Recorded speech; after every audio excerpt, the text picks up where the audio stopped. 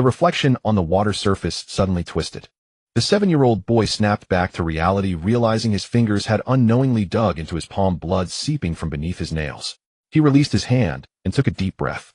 It's happening again. This was the 3rd time this month. Strange images kept flashing through his mind: towering buildings, speeding metal boxes, countless faces. Those things didn't belong to this world, but he remembered them vividly, because they were memories of his past life. His name was Damian. A messy head of black hair with a few strands of red intertwined on the left side. Red eyes weren't rare in this vast sea, but paired with his brooding expression, they always drew a second glance. He wore a coarse black cloth shirt, filthy, stained with mud and dried blood. Looking down at his reflection in the water, he forced a bitter smile. The world of One Piece. Being reborn should be a blessing, but the problem was that this damn place was full of monsters. Paramecia logiazoan. All kinds of creatures that could flip an island. Rare beasts and exotic plants were everywhere, beautiful to behold. But beneath that beautiful skin lay corruption, death, and disaster. People who preached justice could turn around and push the innocent into the fire. The world government sat high above, and the Marine headquarters was their sharpest blade. And the pirates roaming the seas committed atrocities without any bottom line. Buried truths, tangled conspiracies, an era that devoured people without mercy. Damian never dreamed that one day he would be thrown into this mess. But he couldn't complain because there was something more pressing on his mind. He looked down at his 7-year-old body and clenched his fists. How much time until the story begins? He had no idea about the current timeline. In his past life, he had watched One Piece, and he knew the story truly began when Luffy set sail. But the problem was he didn't know what year it was now. The only thing certain was that this wasn't Luffy's era. From scraps of village gossip, the pirate overlord of this world wasn't that man named Roger yet. Then who was at the helm now? He didn't know, but just thinking about it sent a chill down his spine. Thump! A blue-feathered bird landed on a nearby tree, shaking down a shower of leaves.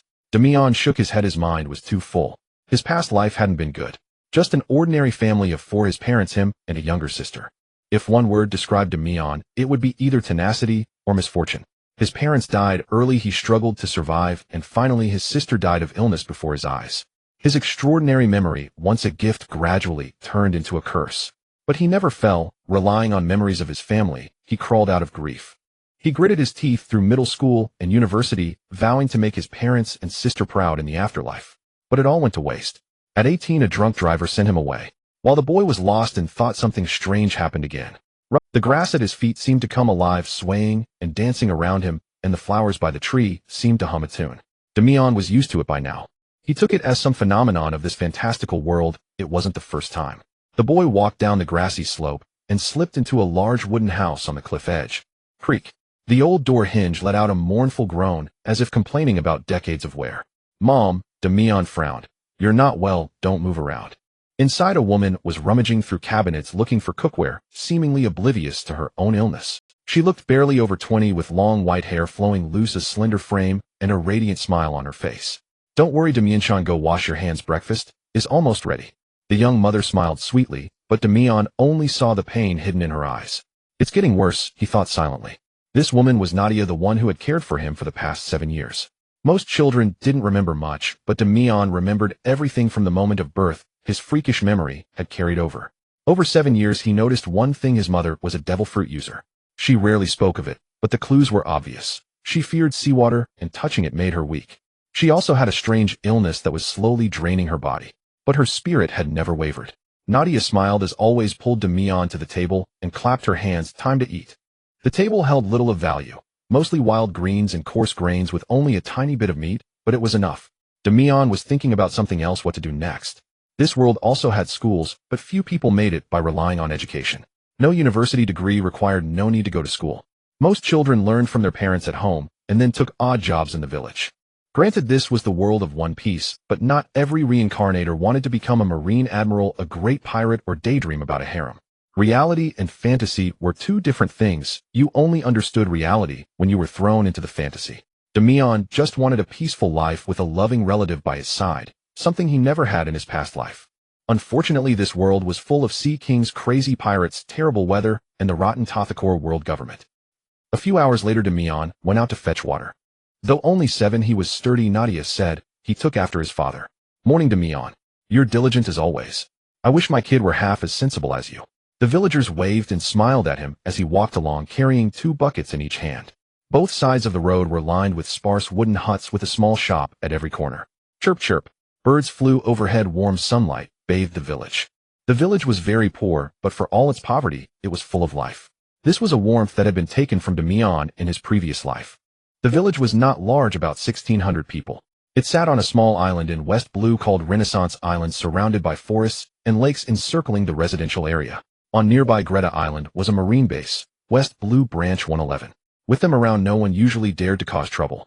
Renaissance Island was poor, but its people were genuine and happy, something more precious than money.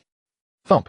For empty buckets landed by the well at the village center. The stone rim was cracked and covered with moss.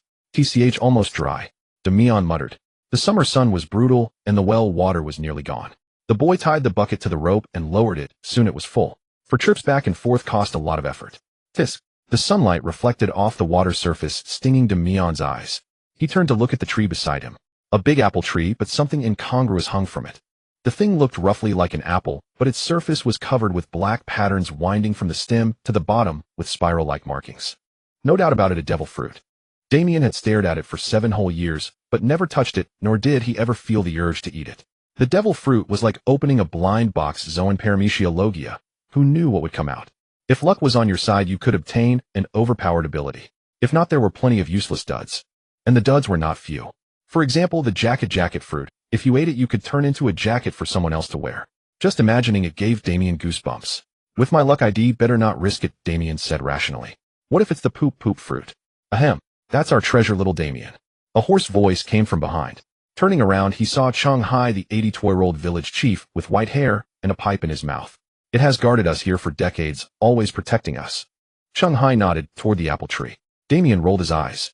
Devil fruits were not rare on the Grand Line, but in remote places like the Four Blues they were basically myths and legends, and the Renaissance Island was no exception. After so many years, no matter how cold the winter or how hot the summer, it never rots.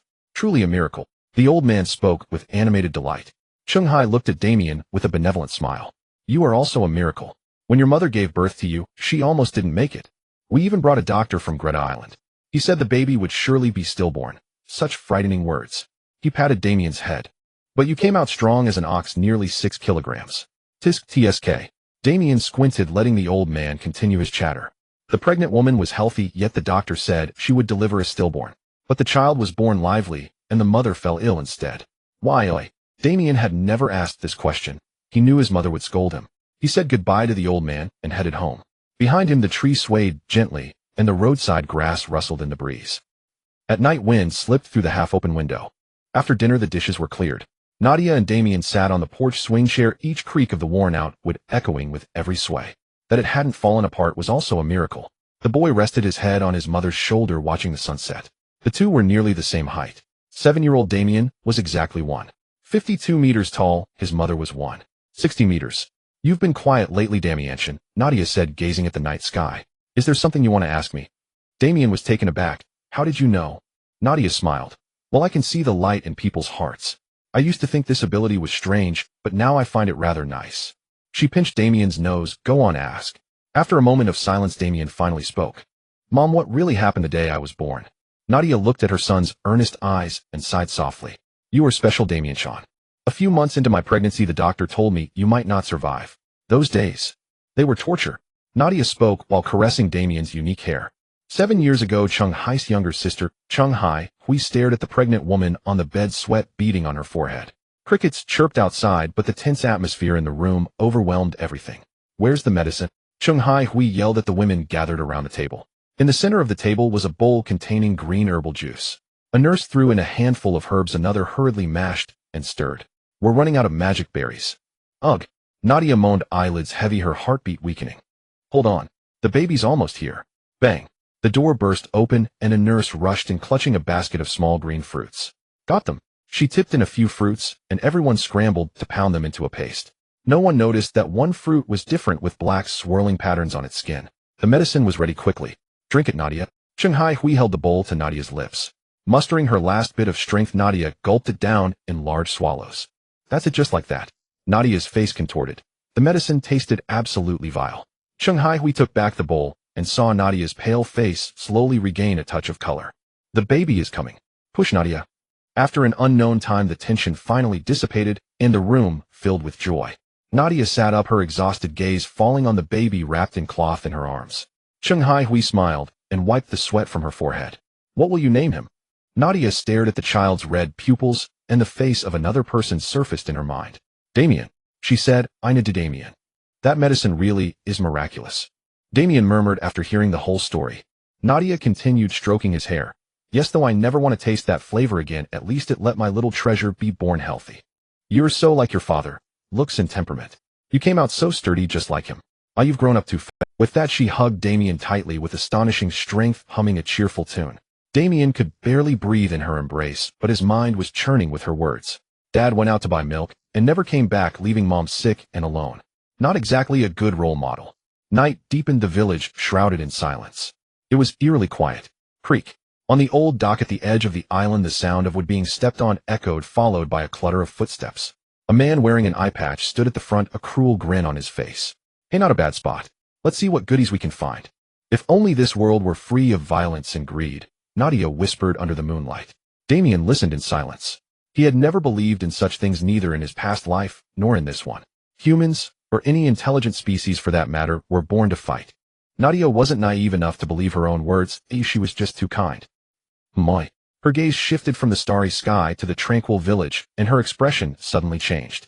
A few seconds later, the scent of burning drifted over, and a fire flickered in a corner of the village, growing fiercer. What's wrong? Damian rose with his mother, hearing screams and cries in the distance. Nadia narrowed her eyes and rushed into the house. Damian stood frozen, his mind blank. Help! A blood-soaked man ran from afar, heading straight for Damian's home. His eyes were filled with terror, a trail of blood behind him. Thud! He collapsed not far from Damian and never rose again. Damian recognized him. Necrosa, a villager he had known since childhood. Who did this? Damian reached out to press on the wound in his stomach, but blood kept gushing out. Duh! Damian! Run! They're here! The pirates are here! With that, Necrosa's eyes glazed. Damian felt the man in his arms go limp. He swallowed hard. This was the first time he had seen a dead body, let alone someone murdered. Ho ho ho, so you ran here. Looks like there's another hut to loot. Damian looked up to see a man in a red coat with a bushy beard. The sword in his hand was still dripping blood. He licked the blade, grinning savagely. Damian instinctively stepped back as the pirate advanced. Don't be afraid, it'll be over soon. The man howled as he charged his sword, thrusting straight at Damian. Damian froze. That familiar icy sensation of death surged again. Whoosh! A sharp sound cut through the air past Damian's ear. He saw a dark shadow fly straight toward the pirate. Ugh! The man screamed as he was flung 2 meters away, a rusted spear piercing through his body. Damian turned to see his mother standing at the door. Nadia glanced at the villager lying in a pool of blood, then walked toward the struggling pirate. She planted her foot on the ground and gripped the spear with both hands. Damian's eyes widened as his mother twisted the spear inside the wound, churning through flesh. Oh, stop! Stop! It hurts! Nadia didn't stop, but instead she pressed down harder. How many of you are there? The man only screamed, refusing to answer. A flicker of impatience crossed Nadia's eyes. More blood spread beneath the pirate. Squelch! She pulled the spear out and thrust it through his back. The man convulsed in agony. 80 men. Nadia took a breath. The man slowly lifted his head, a bloody grin twisting his lips. You'll all die. When my boss comes, you'll. Thud! A force drove straight into the man's brain. His eyes rolled back, and he fell unconscious. Nadia turned and waved to Damian. Damian, come with me, hurry. She yanked the spear free and dashed toward the island's interior. Damian couldn't believe his eyes. When did Mom become so fierce? He glanced at the pirate, who was surely bleeding to death, picked up his sword, and followed his mother. Mom, shouldn't we run into the woods? Why are we heading toward the pirates? Damian asked, panting as he jumped over a fallen tree trunk.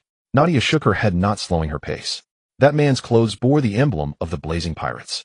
They burn every island they land on. Hiding in the forest is a death sentence, and escaping by sea is impossible. She looked toward the village. The most dangerous place is often the safest. No. An old man clutching a blood-soaked woman let out a heart-wrenching roar. It was Chief. His face was streaked with tears and blood, his sister in his arms. He picked up a rake and struggled to his feet. Hey, old man, go join that hag in hell. A bald pirate laughed at the furious elder. Naruhai swung the rake with all his might, but the man easily dodged. The pirate closed in, thrusting his sword into the old man's chest. Ugh! Naruhai cried out and collapsed. The pirate sneered, kicking the rake aside. As he was about to slash the old chief's throat, a spine-chilling whistle cut through the air. Then came the crack of bone. The pirate was sent flying, crashing into the wall of a house, and hanging 2 feet off the ground, his spear. Naruhai watched 2 figures approaching, a woman and a child. He smiled, a faint grin directed at the dead pirate. Nadia, hide. They're just the advance force. More are coming. Narahai's breath stopped. Nadia smiled at him, a tear sliding down her cheek. She gently closed the old man's eyes. Damian stood nearby looking around. The village that had once been filled with laughter had become a living hell. Dozens of bodies lay strewn about, some missing limbs, others disfigured beyond recognition.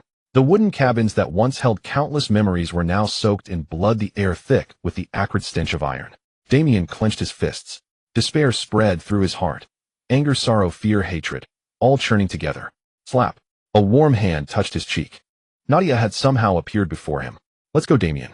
We don't have much time. The two continued running toward the village center, where the main force of pirates lay ahead. We're here, Nadia whispered. They stood by the well in the center of the village. Nadia was panting heavily, gripping the rusted spear. Her illness was worsening. Damian turned to look at the woods 200 meters away, where the sound of chaotic footsteps reached them. About 70 men were approaching step by step. Nadia noticed too and moved quickly. Creak. The wooden crossbar let out a harsh screech as she hoisted the bucket to the top. She turned to Damian, gently kissing his forehead. Damian, listen to your mother, okay? Damian saw the look in her eyes and felt a bad premonition swell in his chest. Nadia smiled at her son's worried eyes. Grab the rope and hide in the well. Damian immediately shook his head. You go first, Mom. The well is wide enough for both of us. Nadia pressed a finger to his lips and shook her head. I know my own condition. I knew this day would come, but I didn't expect it so soon. Her voice trembled, but she held back her tears. You have to survive, Damian. Even if not for yourself, do it for me. Damian wanted to shake his head again, but seeing Nadia's gaze, so firm and unyielding, he had no room to argue. He took a deep breath and nodded. The rope tightened. Damian grabbed it and set his feet on the stones inside the well. Nadia smiled when she saw he had agreed. Then she turned to face the woods. The pirates arrived in less than 40 seconds. She raised one hand and closed her eyes. A gentle breeze swept through. Damian had just steadied himself, ready to climb down, when he witnessed something unbelievable. The large tree in the distance began to move. Its branches bent in an unnatural manner, like human arms reaching toward Nadia's raised hand.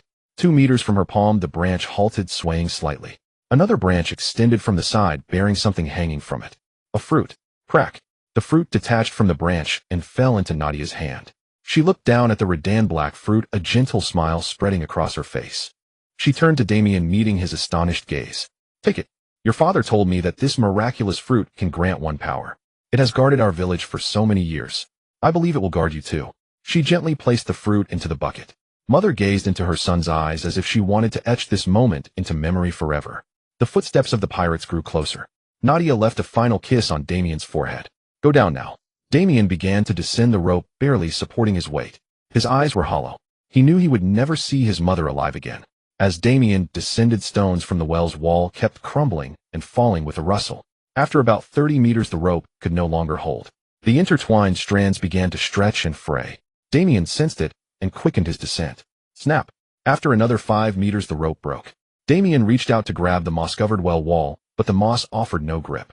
He clenched his teeth silent and fell straight down for 15 meters. A fall like that would kill or cripple him. He adjusted his posture, stiffened his body, legs down, knees slightly bent. Landing. Crack. Ugh. Damian gritted his teeth, trembling with pain. The bones in both legs were shattered, unable to bear the impact. His spine, pelvis, and internal organs were likely severely injured as well. Well, look who we have here, a rough voice rang out with a hint of mockery. Nearly 70 pirates surrounded a silver-haired woman. What a looker. Captain, she's worth at least a few million berries. Why don't we inspect the goods first? Nadia narrowed her eyes at the malicious gazes. She twirled her spear, and the still-drying blood on its tip splattered onto the grass. The leading pirate cracked his knuckles. Don't let her get seriously hurt. The pirates roared and charged at her. Nadia raised her other hand. That slender hand began to emit an eerie green glow. She suddenly clenched her fist. Crack.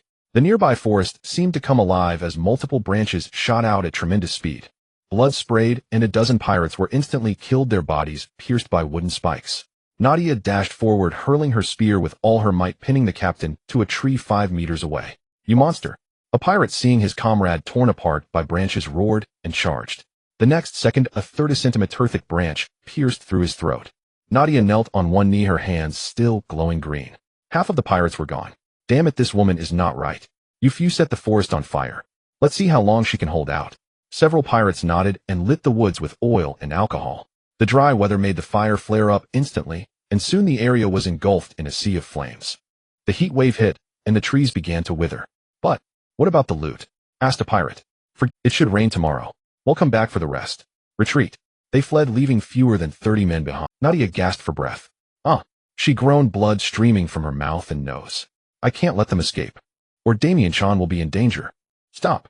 She collapsed to the ground, the 30-odd shadows running farther away. The firelight and heat drained her strength. In that final moment, Nadia seemed to unleash an unprecedented power, pouring out everything she had. Seconds later, the 30-odd pirates suddenly felt a tremendous pressure descending from above. Their eyes rolled back, and they fell to the ground in unison like marionettes with cut strings. The fire blazed higher, consuming the unconscious bodies, leading to a tragic end. Nadia managed a weak smile and crawled to the well. She pressed her bloodied hand against the stone wall of the well's mouth. A green light emanated from her palm, spreading tens of meters down the well wall. The cracks in the well wall began to tremble, and moss and vines grew wildly, spreading rapidly. In moments, the once open well mouth was completely sealed by a green curtain. It looked like a dry well that had been untouched for decades, covered in vines and moss. Nadia finally relaxed, and her life began to fade. She leaned against a crack beside the well mouth and slowly closed her eyes. Damian struggled in agony, trying to straighten his broken legs. Blood streamed down his face to a deep wound above his right eye would surely leave a scar. Sharp pain radiated from his left side, spreading through his body. He slowly steadied his breathing, knowing he must conserve his strength. Damian looked up at the night sky, feeling the entire well tremble. The open sky darkened, and the well's mouth was completely blocked by vines and moss. Is this Mom's power?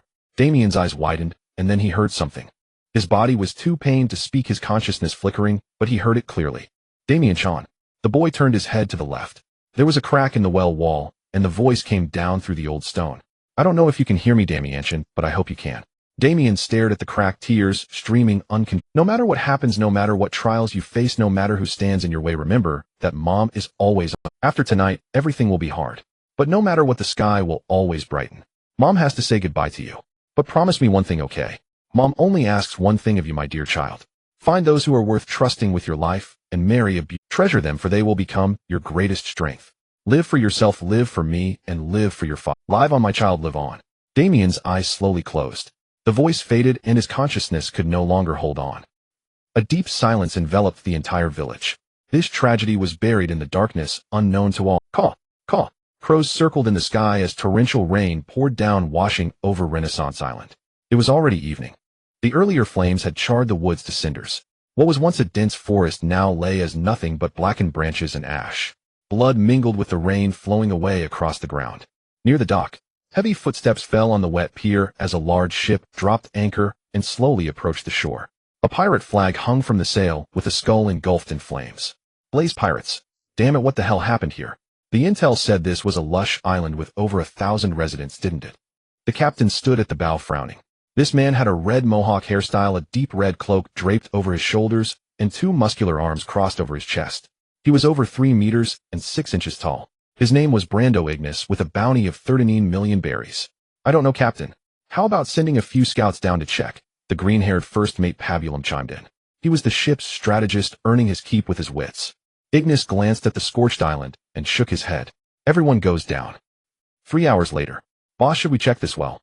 Ignis walked over on the charred earth, following the direction his subordinate pointed. He leaned in for a look. The well's mouth was sealed with thick moss and vines. He looked down at the newcomer. Slap. He swung a palm and sent the man sprawling to the ground. Are you out of your mind? Can moss and spider webs grow this thick in one night? If someone's hiding inside, are you an idiot, or do you take me for one? Ignis roared impatiently. He waved at the others. Search the whole island. Move anything useful. Don't waste time. The underling, Pabulum, walked ahead, a cigar dangling from his mouth. Captain, do you think our men were killed by someone, or did those fools get drunk and burn themselves to death? Ignis looked at the corpses on the ground and shook his head. Someone killed them, but there's no one left on the island. His gaze fell on the towering tree beside the well. This tree might be worth something. I've never seen one like it. Pabulum also looked over and nodded. The bark is so thick, and it almost looks like a woman's face. Ho ho ho, never thought there'd be a tree like this. They weren't wrong. The entire island had been reduced to ashes save for this small grove at the center that remained intact. Moreover, the trees and flowers combined to form the image of a beautiful woman's face from a distance. Her eyes were closed as if gazing upon the well, with a few flowers adorning her hair. No one knew that the dry well indeed concealed a person. In the darkness, a pair of crimson eyes were staring intently at the direction above. As the saying goes, when you stare into the abyss stares back at you. Damian woke up. After drinking the rainwater, he regained some strength, many thoughts flashing through his mind. He wanted to climb out and find an escape. But a voice in his heart told him it wasn't yet time. So he continued to wait. 7 years of peace, he murmured to himself. After experiencing so many ups and downs in his past life, he was thrust into this world again. To be honest, he was quite fortunate. To be reborn once was already rare, not to mention his other strokes of luck. Compared to children born into war and chaos, he was indeed lucky. He had never suffered famine or hunger. He had food, good people around him, and a mother who loved him. He had once thought he could live a peaceful life in this remote village, staying by his mother's side, holding on to this warmth, something that had been taken from him in his past life. It wasn't cowardice, just naivety. Beneath the seemingly calm surface, the storm of life had struck him harshly last night. Mom's gone, and these scumbags came to scavenge. Damian clenched his fists, his nails digging into his flesh, blood dripping through his fingers. Happiness, joy, freedom. These are privileges only the strong deserve. For the weak, even thinking about them is a luxury. Giving up is easy. But if I give up, I'll have let Mom down. She carried me for 9 months, suffered so much, and raised me for 7 years. In the darkness, those red eyes blazed as if on fire. I will survive even if I have to crawl to the very top. Boss, we found some jewelry that wasn't burned and quite a bit of hidden food. A pirate ran over to report. The people here weren't stupid. They built a fireproof storage room and stored a lot of food. Ignis nodded. At least this trip wasn't a total waste. Move everything to the ship. We'll camp here for a few weeks and hunt some sea kings on the shore. We need to gather enough. This island's location is perfect for catching those big ones. His men nodded and got busy leaving the area around the well unguarded. If they had waited a little longer, they would have witnessed a shocking sight. The moss vines and even spider webs on the well walls began to retract into the cracks. The plants seemed alive, forming a ladder-like shape on the well wall. After about 15 minutes, a small hand reached out from the well's mouth, and a little boy climbed out. He was drenched in sweat, covered in dirt and dried blood. His clothes were tattered, emitting all sorts of foul odors, as if he had just survived a catastrophe. Yet beneath all that filth, his eyes were astonishingly bright, clear, and determined, filled with youthful stubbornness. Finally gone. I was getting so bored waiting. He looked up and saw the trees. A vast grove had grown nearly 50 meters high, with trunks and branches forming a woman's face. She had her eyes closed as if sleeping. Mom. Damian gazed at this miraculous greenery. He clenched his fists again and let out a deep breath. Then he looked down at his hands and feet. The leg that had been broken, the torn wounds, all healed. Even the deep, bone-deep scar on his face had mended, leaving only a diagonal mark above his right eyebrow. His body was still a bit weak, but indeed intact. I finally understand. Damian climbed out of the well and stood on the ground. The grass and trees always moved around me before. And this recovery speed. Is it because of Mom's devil fruit? But she's obviously. Why is the power still here? After a devil fruit user dies, the ability should disappear. Why do I still have these powers?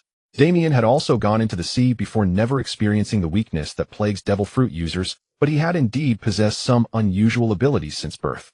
He reached out and touched the tree trunk, feeling the vibrant life force flowing as if through his fingertips. It seems Mom ate the fruit when she gave birth to me. Could it be?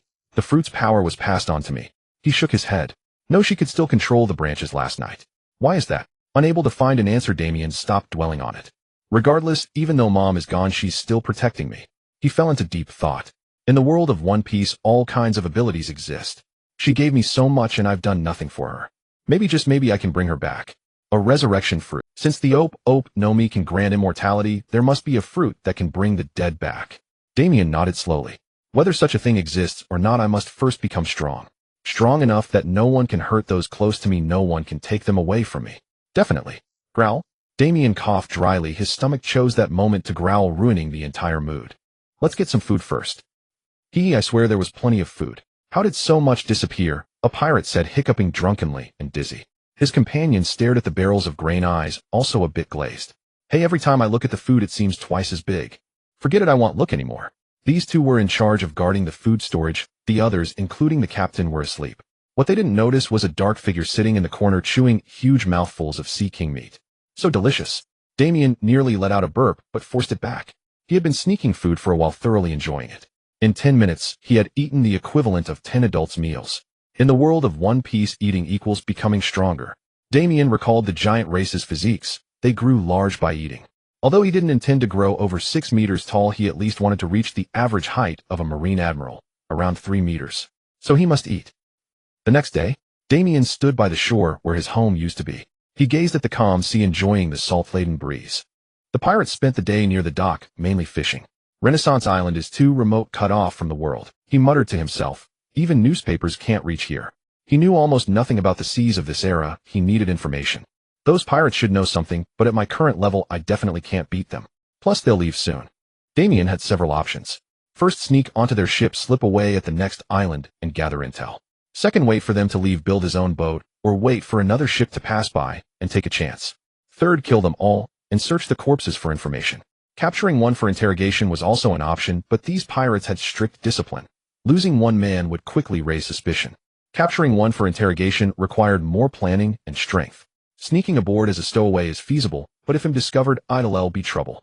Swimming away isn't realistic either. The Sea Kings are waiting for a buffet.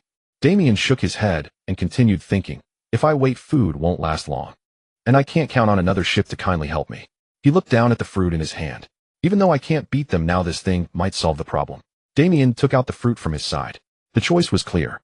Buddha bless me, God bless me, Bodhisattva bless me, may the force be with you, speed force race to infinity.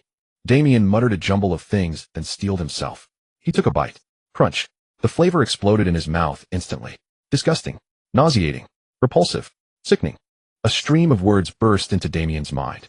His stomach churned, but he gritted his teeth and forced the bite. After catching his breath, he looked down at the fruit with a big bite taken out. He sighed. This paranoid nature of mine will be the death of me one day. Crunch. He knew that one bite of a devil fruit was enough to gain the ability, but his paranoia wouldn't allow him to take any risks. He ate the entire fruit. Damn, that's disgusting. He gulped some water to rinse his mouth, then focused to sense what had appeared in his mind. The devil fruit came with something like an instruction manual, allowing him to understand its basic abilities and the fruit's name. He looked at his hand and concentrated. A red energy spread from his fist, and the surrounding air seemed to tremble with a low hum. Damian walked up to a tumter-high rock and touched it. Crunch. The rock seemed to wail, its surface instantly covered in that eerie red light. Boom. The entire rock exploded from within, shattering into thousands of tiny fragments, as if cut by countless lasers. He then lifted his left foot. The sole also began to glow with that eerie red light, and he lightly stomped the ground. A crisp sound rang out. Within a 10-meter radius centered on him, the ground turned into checkerboard-like squares.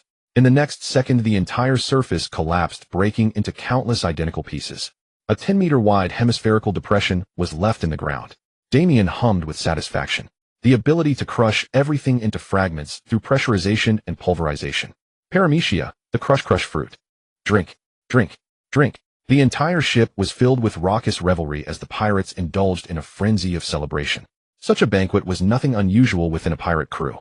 Yajinisai sat in the seat of honor, raising his goblet high and gulping down the liquor in great draughts. Hey, when did we get a brat on board? A drunken pirate asked in a daze. Beside him, a companion chimed in. I don't recall our crew having a kid like Damian stood at the prow, gazing coldly at the feast before him. He raised his left hand. In the center of his palm, a strange crimson light flickered, as if something churned within. The inebriated pirates paid no heed. Oh, he's here to put on a show. Wait, that's... Annihilate. The surging red energy suddenly exploded, transforming into a ghastly crimson beam that shot forth. Boom. The power of disintegration surged like a breached dam, sweeping everything before it. Wherever it passed, whether planks or ropes, all were ground into dust. The first body it struck was instantly swallowed by the red light, bursting into a mist of blood. The beam pierced through the entire ship, and none of the pirates along its path escaped. Every one of them exploded into fine fragments under the crimson glow. Ugh. Ugh. Wah. It hurts. Help. Cries of agony rose one after another. Those merely grazed by the beam lost arms or legs. The scene was a gruesome sight. In a mere instant, 20 of the 80 pirates were dead, and a dozen more were maimed, utterly incapacitated. Run. That kid is using sorcery. Heavens. My leg. Yajinisai barely dodged the attack, his face turning extremely grim. A devil fruit user. Pabialumu drew his rapier, narrowing his eyes. Just as I thought, I knew there was someone else on the island. Yajinisai grabbed his battle axe and roared, damn it. This brat waited until we were all drunk to strike. Men, kill him. The remaining pirates snapped out of their stupor, seizing their weapons and charging forward. Damian narrowed his eyes, clenching his fists as the familiar crimson light glowed on his knuckles. Facing the tide of enemies, a flicker of hesitation appeared in his gaze, but it was quickly replaced by resolve. Charging into the enemy ranks with such minimal training was indeed reckless, but Damian knew this was his last chance. Once these pirates left, he wouldn't even be able to gather information. Whether to avenge his mother or to survive, he needed information. Whoosh. A pirate swung his blade, and Damian sidestepped the steel, grazing his clothes and embedding into the deck. As the opponent's attack reached its limit, Damian slammed a left hook into his ribs. The man didn't even have time to scream before his body glowed red and exploded with a blast. 3 more came from different directions. They were drunk and sluggish. Though small, Damian was far more agile. He only needed to touch them once. That was enough. Thud. A pirate suddenly dropped from the upper deck, swinging his sword straight down. Damian raised his fist to meet the blade, and the steel shattered like glass. His palm seized the man's throat and belly. Bang, bang, bang. 3 gunshots rang out as several gunners aimed flintlocks at Damian. Damian yanked the pirate in his grasp forward as a shield. Then he tossed the man away, and the pirate burst into a firework in midair. A rain of blood fell, and the gunners instinctively wiped their eyes. By the time they could see again, Damian was already upon them. Die, you little brat. You're surrounded. This ends now. Somehow 20 pirates had formed a circle, trapping Damian in the center. Damian snorted lightly, crossing his arms in front of his chest, both palms pointing outward. Being in a world of anime, the urge to name his moves was almost irresistible. Crushing pulse. The red light exploded again, radiating outward from Damian's body. Within a radius of 10 meters, every pirate was minced into shreds. Blood flowed like a river across the deck, and the thick stench of gore hung in the air. Yajinisai watched as his carefully selected crew dwindled from 80 to less than 30, shocked and enraged. I quit. This money isn't worth dying for. Sorry, Captain, but that kid is scarier than you. Most of the remaining men chose to jump overboard, leaving the captain with fewer than 10 followers. Damian walked forward slowly, conserving his strength. He had only eaten the devil fruit 3 days ago and knew only basic attacks. Every use of his ability drained a noticeable amount of stamina. Killing so many people. Damian thought silently. If someone had told me a few days ago that I would massacre dozens like this, I probably would have laughed it off. He shook his head. But now I don't even blink when I kill. He let out a soft sigh, shaking his head once more to snap out of his reverie. Tap, tap. Yajinisai instinctively stepped back a few paces, then snorted in shame and anger. Damn it, stop playing your tricks. Do you know who I am, brat? I'm the captain of the Blazing Pirates with a bounty of 13 million berries. You idiots go fetch those who jumped overboard. I'll deal with this little bastard myself. Damian snorted, assuming a fighting stance before the giant, who was twice his height. He took a deep breath, suppressing all distractions, letting his instincts take over. His mother's final words flashed through his mind, turning all hesitation into resolve and bloodlust. Yajinisai roared and charged his battle axe, howling down. Boom. A large crater was left in the deck as Damian sidestepped. He was about to counter with a punch when a prickling sensation ran up his scalp. He ducked hastily. Bang. Several pirates fired from a distance. Damian raised his left foot, gathering crushing force, and stomped hard on the deck. A faint grating sound echoed, and the entire deck glowed red, splitting into grid-like squares. Crash. Half of the deck collapsed. Ugh. The pirates fell into the hold nearly 8 meters deep, their limbs broken, unable to rise.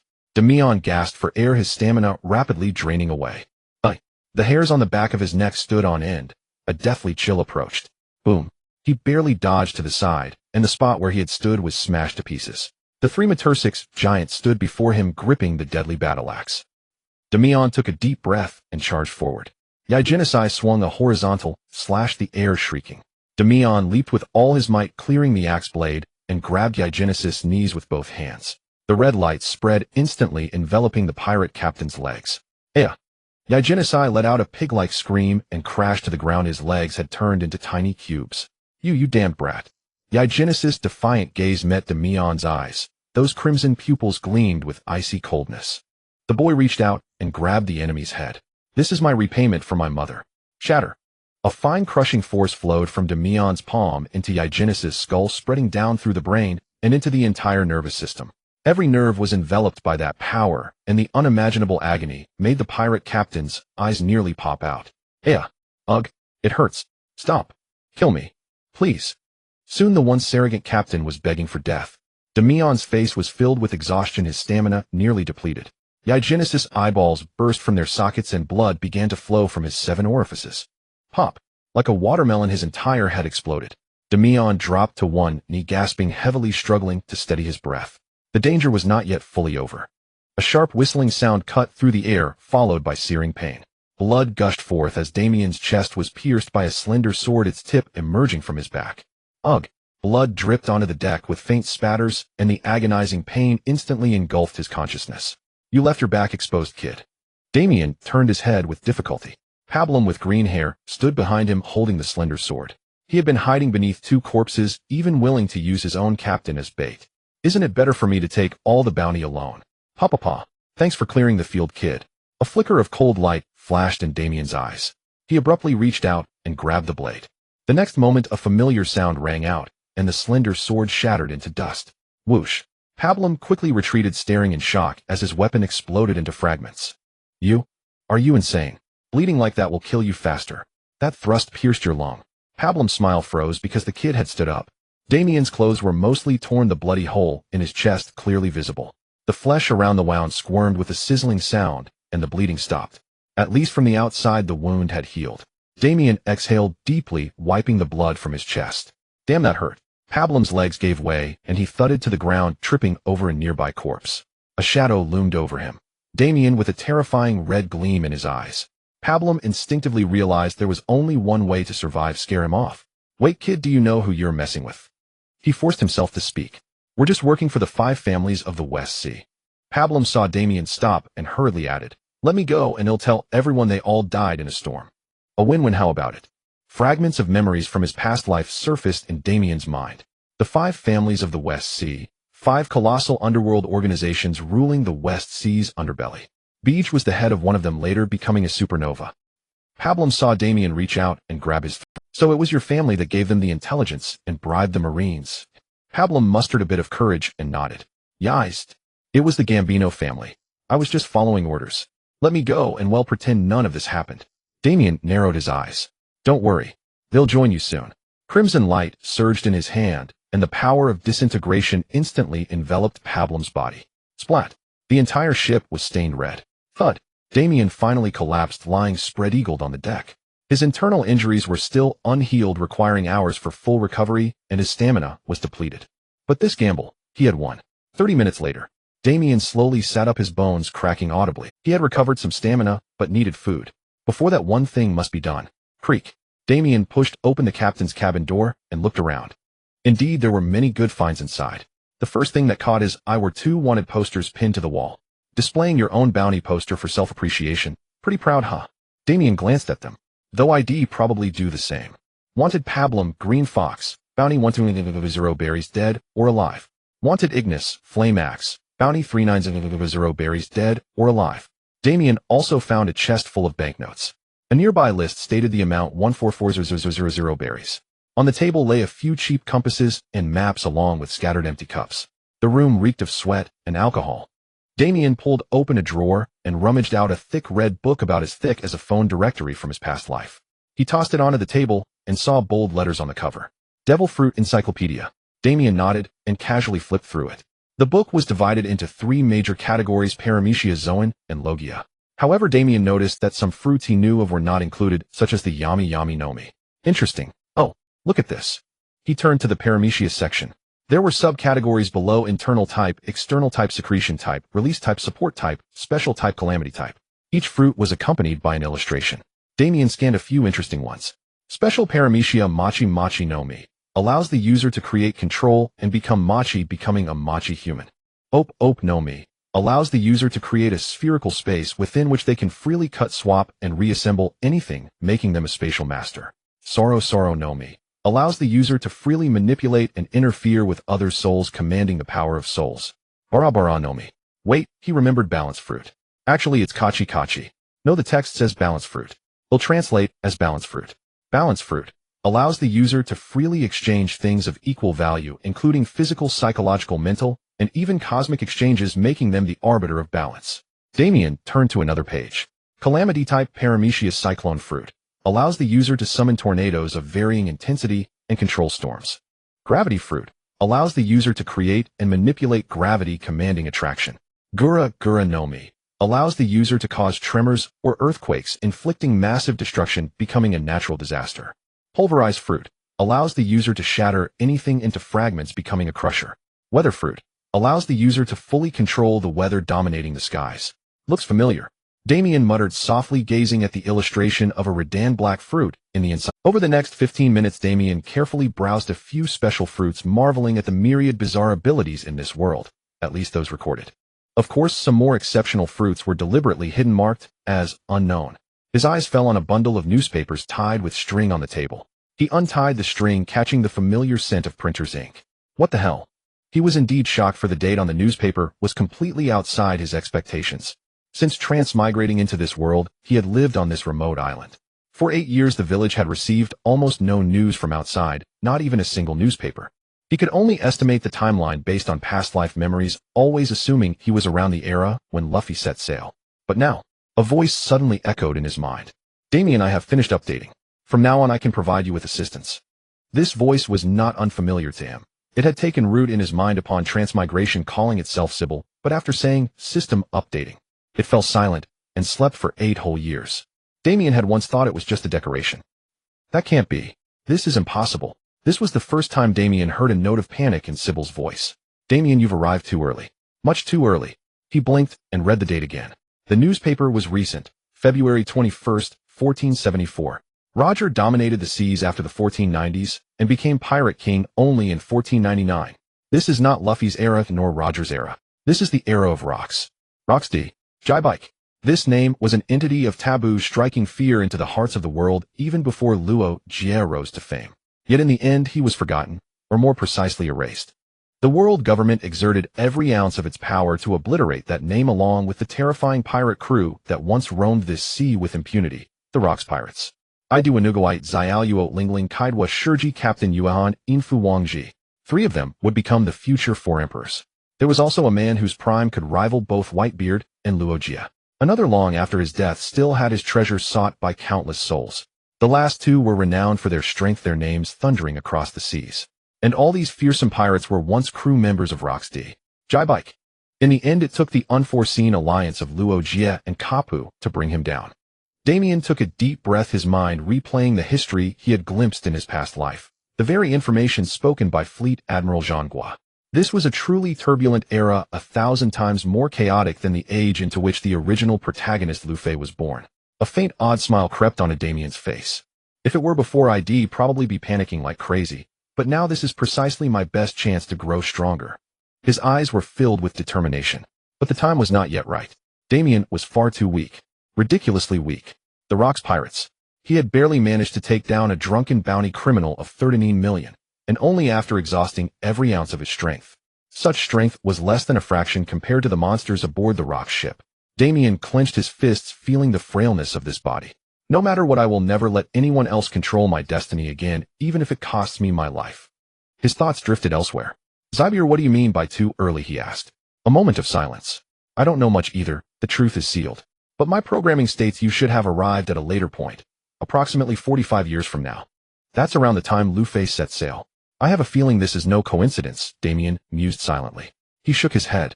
Since he had already arrived in this era, he had no intention of following some grand arrangement set by someone centuries ago. Tell me about those things you mentioned a few days ago, the items left by the original host, Damian said. All right, these were prepared to assist you. Let me list them. 1 counts attire, a garment that grows with its wearer and repairs itself after battle. 2 ability transfer. Token 3 can convert the power of 1 devil fruit into an auxiliary skill only for support type abilities. E.g. the tough hide of Zoan defense types, the rubberization of the Gomu Gomu, Nomi, etc. 3 lock skills, underwater breathing and underwater mobility. 4 surrounding map. 1 displays nearby terrain. 5 universal log pose. 1 can be used as either an eternal pose or a regular log pose. Unlimited uses. Eternal poser requires having visited the island before. 6 sea stone pendant. 1 wearing it long enough grants resistance to sea stone. 7 skill, evolving physique, enhances physical attributes as overall strength improves. Damian took a deep breath, examining each item one by one. His gaze first fell on the second. Zybier explained the transfer token in detail, he asked. Zybier replied in her usual polite tone, these were left over from the original host starter pack. He had 7 used 4 and left 3 for you. She continued, simply put, it can transfer a devil fruit's ability onto you, usable as a skill at any time. Damian thought of the possibility of multiple abilities like Kurohai's, but then dismissed it as not so flawless. However, you cannot transfer just any fruit, only support type abilities. In other words, these powers can only assist you, they cannot directly harm others in combat. Damian sighed, but accepted it. Though he couldn't exploit this for multiple fruits, acquiring some useful physical traits could still boost his combat capability. What about the locked skills, he asked next. They referred to underwater breathing and underwater mobility. These two abilities were developed by the original host, allowing you to bypass the sea's curse. Just as a fishman can breathe underwater after eating a fruit, though unable to move. These concepts are combined to overcome the fruit's weakness to some extent. Damian nodded, recalling the anime's Drought Jack, who lay motionless on the seafloor, yet could still breathe. Zybier added you can unlock them once you reach a certain strength level. Damian rolled his eyes. Can't you just give them to me now? This is a test. It ensures you can grow without relying on these items, preventing dependence. Speaking of strength levels, I need your authorization to browse your memories. That way I can compile a power system that is easy for you to understand. Damian thought for a few seconds and finally nodded. Fine. In his past life, he was just an ordinary person with no shameful secrets. Please wait.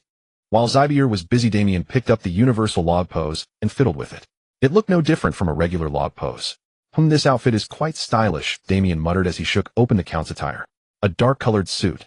Unobtrusive from afar, but pleasing up close, probably due to enchantment, giving it an air of mystery. It was said to grow with him, repair itself, and could even stop ordinary bullets. He stowed the surrounding map, universal log pose, and transfer tokens into his backpack space, then took out a simple small pendant with a black stone the size of a palm. Touching it sent a sharp, numbing pain through his fingers. He hung it around his neck and lay back down, trying to get used to the sensation. Zybier returned. All right, Damian. I've organized a power system. I browsed through some novels with questionable taste in your memory and found similar concepts. You should understand them. Paradise Pirate LV-15 New World Pirate Yonko Crew Main Force Sub-Commander Commander Low Mid High Sub Yonko Yonko Low Mid High Transcendent Yonko.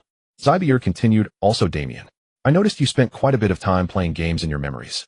I've created a status panel simulating that style. Are you talking about the stat panel? Let me see. A blue semi-transparent panel materialized before Damian. Ain't D. Damian. Age 8 years. Height 152 centimeters. Status exhausted, hungry, weak. Devil Fruit Crush Fruit Initial Mastery. Fruit rating 6.5 stars. Seastone Resistance 0. 08. Skills Hyper Recovery Super Stamina Evolving Physique Nature Perception Will of D. Strength Paradise Pirate LV3. After scanning the panel, Damian's gaze settled on the fruit information. It was said that the mastery levels of devil fruits were divided into initial, intermediate, advanced, and the final awakening, which was the master level. Referencing Luffy's growth gear, 2nd and 3rd counted as intermediate mastery gear, 4th counted as advanced mastery, and the Nika awakening was master level. He also noticed the Seastone Resistance after wearing it for just a short, while he had already developed a bit of immunity. Then his brow furrowed as he stared at the skill list. Sybil, these skills.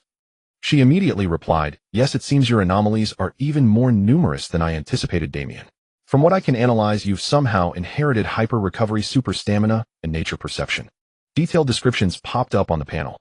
Hyper recovery enhances the body's regenerative ability to a superhuman level. Super stamina enhances physical endurance to a superhuman level. Nature perception allows the user to listen to nature, and nature will protect the user in return. Inherited. Damian murmured, a white-haired woman's figure emerging in his mind. She continued, based on your memories, it can be inferred that your mother's devil fruit ability perfectly matches the above. You were born at the same moment she consumed the fruit, and it seems a portion of the fruit's power diverged into your body. That's why you were able to be born healthy.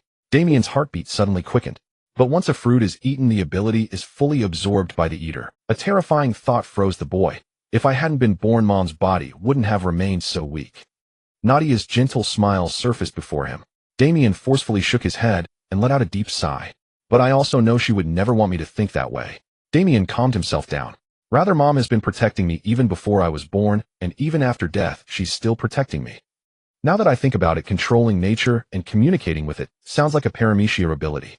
But hyper recovery and super stamina are more like Zoan abilities. A spark of inspiration flashed through his mind. Mythical Zoan. Sybil picked up the thread. Yes, that makes sense. Mythical Zoans inherently come with multiple abilities. Your mother and you each received a portion. This could be considered a miracle. Damian then looked at the other two skills. Will of D. Innate skill, inherited from one or both parents. An abstract ability with unknown effects. Evolving physique, enhances the body's physical qualities as overall strength improves. The former naturally came from the father who had never shown his face. It seemed that fathers in the world of One Piece were never reliable. I wonder, with evolving physique, could I reach Kaido's level of endurance? Damian pondered. Huh. Damian let out a long exhale. Hungry and tired, drenched in sweat and blood, his mind stuffed with a torrent of information. So much information flooding in all at once far beyond his expectations left him momentarily unable to process it. Never mind, first fill his stomach. He quickly dealt with the pirates who had fallen into the lower deck, then ransacked the reserves of the blazing pirates. Enough food to feed 80 people for several months. It would go bad anyway, so Damian unceremoniously began to devour it. 2 hours later, Damian anchored the ship, planning to sail it out again after a few years. He wanted to punish those who had caused his mother's death, like the Gambino family. But he also knew that setting sail with his current strength was not a wise choice. He eventually returned to the island's edge, the place that filled him with nostalgia. Gazing at the horizon, the magnificent and tranquil feeling always calmed him down. The impulse for revenge was soothed, and he began to think calmly. Looks like he'll need some special training, he muttered to himself. My devil fruit is too exhausting to a few uses, and am spent. The primary goal is to build up my body and stamina. He pulled out his hand-drawn training plan. It referenced training methods of athletes from his past life, mixed with ideas from teacher Mike Guy and Saitama. The intensity was multiplied several times after all the physical constitutions in the One Piece world were absurdly robust. A kid who hadn't even fully grown could, with enough training, easily take down giant beasts. Besides, training diet was crucial. He had to eat voraciously. Damian felt like a bottomless pit when eating now. Sybil, pull up the training plan I listed. Right away. Daily training. Stretching 15 minutes. Running 10 kilometers. Handstand walking 500 meters. Push-ups 500 reps. Fingertip push-ups 200 reps. Sit-ups 500 reps. Single leg frog jumps 100 meters each side. Wall sits 5 sets, each set to failure. Lateral jumps 100 reps each side. Strike wooden dummy punches 500 reps. Kicks 500 reps. Of course, this was only the standard for current physical ability. The volume would be drastically increased later. Early the next morning, Damian woke up early, ready to begin his hellish training. Taking the first step on the path, in the west, see the island of Renaissance. Who? An owl hooted, fluttering its wings as it landed on a small oak tree. It stared curiously at the human dancing below. A black-haired boy with a strand of red hair on the left side of his head was punching and kicking the tree trunk. The island, once scorched to ashes by fire, had now regained most of its greenery. The recovery was unnaturally fast, especially the vegetation at the center of the island, which grew exceptionally lush. 4,996. 4,997. 4,998. 4,999. 5,000. The boy exhaled softly. Done. Crack. The tree trunk before him let out a sound of strain, then crashed to the ground. Behind him lay a vast expanse of fallen trunks, the culprit unmistakable. Damian rubbed the back of his head, a bit sheepish. Good thing Mother's tree is still nourishing this land, or I'd really be accused of deforestation. 7 years had passed, and Damian's transformation was comprehensive. Leaving aside his strength, just his height had shot up dramatically. It had been nearly 7 years since his last encounter with the Blaze Pirates. Now 14, Damian had naturally gone through a growth spurt. With plenty of large fish and sea king pups to eat and the island's plants being unusually cooperative, his physical aptitude had exploded. He had now grown to 2 meters and 14 centimeters. If this were his past life, that height would have had NBA teams scrambling to sign him. But in the world of One Piece, this height was considered giant by some and short by others. In short, height and build here all depended on who you were comparing with. There was another peculiar change. When he laughed, the first syllable would unconsciously carry a trilled R. Damian's physique was also well trained. His muscles were defined but not exaggerated. Most of his nutrition had gone into height, but it was still an enviable build. As for his strength, if he were to run into the Blaze Pirates again, now it wouldn't be a problem at all. Sybil, bring up the panel, he said as he put on his count's robe. Received. Einar D. Damian. Age 14. Height 249 centimeters. Status, slightly tired, healthy. Devil fruit, crush fruit, initial mastery. Fruit rating 6.5 stars. Seastone resistance, 23. 9. Skills, super speed, recovery, superhuman stamina, evolving physique, nature perception, will of D, initial shave. Strength, quasi first mate. Over the years, Damian had focused entirely on his physical condition, and his physique had reached the threshold of evolution, hence the plus signs after the skills.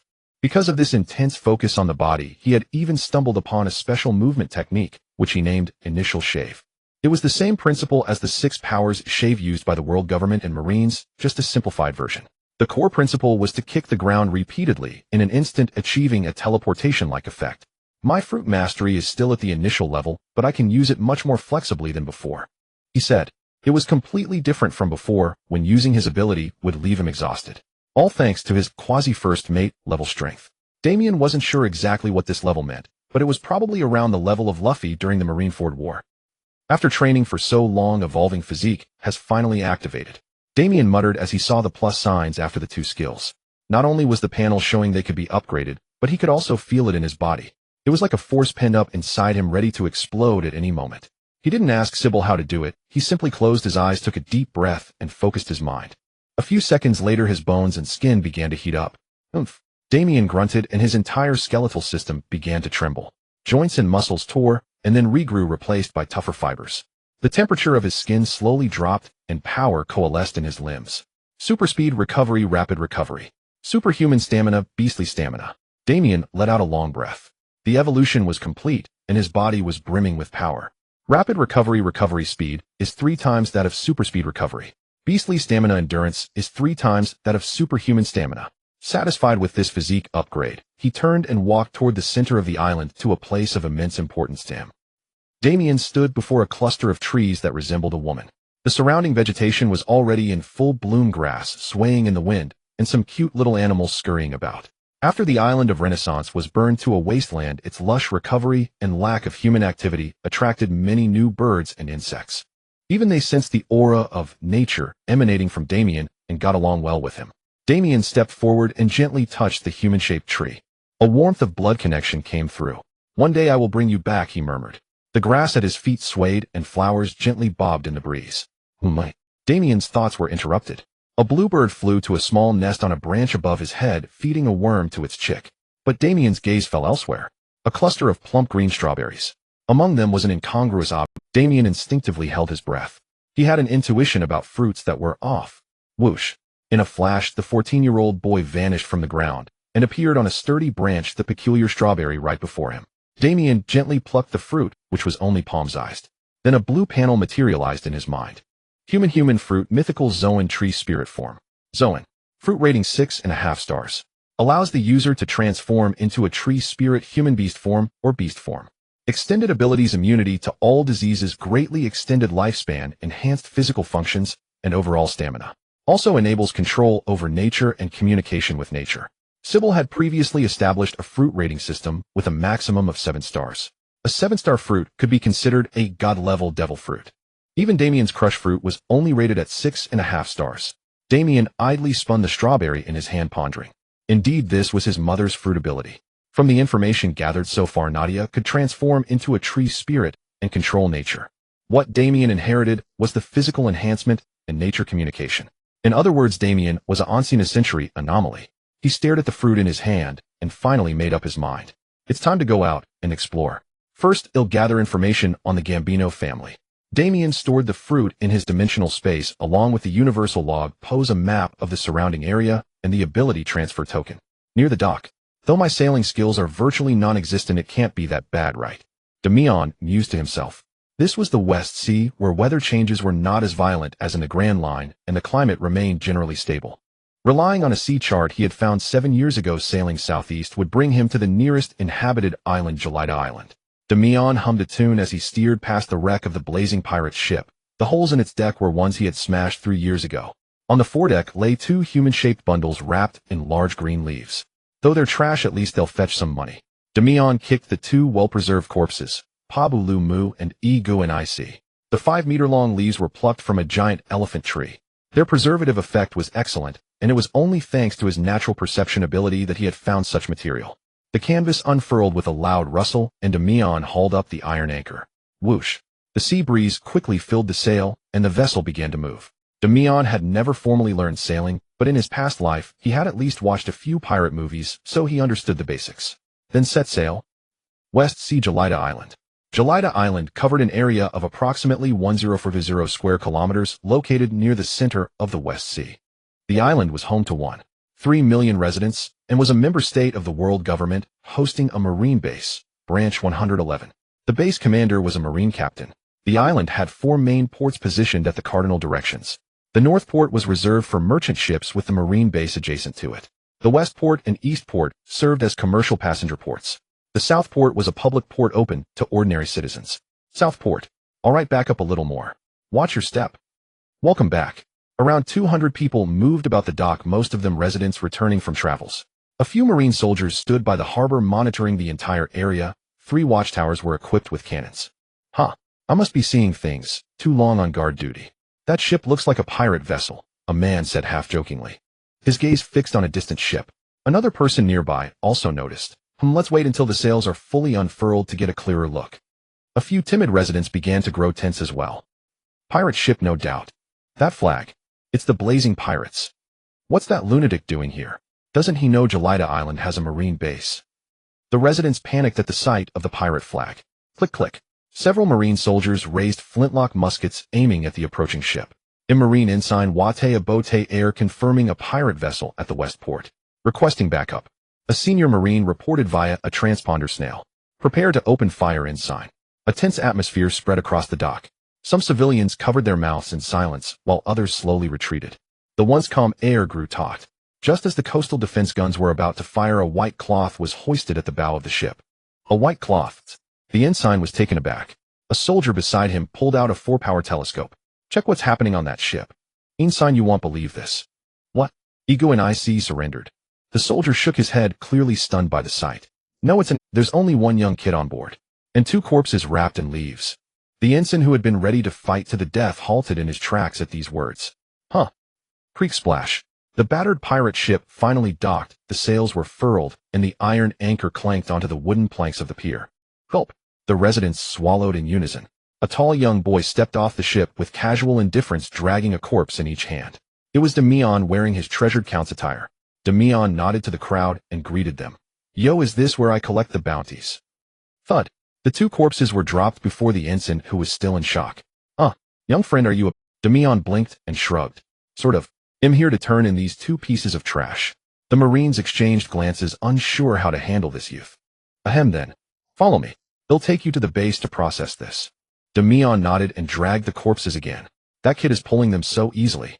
Igu Ni's bulky frame is no lightweight. What kind of monstrous strength is that? Reminds me of my younger days. Come on, I remember you couldn't even do a single push-up at that age.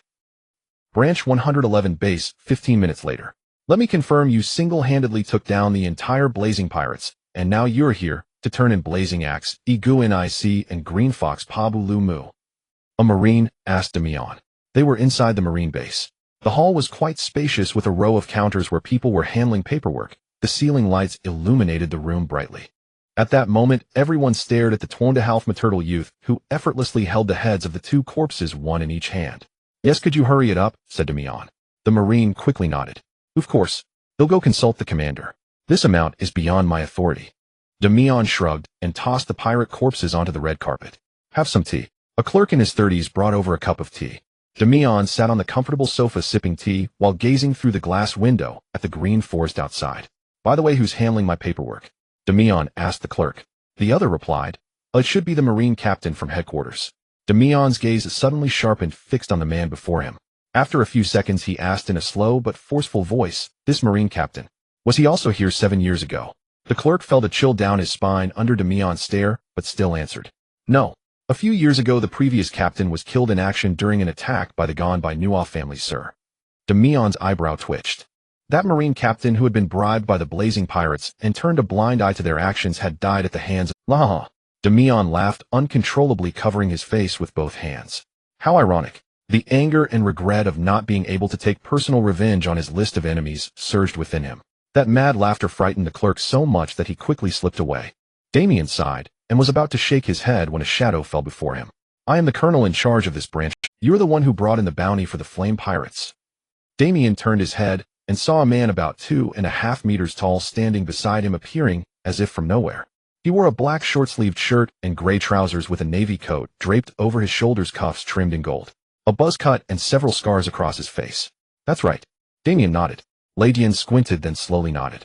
He didn't quite believe Damian could have taken down those 2 pirates, but it didn't matter. Scum dead was scum dead. Since Damian had brought the bodies, he deserved the bounty. But there was a small problem. Could I suggest you listen to me? Ladian's voice was low and gravelly. He gestured to the nearby soldiers, who immediately left the hall, leaving the 2 alone. Damian narrowed his eyes and hummed in acknowledgement, signaling for him to continue. Those 2 were under the Gambino family. Ladian said, a note of concern in his voice. If you take this bounty, the mafia will get word and send men after you. Damian nodded slowly, appreciating. He smiled. Thanks for the heads up, but I'll still take it. Damian closed his eyes and sighed softly. Very well. But would you like to join the Marines? Then I can protect you from their harassment. Damian looked at the well-meaning Navy colonel and stood up in respect. Colonel Damian, thank you for your kindness. But the Marines aren't for me.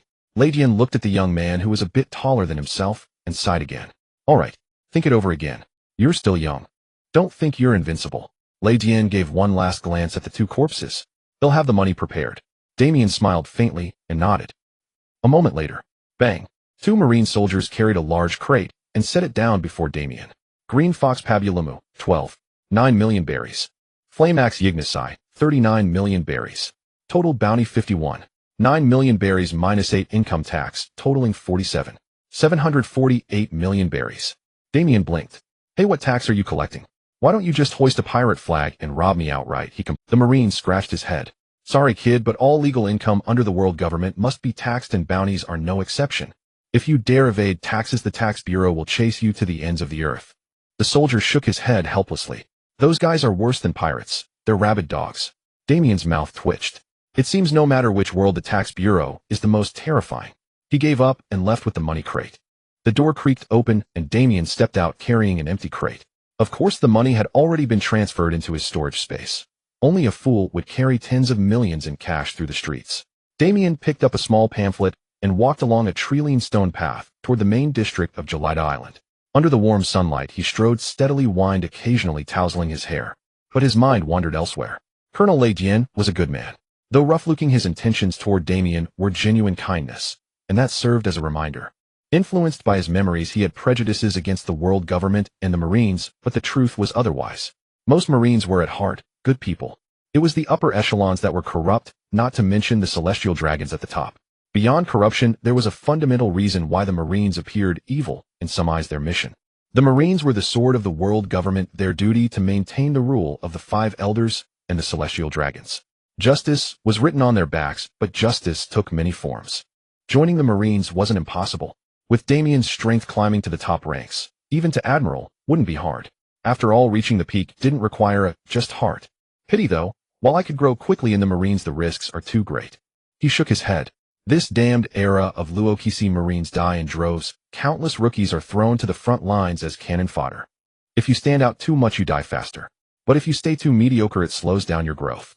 Damian's, the grass and trees had just told him that rats were skulking nearby. Come out. You're from the Gambino family, right? Soon 20 people emerged from all directions. Ha ha ha. You've got some awareness, kid. You messed with the wrong people. Ready to die. They'll take that money as a crack. Damian cracked his knuckles and smiled faintly.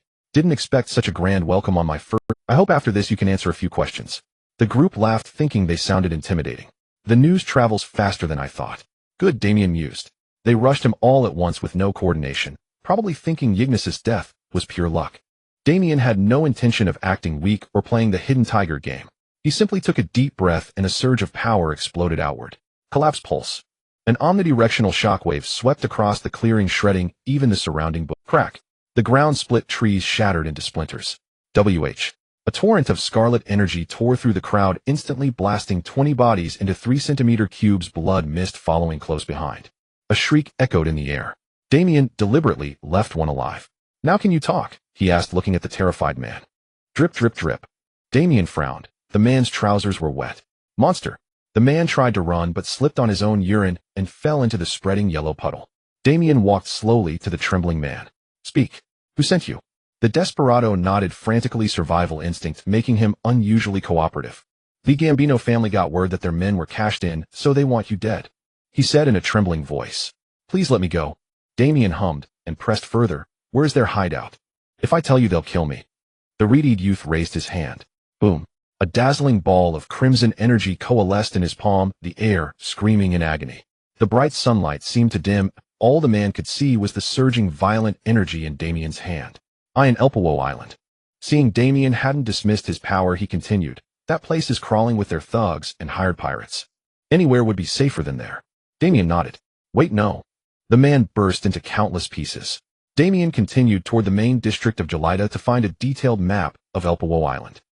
Colonel Damian. What happened? Asked a young Marine, clearly a rookie. Damian was also startled. So the kid wasn't lying. Yignasai was really killed by him, he murmured. I hope you don't go heating with the mafia. In a place like this, it's a waste to lose a capable young man.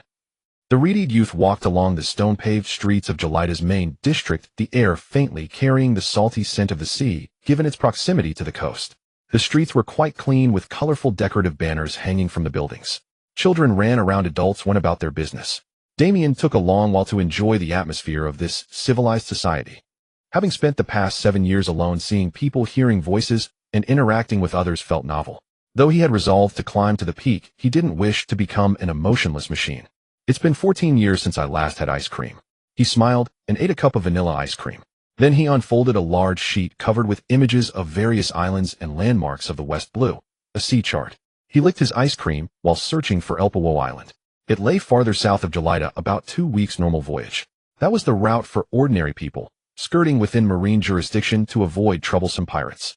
The shortest distance was about 8 days. Damian was fairly confident he could crush the Gambino family. He recalled that Capone gang Beej had once dominated the West Blue Mafia families before raising a flag and becoming a pirate. If someone like Beej could climb to the top of the West Blue, then Damian alone should have no problem taking down a single family. He also wanted to get in some real combat. Training alone had limited returns. Only by risking his life could he truly break through. His thoughts were interrupted when he saw a middle-aged man reading a newspaper nearby, leisurely sipping tea. The bold subtitle on the newspaper read, "Luo Kisi strikes again." Damian easily read the article. His eyesight was excellent. That's it. The problem was that this news wasn't even on the front page. Not only was it not the headline, but it took up less than half a page. It only said the Luo Kisi pirates attacked a kingdom in the New World and burned it to ruins.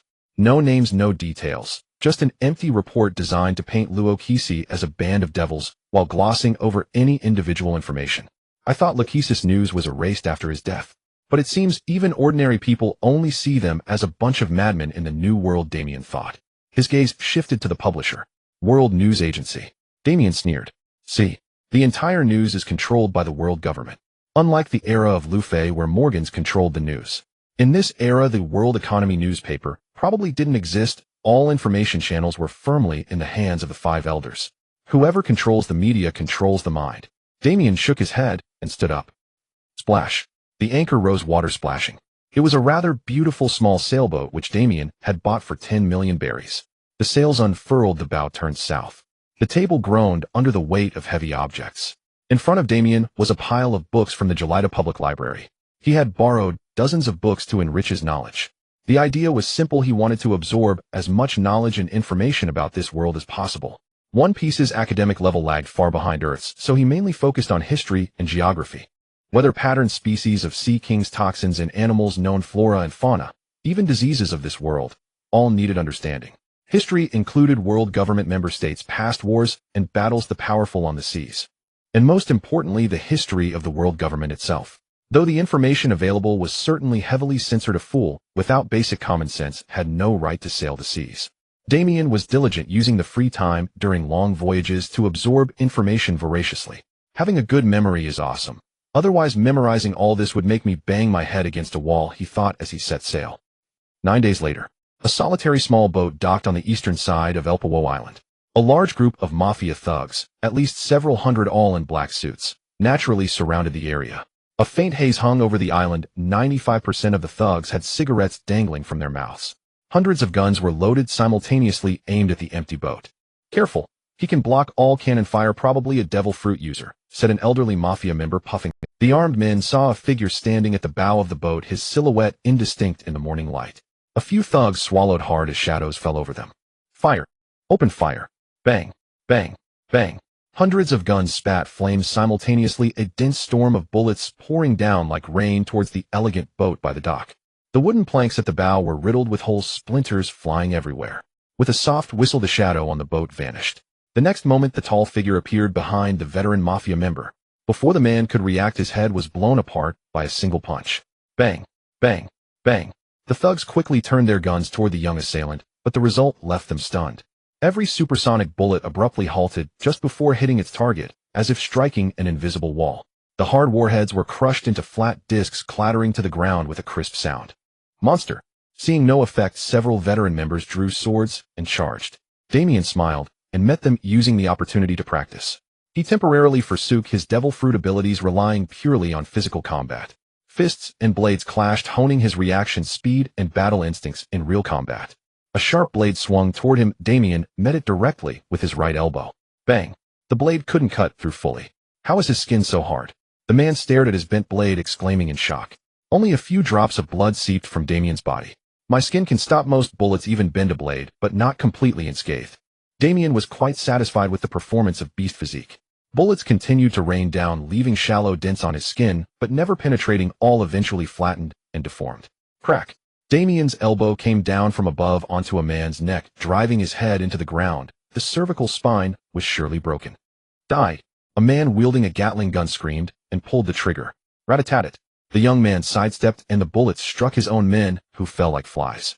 Watch the crossfire. The man's words were cut short as a knife hand strike hit his neck, instantly paralyzing him. Time ticked by and hundreds had already been slaughtered. Too fast, we need to report to the boss. 300 meters away, a 3'5" giant watched the battlefield through binoculars. See him? He asked his companion, who also had binoculars.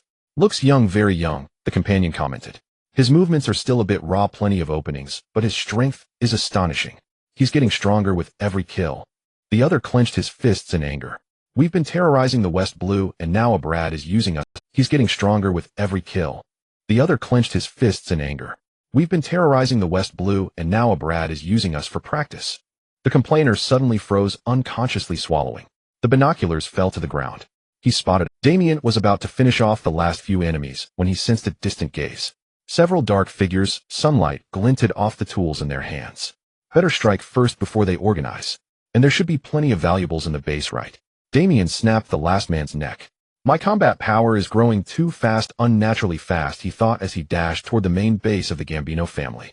Gambino family main base, a giant over 4 meters tall sat on an equally enormous golden throne. Not only was his height astonishing, but his presence was overwhelmingly oppressive. The scars and gunshot wounds on his face all told of his history. This middle-aged man had a thin mustache, hair combed immaculately, and held a pistol in his hand. The Den Mushi on the table was squawking impatiently. He blew out a puff of smoke. Boss! The Den Mushi wore a human-like expression. He's too strong. All the brothers in the East District are wiped out. The mafia boss bit his cigar and spat. How many came? Just one. He's heading for the main base, boss. The man hung up the Den Mushi, cursing under his breath in anger. His name was Gambino Drago, the head of the Gambino mafia family. Drago waved at the butler. Gather, all the brothers. Stop this threat. I want him dead. Let that brat see the power of the Gambino family. Level them to the ground. For the boss. Thousands of thugs in tight suits stood in formation with guns, and even some cannons and rocket launchers were aimed at the direction of the intruder.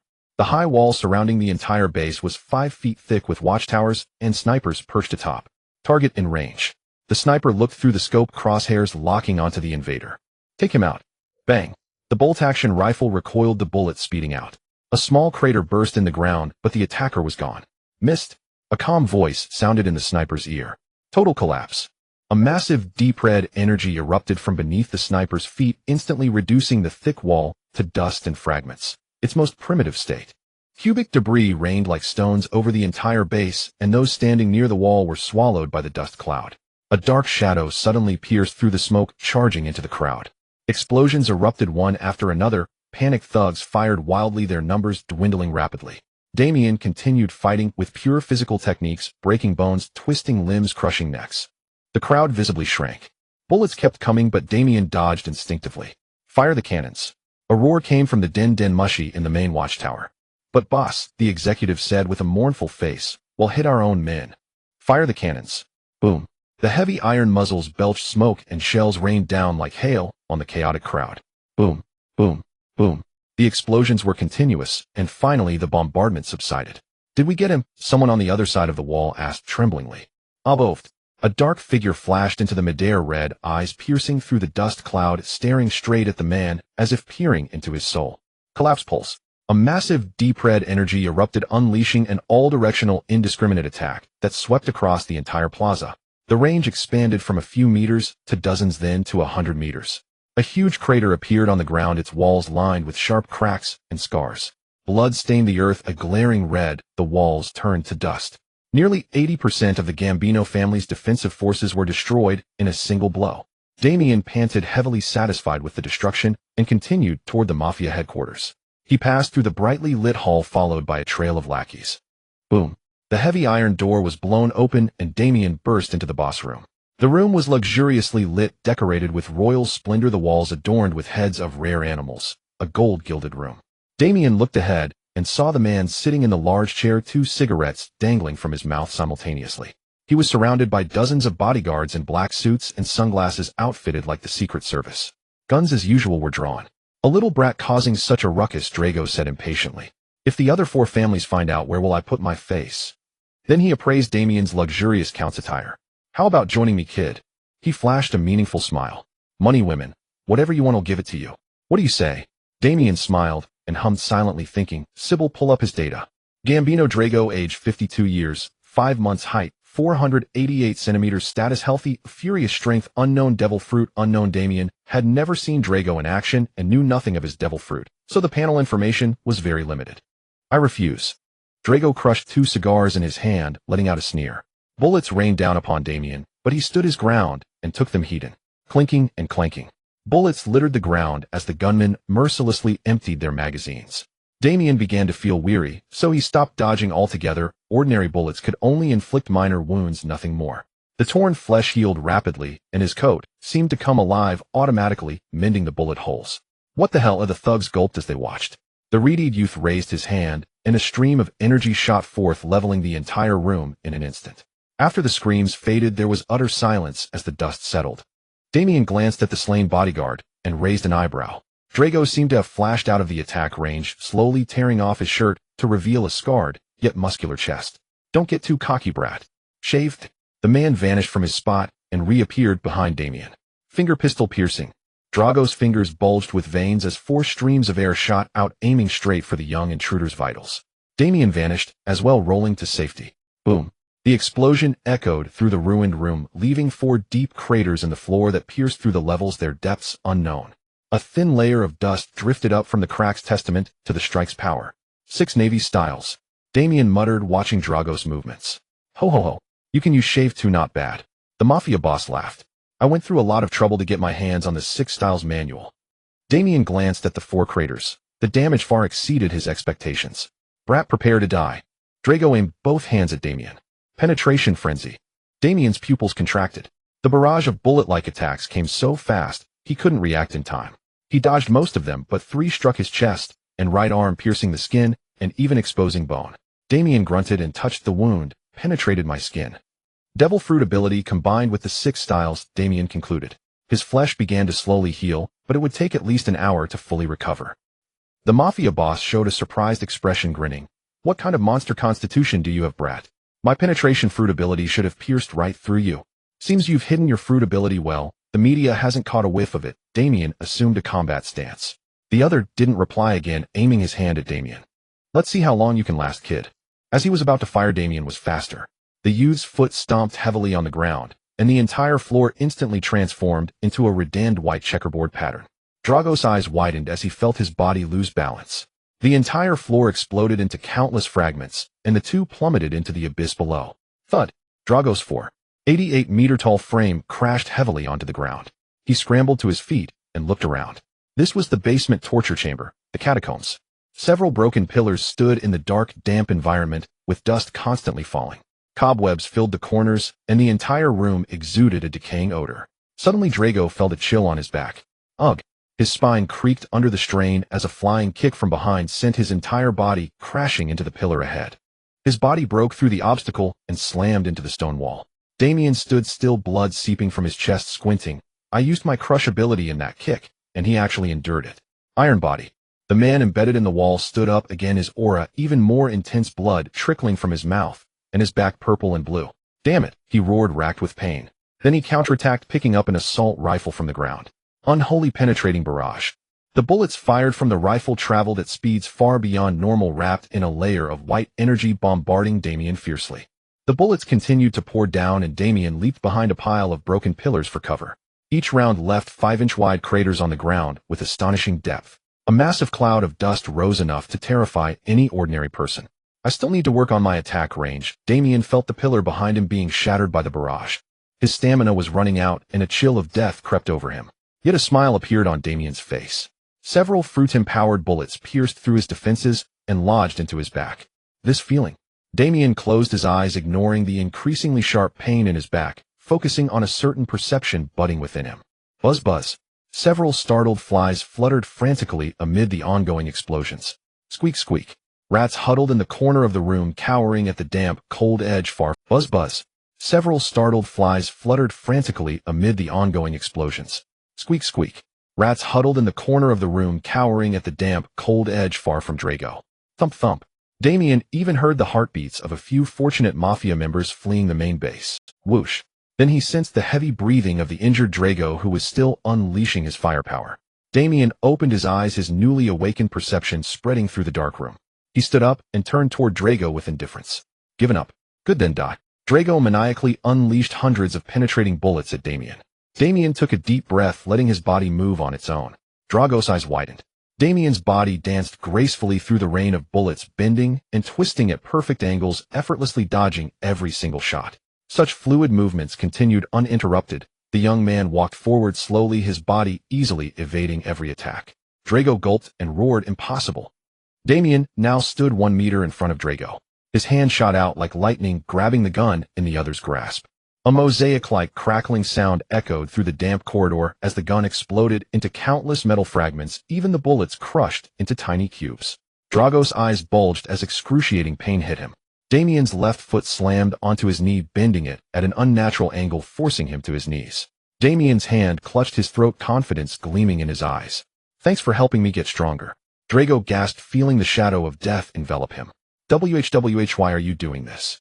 "Just for practice." Damian looked at the madness welling up in the man's eyes and replied in an emotionless tone. "You killed my mother." Drago waved his hands, frantically trying to buy time. "Wait, you mean that island?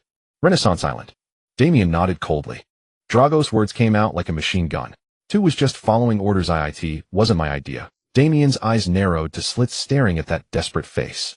"What do you mean?" Drago desperately explained, spilling everything he knew. 8 years ago, a mysterious man suddenly came to our family and almost killed us all. He gave us a chance to live, to attack a nameless island, and we did it. I swear.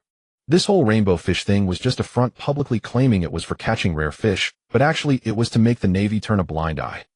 It really wasn't my own doing." "Who ordered you?" Damian pressed with an icy tone. Drago swore. "I've never seen his face." Damian scanned his eyes with his newly gained perception, detecting no signs of lying. "Disintegrate." "No. AR." Deep crimson energy shot from Damian's palm, surging into the mafia boss body and his entire system. His nerves overloaded and his eyeballs popped out of their sockets. Pop, pop, pop. His body convulsed violently, ultimately exploding like a grape. Damian walked out through the rain of blood. The thick smell of blood filled the air as Damian stood silently, his expression complex. He was only one step away from avenging his mother, yet it felt so far away. 7 years ago, Damian tasted the bitterness of losing a loved one for the first time. That pain initially gnawed at his soul, but he forcibly suppressed that emotion, burying it under the pretext of training and growth. Anger and hatred were bottled up and tucked away in a corner. Under the banner of forging himself, he hastily launched an attack on the Gambino family.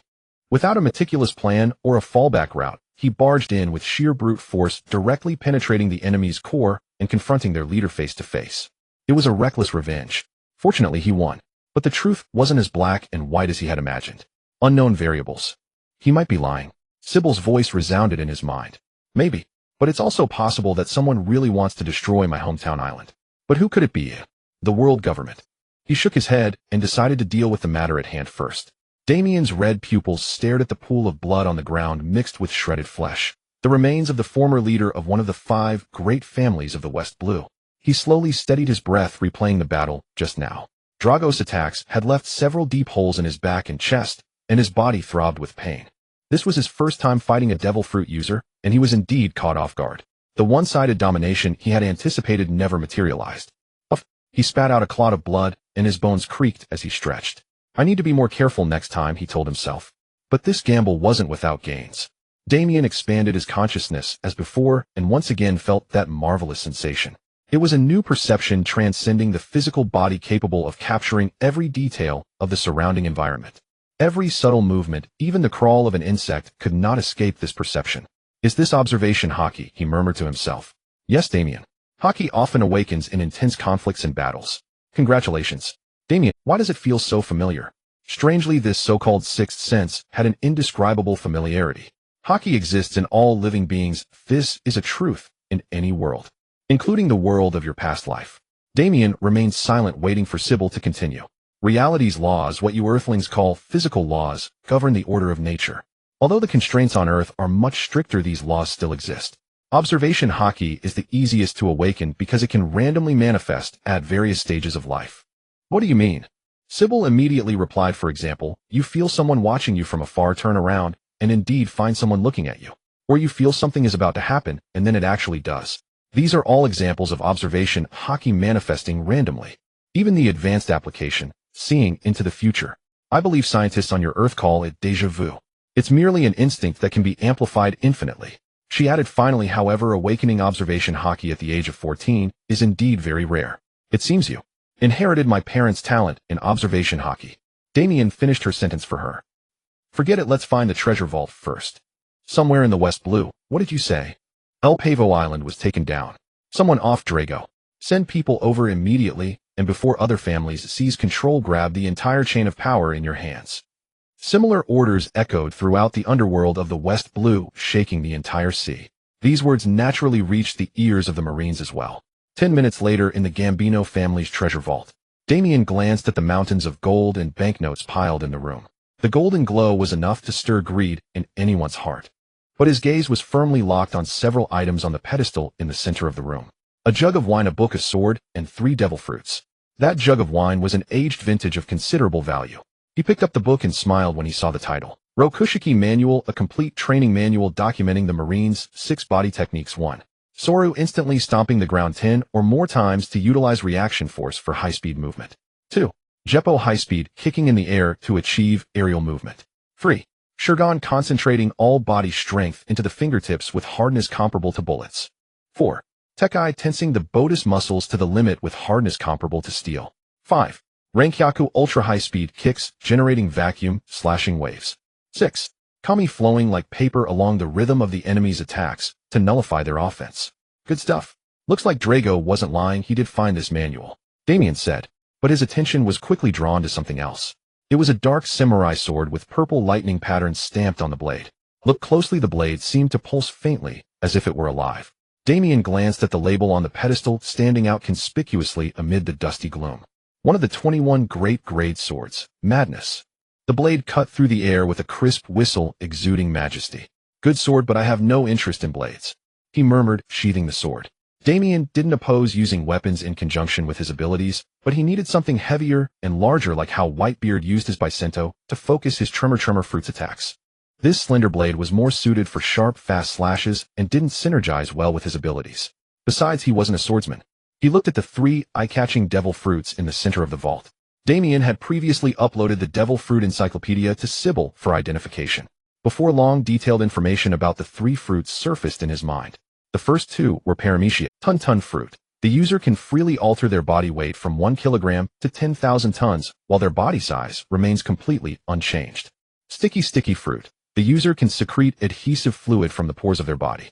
But what made Damian's eyes light up was the third fruit, Ice fruit. The user can freely create, manipulate, and transform into ice.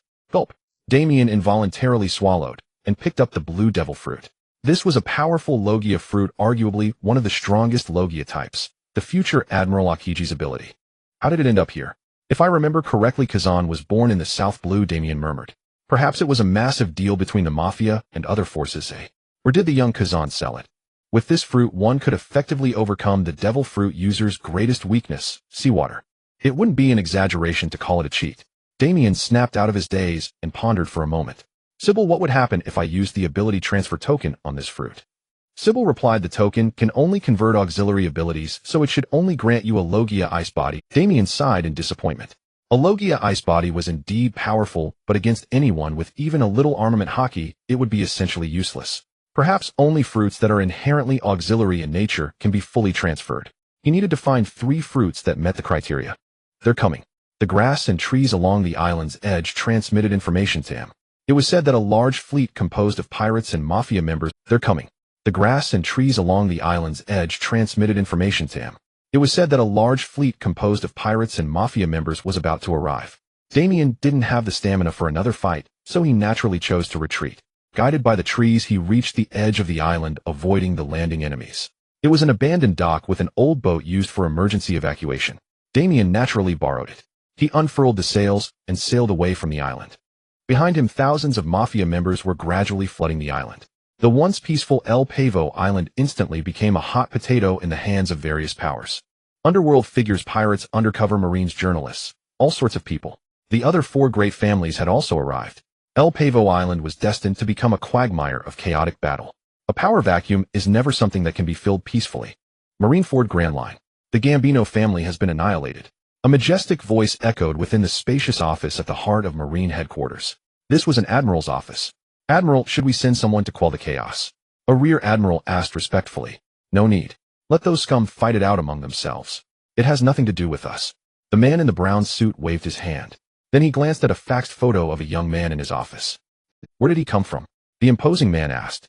The Marine before him trembled slightly as he replied, "Not long ago, he turned in bounties worth about 50 million berries. According to regulations, the registered name is AI Damian." The admiral's pupils abruptly contracted, and he clenched his fists. "Issue a wanted poster immediately." The rear admiral was taken aback. "A wanted poster? Shouldn't we first try to recruit this young man? He only killed scum from the underworld." The admiral scoffed and slammed his fist on the desk. "The D-Clan are all lawless people. Recruiting is useless. Better to nip it in the bud." Grand Line, some island. Buruburuburubaru. A din mushy rang in the dark room. "What is it?" a growling voice asked.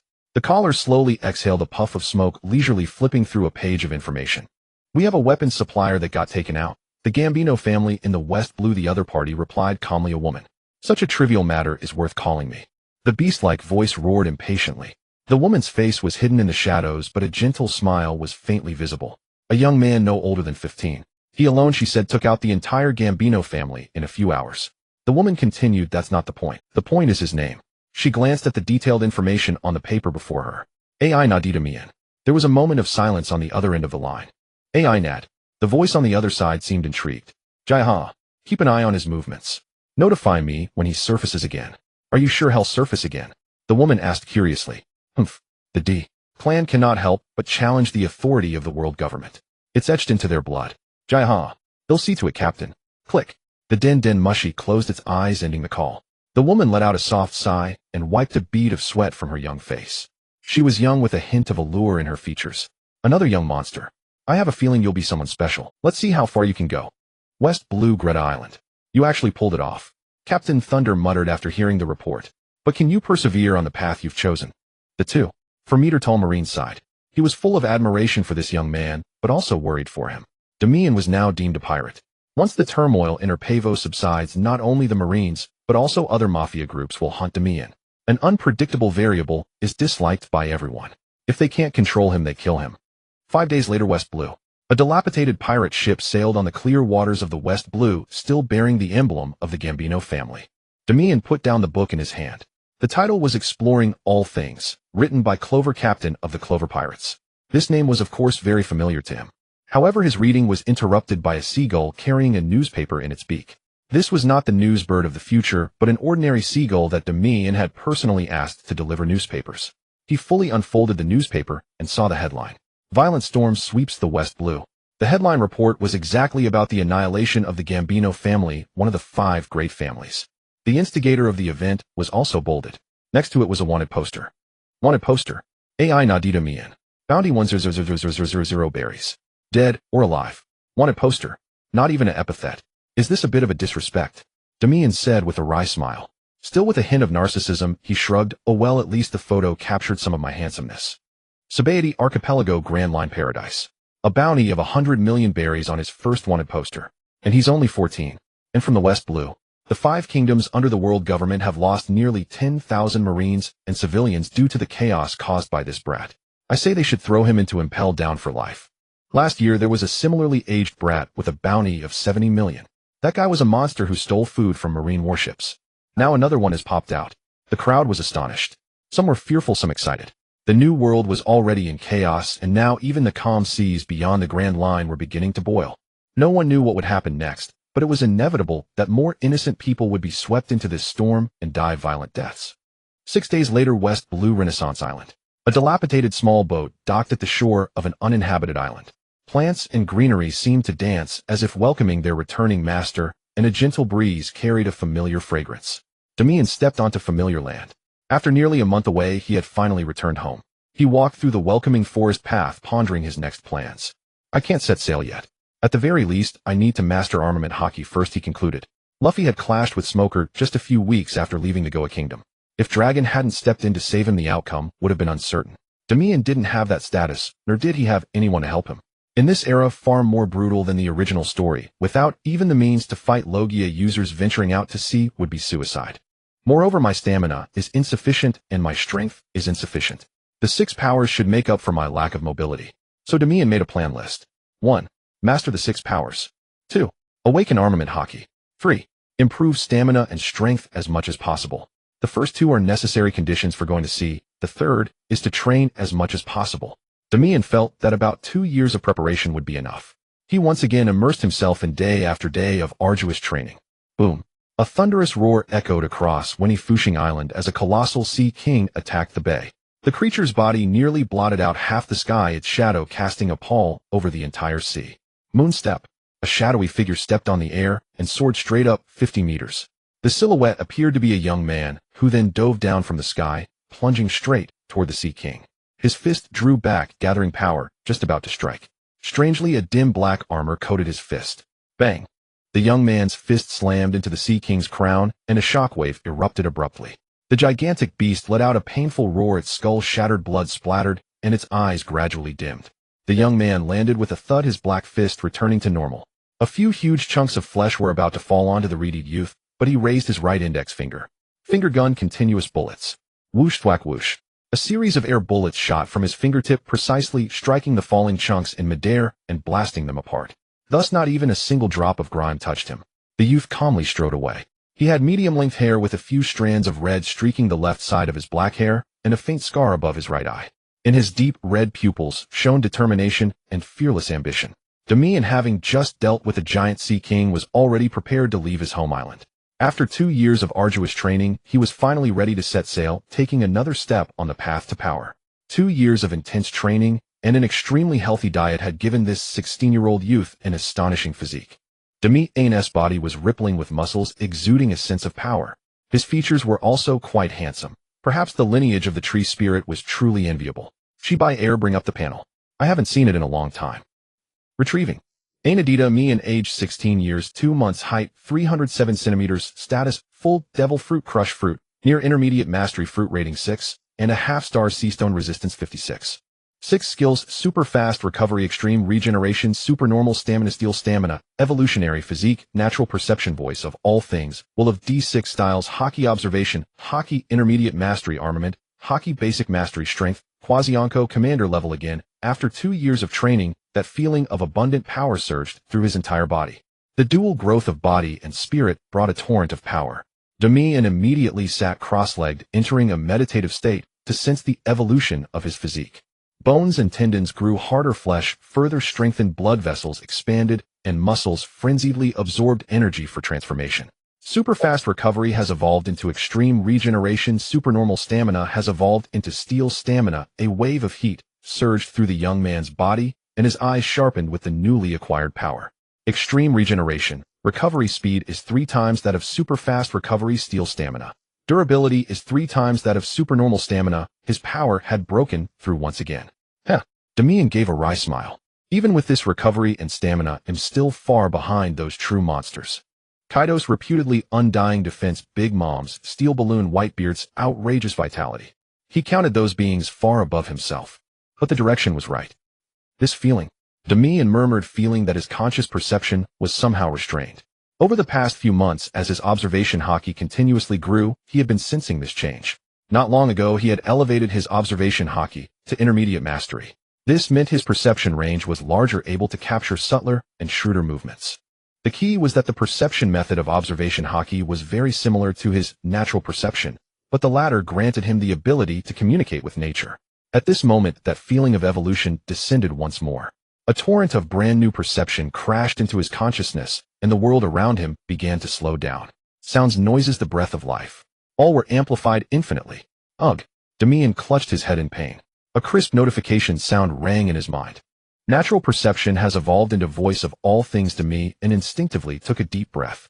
The sounds of trees, flowers, grass, and animals interwoven with birdsong and insect chirps surged into his mind. So this is the voice of all things that Roger Luffy Odin and Momonosuke use. He murmured. But mine can only hear the voices of living beings. Perhaps when my observation haki reaches a higher level, I can elevate it to Roger's level, Damian speculated. However, this joy of progress was soon diluted by reality. The sound like armor covering rang out again, and a layer of dim black metal enveloped his hand. Armament haki is utterly insignificant. Staying here any longer is just a waste of time. The same went for devil fruits. Training the body could only improve stamina, thereby extending the usage time of the fruit's ability. But mere training could not push the fruit's ability to a higher realm. A few hours later, Damian, now familiar with his new abilities, arrived at the center of the island.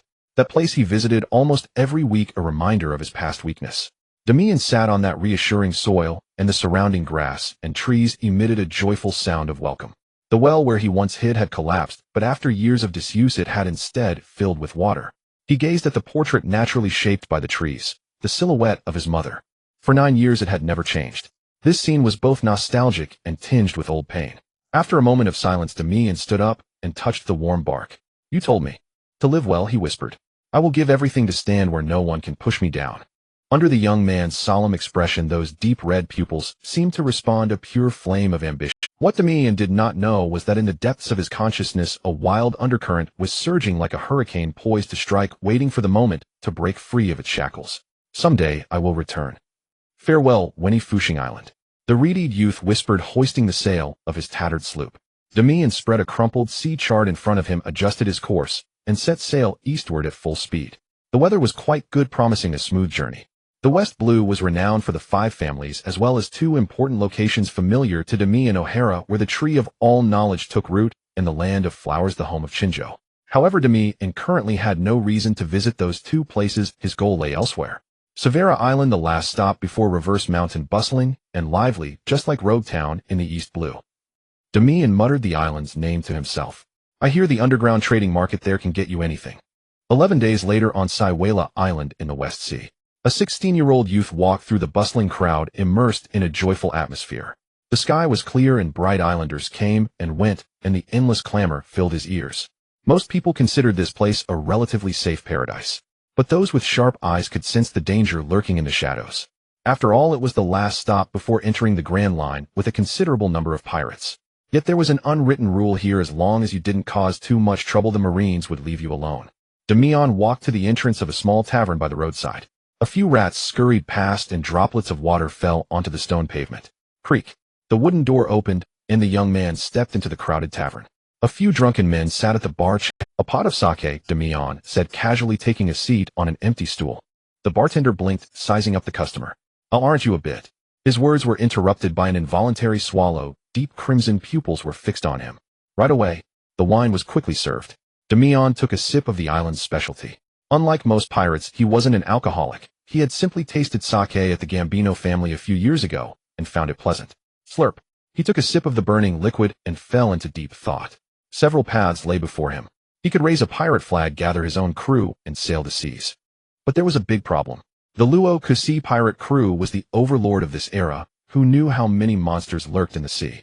Setting sail rashly now would only lead to a miserable death. It's May 1st, 1482. Damian calculated silently. The God Valley incident that led to the downfall of the Luo Kusi pirate crew will happen in 1486. Damian leaned back in his chair, thoughts swirling. Suddenly, a huge shadow loomed over him. "I thought I just came for a drink, but I ran into a walking pile of berries." A hoarse voice rang out. Dozens of men surrounded the young man on the stool, grim smiles on their faces. "You've grown up, but you're the brat on this wanted poster, aren't you?" A hulking man, 3 meters and 35 centimeters tall, waved a yellowed wanted poster. Damian glanced at it and nodded calmly. "If you want an autograph, wait until I finish this drink." The pirates were stunned for a moment, then burst into laughter. "Yabba bababa. I want your head." "Kill him." The pirate drew a curved blade and swung it down. The blade cut through the air, heading straight for Damian's neck, but the result was beyond everyone's expectations. Crack. The blade vibrated violently upon impact, and the immense recoil sent the handle flying thudding into the ceiling. Dead silence. Damian set down his empty cup and slowly stood up. Everyone around him was trembling. He was already a monster 2 years ago. Isn't it unwise to provoke him now? Muttered a young pirate. Damian merely twisted his neck, raised his leg, and swept it out. Tempest kick orbit slash. A nearly 360-degree vacuum slash swept out, with his leg the condensed air expanding violently outward. The pirates had no time to dodge. Their bodies were neatly sliced in half. The slash continued to spread, cutting dozens of pirates in half. Blood spurted out, staining the worn floor red. Boom. The entire tavern was instantly split in two. The building collapsed, raising a cloud of dust. Damian surveyed the result with satisfaction, then suddenly thought of something amusing. A pen appeared in his hand out of nowhere. He picked up the wanted poster from the ground. Scribble, scribble. Take this. He handed the signed paper to the trembling bartender. In a few years this will fetch a good price. The bartender was too scared to speak, but he complied, stuffing the poster into his pocket. Damian emerged from the dust. Everyone around swallowed in fear. Suddenly a disturbance occurred in the distance. Boom. A tremendous explosion shook the entire island. A mushroom cloud rose into the sky and birds and beasts fled in all directions. The crowd panicked, instantly falling into a stampede of terror. Damian squinted toward the far end of the island where the pirates gathered. He pushed through the fleeing crowd and walked in that direction. Damian soon saw the shattered dock. Corpses floated on the murky sea. A large group of Marines surrounded a nearby ship. A strong smell of blood mixed with the salty sea wind assaulted his nostrils, along with agonized screams and cries. Smoke and flames obscured the view, but Damian vaguely saw a massive figure slaughtering a group of Marines, wreaking havoc. Blood splattered wildly. The number of Marines dwindled rapidly. Damian stood 100 meters away watching when a voice suddenly drifted into his ears. "Yufufu, I found a pretty interesting person on this little island. I didn't even sense her." Alarms blared in Damian's mind. He quickly dodged to the side and looked at the woman who had silently approached him. She was only about 1.85 meters tall, but had an impressive figure. She had short black hair with two tufts sticking up and a cigarette dangling lazily from her lips. She wore a pink spaghetti-strap tank top with a spider pattern revealing a large expanse of fair skin. A faint smile curled at the corner of her mouth as she curiously examined the young pirate before her. Damian glanced at the fierce battle in the distance. The smoke had cleared, leaving only the shattered bones and shredded flesh of the Marines. He saw the massive figure responsible for the massacre. Thick muscular arms, a simple shirt with rolled-up sleeves, and a black vest over it.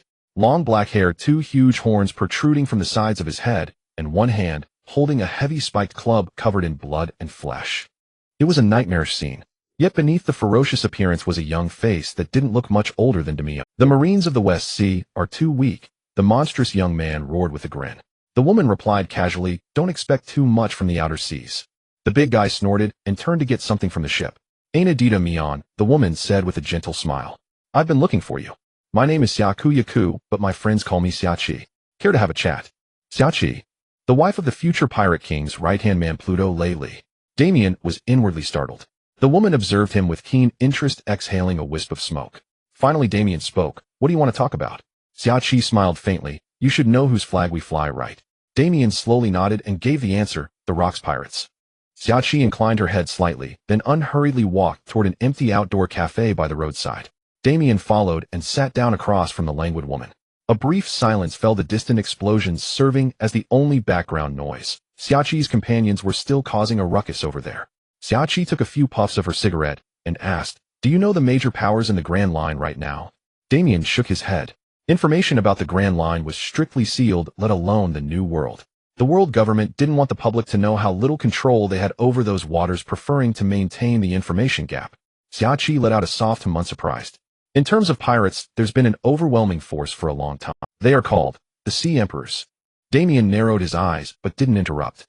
The moment the title was uttered, even the air seemed to grow heavier. Xiachi nodded approvingly and continued, "These three have controlled the New World for decades." Damian thought to himself, "They're probably the predecessors of the four emperors." Thaddeus Enigma, Eso Borealis, Pride D. Sol. Xiachi tapped her cigarette. And the world government has 6 major forces to counter these emperors. She listed them one by one. Commander-in-Chief, Steel Bone Kong. The 3 admirals, Buddha Sengoku Mountain 8 Basara, and Black Hawk Masao. Plus 2 rising supernovas, Iron Fist Garp and Black Arm Zephyr. At this she showed a hint of annoyance, almost pouting. "That brute Garp was chasing me not long ago." Whoosh. Damian took a deep breath, committing this information to memory. He didn't recognize any of the 3 emperors, and even among the 3 admirals 2 were completely unknown to him. In other words, these people were all outside the main storyline, ultimately buried in the river of history. He only knew that every name he heard now represented a terror capable of defining an era.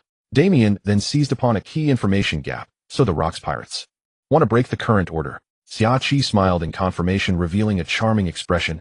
Our captain would never allow entities of that caliber to exist. After all, his ultimate goal far surpasses the childish concept of balance. But a moment later, the woman's expression turned cold as she murmured, "The Rocks Pirates, to put it bluntly, are a gathering of pure malice." Damian caught a hint of struggle in her eyes, a sense of helplessness. He cut straight to the point. "So why did you travel all this way?" Xiaoqi gazed into his eyes, silent for a few seconds before speaking. "Our captain wants to change the world, but before that he needs a powerful ship." She continued, "A ship capable of bearing the weight of the world. And its materials are quite rare." Xiaoqi then glanced toward a side alley to her right. A few seconds later, a man in black slowly walked out. Damian watched him approach the table. "Shikiyako." He nodded, and with a wave of his hand, a gray portal-like structure opened out of thin air. Boom. Huge piles of timber crashed onto the ground, forming a mountain. "Our transaction is concluded," the mysterious man said, then stepped into another portal and vanished. Damian stared at the lumber, immediately sensing its suffocating hardness. "Treasure tree atom." Xiaoqi nodded. "One of the two main materials we need." She then shifted her focus back to Damian and laughed. "I see immense ambition in your eyes, Damian-chan." The young Damian's eye twitched involuntarily at the address. "You should know that at your age the power structure of the seas can't be overturned by sheer passion alone." She waved a hand. "You're alone, with no companions to rely on, no navigator to guide you, and no pirate ship to carry you forward." Damian narrowed his eyes and asked back, "What exactly are you trying to say?" She shrugged. "Simple. The captain took on a new apprentice a few years ago. I can offer you the same invitation." Xiaoqi paused for a second, looking at Damian, then a smile curled at the corner of her mouth. "You and the captain share the same D in your surname. Besides, he likes young and passionate juniors." Boom. However, their conversation was interrupted. A massive shadow descended from the sky, shattering the ground into pieces. A dull shockwave spread, violently shattering the glass in the cleared area. "Ugh-ha!" A wild laugh exploded from the huge figure in the deep crater. A low voice carried curiosity. "So you're the one rumored to become a top-tier supernova. Didn't expect to run into you here." Damian glanced at the beastly face, grinning wide. The future emperor of the Sea Kai duo. Although he hadn't yet eaten the fish fruit, mythical Zoan model Azure Dragon, the oppressive aura was no less daunting. Standing at 7.1 meters tall, he was like a humanoid giant beast. Just standing in the pit, the aura he exuded made the surrounding rubble groan and creak. The beast-like man grinned fiercely, fixing his gaze on Damian, with naked battle lust burning in his eyes. The chair scraped against the ground as Damian stood up. Meeting that chilling stare facing this man more than twice his height, he glared back without flinching. In the brief standoff, the two youths of similar age locked eyes, as if a destined confrontation. Xiaoqi sighed softly and drew her pistol. Bang, bang, bang. 3 shots were fired, not at people, but around the pile of wood. The bullets formed a triangle which was then connected by black lines. Next, the triangle area turned purple, sucking all the timber inside. The violet void-like patch on the ground soon vanished, and the wood disappeared along with it. Devil fruit. As if anticipating the question, Xiaoqi patted her pistol and winked. "My pistol is a bit special." Then she turned and walked away, seating herself by the dock. "You two have fun. They'll just watch from the side." Xiaoqi smiled faintly. Though she acted like a mere spectator, her eyes were filled with curiosity about the impending battle. Boom. The ground trembled as the 7'11" monster pulled the massive spiked club from the earth and rested it on his shoulder. Damian responded with a cold grin, greedily inhaling the suffocating air. "Bring it on." He beckoned with his finger. Kaido bared his teeth in a savage grin and charged forward without a care, each step booming like a colossal bell. The spiked club was raised high, determined to crush the opponent into a pulp. Wham! The air was torn as the heavy weapon crashed down upon the spot where Damian stood. "Is he going to take it, Hideni?" Shaki raised an eyebrow at Damian's reaction. Damian raised his left fist, cloaked in black hockey, and struck back directly. Clang! The explosive clash of metal erupted, the ground between them instantly shattering as a shockwave swept outward. The earth beneath their feet sank a notch as if hammered by an invisible giant's fist. A grating screech followed as the two forces locked in a stalemate. Damian's lips curled upward. His hockey trembled, but it was enough to block that devastating blow. Whoosh! Damian vanished from his spot, reappearing in midair at eye level with Kaido, 4 fingers thrusting straight at the opponent's chest. Fingers filled with compressed air and hockey pierced the beastman's skin, carving a bloody gash. Kaido stepped back, glancing down at his bruised chest. A marine's trick. Just a tickle. He raised the spiked club again, but this time he leaped into the air. With a thunderous crash, he soared nearly 20 meters high. A mournful wail from the air as Kaido gathered all his strength, gripping the weapon with both hands. Damian crossed his arms, coating them in a dark, dull armament haki, forming a defensive barrier. Bang! It was an explosion of sound.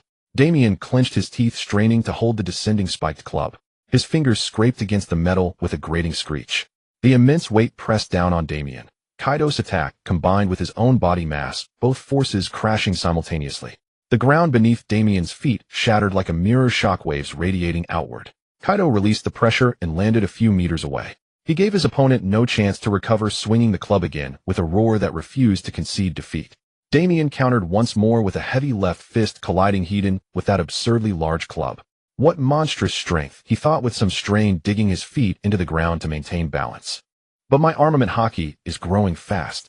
Damian immediately released the force and stepped back, causing Kaido to stumble forward under the momentum. Whoosh!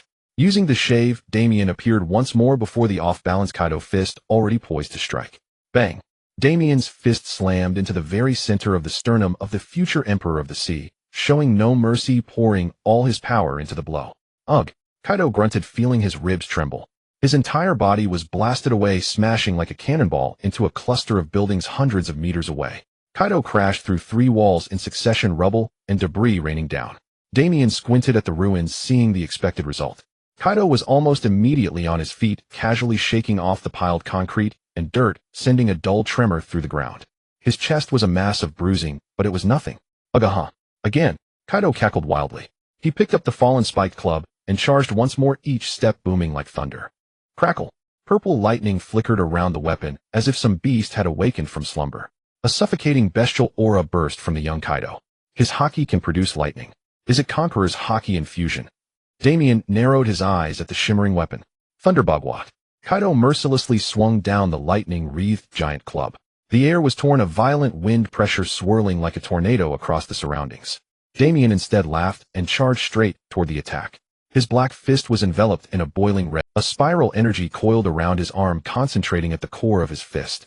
The next moment, the energy wrapped around his arm sprang forth like a coiled spring, launching the power on his fist like a rocket. The immense friction from his pulverize ability ignited flames, trailing a streak of fire as it hurtled toward the descending spiked club. Raging Tide pulverized strike. Boom! The explosive fist collided Hiden with the black spiked club, crackling, with purple lightning unleashing a tidal wave of shockwaves. The air screamed in agony as Kaido's overwhelming brute force clashed directly with Damian's pulverizing power. The earth was torn into shards of red and blue, neither side yielding. Both young pirates roared simultaneously, their voices drowning out the raging storm erupting at the point of impact. Bang! Another explosion shook the entire island of Severa, and both were sent flying, crashing into the walls opposite. The entire island paid the price for this battle. Dust fell like rain, shattered tiles littered the ground. It no longer resembled a peaceful island, but rather a ruin. Cough! Damian slowly rose from the rubble, a trace of blood at the corner of his mouth. He glanced at his injured arm, which had turned purple. On the other side, Kaido also stood up. His right arm was covered in bruises, and his wrist seemed to have fractured in the collision. Yet both young pirates wore the same expression, a wild grin stretching from ear to ear, brimming with the desire to continue the slaughter. Crack! Damian's fractured bones quickly reset as his recovery began.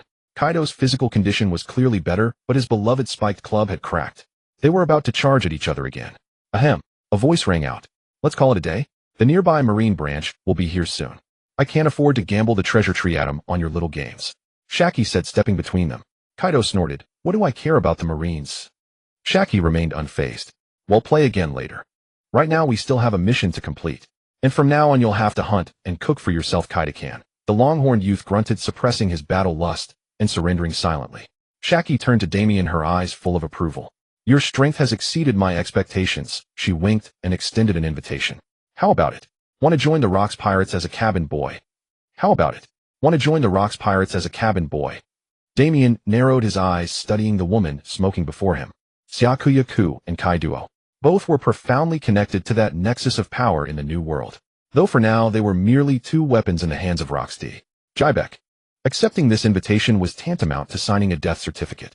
But to Damian it was a calling. Rocks will fall in a few years.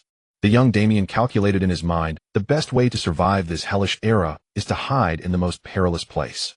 He could sense that the brief clash with Kai Duo had honed his haki to a certain degree. The system notification made it clear.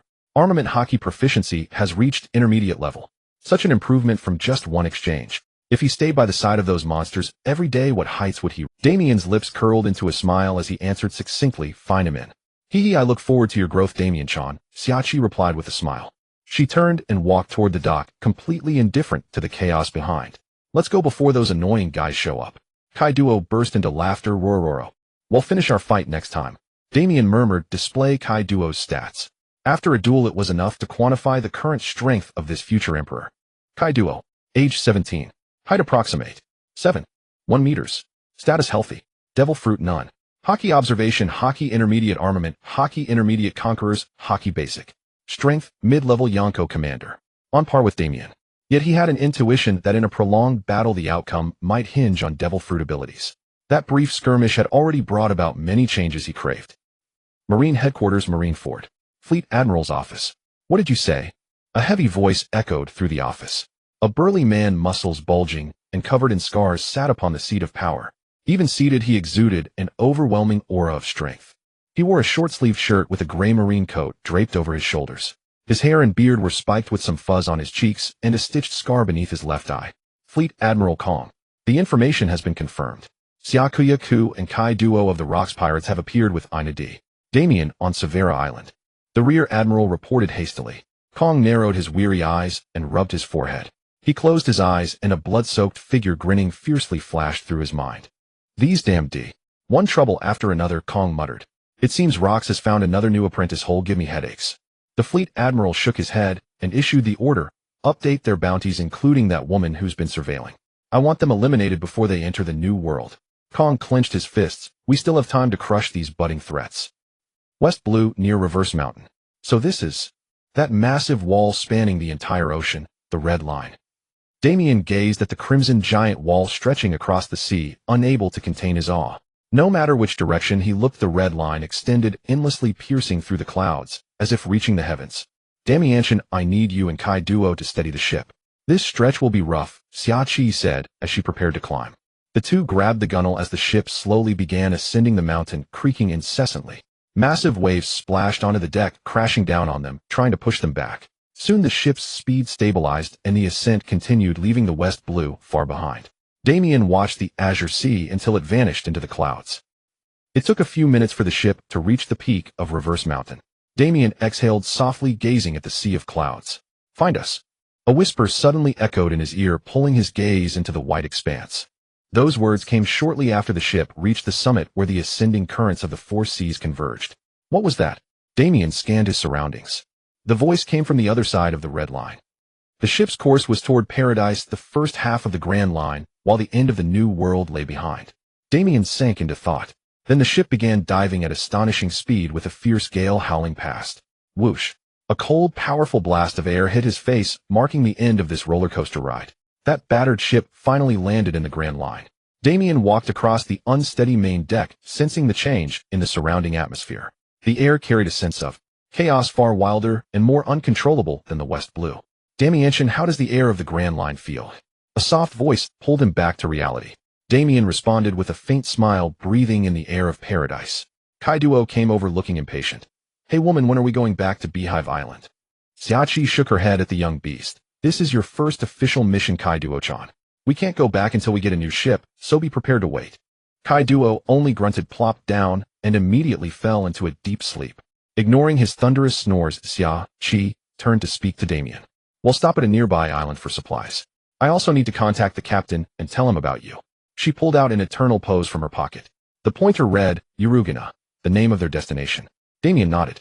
The voyage would take at least a day, giving him time to kill. Damian asked, "Miss Xiachi, why did you join Rox?" The woman glanced at the young man and sighed lightly. "If you call me Sister Xiachi from now on, I'll tell you," she said with a teasing smile.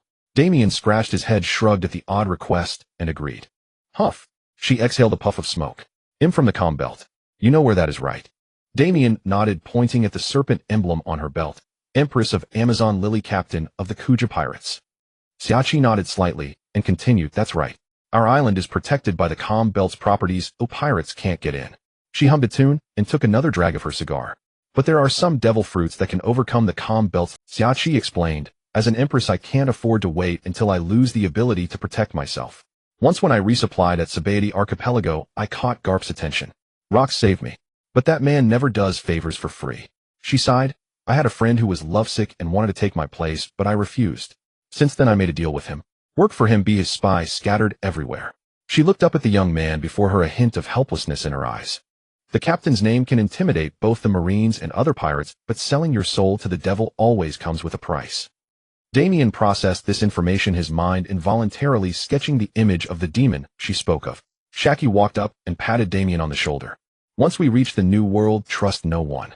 She turned and walked toward the cabin, leaving behind the snoring Kaido and the contemplative Damian. A day later on Urugana Island. Crunch crunch. Burp. Two young men sat before a giant table with mountains of food disappearing at an unbelievable speed. Despite their huge height difference, they shared an equally monstrous appetite. It was like a bottomless pit. Food vanished endlessly as they chewed nonstop. Hey, those two guys have pretty high bounties, someone whispered from the side. Another person nodded, quickly flipping through the papers in his hand. That was the new wanted posters that had just spread across the world. Wanted poster, Ainadi. Damian, embodiment of sin, bounty 150 berries, dead or alive. Kaido, 100 beasts, bounty 200 berries, dead or alive. Damian looked at the huge disparity in bounty and felt a bit annoyed. The reason for the gap was simple. Over the past 2 years, Damian had disappeared from the world's news while Kaido had been rampaging across the seas, causing massive destruction. What's with this title? What crime have I committed? He asked, puzzled. Kaido grinned while swallowing a huge chunk of meat. Our captain is called Sin of the Abyss. Looks like the Marines treat you as his little toy. This explanation left Damian even more speechless. But seeing Kaido's contemptuous expression, he immediately retorted, looks like they think I'm more dangerous than you. Just wait. They'll leave you far behind sooner or later. Hearing this, Kaido tore off a large chunk of the table with one hand. The people around wisely chose not to provoke trouble, merely watching these two young monsters bicker while devouring enough food to feed a small village like meat grinders. Burp. Kaido downed a huge barrel of liquor and let out an earth-shaking belch. Damian shook his head, knowing he was definitely going to get scolded. Sure enough, the reprimand came quickly. A slender woman appeared from the side, her face stern. Kaido-can, at your age you shouldn't be drinking. It will stunt your growth. Though her frame was incomparable to that behemoth, she carried an undeniable aura of power. Kaido snorted, something that tastes good can't be harmful. Shut up, woman. Shaki narrowed her eyes. Don't test my patience, young man. The giant youth growled, flinging the liquor jug aside. It shattered, filling the air with the aroma of alcohol. Damian couldn't help bursting into laughter. The future emperor of the sea being scolded like a child. The onlookers were also dumbfounded, but none dared show it, stifling their laughter. After all, that 2-meter-tall woman seemed even more terrifying. Someone swallowed and waved another wanted poster, warning those around not to be foolish enough to pick a fight. Wanted poster. Shikaku, Black Death. Bounty 670 berries, dead or alive. Shaki finished her supplies and procurement, and the ship was repaired enough to sail for a few more months. Kaido was snoring loudly while Damian headed toward the small cabin room. It was the room where Shaki was. The woman said she had something very important to discuss with him. He took a deep breath, already guessing what awaited him inside, before pushing open the wooden door. The door opened, and Damian stepped in. The room was dimly lit, furnished with an ordinary bed and furniture. The short-haired woman sat at the table, a den mushi placed before her. The den mushi mimicked the face of the person on the other end of the line. Spiky braided wild hair, a scar-covered face etched with fierce expression, and a wide grinning mouth. Shaki nodded at Damian and turned her attention back to the den mushi. Captain, he's here. She gestured for Damian to take the receiver and moved aside. The den mushi's grin widened, and a deep hoarse voice came through. Ainadi. He said, such a familiar name. Damian took a deep breath and replied with a steady voice, Roxdy. Zebek. The den mushi's scarred savage face twisted into intense interest. Fuha. He laughed deeply. You're that interesting kid who turned the West Blue upside down a few years ago. The voice continued. Shikyaku told me you want to join under my flag as an apprentice. Good, very good. I always welcome you ambitious brats. His tone suddenly dropped, becoming bone-chilling. But remember, kid, you can betray me anytime, but be prepared to face hell. Damian listened to the eerie voice, his expression solemn. He wasn't surprised. Rather, he admired how Rox could make so many powerful forces submit to his strength. He wanted that power too. The den mushi turned toward Shaki standing nearby. Shikiyaka, bringing that kid has caused you a lot of trouble. You go to the Sabaody Archipelago and wait. As for the newbie, go to Night Heaven Island to collect the ore. Rox continued. A month later, I'll send someone to bring you from there to the new world. The din din mushy hung up without waiting for a reply with a click. Shaki put away the din din mushy and looked at Damian. You heard him. They'll give you the Eternal Pose to Night Heaven Island and a ship. Your mission is to retrieve the Eternal or stored there. She warned, that place is also called Dark Night Island. According to the captain, he deciphered a poneglyph that said the people of Night Heaven Island were waiting for someone to come and take the ore. Damian noted the information that rocks could decipher poneglyphs, then asked, what exactly is the use of that ore? The woman shrugged. The captain says it can absorb and disperse impact force. Basically, it's quite magical. How to put it? Building ships with just treasure tree atom wouldn't be enough to carry the monsters under Rock's command. The two walked out of the cabin onto the main deck. Take these by a small ship. Meet me at the Sabati archipelago in a month. They'll be waiting for you there. Damian took the items. The woman handed him money for the ship, an Eternal Pose to Night Heaven Island, a Vivre card with Shaki's name, and some food. She then pulled out a small red cloth bag and raised her pistol. Bang! Bang! The bullets hit the outside of the bag, seemingly attaching some kind of purple void-like energy onto it. This bag can hold the ore, better than you carrying it back across the sea, right? Damian nodded. Though he could also store it in his system space, he certainly wouldn't reveal that trump card. He thanked her, packed everything away, and walked to the ship's railing. See you in a month then, Sister Shaki. He flipped over the side, stepping on the moonwalk technique, and dashed toward the Urugana shipyard. Shaki chuckled softly. What a strange kid. It is no exaggeration to call it Night Island, Damian said, standing on a small boat, gazing at the somber land. Night Sky Island was shrouded by a thick layer of black clouds, motionless like a blanket pressing down upon the entire land. No light could penetrate, if only eternal darkness reigned. The boat docked, and Damian dropped the anchor into the sea. According to historical records, the island had no random weather changes. It was perpetually dark with occasional rain. Drip drip. Today was a rainy day. Droplets fell upon Damian's shoulder, soaking into the black soil. His boots sank into the damp earth. The island was small, covered with coniferous forests. Silent chirps of insects echoed through the valleys, and the scent of marshes permeated the air. A symphony of sounds resonated in his ears, from the grass, the trees, all the vegetation. The life on this land had long adapted to the darkness. The grass was a special species that survived on the faint light reflected by the moon. Mushrooms and nocturnal plants flourished everywhere, some even evolving their own fluorescence. Guide me. Nature seemed to heed Damian's will. The blades of grass began to interweave and bend, paving a path before him. Fireflies emerged, illuminating the way and granting him a full view. There is a castle, Damian murmured, gazing at the structure in the center of the island. The castle was built upon a massive cliff, an ancient Gothic manor that loomed over its surroundings, eerie and uncanny. Damian sensed a distant gaze, but he could not pinpoint its source. He passed through the bushes that parted automatically, the vegetation clearing the fastest route to the castle. Finally, he arrived at an open clearing surrounded by cone-shaped conifers arranged in an unnatural pattern. Then a sharp whistle cut through the air. Clang! Damian's pupils contracted sharply. A cold blade pressed against the back of his neck. It did not cut the skin, merely rested there, a warning likely. I am not here to fight, Damian said calmly. Though motionless, a crimson mist began to swirl beneath his boots, ready to counterattack at any moment. After a moment of silence, a sharp, stern voice spoke. What are you here for? It was the voice of a middle-aged. Someone sent me to retrieve a mineral. The historical text records it is here. Damian waited. He could feel the blade against his skin tremble ever so slightly. Now he was certain the historical text held immense significance for this man. Another moment passed, and the blade withdrew from Damian's neck. Damian slowly turned to see the man behind him. He was about 2 meters and 10 centimeters tall, appearing in his early 40s. The upper half of his face was hidden beneath a hood, presumably to shield from the rain. The man wore a long black coat covering his entire body, but the empty right sleeve revealed his missing arm. A sharp katana was held in his left hand, his posture still wary. You have read that stone, the man said softly. Damian nodded. I have come for the eternal ore. The man's gaze seemed to scrutinize the young man before him. Even beneath the hood, Damian could feel the piercing eyes. Come with me to the castle. The man turned and walked toward the dark manor, Damian following. Even with one arm missing, I feel he could slice me to pieces. Truly a guardian. A quiet walk lasting 10 minutes brought them to the castle. Gothic-style, creaking dark wood and rotting drips falling into puddles scattered across the courtyard, forming ripples. They pushed open the main door, which screeched harshly. Green candles lit the corridor, casting a warm and cozy atmosphere. Cozy more than I imagined, Damian said. The man glanced at him and nodded. Forgive my earlier rudeness. In the past few years there have been too many intruders. Damian shrugged, indicating he did not mind. It was 20 months ago, the man explained in detail. Thousands attacked our lands searching for treasure. They used my nephews and nieces. Forced them to kill their parents, then killed them. I gave everything to repel them at the cost of an arm.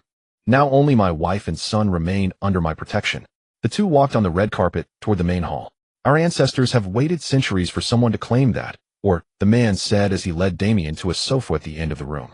A red sofa sat before a massive floor-to-ceiling window that spanned the entire wall, offering a view of the hedge maze outside. A beautiful woman sat on the sofa combing a child's hair. The dark-haired woman gently set the child aside, rose, and clasped her hands together, clearly excited. "My guest. How long has it been?" Damian blinked. The contrast between this couple was striking. But then his attention was drawn to something else: the woman's eyes. Her irises were yellow with two black rings encircling the pupils, sharp and piercing. Damian took a deep breath. He had a vague suspicion. "My name is Damian. Sorry for the intrusion," he said, even surprising himself with his politeness. The woman beamed and returned the greeting with grace. "Such a polite young man. I am Mina, and you have already met my husband Fulade." The man beside him coughed lightly and removed his hood, revealing the same eyes, the same hair color. "Have a seat first. I will brew some tea." "Dear, go change into something warmer," Mina said as she left. Thus Damian was left on the sofa with their child, leaving a stranger alone with their own child. Damian mused inwardly. An awkward silence spread. Damian's eyebrow twitched. The toddler sat on the far end of the sofa, scrutinizing him with sharp eyes. Damian met that examining gaze. The child was less than a meter tall, with the same short black hair and the same sharp yellow pupils. "What is your name?" Damian asked, though he could already guess the answer. The boy tilted his head and blinked. "Mihuka," he said. "Xiao Laker Mihuka." "Indeed." Damian nodded. He took a closer look at the child, whose hawk-like eyes held loneliness, curiosity, tension, and even a hint of excitement. "You're much more mature than your peers, Mihuka," said Damian. "Tell me, what do you want to be when you grow up?" The boy answered without hesitation, "The world's greatest swordsman." Mihuka then turned his gaze to the hedge maze outside the window. At the very center, a sharp glint of light reflected. There was indeed a metallic object. A colossal silver longsword embedded in a massive black rock. It had a uniquely shaped golden crossguard etched with intricate patterns, and the blade itself was incomparably beautiful. Mihuok's yearning eyes locked onto the blade that occasionally parted the breeze. Just then Mina returned to the room with a tray of tea. "Mihuoka has never seen an outsider since birth. He might be a bit shy with you," Mina apologized, gently tousling her son's hair. Damian shook his head and gestured with his chin toward the sword outside the window, a blade this sharp stuck in a stone. "It must hold great significance to your family." Mina nodded, also admiring the beauty of that legendary weapon. "That sword is one of the 12 supreme grade blades, Knight. It has been embedded in that rock for centuries," she said calmly. "Aren't you worried about revealing such a treasure to a stranger?" Damian asked with a hint of suspicion. Mina merely offered her usual smile. "We believe the sword is waiting for its rightful wielder. If you can pull it from the stone, it is yours." Yet centuries have passed, and it still waits. Fulade's voice came from the doorway. He had changed clothes and returned to the room. Damian looked at the toddler, still learning to walk, then crouched to meet his eyes. "You've already set your sights on that sword, haven't you, kid?" Mihuoka nodded vigorously, clenching his tiny fists. "One day, I will pull that sword." The declaration startled both parents for a moment. Damian merely grinned. "Then I look forward to that day." Mina interjected. "Damian, why not stay for dinner? My husband still needs some time to bring the ores out of the cellar." An hour later, Damian finished dinner with the small, yet close-knit family. The main course was a sea king that Fulade had caught himself. Quite delicious.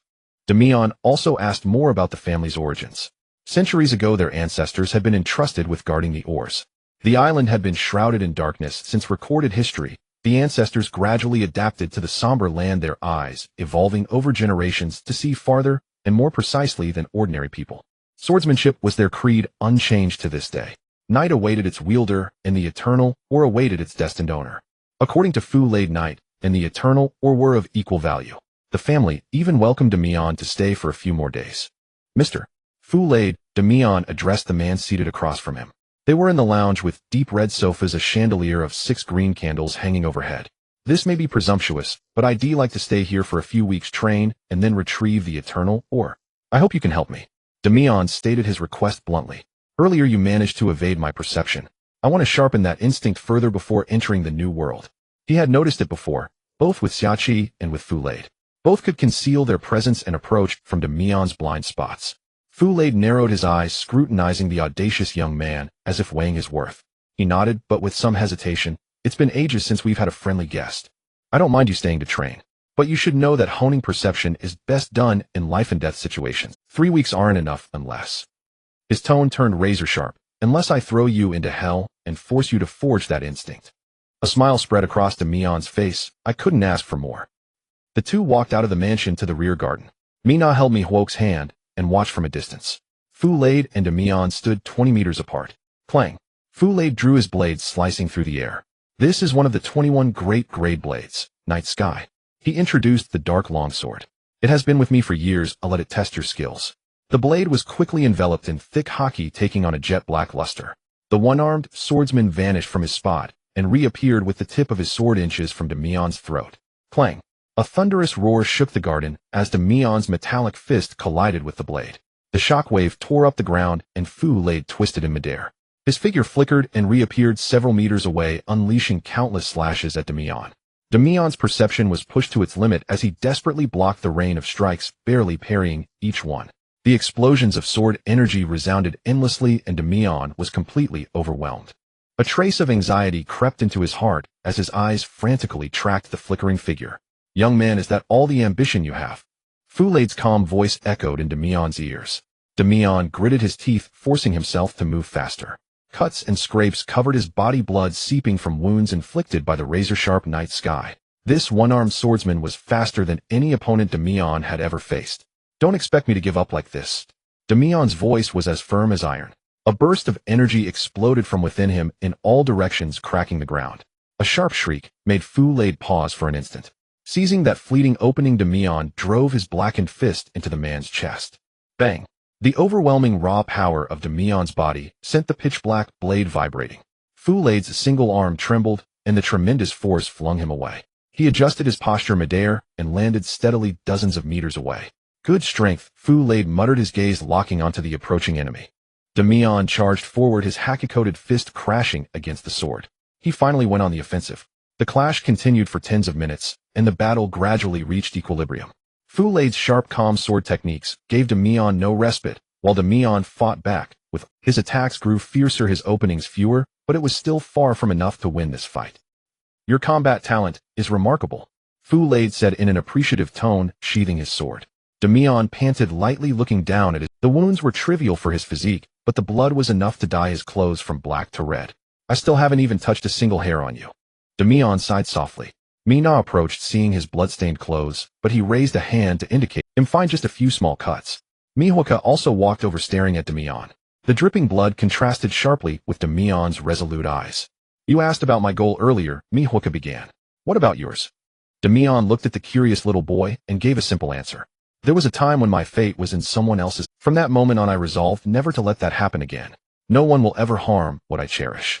Miwoke blinked, somewhat bewildered. But then Damian flicked his forehead with his index finger, making the boy shrink back uncomfortably. You're too young to think so much. Acting all mature makes me look like a fool. Let's go inside, I'll tell you about the outside world. The two walked toward the gloomy castle. The 3-week special training officially began. 3 weeks later. Clang. Boom. Short, violent explosions rang out in quick succession as slashes rained down upon Damian like a tempest. He stood on an open patch of ground beneath the black clouds of Night Sky, island eyes tightly shut, instinctively dodging and blocking the overwhelming onslaught. He was no longer merely predicting attacks by reading intent. The subtle flow of air, the trembling of the earth beneath his feet, changes in temperature. All information merged into his perception. Observation haki emanated from every pore of his body, pouring outward like a tide. Combat instinct had been etched into his very bones. The hellish training imposed by the one-armed swordsman had honed his haki sharper than ever before. Most crucially, he had learned to counter the attacks and killing intent of intelligent beings, an experience he could never have gained during his solitary training on Renaissance Island. It was an ability forged through countless bleedings amid a schedule woven from pain and suffering. Vlad appeared before Damian and shook his head. I take back what I said. Your combat talent has surpassed my understanding. Damian chuckled, removing his blindfold. If you had both arms, I'd certainly be in much more trouble. The man, who seemed too stern to ever smile, actually showed a faint trace of amusement. In a few years you will surely surpass me. He sheathed his blade, and the two walked back to the castle under the boundless cover of night. A small figure sprinted from the cliff edge, trotting behind them. Father, when can I begin training too? The child's voice, usually devoid of emotion, now brimmed with longing, even a hint of urgency. Vlad shook his head. Give it a few more years. Mihawk clicked his tongue and dashed into the dark forest. Vlad sighed, a helpless smile on his face. That boy has spoken more in these past few weeks than he has since the day he was born. Seeing him finally act like a child his age, I find it rather unsettling. The two reached the castle gate where Mina was waiting with a cool drink in hand. He ran off again, she asked, sighing knowingly. Damian grinned beside her. Kids are impatient. Mina shot the young man a glare. In my eyes, you're still a child too, fighting so many battles at such a young age. Why are all the kids nowadays in such a rush? She then turned to her husband. Dear, take Damian to see the ore. He'll go fetch the little hawk. Vlad and Damian soon arrived deep within the castle. A dilapidated room also lit by an eternal green candle. Cobwebs hung in the corners, yet the center was spotlessly clean. Row after row, column after column neatly stacked was a most peculiar metal, each piece blood-red shimmering with a mysterious luster. Vlad stepped forward and picked up a piece. It never rusts, nor does it weather with time. That's why it's called eternal ore. He then clenched his soul arm with force. The metal shattered like glass clattering to the ground. Damian blinked in confusion. Vlad smiled faintly, drew a short blade hidden beneath his coat, coated it with hockey, and slashed at a massive ore. Clang! The blade emitted a harsh groan as a reflective shard fell to the ground. But that shard was not from the ore, it was from the blade. Vlad showed the broken knife to Damian. The ore is fragile when small, but once it reaches sufficient size, it becomes nearly indestructible. He continued, it can perfectly store any force applied to it, then release it slowly and evenly. The larger the volume, the more absurd the amount of power it can absorb. Even if it withstands an impact as heavy as a mountain, it distributes the force uniformly across the entire or surface, effectively nullifying the pressure. Vlad concluded. Damian nodded slowly, genuinely impressed. Where does this metal come from?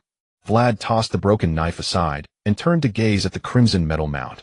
It was oxidized by the blood of an ancient creature over centuries, thus acquiring its unique properties. That's all we know. Damian picked up a small fragment of ore. Sybil, any thoughts? I thought you had forgotten about me, Damian. Let me take a look. Yes, the blood-soaking hypothesis seems valid. I detect high concentrations of hemoglobin and iron, most likely the blood of a devil fruit user, one whose ability can manipulate applied force. She continued, in other words, any power, even that produced by a devil fruit, when applied to the ore's surface, will be evenly dispersed throughout the entire mineral body, then released in all directions within a controllable time frame. The user of that fruit has likely awakened. Damian steadied his breath, absorbing the information. Another ordinary day, another extraordinary truth. The daily fare of an anime world. How much can I take? He asked. Vlad shrugged. Our mission is to guard it until its true owner arrives. If you can take it, it's all yours. Damian pulled out the small red pouch. Then I won't be polite. He aimed the magic bag at the metal mountain. A tremendous suction force surged from the pouch, slowly drawing the metal into the palm-sized bag. Vlad blinked, his rarely expressive face showing a comical hint of surprise. You certainly have quite a few interesting gadgets. Damian returned a smile. Of course, he didn't intend to hand over all the ore to Shaki for shipbuilding. He would keep a portion for himself. You can reach me through this. Vlad took the snail, saying calmly, it's been years since I last had a new face. Damian handed him a den mushy bearing his own likeness. Messy blackened red hair, a thin diagonal scar above the eye, and a sharp outfit. You can reach me through this. Vlad took the snail, saying calmly, it's been years since I last had a new face for company. When I need your help, I'll certainly contact you. The two nodded at each other and stepped outside. Mina stood in the lounge lit by green candles, a slightly disgruntled Mihawk by her side. She looked at Damian and smiled softly. Damian, it seems you got what you wanted. Yes, thank you for your hospitality. Damian expressed his intent to leave. Mina chuckled lightly. You've made the little hawk much livelier. As a mother, I'm truly grateful. Damian looked at the boy with hawk-like eyes and gave him a faint mischievous smirk. He turned and walked toward the castle exit, but halted. A small hand grabbed the tail of his coat from behind, tugging insistently. Damian turned back to find the one-year-old child clutching his hem. He crouched down to meet those sharp hawk eyes. The sea awaits someone like you. Train hard and protect your parents. The boy nodded vigorously several times. His eyes darted, and finally he asked, will you come back? Seeing the future world's strongest swordsman like this was certainly jarring, but in the end, he was just a child.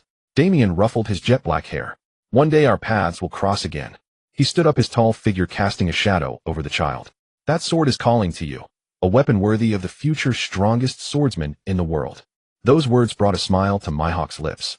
A resolute light flashed in his eyes, and the boy clenched his fist to declare, one day I will wield that blade. Wait for me. Damian nearly tripped, but could only laugh in response. Raha, hold on to that spirit. Don't let it fade away. He then waved at the older couple and vanished into the forest shrouded by night. The anchor was hoisted from the island's shore, and Damian unfurled the sails, readying for departure. He drew out a slip of paper, a life card, which was slowly drifting toward a certain direction. Damian turned the prow toward that direction and set sail. Transmigrating Archipelago, the very last island before the New World. A colossal mangrove forest rose from the heart of the ocean. Composed entirely of wood, it exerted no magnetic pull on the log poles.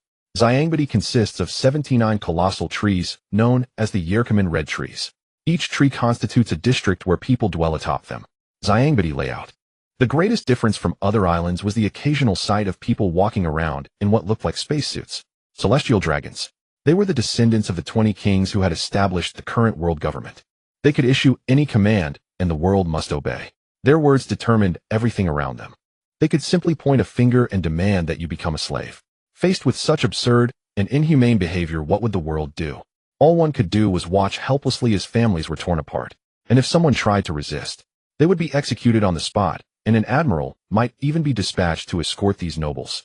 So what were the celestial dragons? They were the gods of this world. Slap. Damian closed the thick record book, which contained detailed descriptions of all the famous islands in the Grand Line. Gods. With such power and authority, anyone could be a god. Yet a flicker of determination shone in his deep red eyes. I wonder, do these gods bleed? 6 days later, Transmigrating Archipelago, Area 41. The area was densely populated with a pleasant atmosphere. The sounds of children playing rose and fell, occasionally punctuated by bubbles rising upward and popping with a soft crack. Warm sunlight spilled over the grass, adding to the cheerfulness. Annoying fleas, a young man muttered as he squeezed through the crowd. Slightly over 3 meters tall, with a mess of black hair and a few strands of red hanging down the left side, Damian had encountered no shortage of trouble on his way to Transmigrating. On the first day, treacherous weather. On the third day, a band of pirates tried to claim his head for bounty. Damian's ship sank then, so he had to seize the pirates' vessel. On the fourth day, another random storm. On the fifth day, he encountered a marine attack. They were investigating the pirates he had killed. His ship was crippled once more by cannon fire and the storm. It seemed the fantastical marine marksmanship from the anime did not apply in this era, or perhaps the Marines of the Rocks era were simply more skilled. In any case, on the sixth day, he finally hitched a ride on that marine ship to Transmigrating, then abandoned it in Area 41. Damian glanced at the time on the nearby clock tower. It's only noon. Still half a day before the meeting time, he calculated. His gaze was then drawn to a rather conspicuous poster plastered on the wall. Public Employment Agency, monthly notice. It looked like a commercial flyer, but the name hinted at something far more repulsive. It seems the human auction was already in existence before Don Quixote da Flamingo's stronghold was established, Damian mused as he read. The poster used flowery legal language, but to put it bluntly, it was an advertisement for tonight's slave auction. At that very moment, Damian's senses screamed a warning. Swoosh. A sharp whistling sound. A dagger-like object shot straight at Damian's exposed neck. Damian did not move a muscle. The blade struck his skin. Clang. The sound of metal clashing rang out. The dagger failed to pierce Damian's hardened flesh. Damian looked around, but saw nothing, only felt a chill of air pass by. Soon his instincts triggered again. The attacker reappeared, this time wreathed in a layer of purple energy. Damian raised a finger and fired a compressed air bullet. Finger pistol. The compressed air shot into the attacker's body at supersonic speed, but passed straight through, striking the wall behind and leaving a deep crater. A Logia. Damian narrowed his eyes. A very rare ability.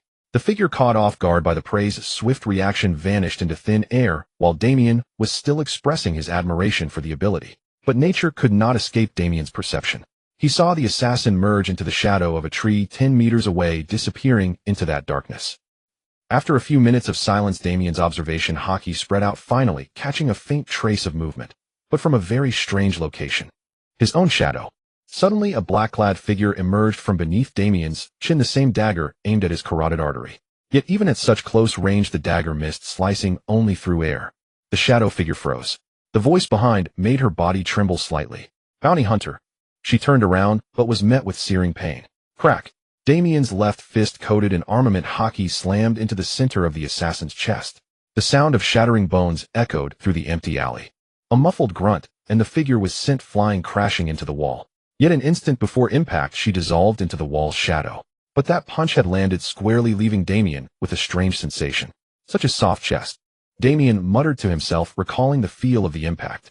That punch should have broken the sternum, at least punctured one lung. But as expected, the wanted poster wasn't just for show. There really are people hunting for quick money. He smiled.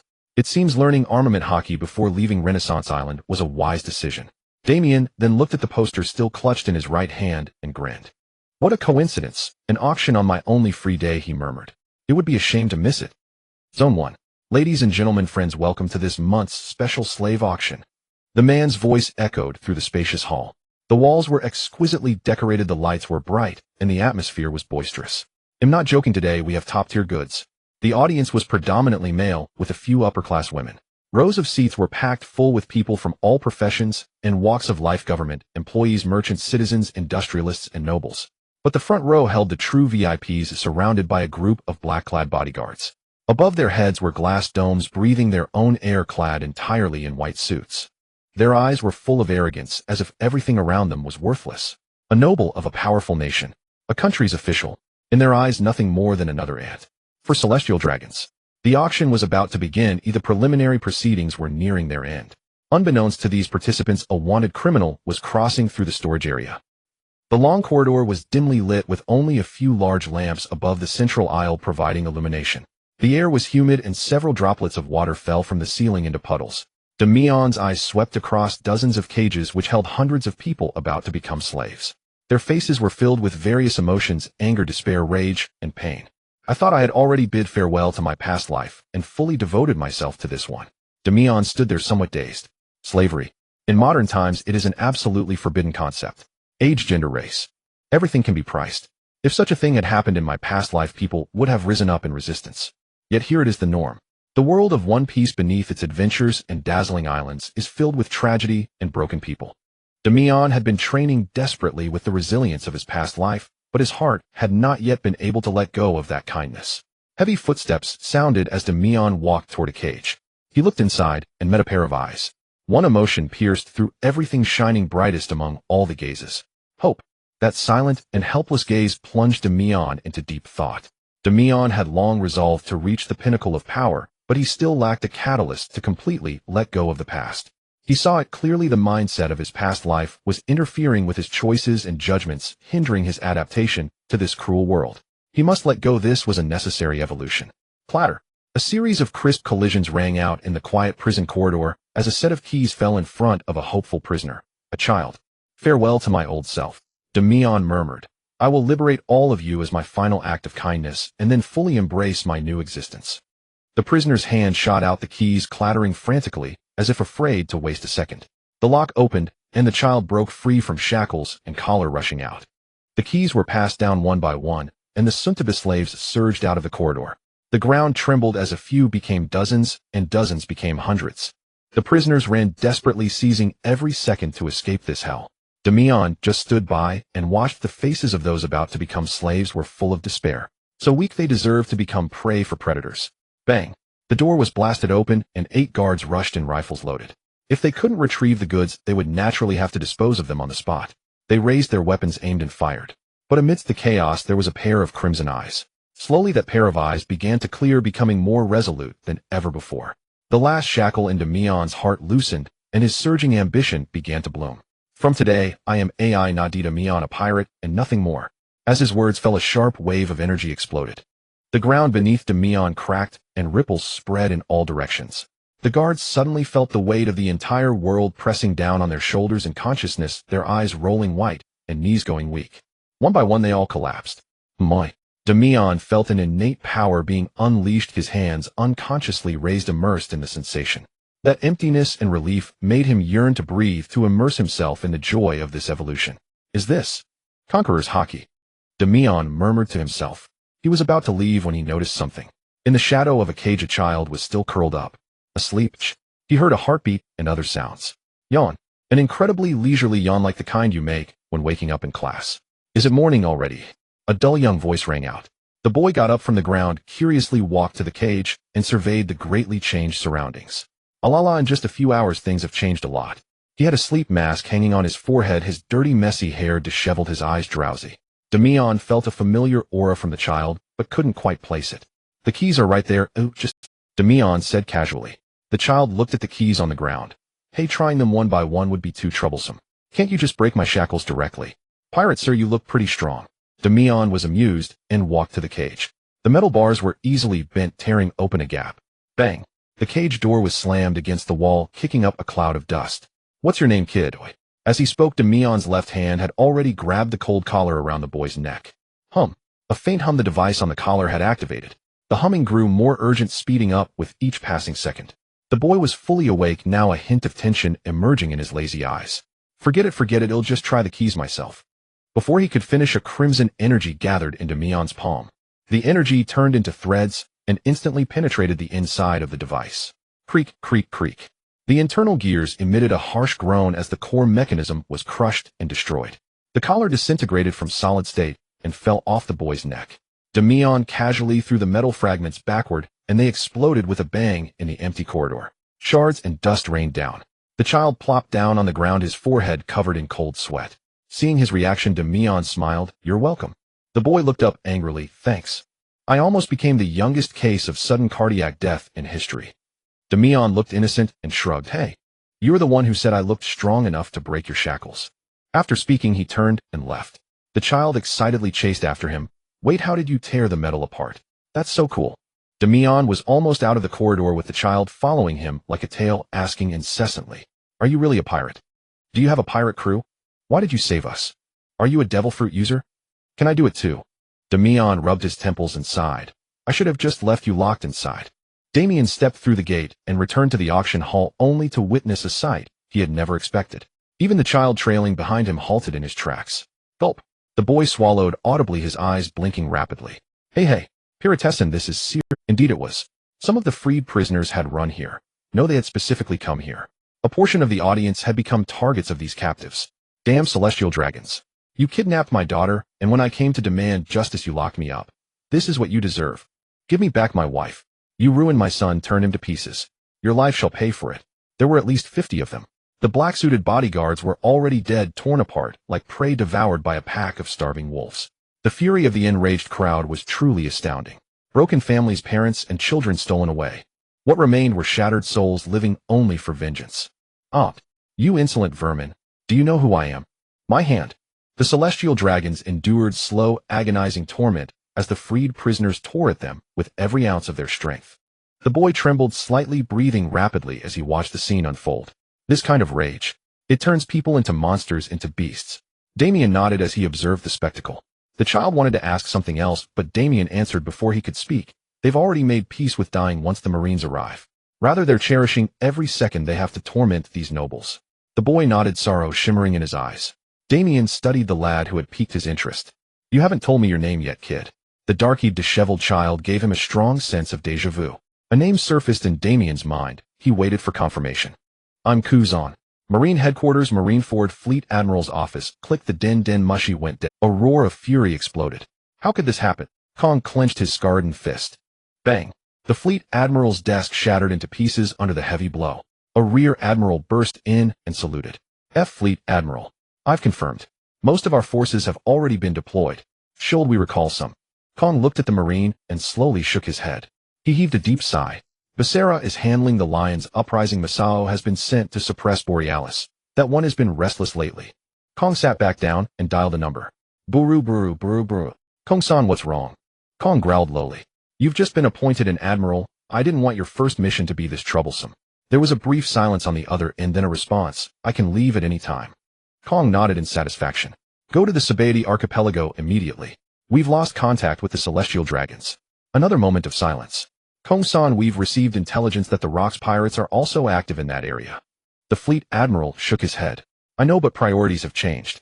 Your mission is to protect the celestial dragons. He leaned toward the den mushi. Sengoku.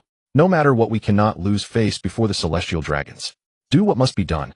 They'll send that unruly kid over there too. A quick reply came, then the call ended. Sabaody Archipelago Area 1. The entire vicinity, even the neighboring blocks, was deserted.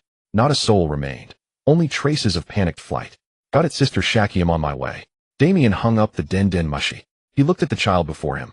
The two stood at the edge of the district adjacent to the open sea. You seem to have accepted those celestial dragons being torn apart rather quickly. Damian observed, scrutinized. Kuzan looked at Damian and spoke slowly. Before I was chained up, I did some things and saw some ugly things. He gazed out at the sea.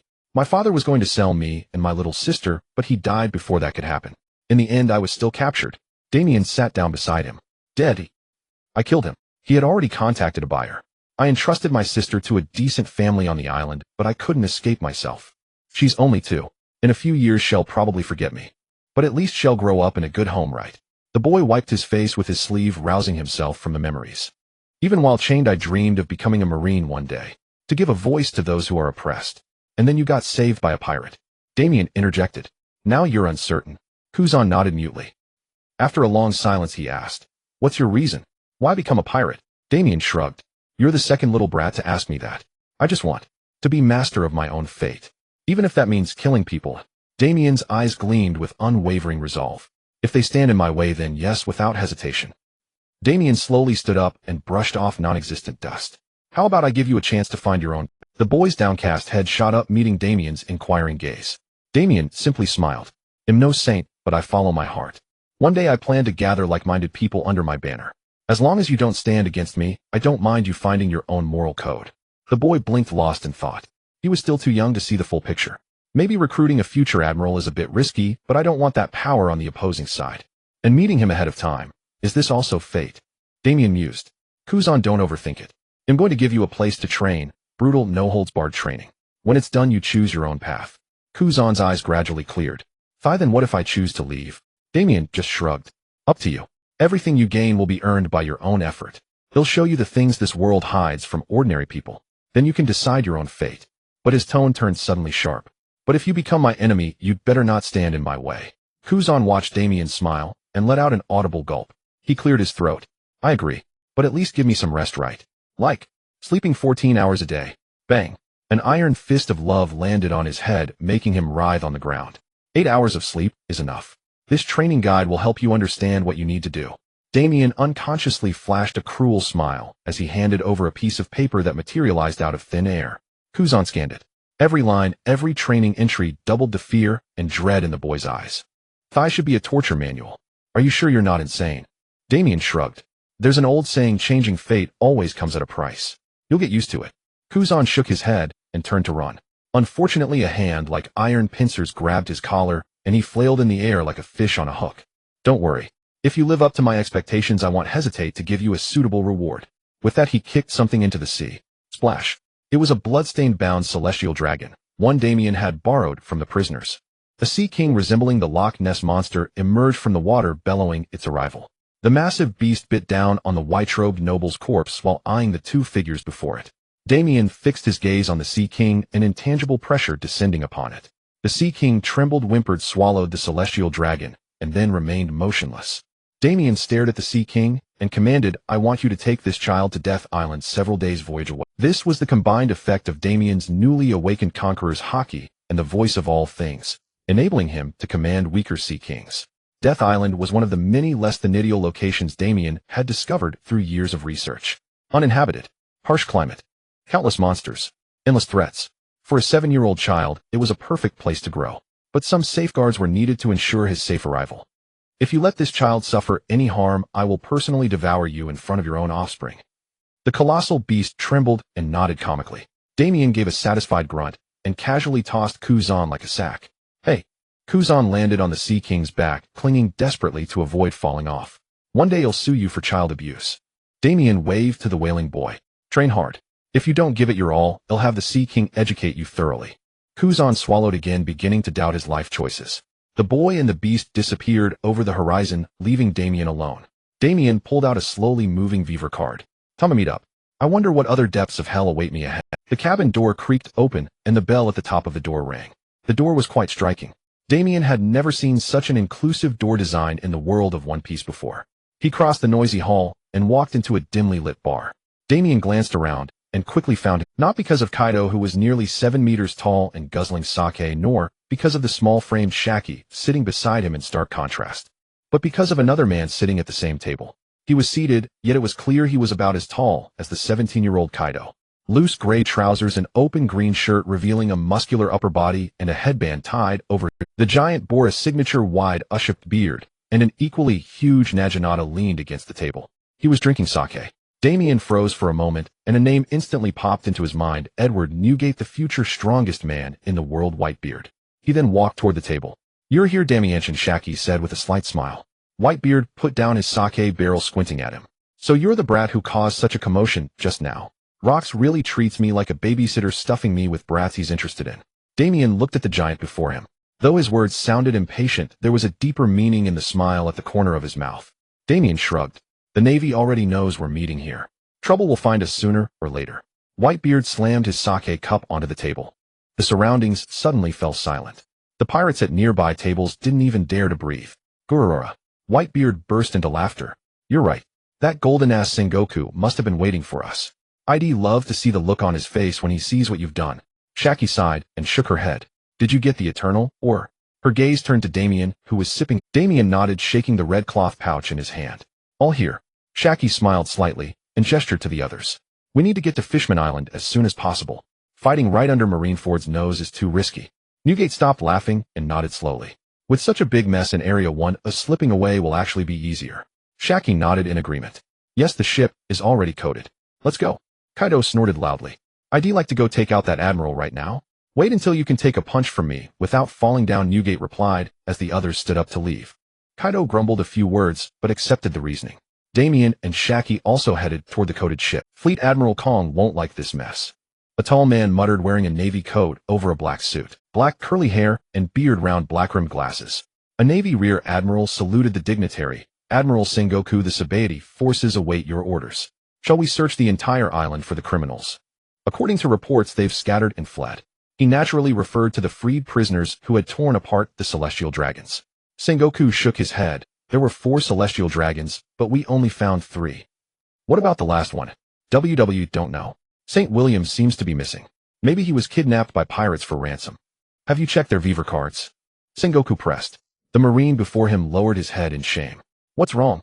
A sense of unease rose in Sengoku's heart. Admiral Sengoku, the celestial dragons don't have Viver cards. Sengoku froze, then his face tightened. What? How could this happen?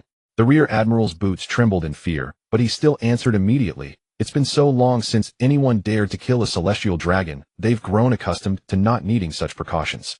Sengoku sighed helplessly. Then let's pray he was actually kidnapped rather than something worse. Lock down the entire island. No one leaves without my permission. Yes, sir. As Sengoku was about to leave to make his report, another Marine ran over. Admiral Sengoku, he panted. We've spotted the Rocks pirates' ship. They've already coded it and are preparing to set sail. Sengoku immediately turned to the out-of-breath Marine. According to unconfirmed reports, the escaped prisoners were freed by the incarnation of Sin, and he's on that ship too. The Marine reported. Known as the strategist, Sengoku naturally formed his own judgment on this information. If he's the mastermind, then he might have kidnapped the celestial dragon. Rocks has always liked to target nobles. It's possible the celestial dragon is on their ship. The Rear Admiral also offered his opinion. Should we surround them? What a hassle. Sengoku rubbed his forehead, struggling to decide. Keep an eye on them. Notify the Navy forces at Fishman Island to maintain surveillance when they arrive. 3 celestial dragons are already dead. We must secure the 4th. The Rear Admiral saluted and went to inform his subordinates. Oh, and where the hell has that brute Garp gone? As soon as Sengoku spoke, a bad feeling rose. Vice Admiral Garp, he already charged over. What? Sengoku's face turned green. A coated ship was moving toward an open area. The coating was made using special resin from the Urukuman mangrove, encasing the hull to allow the ship to submerge and withstand the terrifying pressure of the deep sea, thus crossing beneath the red line to reach Fishman Island. Kaido was fiddling with the helm when Shaki scolded him for making her do all the work. Damian sat in the crow's nest when suddenly his observation Haki screamed a warning. We have company. Newgate stood on the main deck, already gripping his weapon. Step back, brat. He'll handle. His heavy naginata slammed onto the deck, poised to strike. Prepare to dive. As he spoke, he leaped out, and the entire ship sank a few meters from Whitebeard's jump. Boom. Whitebeard's figure landed on the ground, kicking up dust. As soon as he steadied himself, he saw a shadow sprinting toward him. That madman Garp. The newcomer wore a white shirt and blue trousers, darting through the trees. A clean-shaven chin, short black hair. A signature smile on his face, he raised his right hand. A pitch-black fist coated in thick haki erupted with overwhelming power. Whitebeard swung his naginata, the blade also covered in haki. Wahaha! Looks like the party's over here. Garp burst into hearty laughter, swinging his fist toward the towering Whitebeard. Whitebeard just grunted in annoyance, holding nothing back as his naginata met the fist. Blade and fist collided. Boom! The ship shook violently from the shockwave. Damian, watching from nearly 100 meters away, had to steady himself. The ground at the point of impact crumbled and collapsed, cracks and rumbles spreading outward. The entire area trembled, even shaking the whole Sabaody archipelago.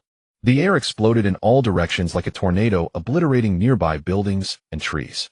The two continued their clash. The bright archipelago dimmed, turning gray. Urororo. What monstrous power. Damian could only watch. They haven't even reached their prime, yet a greeting causes this much destruction. Another explosive roar, and the two finally separated. Newgate and Garp stood nearly 20 meters apart, facing each other. Gurura. Garp, you mad dog. Garp still wore a smile as he cracked his knuckles. After enduring Whitebeard's terrifying power, his hands didn't even have a scratch. Newgate, I can fight you, but his fantasy was soon shattered. Garp, you bastard, am in command here. I order you to stand down. A roar from half a kilometer away pierced the entire area. A tall figure was rushing over. Garp picked his nose as if he didn't hear the shout. Hey Newgate, did you hear something? My ears are a bit off today. I know you heard me, Garp. Stand down. Sengoku's figure landed on the devastated ground. The priority is the celestial dragon, you know. Garp snorted contemptuously. TCH, I say we feed them to the Sea Kings. At least they'd be useful. Sengoku's face turned blue with anger, steam almost rising from his head. The two began arguing back and forth, leaving Whitebeard as an extra. He looked at the scene, turned, and went back to the ship. Looks like one celestial dragon got away. Let's leave before another admiral shows up. Shaki agreed. The diving procedure began, and the coding expanded. Hey Sengoku, are you really? Doesn't headquarters want those two brats on the ship? Sengoku had calmed down, his expression serious again. If the celestial dragon is in their hands, it's wiser to rescue him secretly than to sink their ship. They'll let CP0 handle it. Garp just shrugged. Whatever. Just give me my sunbae on time every month. With that he turned and left, probably heading to a nearby spa. Sengoku stayed, sighing again and again. I hope everything goes smoothly. It's been decades since anyone killed a celestial dragon. 3 died today. I just hope it doesn't become 4. He pulled out a den mushy and gave orders. All units. Search with full force for the last celestial dragon. Don't stop until you find him. Shaki-san, is our shipwright in the New World? Is that our next destination? The woman took a puff of her cigarette and nodded. He's the one the captain assigned to build that ship. Now that the wood and ore are gathered, we just need to deliver them to him. Damian nodded slowly. Whitebeard interjected. Let me see that, or that rock's values so much. Damian shook the red claw. A massive ore dropped onto the deck with a dull thud. Whitebeard picked up a piece of crimson ore and examined it closely. Never seen anything like it. Hope it's worth all the trouble. Shaki nodded nearby, exhaling a puff of smoke. Anyway, the mission is complete. She changed the subject. I wonder where that celestial dragon the Navy is so worried about is now. Damian was snacking. Oh, that. I fed him to the Sea Kings. After all, maintaining the ecological cycle is our responsibility too. Gura. Urororo. Ufufu. Rahaha. Mary Geos stands atop the red line, facing Reverse Mountain across the distance, serving as the official passage connecting the two sides of the Grand Line. The other route requires coating the ship for submersion, passing beneath the red line. The heart of the world government resides here, in this cloud city above 10,000 meters. The highest echelons of the government, along with the celestial dragons, all dwell here. Deep within the city lies Pangea Castle, rumored to be the abode of the 5 elders, the supreme authorities of the world government. Mary Geos is guarded by the Commander-in-Chief of the Armed Forces, the Cypherpole Agencies, CP0, and the enigmatic God's Knights. Bright sunlight streamed through the open windows, filling the room with astonishingly fresh air. Gilded walls, white furniture, majestic architecture. Power concentrated in the 5 figures seated at the center of the hall. The sword-bearing 5 elder, Izambaron V. Nashishu Langsheng, sat on the sofa, slapping a wanted poster onto the table. On a D. Damian. A D causing such a commotion. Should we be surprised? He sneered. He said sarcastically. The blonde 5 elder, Shepherd Sher Pite Shang, the youngest looking among them, also spoke. Not only that, this Damian has joined the Rock's crew accompanied by a brat named Kai Duo. This is no longer about lawless pirates. It's a continuous challenge to the authority of the world government, making us question time and again. The scar-faced 5 elder, J. Garcia Saturn Shang, said. The long-beard 5 elder, Marcus Mars Shang, also added, we should tightly seal the information to prevent the situation from spiraling out of control. It's safest to trap them in the chaotic new world, letting them destroy each other. And what about this incarnation of evil? His father was already a trouble. It seems like father like son. The deaths of 3 celestial dragons must all be pinned on him. The last 5 elder, Topman Warkurishung, clenched his fist. Better to nip the roots before they truly sprout and bloom. His tone was weary. But the sea's overlords and other troublesome figures are consuming our forces. Focusing on future threats while letting present enemies grow also comes at a heavy cost. Nashishu Langsheng drew his blade an inch from the sheath. The steel reflected his gaze. Have CP keep watch on them at Fishman Island and notify the Navy to close the net when they resurface in the New World. Moreover, we must curb the ambition of this Rox. He's becoming too dangerous. The ship felt a bit. Damian was assigned a small room just enough to lie down, but Kai Duo and Whitebeard were not so fortunate. It would take several hours to dive to Fishman Island. Just as Damian entered the room to nap, a familiar jolt of pain struck him. Thump! His shadow seemed to liquefy, and a figure leaped out from it. A scene eerily familiar. Damian's hand instantly locked onto the attacker's arm, swinging her through the air. Even if I can't sense you when you're hidden, you're too slow. Damian took the chance to appraise his would-be killer. She was wrapped in a black cloak, a dark hood obscuring her face. Go to sleep. Trouble. Xiaqi's voice came from the corridor. Damian looked at the half-open door. Someone tried. Xiaqi glanced at the knocked-out assassin and snorted. Looks like one of the terror of Saboti bounty hunters. She targets brash fools charging into the new world or cowards fleeing back. Rumor has it she ate a rather special logia fruit. Ether fruit. Damian rubbed his chin with interest, simultaneously recalling the fruit's information from his mind. Ether fruit, logia fruit, rating 6. 5 stars. The user can freely generate, control, and transform into ether, becoming an ether being. Extended note: ether is an element that pervades the universe's space, possessing void characteristics, enabling movement in lightless environments. Xiaqi blew out a puff of smoke and continued. She has dealings with Blackfish Barlow, one of the underworld emperors, but that Barlow is always up to no good. Having long navigated the shadowy world of rat-like dealings, Xiaqi naturally knew the underworld inside out. She clicked her tongue. So young, pity she's used as a pawn by those big shots.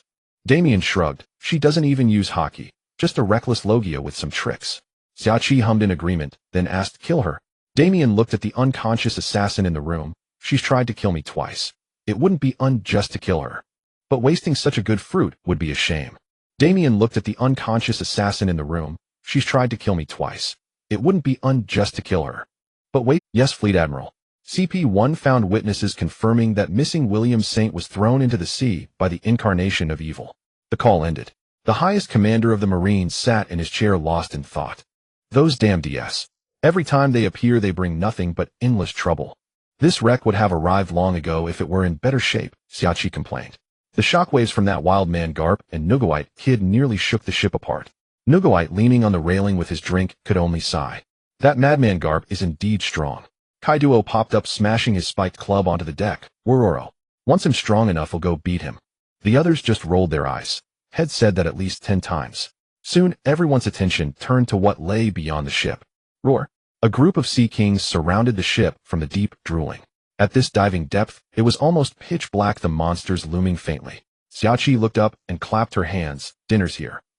An hour later, the darkness of the seabed was suddenly illuminated, as if the sun had risen beneath the ocean. So this is Fishman Island, a truly peculiar sight, Damian murmured. It was the home of fishmen and mermaids, the underwater gateway to the new world, the route taken by those unwilling to cross the calm belt. The island sat inside a giant double-layered bubble suspended above the seabed. Half of its interior was water and coral reefs, half was air. The Ryugu Palace perched in a smaller bubble atop the main island's bubble. The light here came from the eave tree extending from the red line for a full 10 kilometers. They were still some distance away, but in the endless darkness, that was the only light source exceptionally conspicuous. Damian walked back to his room to confirm something. Sure enough, he sensed the assassin's breathing change. She was awake. You're awake. I know you're awake. His voice echoed in the room, and the cloaked figure visibly trembled. Ugh! A groan emerged from beneath the black cloak. She still couldn't get up. Those are sea stone shackles. Lucky for us, our chef had a stash of goodies. Damian sat down on the small sofa, scrutinizing the would-be assassin before him. She gave up struggling, finally crawled out of the cloak, and revealed her true face. Damian raised an eyebrow, appraising the so-called terror of Xiangbidi. She wore a deep purple dress, the hem barely covering her thighs. Purple arm sleeves bared her shoulders, and a matching hood concealed most of her purple hair, with bangs hiding her forehead. She was about the same height as Xiaqi. You're much younger than I expected, cough. Much younger, Damian said. The girl looked a few years older than him. She didn't answer, just glared at Damian angrily. Don't look at me like that, he shrugged. I only broke your sternum, and maybe punctured a lung or two. Damian glanced at her nearly healed wounds. But Logia users recover from such injuries easily enough. Never mind.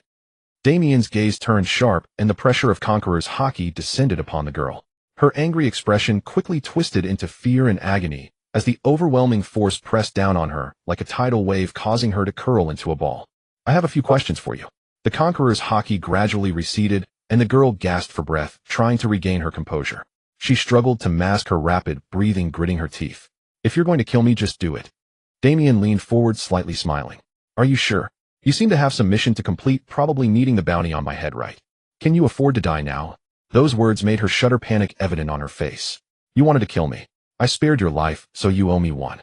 Her purple eyes were full of confusion. You're going to let me go. Damian nodded slowly. Your devil fruit is very useful. Killing you would be like handing that power to a future enemy. Better to keep you on my side. You have a deal with the Emperor of the Underworld? Yeah, she nodded honestly. Barrow said if I give him 3 billion berries, he'll help me with my revenge.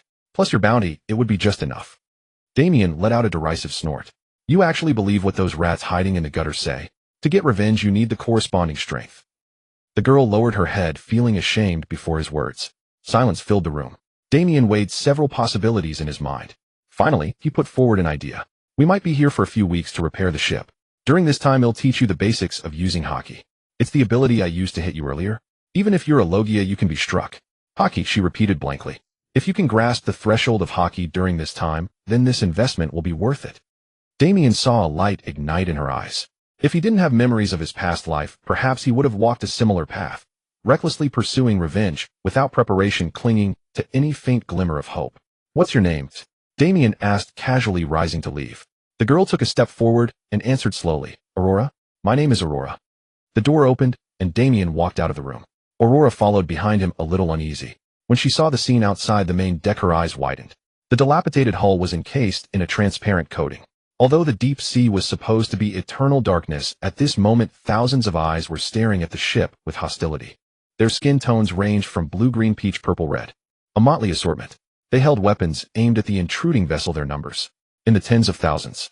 Kaido's massive spiked club slammed onto the deck, and he grinned. You're Aurora. Looks like you little fry want to fight. Bring it on. Xiaoqi raised her beloved pistol, showing no fear in the face of the numerical threat. Mind you, they were 10,000 meters below the sea surface. If the coating broke, things would go badly. At that moment, a large hand stopped Kaido, and Whitebeard stepped forward calmly. No need to fight. He saw a massive fishman charging through the fish swarm. Holding a golden trident, he stared warily at the intruders. He was about 12 meters tall, with a red nose, small eyes, and a thick mane of orange curly hair. A fluffy orange beard covered most of his face and his entire mouth. It's you, Newgate. The future emperor of the fishman race seemed friendly. Whitebeard nodded. Neptune, long time no see. Neptune gestured to the others. Stand down. He's a friend of mine. Xiaoqi whispered to Damian. That's Great Knight Neptune, the highest combat power of the Ryugu Palace. Newgate has some history with him. Damian nodded. After all, Neptune was the future king of Fishman Island. The ship began to pass through layers of bubbles, entering the island. The moment the coating detached, the hull let out a final groan and fell apart. Cracks and scars covered the ship. It seemed unable to sail any further. Damian breathed in the fresh sea air, admiring the beauty of the island. Can you help repair the ship, Neptune? Whitebeard asked as Damian and his group stepped onto land. The fishman seemed hesitant. That might be difficult, he said with a grave expression. Our king is gravely ill, and lately more and more humans are coming to capture our people. Allowing you in is already the limit. Damian, standing nearby, couldn't help but agree with that statement. Based on my understanding, the war between Fishman Island and human traffickers and pirates has been going on for decades. No wonder the atmosphere is so tense here. He felt the hostile gazes coming from all directions. Although the fishmen had lowered their weapons on Neptune's orders, they still lingered nearby, ready to fight, and their hostility was intense. Whitebeard looked at the broken ship.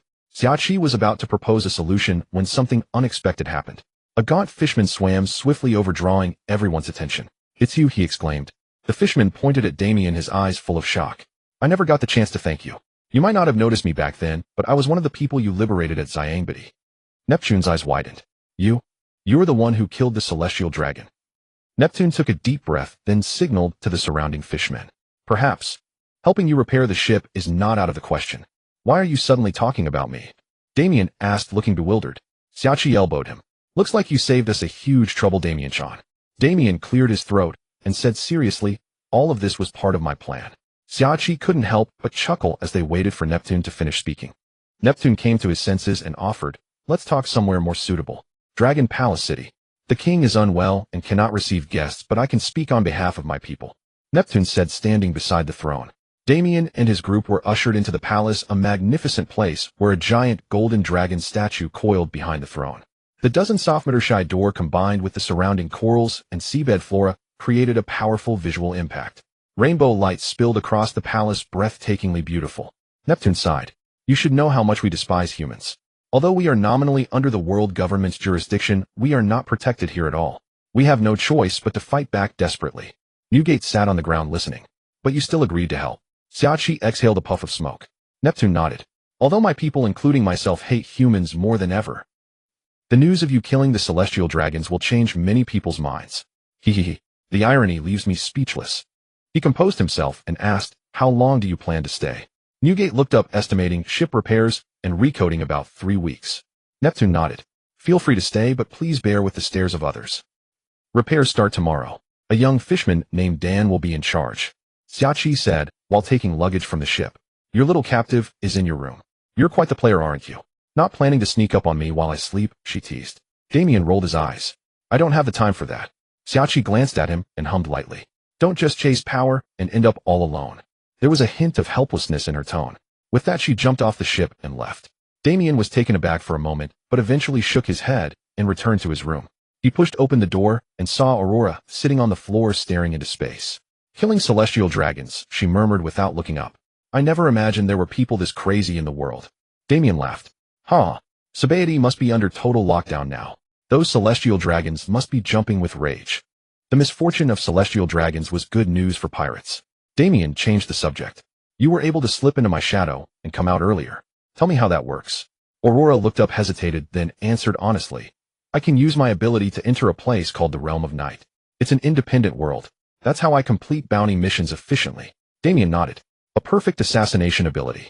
He thought to himself, an independent space somewhat like the Dordor fruit or the Mirror fruit's mirror world. Take me inside. The seastone shackles were unlocked and Aurora was stunned. You? Damian shrugged. Hurry up. The girl's emotions were complicated, but she nodded and reached out to grab Damian's arm. Purple energy enveloped him and a sudden weightlessness hit. The two were pulled into the shadow, leaving the room empty. Damian's senses were in chaos. Dizziness, a spinning world, as if he had been wrung out repeatedly. This sensation lasted only a second. He emerged from his own shadow. The room was the same, but everything seemed to be layered with a purple filter. The surroundings were covered in purple energy, giving off an indescribable eeriness. I can't sense the outside world, but I can move freely here, Damian muttered to himself. Aurora watched silently, still uneasy about letting him in. After a moment she spoke. That's right. I can move freely here, and then return to reality through shadows. Damian looked around the room. The shadow under the bed was like a portal. He turned to Aurora. I was right not to erase the deal, Damian said. They'll give you the power to take revenge.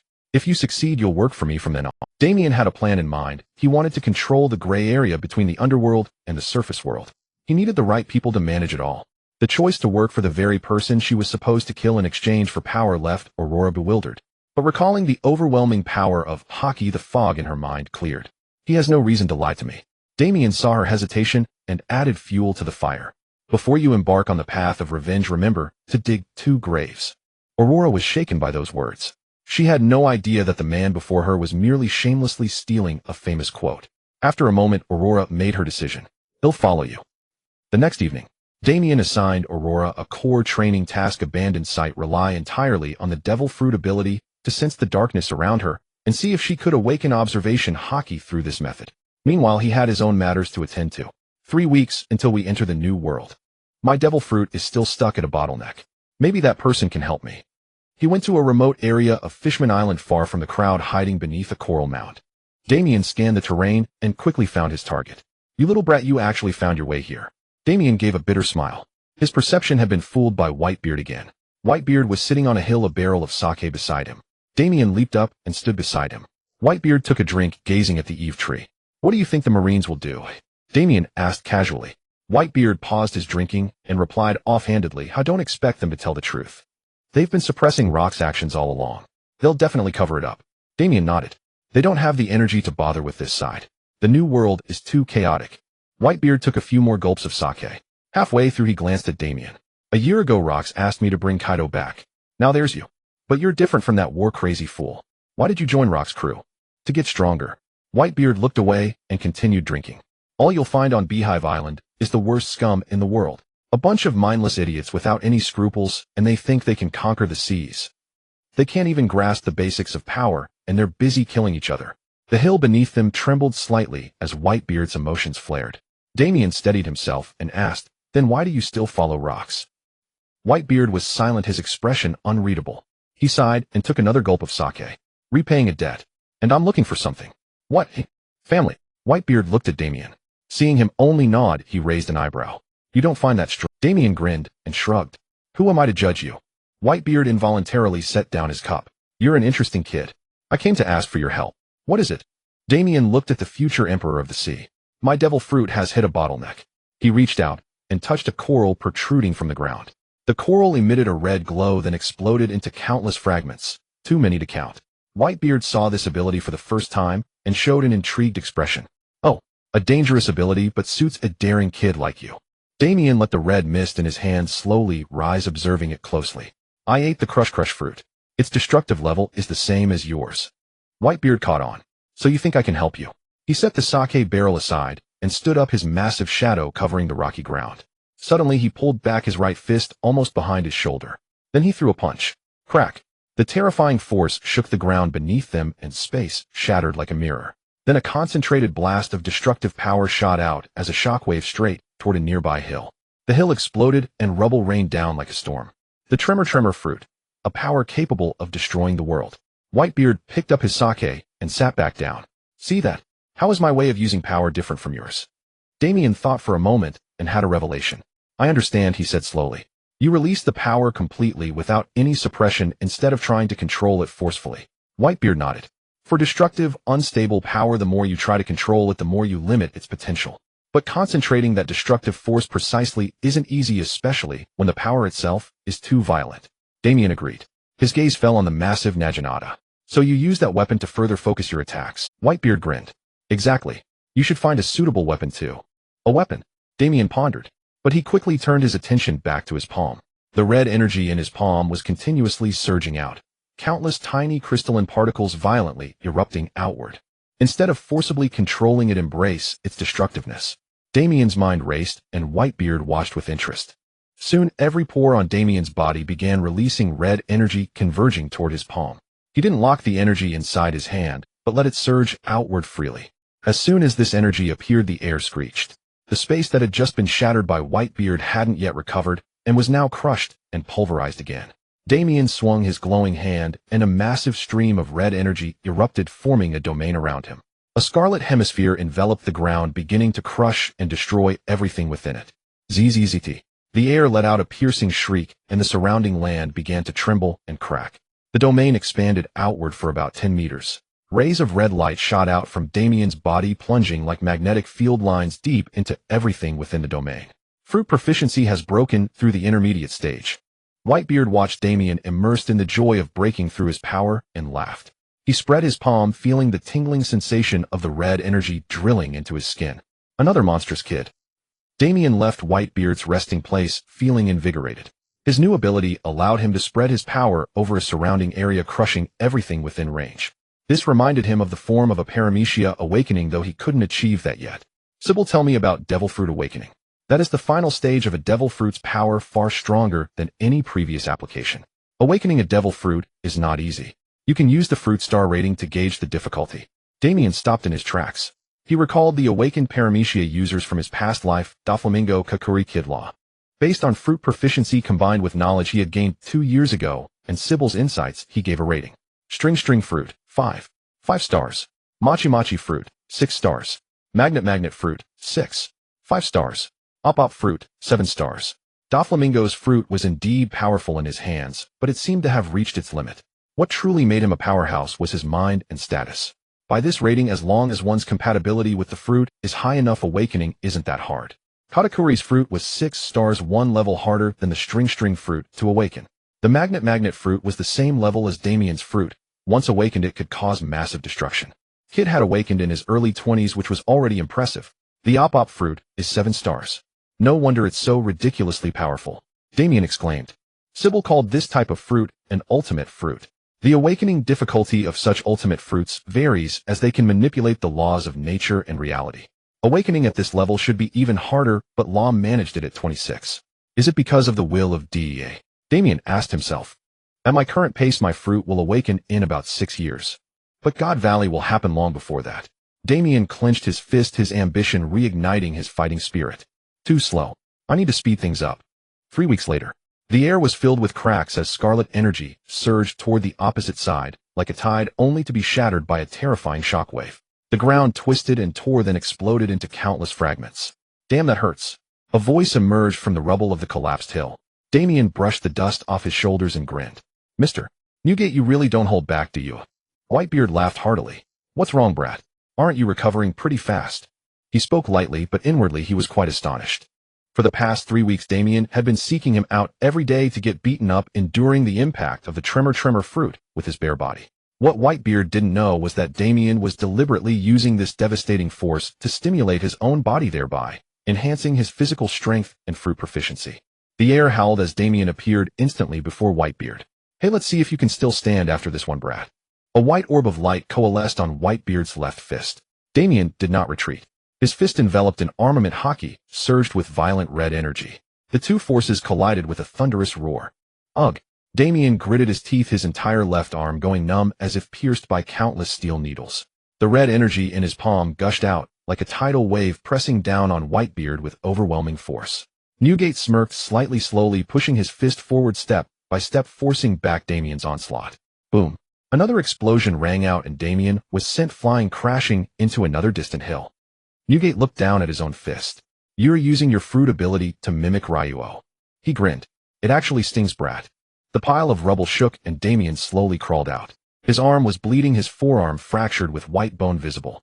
Damian snapped the bone back into place with a muffled grunt. You didn't even use haki. My ability is truly worthless. Gururora, don't sell yourself short. Whitebeard walked over. At least you made my fingernails tingle. Damian rolled his eyes. The two had grown much more at ease with each other. Damian was grateful to the future emperor for the special training, and Whitebeard had gained newfound respect for the newcomer's tenacity. Damian's routine was fixed: wake up, eat, instruct Aurora for a few hours, while practicing observation haki, eat, find Whitebeard, to train his fruit, and armament haki, eat, spar, with the welcoming fishman, eat, sleep, and repeat. This schedule would drive most people to mental collapse, but for Damian, it was just another ordinary day. Even so, I still can't compare to the real monsters of this world. It was precisely this thought that drove him to seize every opportunity to grow stronger, unconsciously casting aside all distractions. Damian cleaned himself up and headed to an area northeast of Fishman Island. Yesterday, a mermaid had come to deliver a message. Neptune wanted to meet him there. Sybil, pull up my status panel, he said as he walked. Here it is. Einer D. Damian. Age 16 years, 04 months. Height 3. 15 meters. Status fatigued, injured. Combat power mid-level, first mate.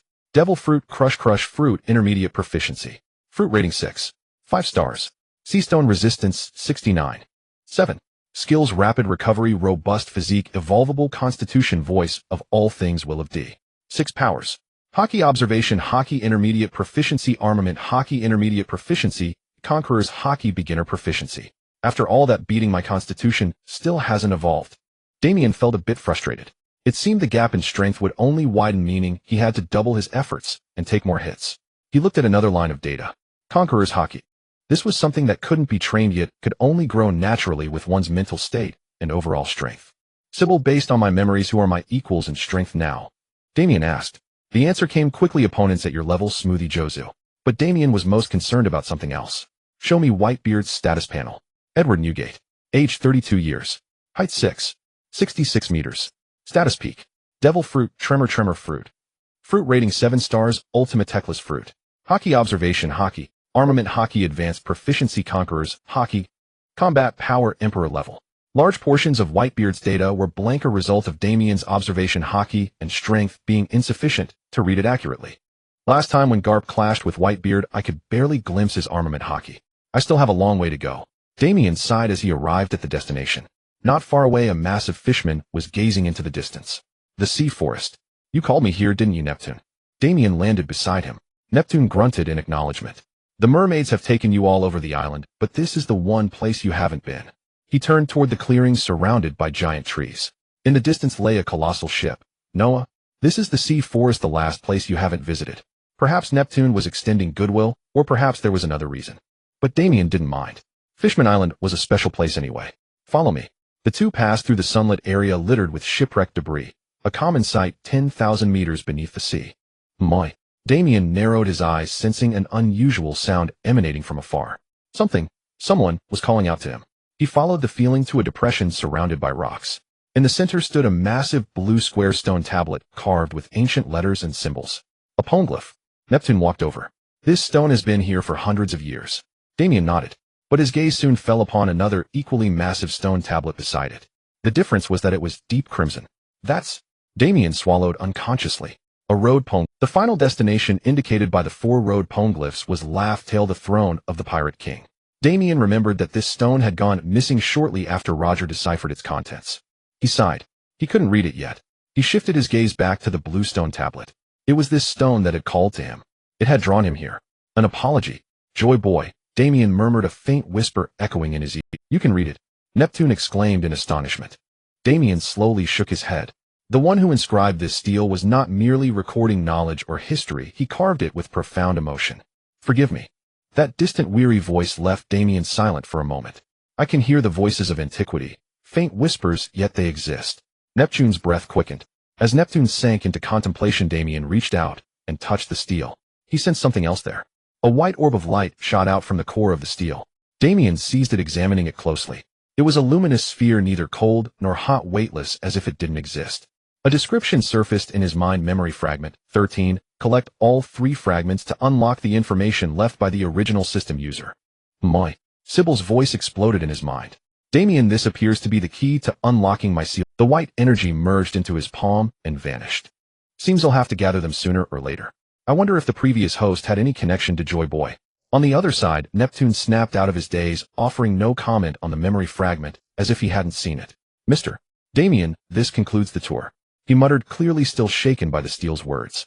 Neptune pulled a piece of paper from his pocket, looking absurdly small in his hands. This newspaper was published 15 days ago, but news takes time to reach here. Damian glanced at the paper. A group of pirates led by the embodiment of evil attacked the world nobles on Sabadi Archipelago. Aside from Einar D. Damian, all other pirates have been captured. Neptune nodded. The world government is doing everything to control the situation. Damian sighed softly. Not a word about the deaths of 4 celestial dragons. Even Newgate and the Rocks pirates have been erased. His gaze fell on the newspaper's name, World Economic News. Neptune stroked his bright orange beard. That is a news agency fully under the world government's control, one of their most powerful tools. No wonder the government later managed to wipe the Rocks pirates from history so easily, Damian thought. A cold smile crept onto his face. The government wants to alter history. I won't let them have their way. Better to seize the initiative myself. Damian pondered for a moment and input a command. Sybil, prepare to initiate Project Nexus, deadline 1486. Acknowledged. Nexus Project, locate the World Economic News headquarters. Incomplete, identify a new president. Incomplete, control the new president. Incomplete, sever the news agency from world government control. Incomplete, deadline 1486. Whoever controls the media controls the mind. Damian didn't care how the common people viewed him, but this tool would greatly aid his efforts to delay and control the world government's actions. In this era, the world government could act with near impunity, just as Morgan's later manipulated world opinion through his reports. Damian desired that power as well. Of course, he couldn't allow the God Valley incident to be erased like that. Moreover, a suitable president would be excellent for transmitting intelligence. A small slip of paper fell from the newspaper onto the seafloor. Damian glanced down and smiled. Needless to say, it was a wanted poster. Wanted poster, Einar D. Damian, embodiment of evil, bounty 300 berries, dead or alive. The bounty doubled. The celestial dragons, probably furious, are trying to buy my head. So, you're leaving? A soft voice echoed from the cave. It was a large cavity inside a coral mound on the outskirts of Fishman Island, the place where Damian and Aurora trained. Damian replied. Your devil fruit has high synergy with observation hockey. You've improved quickly. As he spoke, he glanced at the panel in his mind. Aurora Violet, age 17, height 2.23 meters, status healthy, devil fruit, ether fruit, intermediate, proficiency fruit rating 6. 5 stars. Hockey observation hockey beginner, proficiency combat power Yonko crew ordinary pirate level. I never expected the assassin I picked up to be a princess, Damian teased. I feel like I'm the protagonist of a novel. This was the story Aurora had told him. A girl forced to flee her kingdom, her family slaughtered, betrayed by a minister. Aurora gazed at the man who had broadened her horizons in just 3 weeks. I won't forget our promise, she said firmly. This is my token. Damian looked at the purple-haired bounty hunter. He lowered his head to see a thin slip of paper in her open palm. That slip of paper trembled slightly at all times as if drawn by a magnet. Your Viver card. That's like handing over a tracker to someone. But his words did not sway Aurora's resolve. Damian pocketed the slip and nodded. Good luck. Don't die or I'll mess up my plans. Damian left the cave without looking back, waving a hand behind him. Aurora watched his receding figure, her expression complex. Had she sold her soul to the devil for a chance at revenge? She clenched her fists, shaking off the distractions. During her time with Damian, she had learned patience. She learned to wait for the right moment and to train her hockey. For the first time in her life, the path ahead was no longer pitch black. A glimmer of hope illuminated the way. Such hope could either forge a person or destroy them. Edge of Fishman Island. Bastard. Boom. A thunderous blast erupted from the coral zone as a black mace slammed into the ground. A violent shockwave radiated outward. A massive pirate was furiously attacking another relatively smaller pirate. Damian, you son of a... Why is your bounty higher than mine? Kaido raged, venting his fury on the just returned Damian. The latter, relying on his smaller frame and greater speed, dodged every attack. What's the matter, Kaido? Can't land a single hit. No wonder our bounties are 80 million apart. Damian grinned, using Shave to flash through the air, further enraging the monster. Thunderbogwat. Rampage smash. Purple lightning and crimson energy exploded across the ground, shockwaves spreading layer by layer. The earth fissured with countless cracks, dust, and smoke billowing. Bang! Bang! Two pitch-black bullets shot toward the battling duo, air screaming along their trajectories. Both Damian and Kaido's observation haki warned them, and they instinctively leaped back. Enough! The ship was just repaired, and you two want to tear it apart again. It was Shaki. Wahaha! Basara, it's your turn. Garp, still his usual carefree self, stood on his dog-headed warship, shouting toward the adjacent naval vessel. The man addressed was far from relaxed. He stood about 3 meters tall, with short black hair, donning a brown marine uniform, and a white coat draped over his shoulders. His presence was overwhelming. He appeared nearly 40, with a fierce countenance as his gaze swept across the besieged pirate ship. Thump! Thump! Thump! Heavy footsteps echoed on the warship's deck. The surrounding marines made way as this admiral slowly raised his hands as if in prayer. Abyss of despair. Boom. The entire sea began to tremble, from a slight quiver to violent, shaking, growing fiercer. Pirates half a kilometer away could feel the surging waters. A colossal water spout shot into the sky, obscuring the naval warships and revealing something far more terrifying. A brownish earth wall rose from the seabed, forming a uniform circle 10 meters thick and climbing ever upward. The tremors lasted several seconds, far more violent than the blizzard raging outside. Finally, the wall reached 830 meters high, enclosing the entire battlefield in a massive ring. The distance from the center to the wall was nearly 5 kilometers. The shadow it cast would have made most people's legs buckle, yet the Marines' morale soared. Shachi sighed. The mountain fruit, a paramecia that can create mountains anywhere. Damian stared at the colossal wall, taking a deep breath. He can even pull soil from the seabed. Shachi nodded. Basara's control over mountains runs deeper than this sea. He does as he pleases. Damian fixed his gaze on the barrier. None of the admirals besides Sengoku are mentioned in later ages, but an admiral from the Rocks era. How could he be weak? On the other side, Whitebeard wasn't focused on the wall. Basara's playing with his rocks again, but this damn weather is getting on my nerves. He muttered. His eyes locked onto the hellish climate above. Snow, hail, torrential rain, lightning, and gale-force winds battering in succession. Newgate shifted his stance, condensing a white quake sphere in his palm. He swung his fist toward the air above. Boom. The air around his fist shattered like glass cracks, spreading and branching until nearly 100 meters of sky were riddled with fissures. A thunderous crash. The air exploded into countless transparent shards, and a white shockwave roared toward the heavens. The Marines, who had been brimming with morale moments ago, were stunned into silence. The blizzard and lightning were shattered completely. Warm sunlight flooded the entire canyon, better than the weather outside. It was as awe-inspiring as the giant wall, yet Basara stood unmoved. Garp, however, stirred. Wahaha! Everyone ready, he bellowed to the other vice-admirals. Though of equal rank, some respected him genuinely, while others had grown numb to his lack of decorum. Whitebeard twirled his naginata, feeling the tense air around him. The ship's about to fall apart. Don't fight near the edge, he warned. The 20-foot-old Whitebeard leaped in one bound, his body arcing across the sea. Midair, Newgate wrapped the naginata in a pulsating quake sphere. Ah, he grunted, sweeping the naginata across the sky toward the marine line. A silver rift split the atmosphere, and the shockwave howled toward 5 warships. The air screamed as the attack struck true. Boom.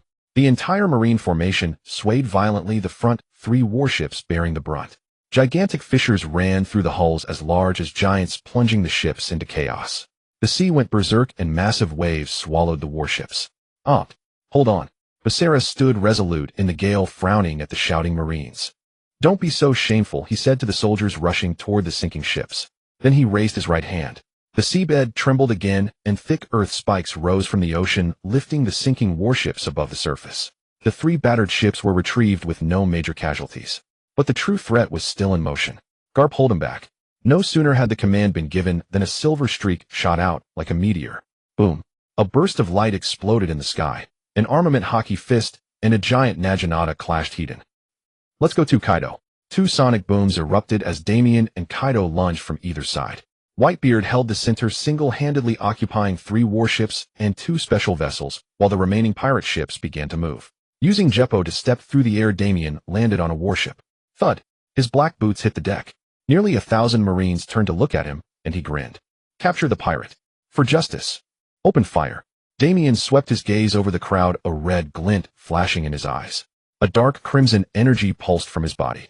Overwhelming weight and despair washed over the Marines. Their eyes glazed over, and they collapsed white-eyed one by one. 10, 100, 1,000. Not just on this ship, but the men on 3 nearby vessels fell as well. Fat Hat's Conqueror's hockey. Though Damian had cleared a huge area, thousands still stood. Whoosh. 2 shadows rushed toward him. "We must take him down before he reaches Beehive Island." Damian raised his hand, and dark crimson particles surged from his palm. Total annihilation. The red energy condensed into a ring, then exploded. A stream of energy nearly 10 meters in diameter pulverized everything in its path, carving a bloody trench across the deck. The 2 vice admirals charging toward him were completely engulfed, not even a scream left in their wake, only a mist of blood. Blood stained the deck, foretelling the fate of the others. Damian wasted no time. He pressed his palm against the hull. Shatter. Red energy spread, enveloping the entire vessel. Expanding at 10 meters per second, the situation grew increasingly perilous for the hundreds of Marines aboard. A nearby vice admiral sensed the danger. Abandoned ship. Boom. A few Marines near the railing leaped out, but the rest were not so fortunate. The deck beneath their feet crumbled into powder, and they plunged into the ship's hold. Just as Damian was about to jump to the next ship, a shadow appeared behind him. Tekai strike. The opponent's arm swelled abruptly, punching toward Damian's back. But the result was unexpected. Clang. Damian's jet-black fist met the blow. The impact of the 2 fists detonated a shockwave. The Marine saw the smirk on Damian's lips and heard a voice. "Tekai is for immobilizing. Didn't you know?" Before the words faded, Damian's fingers wrapped in air currents pierced the man's shoulder. A rotational burst shattered the scapula instantly. "Arg!" The Marine screamed in agony. His right arm was utterly useless, blood gushing out. He ignored the pain because Damian had already vaulted onto another warship. He appeared on the other ship, using Jeppo clutching his right shoulder. "Vice Admiral Hurks." The Marine saluted. "Prepare for battle. That bastard is dismantling ships." Hurks warned, tying a cloth around his shoulder. A dark figure appeared before him, using Jeppo. "How does a pirate know the 6 powers?" Hurks exclaimed in shock. Damian had already used 3 of the 6 powers. Dozens of rifles, pistols, and cannons were all aimed at the intruder. Damian gave a slight smile and began to release his power. Hurks saw his grin and shuddered. "No. Wasteland domain." An overwhelming force erupted from Damian's body like a volcano, the crushing energy gathered at his heart, detonating. It expanded instantly, enveloping everything in a circular domain that covered most of the warship. Within the domain, the air churned. The crushing energy rained down like red droplets, annihilating everything they touched. People, weapons, and deck all disintegrated under compression and pulverization. Damian walked slowly through the carnage as the domain moved with him. Soldiers near the center had already turned into blood mist and shattered bones. The once clear sky was obscured by a layer of scarlet clouds. The energy gradually dissipated, leaving only Damian standing at the center of the ship. From the clamor of battle to utter silence, merely a few seconds had passed. The sails were long gone, leaving only the skeletal frame floating on the water. Damian sensed a shift in the air behind him. It was Hurks, covered in blood. A dull thud came from a few hundred meters away across the churning sea. "Arg!" Damian saw the light in Hurks' eyes fade away, a bullet hole in the middle of his forehead. He collapsed heavily into the pool of blood. Damian's gaze swept to the distance, where he saw a woman holding a pistol, blowing the smoke from the barrel. Sensing his gaze, Shachi winked at him. But then, as if recalling something, she silently mouthed to him, "Clear a path for the ship, head for the wall." With that, Shachi continued to rain bullets on the distant Marines. Bang, bang, bang. One hand holding a cigar, the other pulling the trigger. Damian didn't hesitate. He used Jeppo to soar into the air and raised his palm. Total annihilation. The raging red energy erupted again, devouring the rear half of the warship and its rudder.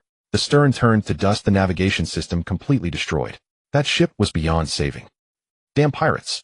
Basara stood at the bow watching the battle spiral out of control. Garp was busy tangling with Whitebeard on a wrecked ship, their clashes sending shockwaves one after another. 7 vice admirals had to leap between warships, blocking tsunamis, absorbing shockwaves, and protecting the soldiers. Apparently fighting a sea battle against the tremor fruit on the open ocean was not a wise idea. Whitebeard could see the advantage shifting in his favor, but his observation, hockey, suddenly sounded an alarm. Boom. The air split open. A colossal tentacle-like earth pillar shot from the seabed toward Whitebeard. The pillar began to morph, forming a giant hand 200 meters wide. The fingers closed, gripping Whitebeard in its palm. Jet black armament hockey covered the entire arm, locking Whitebeard firmly. More earth tentacles surged from the seabed, wrapping and crushing him layer by layer. In the blink of an eye, Whitebeard was encased in a massive earth sphere. Debris and fragments peeled off the sphere, and the surroundings fell into deathly silence. That earth sphere blocked the light, casting a shadow all the way to the edge of the wall. The admiral has made his move. Garp landed on a swaying warship, staring intently at the sphere imprisoning Whitebeard. The hairs on his arm stood on end. Instinct told him something was about to happen. The brief calm shattered. The earth sphere began to tremble, and larger fragments fell. Boom. One punch. The earth sphere exploded into countless rubble. Whitebeard's figure emerged entirely unscathed. Basara stood up from his own ship, and a similar earth arm rose beneath him, lifting him. His right arm and half his body were covered in thick rock, and he glared at Whitebeard. I won't let you hurt my men anymore. Whitebeard grinned. Then try it. He clapped both hands outward, and cracks once again filled the sky. Basara's mountain defenses had met their greatest nemesis. Using earth against the tremor fruit was never a good idea. Ahead, a 1,200-meter-high tsunami rose from the sea, charging toward the main marine fleet. Garp. Basara roared. Whoosh.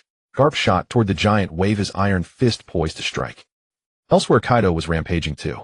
Muffled thunderclaps sounded as he smashed 2 warships, but a vice admiral intercepted him. His size became a disadvantage against the agile 6 powers user. Only after Shachi intervened to help was the vice admiral subdued. I can handle it myself. Kaido roared. No one paid him any attention, which only enraged him further. Boom. Clang. Bang. The king of beasts went on another rampage, venting his fury on the marines. The clash between Whitebeard and Basara, coupled with Garp being occupied by the tsunami, finally allowed Shachi's battered ship to reach the wall. Damian, can you break a piece off that wall? Damian looked at the 8,000-meter high earth wall. How big? Shachi exhaled a puff of smoke and said casually, the bigger the better. Damian nodded, using Jeppo to soar into the air and fly toward the wall. He pressed his palm against the surface. A faint crackling sound arose. The brownish wall began to glow red, with checkerboard patterns spreading in all directions. Soon a massive chunk of earth detached from the wall, about a quarter of the wall's height, 10 meters thick and 100 meters wide. Shachi watched the scene and smiled. Perfect. She raised her beloved pistol, aiming at that mountain of earth. Damian was puzzled. He noticed that the bullet in the chamber had changed color, from black to gray, wrapped in a subtle energy. Bang. Damian tracked the trajectory. The bullet precisely hit the center of the detached earth block. What happened next nearly made Damian's jaw drop. Where did that mountain go? Shachi blinked and answered with a smile. Sent it to Marineford, of course. She raised her beloved gun and shook it at Damian. This gun of mine has eaten the roulette fruit, capable of firing 6 types of bullets. She counted on her fingers. Armor-piercing rounds. Thick steel plates are like paper incendiaries. They ignite on contact. Explosive rounds. A single blast, and they explode. Medical rounds. Can treat non-fatal wounds as storage rounds. Can open a small space to store things. And teleportation rounds. Can send items to a place I've marked. Damian smiled wryly. Let me guess. The 6 types can be freely combined. Oh dear, you've seen through me. As the two were chatting, another roar came from the battlefield. Despair abyss. A massive cone-shaped earthen pillar shot out at high speed, heading straight for Whitebeard. Newgate met it with a punch. The pillar shattered, collapsing in all directions.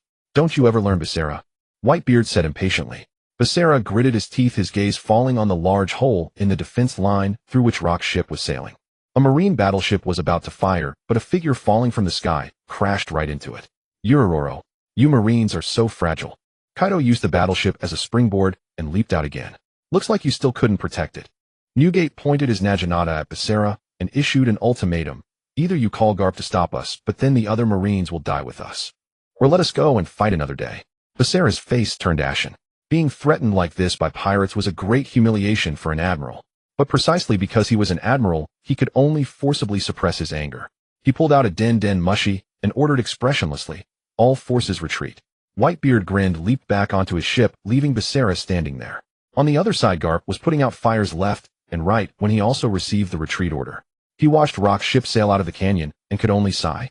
Fighting Whitebeard at sea is indeed tough. A vice admiral beside him was about to command the Marines, tend to the wounded, the rest rescue those in the water. No need. Becerra raised his hand with a gloomy face. Rumble.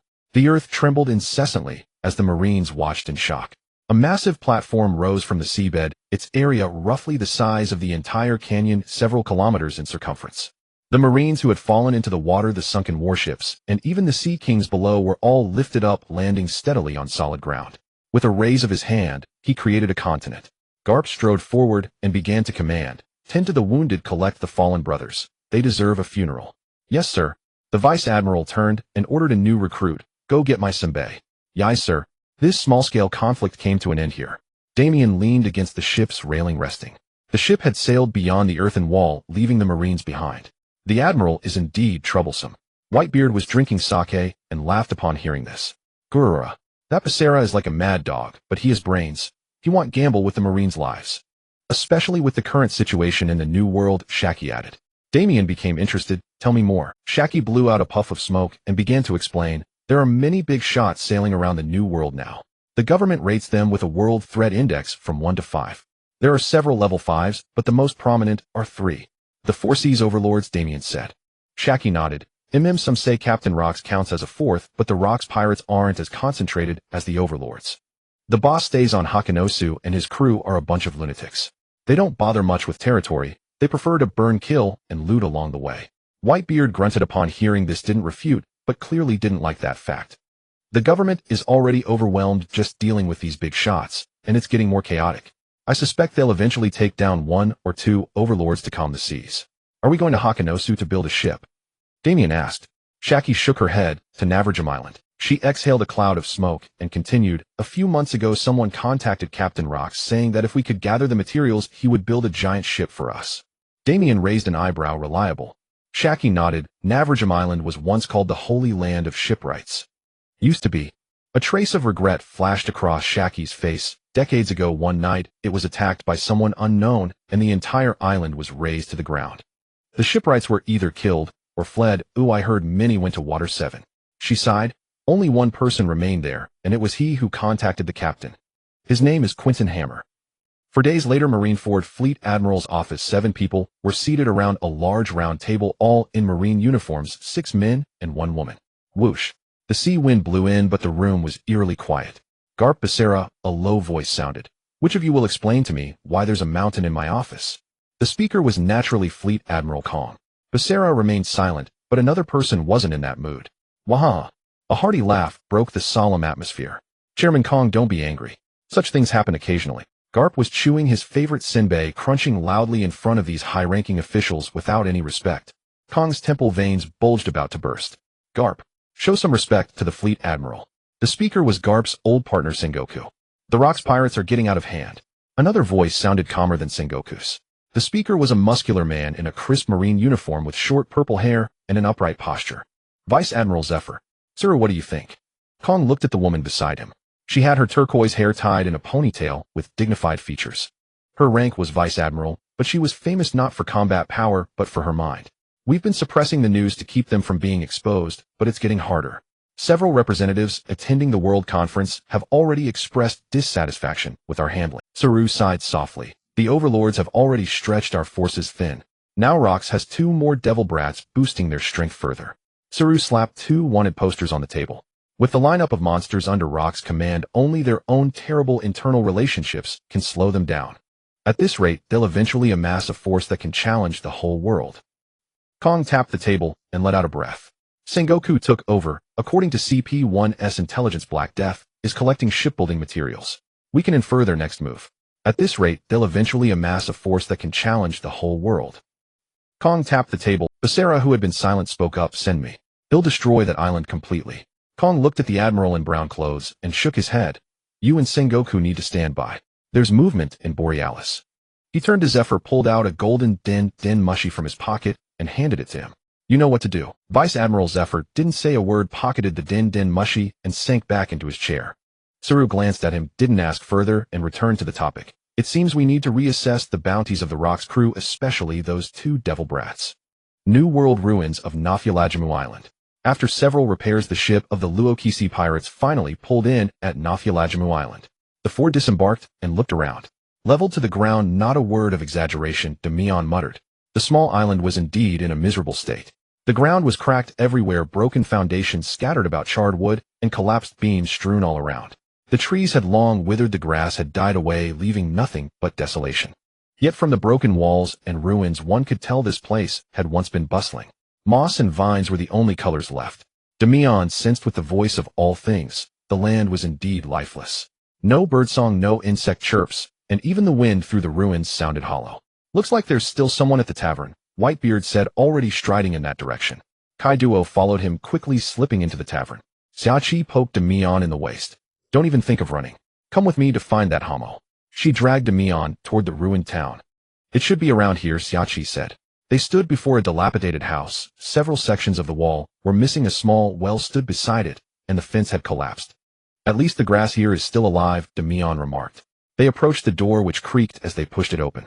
Damian had already locked onto the person inside. The man was sitting on a wooden barrel in the front yard, staring up at the sky. He was about 3 meters and 7 inches tall, a mass of solid muscle. Damian spoke. Are you contained, homo? The man glanced down at him, expressionless. Depends on who's asking. We're asking, Damian said. Who? Depends on who's asking, Damian tossed back. I'm asking. Who are you? Depends on who's asking, homo kicked the ball back. We're asking, Damian said, unflagging. Who are you? Depends on who's asking. Xiaoqi ended the endless cycle with a single word, Luokisi. The man squinted, took a deep drag on his cigar. You found the right man. Damian shrugged at Xiaoqi. He would have said it sooner or later.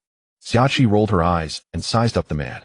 His skin was dark, his face bore a wild look, his beard and hair tangled together like a savage's, veins bulged on his forehead, radiating a mad energy. Twin plumes of smoke shot from his nostrils as he savored the cigar's flavor. This guy's not too bright. Did you bring the stuff? Xiaoqi looked into his wild eyes and slowly nodded. Bang, bang, bang. She raised her gun and fired 3 shots. 3 triangular portals appeared on the ground. Several thick logs emerged from the portals. Then came a rain of red ore, large, neatly stacked chunks. Homo walked over slowly, examining the materials. He crouched down, running his rough fingers along the grain of the wood, as if caressing a treasure. Treasure tree, atom lumber. Fine stuff. His gaze fell on the blood red ore. This is... The shipwright instinctively swallowed, reaching out to touch it, his hands covered in blisters and scars. His earlier exhaustion vanished. He seemed to come alive. So beautiful. Xiaoqi watched him, clutching the ore as if afraid it might sprout legs and run, and rolled her eyes. Ahem. She cleared her throat, drawing his attention back. Is this enough? I didn't come all this way for nothing. Homo glanced at her. Ham. He burst into laughter. You're right, it was indeed my pipe dream. But that was before this island was destroyed. Homo shook his head and explained. When I was young, I was dead set on building a ship that could conquer the seas. A flicker of nostalgia passed through his frenzied eyes. But in the end I failed. I couldn't overcome that hurdle. I got old, got tired, so I passed all my skills to the next generation. That son I pulled from the sea. We lived well enough, father and son. A wild gleam returned to Homo's eyes, nearly blazing. But they came, the celestial dragons. They wanted a ship worthy of gods. Bang. Homo slammed his fist into the ground, bloodying his knuckles. I refused and told them to find someone else, but they wouldn't listen. Those bubblehead bastards ordered the CP to drag my 7-year-old son away as a slave hauled him off by... Anger surged across Homo's face, his voice hoarse. Then came my punishment. They put a bounty on the entire... The next morning nothing was left. A lifetime's work destroyed overnight. The big man suddenly fell to his... I've hated them for decades. Now I'm old and my son is probably long dead. I have only one thought left. I want to see the world government burn to ashes. With that insane expression and those insane eyes, Homo was already halfway in the grave, but his words carried a fierce, ruthless edge. Listening to this, Damian felt a pang in his heart. He thought of his mother, of the village that was burned down by that kind of hatred. He understood it all too well. Xiaoqi kept smoking and asked, so you're betting Captain Luokisi can avenge you? Homo looked up and nodded. Yeah, even if I have to make a deal with the devil, I don't care. Whatever he wants, he'll do. He'll build him a giant warship that will sweep the seas and bring hell to those so-called nobles. Damian still had doubts. You couldn't build it back then. What makes you think you can now? Homo stood up. A light rekindled in his eyes, mad and blazing. A gray aura surged from his body. This broken-down shipwright clenched his fists, blood seeping from them again. He bared his teeth in a mad smile. Because this time I can risk my life for it. Damian and Xiachi both felt the overwhelming momentum erupting from this down-and-out shipwright. Nearby, several crows perched on dead trees were shaken off, knocked unconscious on the ground. Xiachi finally nodded. All right. A week later, pirates raided the Navy patrol fleet, thousands dead. Damian flipped through the newspaper and rolled his eyes at the headline. The Rock's pirate's name was nowhere to be found. The reports were all about the massacre carried out by those four wanted poster. Kaido 100 beasts, bounty 3 belly dead or alive. Wanted poster, Damian incarnation of evil, bounty 4 belly dead or alive. Wanted poster, Shaki Black Death, bounty 7 belly dead or alive. Wanted poster, Edward Newgate Whitebeard, bounty 1846 belly dead or alive. Wanted poster, Whitebeard's bounty is almost 2 billion, but given his peaceful nature that number might even be an underestimate, at least compared to other members of Rocks. Damian mused. But this news blackout is too obvious. They didn't even mention the Admiral's appearance. How annoying. Damian's gaze shifted slightly. Come to me. The voice echoed over the comms sea as Damian sat on the edge of the ruined island. Caw, chirp, 1/10,100,000. Flocks of birds and flying beasts surged from all directions, swirling around Damian like a colorful whirlwind. Some landed on his shoulders, others perched on his head, and the rest chattered incessantly. Scatter across the Grand Line and find the headquarters of the World Economy newspaper. Caw, chirp, squeak. The flock chorused in reply and dispersed in all directions. Some flew deep into the New World while more headed toward the Red Line. Next, a plan. Find the World Economy newspaper headquarters. Incomplete. Select a new president. Incomplete. Control the new president. Incomplete. Sever the newspaper's ties with the world government. Incomplete. Deadline, 1486. The first step is to find the newspaper's headquarters. As for selecting a new president, he could control that might take some time. I've read about a few islands that focus on the newspaper industry. You'll need to visit them and see if there's a suitable candidate. Damian looked up at the sun. Noon. The ship should be finished by now.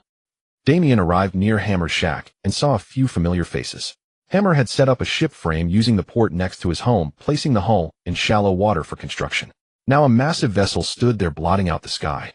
Dozens of meters high, it cast a shadow over the entire area. The hull was covered with a grayish-brown cloth. No one knew where such a huge piece of fabric came from. Probably shipwrights always kept large covers on hand. The most absurd part was that Hammer had built this entire ship alone. 7 days, one man, and he had crafted the finest work of his life. Looks like he hasn't slept since we gave him the materials. Damian said to his 3 companions. Shaki sighed. Because he really hasn't slept. What a lunatic. Hammer's eyes were bloodshot with bags under his bags. His face was drenched in sweat, but his drooping eyes burned with an intense light. Ham. She's ready. I built her, he roared. Then he ripped off the entire cloth, revealing the true form beneath. Whitebeard stepped forward, gazing at the colossal ship. Almost twice the size of a Navy battleship, isn't it? Shaki nodded in surprise as well. The ship was even more magnificent than she had imagined.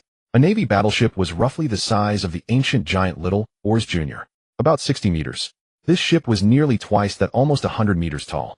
It had 2 main masts, each bearing 2 or 3 sails. The bow was a shaped frame crowned with a massive skull.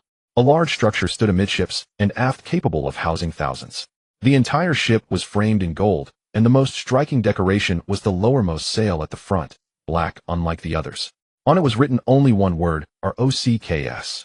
Where the O stood, there was a burning red skull. Kaido raised an eyebrow as well. This ship, built from top-tier materials, was indeed impressive. Hammer cleared his throat and began his introduction. The hull is made from the wood of the treasure tree atom, tough and resilient enough to bear the weight of a mountain. He continued, I lined the entire inner wall with thin sheets of eternal, or so any force applied, is evenly distributed across the ship. No weak points. This ship is enough to conquer this sea. Hammer's eyes glistened with tears. This is my best work. He fell to his knees, both exhausted and overjoyed. I did it, son. I did it. Does it have a name? Damian asked. Hammer looked up and slowly, so the group began suggesting names. Shaki Big Boat-chan. Kaido World Killer. Whitebeard. Hammer stiffened. He didn't want to interfere with the naming, but he felt his work deserved a proper name. Damian sighed at his companion's taste in naming. He stroked his chin, thinking, then said, since this ship was born to be a giant among vessels, why not call it the Titanic? The others slowly nodded. The Titanic, Hammer murmured, his gaze unfocused. Yes, that's it. The Titanic is born. Shaki looked at the satisfied Hammer, but had to break the joyous atmosphere. Hammer, you should know what will happen once this ship sets sail. The shipwright just chuckled lightly. Ham. I accepted my fate the moment I built this ship. No regrets. He stood up, his tone firm. I die without regret. Shaki nodded and went into the cabin to familiarize herself with the helm. Whitebeard and Kaido went to load supplies, leaving Hammer and Damian. Young brother Damian, I have a favor to ask. Damian looked up at the tall shipwright and saw the fading spark of hope in his eyes. My son Quentin Craft. If by some miracle you ever run into him, could you tell him that his old man made it? He built a ship that can carry the world. Damian met the shipwright's burning gaze.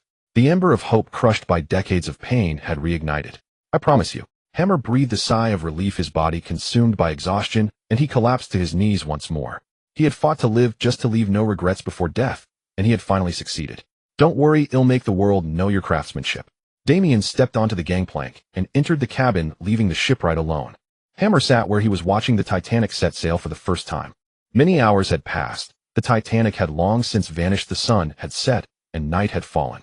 Haimo still sat by the island's edge, smoking a cigar, his face bearing an expression of contentment and serenity. Whoosh! A chilling wind blew across the weathered shipwright, sending a shiver down his spine. On the distant horizon, a line of warships appeared, 10 in total. They bore down like a wave of annihilation, snuffing out all hope of survival. The lanterns hanging from the warships illuminated the pitch black, a terrifying sight. Their unstoppable momentum proclaimed their arrival. A shadow fell behind Haimo. A purple-haired marine muscles taut, exuding an intimidating aura. Without even turning his head, Haimo said softly, "ZFA, long time no see." The vice admiral sighed, standing behind him. "Haimo, it seems you've made your choice." The shipwright looked at ZFA. "Did you come all this way just to lecture me?" ZFA closed his eyes. "I was the one who escorted the celestial dragons to this island back then. I shouldn't have let that happen." Haimo laughed. "Hamamum. ZFA, you're one of the few decent people in the Marine High Command. You helped many of us residents before the incident. You owe me nothing." ZFA shook his head slightly, his expression complex, and pulled out a transponder snail. Haimo saw it, but paid no heed. "ZFA, can you at least tell me, is he still alive?" The purple-haired vice admiral glanced at the shipwright's yearning eyes and slowly nodded. Haimo merely smiled, turned back to gaze at the line of warships, as if embracing death. "Was that ship worth it?" ZFA asked. The old shipwright flashed a mad grin. "That ship will be a spark, one that will eventually grow into a fire that burns down the world government." "Farewell, Haimo." ZFA leaped up and landed on the lead warship. He placed the golden transponder snail before him. Its golden light formed a stark contrast with the hell it would unleash. Darkness veiled Zefa's face completely as he issued a command in a mechanical voice: "Initiate the buster call." One day later. The news is out. Now Furajimu Island was destroyed by pirates and will be erased from all maps from now on. Xiachi brought in lunch and casually delivered the report. Several people were eating in the main hall of the Titanic. Whitebeard was not overly concerned for Haimo, had met his end with satisfaction, and pitying him would be disrespectful. Damian stared up at the ceiling. Buster call. A single command can decide the life or death of an island. He continued, burying himself in the mountain of food on the table. Xiachi sat down on one of the new chairs, also made from treasure tree atom. "We'll reach Honeycomb Island in 3 days, she said. Kai Duo, who was devouring meat like a vacuum cleaner, perked up at this. "I wonder if the captain will declare war directly." "Urororo. Can't wait." Whitebeard gnawed on meat and guzzled sake, rolling his eyes at the war-hungry monster. Damian stood on the foredeck of the Titanic. Whitebeard was there too, holding a cup of sake. Damian spoke. "Uncle Nyogaite, tell me more about the ship." Whitebeard took a swig of sake and began. "That golden lion Xiaji flying around all day like a fly, dropping islands whenever he felt like it.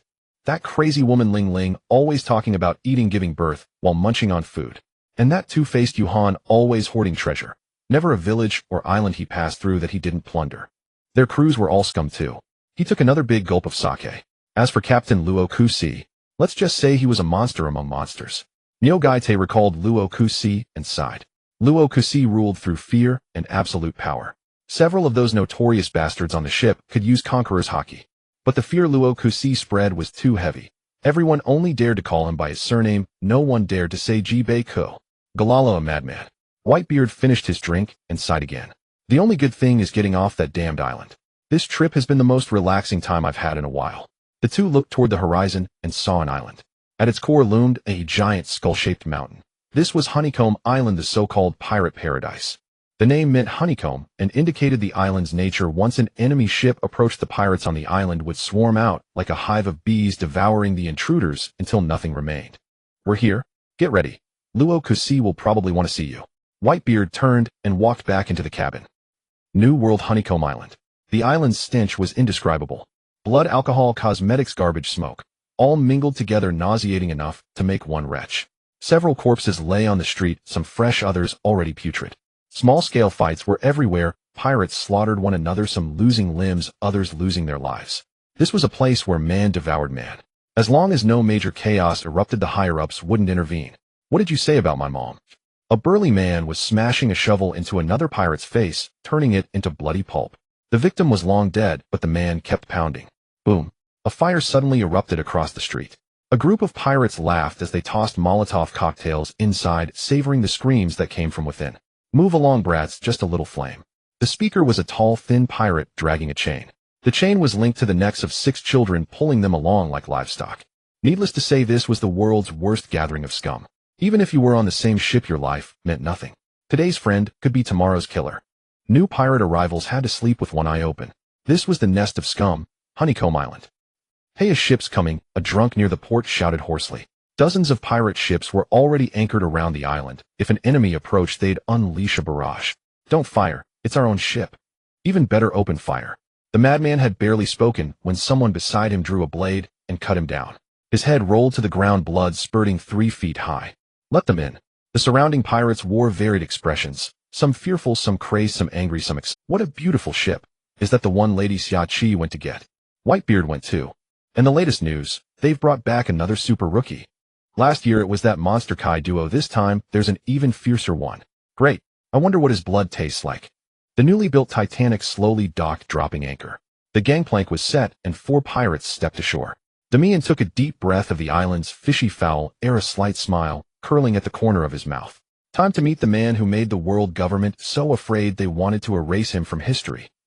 At the dock of Fengchao Island, the crowd grew larger and larger. Pirates harboring various thoughts stopped to watch, curiosity gleaming in their eyes. However, they subconsciously made way. Boots trod into the crimson soil soaked with blood. A thin mist shrouded most of the island. Countless gazes focused on the young Damian. Curious, provocative, fearful, threatening, and even covetous eyes. The journey passed swiftly. A Whitebeard with a leisurely demeanor led Damian toward Kaluyan. Kaiduo had long disappeared, probably slipping into some tavern. I've only been away for a few months, yet this place has been flooded with so many rats. Xiachi sensed the malicious stares from afar, her tone cold. They won't live long anyway, Whitebeard said. The 3 walked through that ocean of scum, finally arriving before Kaluyan, where Captain Lukisi stood. Good. Xiachi reached out and patted his shoulder. Whitebeard nodded at him and turned away. Damian looked up alone at that mountain-like giant structure.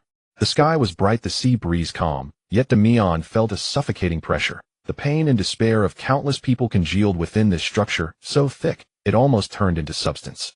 However, his attention was soon drawn to a group of pirates gathering. A newcomer arrives. The speaker was likely one of those battle-hardened veteran pirates. A man who had survived since the early days of the Luokisi pirates was no ordinary figure. A burly giant 4.5 meters tall walked up to the motionless Damian. I heard a monster-level newcomer has arrived, he said contemptuously. I don't think you're all that. Damian looked up at this hirsute pirate.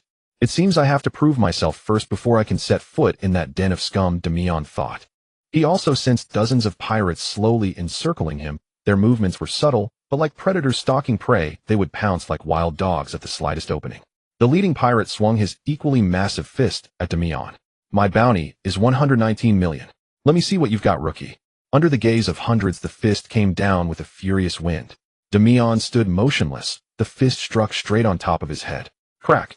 The sound of bone breaking was not unexpected, but no one anticipated that it wasn't Damian's. Agony instantly flooded the attacker's face. Oh, my arm, he screamed. He looked down at his forearm, bone pierced through the elbow, and his knuckles were severely deformed. Drip, drip. Blood fell onto the muddy ground. The man knelt on both knees, trembling. Damian's hand shot out and seized the man's broken arm. I won't be sorry. The newcomer's vice-like grip sent excruciating pain through his entire body, silencing his words and giving Damian the stage to complete this performance. He exerted force, abruptly breaking the arm and thrusting the protruding elbow bone into the giant's throat, severing the carotid artery. Damian looked down as he fell into the cold embrace of death, suffocating in his own blood. The atmosphere around suddenly tensed, then fell into dead silence. Damian swept his gaze across the onlookers. Some were fearful, some in awe, but many were grinning wildly. Tap, tap, tap. The monster-level newcomer paid no heed, walking straight ahead, stepping through the gate of Kaluyan to keep this appointment with death. As expected, no one blocked his way. However, multiple gazes from afar remained fixed on him. Many were waiting to see what state Damian would emerge in. The staircase leading to the top of the building was spiral. Black water and blood occasionally dripped, echoing eerily throughout the ascending passage. The stench of decay permeated the rotted wood and moss-covered stone walls lingering. 5 minutes later, before Damian appeared a cracked wooden plaque hanging above a wooden door. A dim light leaked through a broken window. On the plaque, written in dried blood, were 3 words: "God, stop here." The young pirate withdrew his gaze and turned to the door. The door itself was unremarkable, but what truly unsettled was the chilling aura seeping from the gap beneath. Damian steadied himself and pushed the door open. Darkness. He couldn't even see the boundaries of the room. Everything around was swallowed by icy darkness, leaving only suffocating oppression and despair. A sliver of light from another broken window allowed Damian to barely discern a chair deep in the room. A man sat on it holding a barrel of fragrant sake. The man's physique was not particularly imposing, seeming only slightly taller than Damian. He lounged sideways on that throne-like seat, sizing up the newcomer with profound interest. The chair creaked from age and neglect. The man leaned forward slowly, his face finally coming into view. He wore a dark coat draped over his shoulders. A mane of dark, disheveled hair stuck out in all directions like a beast's bristle. Wild, covered in scars, gazed manic with a beastly grin splitting his lips. Damian held his breath without a change in expression, sensing the man's aura. His observation haki screamed a warning. Extremely dangerous. Zaha. The wild and deranged laughter echoed in the cave-like room, amplified infinitely. The hoarse voice spoke again. "You know me, boy." Damian detected the interest in the other's tone and replied in a deep voice, "Nkcd. Jibike, the man who wants to become the king of the world." This remark drew another burst of maniacal laughter from Luokisi's ah. He grinned and downed several more liters of sake. "Your ears are sharp, boy," he said slowly. "You can hear, can't you?" Damian's pupils contracted slightly, but quickly regained calm. Just as Damian was about to speak, Luokisi seemed to have already anticipated it. "You can hear their voices," Luokisi said softly. Yet the next second his tone suddenly turned venomous. "I can hear their screams." Boom. Luokisi's eyes erupted with an overwhelming aura, instantly filling every corner of the room. The pressure extended far beyond Kalian. The sky over Fengchao Island suddenly darkened, and a storm descended out of thin air. A thick layer of black storm clouds shrouded the entire pirate haven. Rain poured down in torrents, and boundless haki crushed the island like a torrent. Cracks spread through the room. Damian felt the weight of the entire world pressing down on his shoulders. He had experienced Conqueror's haki before, even Whitebeard's, but Luokisi's was different. Luokisi's haki was not mere pressure, it directly attacked one's mind and sanity, as if to tear them to shreds. Black lightning tore through the pitch-black sky, rain pouring like a deluge. Below, the pirates began to panic. Many collapsed instantly, with only a few veterans still standing. Xiachi looked up at the violent celestial phenomenon from her territory, her eyes full of worry. She knew what would happen next, and only hoped Damian could endure it. Bearing the full brunt of the haki, Damian felt his knees creak under the crushing, bone-rattling pressure. Luokisi's hoarse voice came again. "What are you going to do now? You are a D and you can hear the voice of the world, but with just that you can't even stand before me, boy."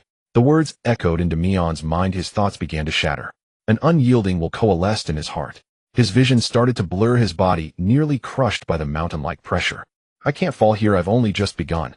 The obsession accumulated from the first step on the path of power, from the moment his mother died to the first time he set sail. All the despair and resentment erupted at this moment. An unyielding will surged out, clashing against Luokisi's merciless, crushing force. Black lightning poured down like a storm, tearing the room where they confronted each other to shreds. Luokisi's black haki was slowly pushed back by Damian's own, while a dark crimson halo expanding outward in an unyielding posture. Huh. Heavy pants echoed in the shattered room.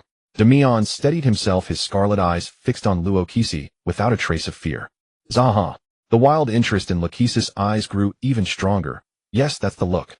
Damian then sensed the other's tone turning deep and cold without a shred of mockery.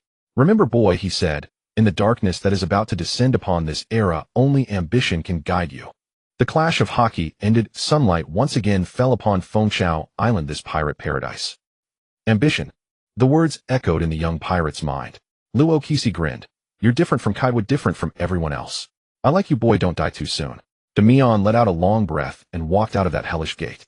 Luokisi returned to his sake barrel, a sentence slipping from his lips inadvertently. "Ainadi. Arusi. A man lost in time. Let me see how far your son can go." Malinfanjuo handled. A marine stood before the fleet admiral's seat, nodding. "Nyafulajamu Island has sunk." Kong nodded, accepting the Rear Admiral's report. How about Zifa? The Rear Admiral seemed hesitant. He raised no objection to the buster call. Kong nodded again, as if expecting that. Order him to report to Paradise first. The Marine took the order and left. Kong turned his gaze to Vice Admiral. He's sitting on one side of the office. Mr. Kong, a top intelligence source from Asahi, just reported that the monster newcomer has arrived at Fengchao Island and passed Lachesis test. Kong let out an irritated sigh. Another trouble. He took a sip of tea and commented, even CP finds it difficult to plant valuable spies in the Luakisi pirates. Black Death Shachi is quite skilled at eliminating traitors. Kong waved his hand. As long as we have a general idea of their location. Then he changed the subject. Any news about the other top officers of Luakisi? He nodded and replied concisely, Golden Lion's whereabouts unknown. Evil spirit is waging war in some desert kingdom in the New World. Captain Yuehan recently hijacked a celestial gold transport ship. Kong rubbed his temples. These pirates won't give me a second of peace. His voice dropped. Prepare the troops for war. I have a feeling. A storm is coming. So warm. Damian felt the sunlight on his skin. The interior of Kalian was truly a hell beyond ordinary imagination. Damian walked out the gate and saw hundreds of unconscious pirates lying scattered around. Seeing Damian emerge and scathe the pirates who still stood had their fear and awe deepened. Damian couldn't be bothered with them. He felt something new. His mind was clearer than ever before. The confrontation with Luakisi opened a new door in his mind, his spirit unprecedentedly free. The notification in his mind confirmed his feeling. Your Conqueror's Haki has reached an intermediate level. A faint smile appeared on Damian's face as he continued onward, crossing this island of scum, breathing its suffocating air. 4 months later, Hakanosu remained as chaotic as ever, with no respite over the past months. New pirates arrived almost daily, and the death toll kept climbing. The sea around the island was strewn with corpses, fattening the Sea Kings. In return, the Sea Kings also fed the island, creating a perfect symbiotic relationship. As for how the pirates survived, it came down to respect and strength. Damian had claimed a remote corner of the island as his dwelling, unwilling to be crowded among those scum. A 3-story wooden building, old and crooked, looked ominous and lifeless from afar. Damian leaned against the railing, overlooking the courtyard below. He had grown a bit taller now, about 3 meters and 20 centimeters. A tiny azure bird perched steadily on his wrist, chirping a report. The headquarters of the World Economy News is deeply hidden, but many on Nea Island have mentioned it, Damian murmured. Nea Island, known as the news capital of the Grand Line, was the cradle of journalists. Good lad. Watch everyone who mentions the news agency, he instructed the bird. It flew off, relaying his orders to all its feathered companions. A shadow appeared in Damian's courtyard, standing directly beneath the balcony. Lady Shikiaku requests your immediate presence. Shikaku had some errand runners who handled 2 main tasks, eliminating spies or summoning others to meet rocks. Let's go. Hakanosu Skull Rock, Sister Shikiaku, Uncle Newgate, you're both here, Damian greeted. Kaido was also sitting nearby, looking thoroughly displeased. Over the past few months, he had fought many battles without a single victory, but the defeats only fueled his craving for power. Damian marveled at the monster's growth rate. It was like a protagonist's. Shikiaku sat on a high chair. The battered door was thrust open, violently groaning. A wild man strode in, cloaked in an aura of death, his eyes those of a beast.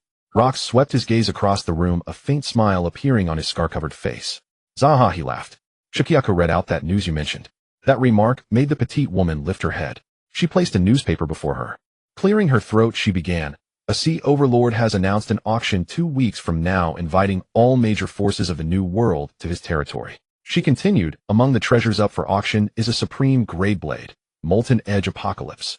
This news stirred visible emotion on Rock's face, as if the blade were already his. I've been wanting a good weapon, and now I get an overlord's head as a bonus. Zaha. Which overlord? Whitebeard suddenly spoke. Essen Borealis, a Logia user of the Wind fruit. At that, Whitebeard's hand clenched, the table cracks spreading across its surface. Rare anger flickered across his face. He looked at the captain. Rox, I have a score to settle with Borealis. His head is mine. Rox glanced at him, a glint of amusement in his eyes. Zaha Newgate, I've never seen you like this. Do whatever you want, just bring me that sword. Whitebeard slowly nodded and sat back down, his emotions set. Shikiku continued, the auction will be held on his home island, Mora Island, in 30 days. Borealis commands a core crew of 40 plus an auxiliary fleet of about 10,000. Kaido, however, trembled with excitement, unable to contain himself at the prospect of battle. Rox finally issued a simple order. Gather the men, we set sail in 2 days. Kaido, however, trembled with excitement, unable to contain himself at the prospect of battle. Rox finally issued a simple order. Gather the men, we set sail in 2 days. With that he rose and walked out. Shikaku sighed. All the logistics would fall on her shoulders again. Damian and Kaido also took their leave. Whitebeard was about to go but turned to Shikaku. Shikaku, I recall your agreement with Rocks was 5 years of service. That should be up, shouldn't it? The woman looked up smiling faintly. I had planned to retire, but I found a reason to stay a few more years. Newgate raised an eyebrow. Shikaku chuckled. I just want to see how far he can go. Paradise Night Sky Island. A boy of about 2 years old sat beside an open railing gazing down at the dark earth below. He had jet black hair and sharp yellow eyes. The future world's greatest swordsman, Dracul Mihawk, was reading a newspaper that had fallen not long ago. Supreme Greyblade.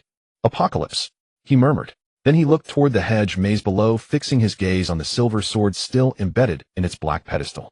The crosswind constantly sliced against it, producing a sharp melodious hum. Yura, one day, I will show the world your edge. He clenched his small fist, his gaze resolute. Mihawk stared out at the distant sea, his eyes piercing through the eternal forest, recalling the towering figure in his memory. New World, a large forest island. A tall man sat in the center of the forest. He wore striking armor, the soft moonlight glinting off the silver metal. His armor was predominantly silver with gold stripes inlaid on his waist, and a shield on his right arm. He was sharpening an equally massive axe while scanning the day's newspaper. Supreme Greyblade. My axe has already broken any great grade blade. I'm curious how tough those higher ranks are. His deep voice echoed through the armor, reverberating across the deathly silent forest. Around him lay tens of thousands of massive monster carcasses drenched in pools of blood. New World, a snowy island. A burly man stood at the prow of a ship. The vessel wasn't large, but looked sturdy. It had red sails with gold borders and a prominent pirate flag on the bowsprit. Captain, a pirate ran up to report. Look, Borealis is auctioning a Supreme Greyblade. The man called Captain had a curly black beard, a grin on his face, and a look of surprise upon hearing the news. Waha! Borealis is actually selling his treasure. A shrewd man beside him remarked, such a precious blade will surely attract many big shots. The captain grinned broadly. It's been a while since we've had such excitement. Brothers set sail. 2 days later, Hakinosu. Damian stood on the Titanic, chatting with Shikaku. If those scum dare to damage the ship, he'll throw them to the Sea Kings, Damian said irritably. It was time for Although the Titanic could withstand immense force, weight, and pressure, it could still be dismantled with sufficient tools. Destruction was hardly uncommon in these waters. You don't worry, Damian, Shikaku replied. Anyone who dares to act, they'll be the first to put a hole in their skull. Damian nodded, then remembered another matter. Will Rock's other top executives join this operation? Shikaku shrugged. Who knows? Those guys never report their whereabouts. Unless the captain personally calls for them, they do whatever they want. Each has a substantial bounty and a notorious reputation. Though the captain says he won't intervene, don't take it too seriously. If things go too, their job is to stall Borealis' fleet while you few strike directly at his lair. She continued, Borealis has 4 top executives, he calls them the 4 generals. Each has a substantial bounty and a notorious reputation. Though the captain says he won't intervene, don't take it too seriously. If things go too slowly or get too boring, he'll definitely join in. She glanced at the apprentice pirate, warning him, things won't go exactly as planned. Be fully prepared. Damian understood. Rox might claim he just wanted the sword to toy with, but deep down, he was a bloodthirsty madman. Whatever interested him often came with massive death and destruction. Lady Xiao, a female subordinate, reported respectfully, the pirates have boarded their respective ships. We have detected approximately 650 spies. Shikaku hummed with amusement. Well done, Amber. Leave them be. I need a batch of cannon fodder to test the waters of Mora Island. Bang! She fired a shot into the air, and a green signal flare soared across the sky. It was the order for all ships to depart. Thus began the curtain raiser for the purge of the New World's pirates. Mora Island was about a week's voyage away, requiring ample supplies. The pirates had to manage their own food. Shikaku only cooked for the top executives on board. At that moment, Damian was on the Titanic's main deck beside Whitebeard. Uncle Newgate, he said, what connection do you have with that Borealis? Whitebeard shot him a glare. Kid, you sure don't beat around the bush. Then he gazed at the distant horizon and spoke slowly. Borealis and I come from the same island, Sphinx Island.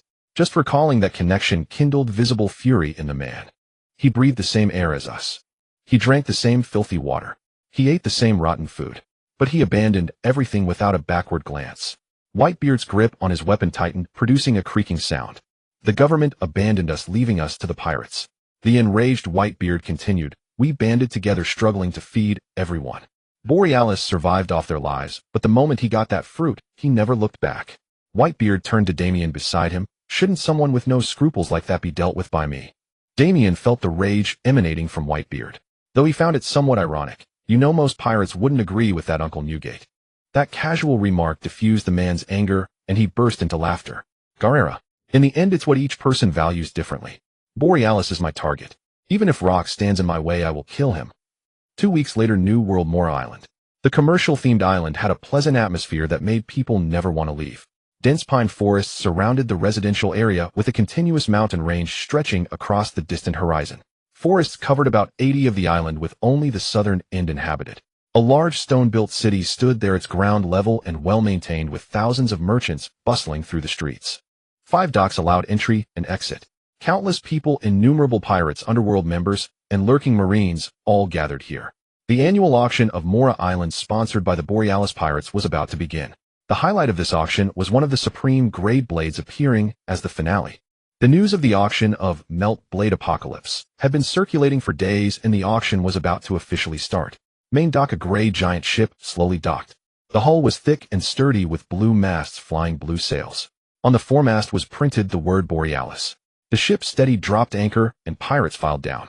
About 50 people cleared the way first, making room for the big shots. Soon 4 men of identical height walked down the gangplank. Each was 4 meters 57 in stature, with a letter printed on their chests. N.E.W.S. The 4 generals of the Borealis Pirates. Strangely, the 4 men looked exactly alike. They were quadruplets.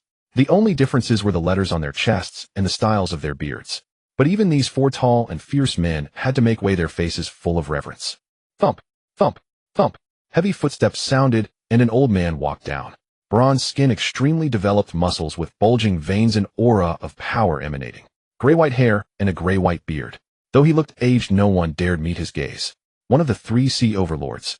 Revolutionary Wind, S.O. Borealis. Bobo, the auction is well prepared north. Borealis' voice was deep. Yes, Lord Borealis, answered the man with the letter N on his chest. It will officially start in 20 hours. Many people have already arrived. Borealis nodded with satisfaction. Could well make a huge profit in berries this time. Keep watch, don't let anyone cause trouble, he ordered. Understood. The 4 infamous pirates answered in unison and headed towards the auction house. The next day at noon, the Borealis annual auction officially begins. A loud voice resounded throughout the venue. The center of the auction house was packed. People of all shapes and backgrounds filled the hall. Wealthy nobles sat on the front-tiered seats, while secretive figures hid in the back. First item, a rare relic from the lost island of alchemy from 150 years ago. Starting price, 100 million berries. 100 million. 103 million. 169 million. Second item, the bathwater of the mermaid princess from 300 years ago. Starting price, 50 million berries. 55 million. 61 million. 99. The auction continued for 3 hours. Item 16, 10 large planks of treasure tree, atom enough to build a galleon. Starting price, 700 million berries. Time passed minute by minute, and finally the finale. 2 people walked onto the stage and stood on either side, guarding east and west. 2 executives with tall figures ready to act at any moment. Finally, and most importantly, the finale appears. Sussy carried a long black box onto the stage. There was a table in the center, and he placed the treasure on it. Click. The latch opened, the box unlocked. Nearly 500 audience members held their breath, watching the person on stage take the treasure out of the box.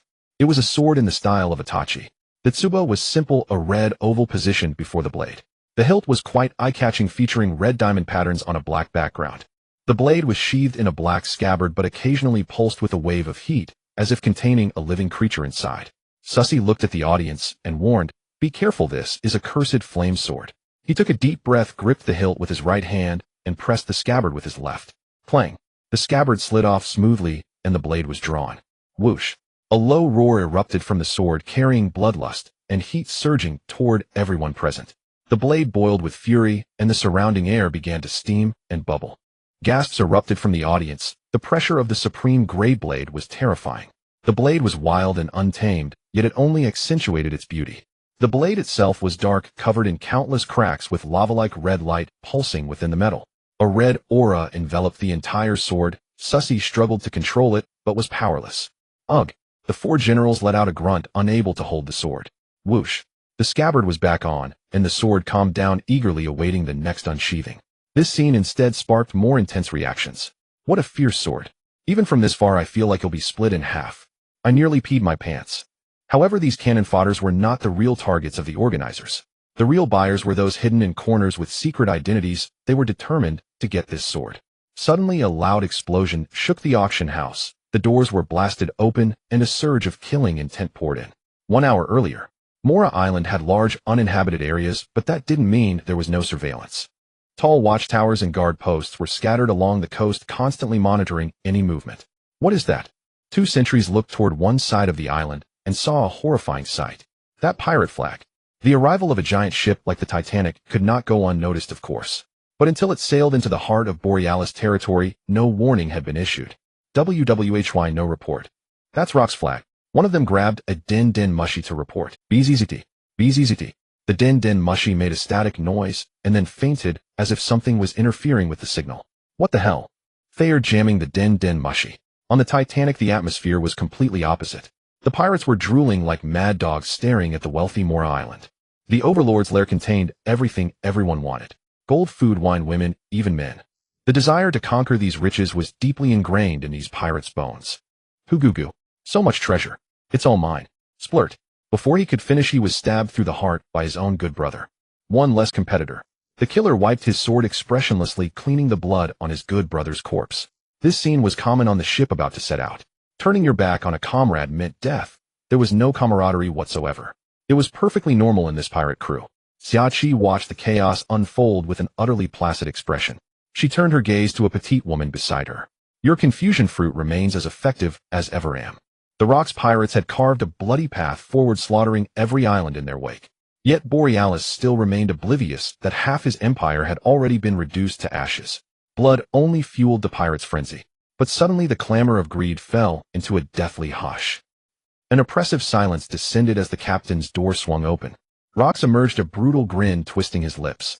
He let out a bone-chilling laugh, savoring the terror that permeated the Titanic. Zaha. Newgate, you've been my sharpest blade for years. He'll grant you a chance to settle your petty grudge. He'll unleash the hounds to tear this island apart, he rasped. You'd better be quick. Whitebeard met his captain's gaze, nodded slowly, then seized his beloved weapon and leaped overboard. Boom. Whitebeard's colossal frame crashed onto the ground, the shockwave rippling across the earth.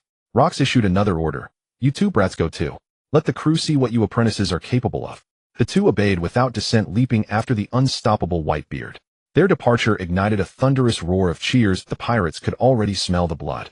Many had already dismantled the nearby outposts and slaughtered every lookout, their lust to burn and pillage the tyrant's island reaching a fever pitch. But Rox now stood at the prow, lounging with an idle air, and a single glance from him cowed everyone. They awaited the order. Once given, the prosperous island of Mora would cease to exist. Back to the present. Boom. Dust churned in the ruins of the auction house's entrance. The attendees cowered in their seats, staring in terror at the intruders. The once festive atmosphere turned to stone. The four pillars present glared with murderous fury. Who the hell do you think you are? Roared Sass. East and west sprang up simultaneously, granting the intruders no respite.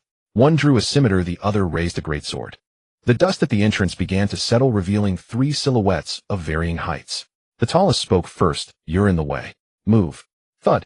A dull trembling sound echoed as Whitebeard coiled his fist. The two officers' hearts tightened, a fear spread instantly. Whitebeard's fist smashed into the very fabric of space, sending hair-raising cracks in every direction. A colossal explosion and shockwave erupted simultaneously, engulfing the two officers. Ugh. Opt. East and west endured an immeasurable earthquake, their bodies blasted into ribbons of flesh, splattering the expensive wallpaper with a fresh coat of crimson. Panic seized the audience, and everyone froze, praying that staying out of his notice would keep them alive. Two notorious pirate officers had been annihilated in an instant. The scene was too overwhelming. Sass lunged forward, but was met by a black club and a vermilion fist. Rumble thunder. Berserks. The hockey-imbued attacks pierced into Sass' body, blood spewed from his throat, and he was blasted into the far wall of the auction house. Boom. The dull tremor jolted some of the paralyzed spectators. What's happening? 3 of the 4 pillars got taken out in seconds. They're from the Rock's pirates. The Rock's pirates. Those mad dogs. Whitebeard continued forward, seeking his target, and soon found it. Whoosh. A fierce gale swept through the hall, whisking away debris with a sudden tornado. Smoke and dust were scattered by the howling wind, conveying the fury of its master. Thump. A massive figure materialized, his tall, imposing frame sending a chill down every Newgate. The low voice carried boundless rage. Borealis' eyes were bloodshot. His treasured auction destroyed on his own turf stoked his fury to a blaze. Whitebeard grinned, dangerously twirling his weapon. You turned your back on your roots, he said. Those who raised you stabbed them in the back. Borealis sneered. Only the strong survive on the sea. I discarded the weak, starting with those scum. They should be honored. Even in death they're part of my path to power. Gale. Borealis' arm muscles bulged as wind gathered around his limbs. The air howled as it compressed, merging into his body. A miniature tornado coiled around Borealis' right arm, then spiraled forward. A chaotic torrent of wind capable of mass destruction. Shatter. An equally devastating force erupted from the opposite side. The atmosphere fractured wherever Whitebeard passed.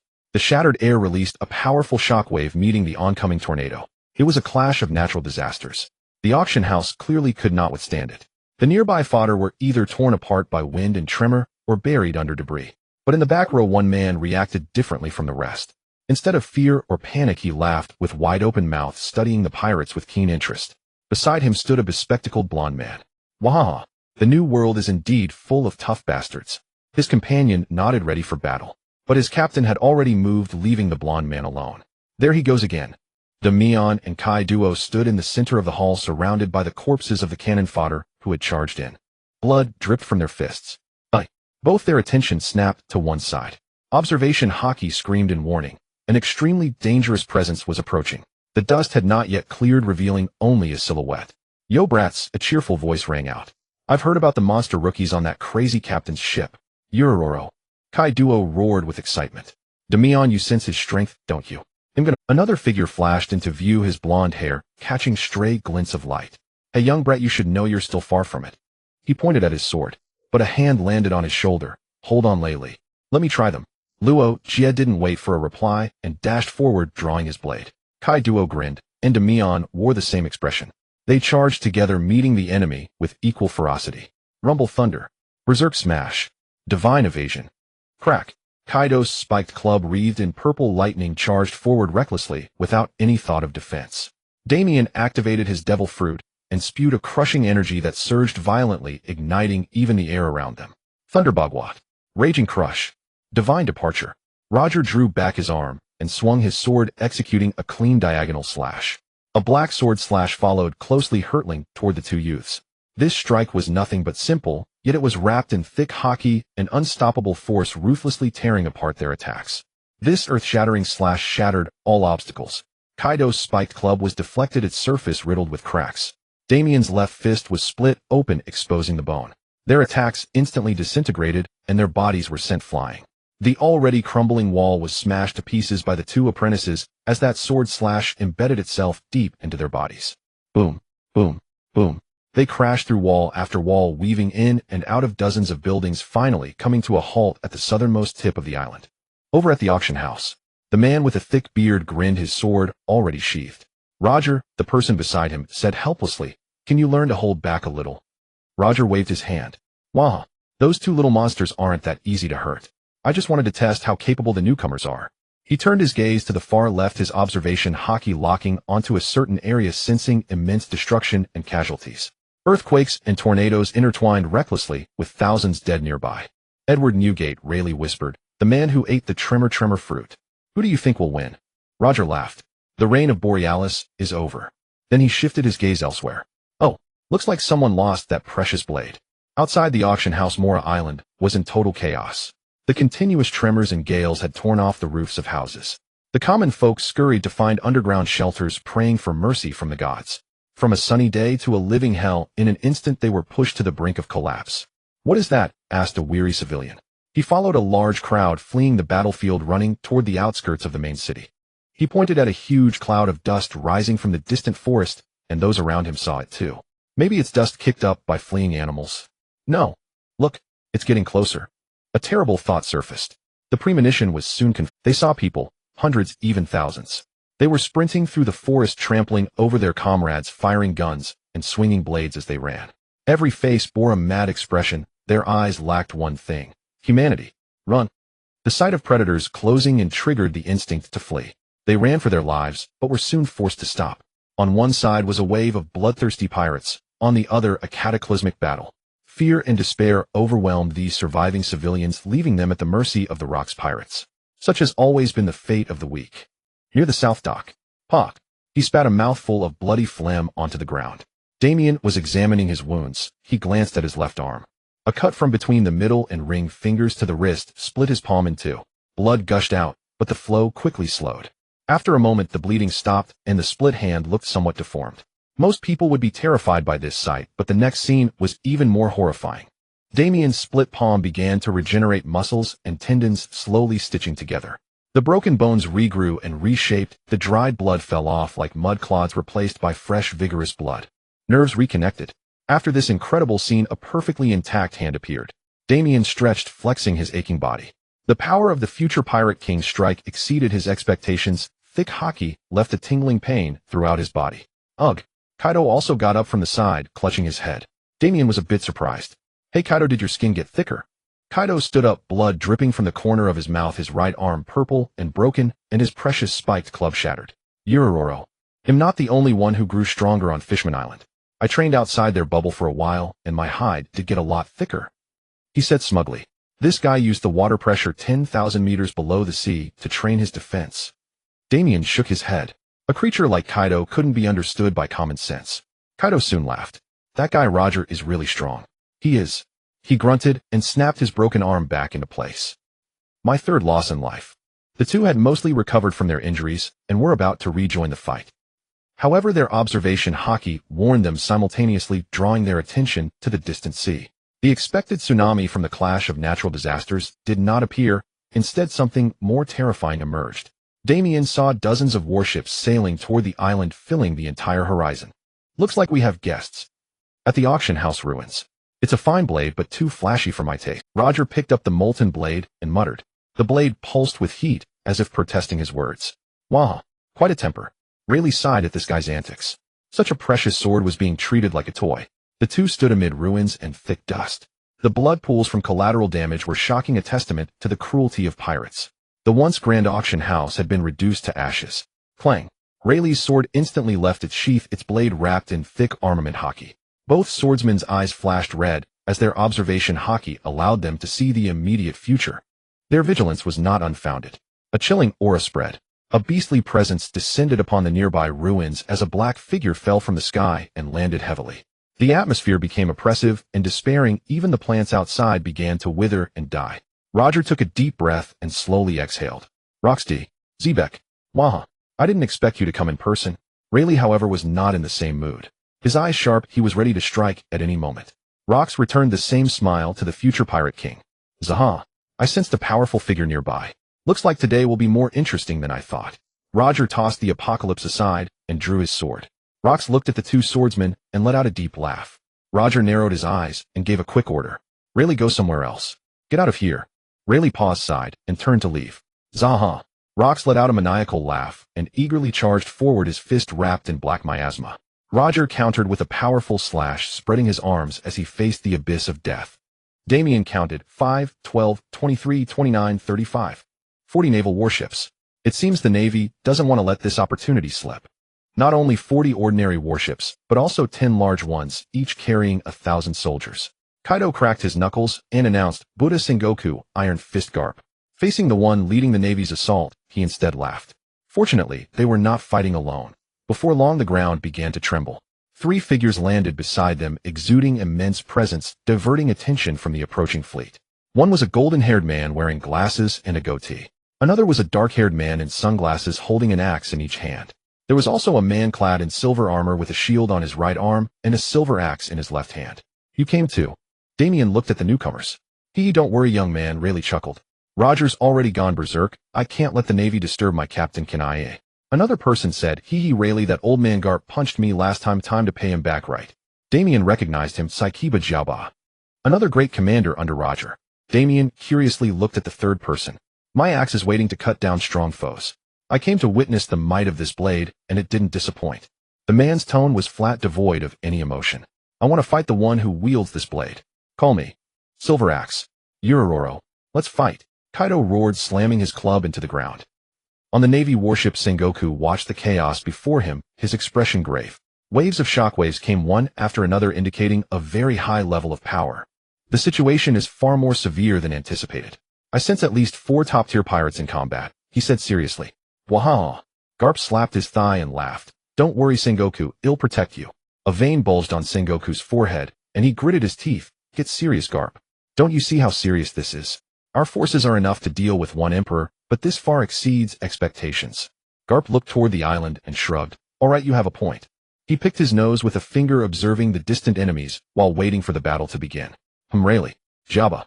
That bald guy. Silver Axe too. He raised an eyebrow. And those two crazy kids from Rock's ship. No wonder the seas are so chaotic, bwaha. Sengoku, however, was not pleased. It's that guy who made a fool of me and killed 4 celestial dragons. Sengoku cursed. The world is cleaner without them. Garp muttered, sneering at the dead gods. I heard that, Garp. Don't say that kind of thing when CP agents are around, they'll cause trouble for you. But the threat had no effect on Garp. He walked aside, ignoring Sengoku, and rolled up his sleeves. Several sailors had already prepared Garp's favorite weapons on the deck. A row of cannonballs neatly arranged on a conveyor belt supplied in an endless stream. Garp grabbed a cannonball, with each hand grinning. Fistbone meteor shower. Whoosh, whoosh, whoosh.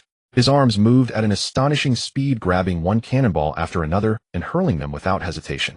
Thousands of cannonballs shot out like baseballs, hurtling toward the pirates. The speed of the throws caused the sea below to explode in spray. Whoosh, whoosh, whoosh. Thousands of heavy projectiles howled through the air, filling the sea with black flashes. Clang. Rayleigh drew his sword and slashed several times, sending sword beams flying to split hundreds of cannonballs. Jabin crossed his axes and unleashed and shaped, slashed the powerful cutting force, destroying the incoming fire. Silver Axe raised his axe over his shoulder and brought it down in a single chop. This simple strike released a pillar of white energy that split the sea below. Damian raised his left hand and fired a pulverizing energy pulse, instantly grinding the cannonballs to dust. Kaido just stood there, the cannonballs exploding against his body, leaving only a few white marks as he savored the pain of war. Boom, bang, boom. The 40 Navy warships also began a volley of countless cannonballs, forcing the 5 pirates to defend on the shore. Chain explosions lined up along the edge of Mola Island, but the 5 pirates withstood the assault amid the airborne dust. The Navy had advanced to about 100 meters from the dock and stopped using the distance advantage on the sea to attack. Keep firing. We have 10 large warships. Even pirates can't withstand Buster Call-level firepower. Vice Admiral Garp and Fleet Admiral Sengoku are here. Fire. They kept lighting the cannons, firing hundreds of shells without pause. What is that? A sailor whispered. My God, another exclaimed. Isn't that ship a bit too big? A massive ship towering far above their large warships was rapidly approaching from behind the Navy fleet. Its height was twice that of a warship, and its length exceeded any vessel they had ever seen. Not only its size was terrifying, the ship's aura was also chilling. It had been steeped in the greed and lust of the most vile pirates, that stench seeping into every timber that supported the hull. On the other side, a ship approached from the left flank of the Navy fleet. It was not large, but looked sturdy, with strikingly red sails. On the foremast sails of the 2 ships were printed ROCKS and Gold Roger. Boom, bang, boom. The 2 ships spewed hundreds of cannonballs that rained down on the 40 Navy warships. Damn it, turn the guns and intercept those 2 ships. Sengoku ordered. The 40 Navy warships simultaneously aimed at the Titanic and the Oro Jackson. What made it hard for the Navy was that the enemy was firing from 2 directions, their crossfire extremely lethal, catching them in a pincer. The battle became a stalemate. Other vice admirals barely managed to control most of the attacks. The Oro Jackson and the Titanic were unscathed, enduring a massive amount of fire. Their hulls were simply too strong. Not only that, the Titanic also launched a large number of small sailboats, each carrying dozens of pirates. It was a suicide mission, but following the principle of first come first served, they scrambled forward. Most of these people were madmen, completely indifferent to their own lives, gambling on whether they could drag a few Navy soldiers down with them. Quite amusing to them. However, sharp-eyed observers could spot at least 2 or 3 trembling pirates on each small boat. Those were the spies that Xiachi had rooted out, now serving as qualified cannon fodder. TCH, no need to hold back anymore. Sengoku shouted. Sink them. A naval battle had thus begun, and the once glorious Mola Island was shrouded in the fog of war. Garp, how much longer are you going to sit there? Sengoku demanded, unable to contain himself any longer as he watched the crossfire obliterate dozens of ships. The sturdy large warships could still withstand the assault, but the smaller vessels were teetering on the brink of destruction. Isn't a hero's entrance cooler when he arrives late? Garp retorted with a grin. Sengoku's forehead steamed with rage, yet Garp only chuckled. I had time to make my move. Garp stood at the bow of the ship, shed his marine coat, and leaped toward the pirate vessel. He executed moonwalk to soar through the air, charging straight for the Oro Jackson. But his path was intercepted. A vertical slash cleaved through the air, carrying a sharp, whistling roar. Garp halted midair, pivoted, and punched the incoming slash. Bang! The energy dissipated upon his fist, yet it succeeded in capturing Carp's attention. He heard a calm voice, "You know I can't let you pass, Carp. How about we settle this elsewhere?" Rayleigh set his blade in hand. "Rayleigh, long time no see." Carp smiled. Rayleigh murmured to the side, "Jabba, guard the Oro Jackson. He'll hold off Carp." Jabba departed, leaving Rayleigh and Carp facing each other. They locked eyes, both wearing earnest smiles. The next instant, they vanished, simultaneously reappearing on the island's shore.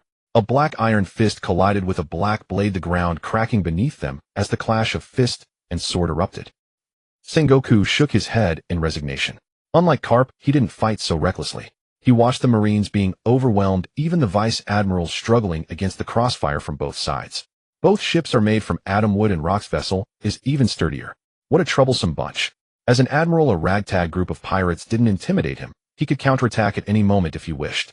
But the problem was that his own warship couldn't withstand his power, so he had to fight using other means. Rox and Roger are dueling. It's best to sink or drive off one of the ships, then pick them off one by one.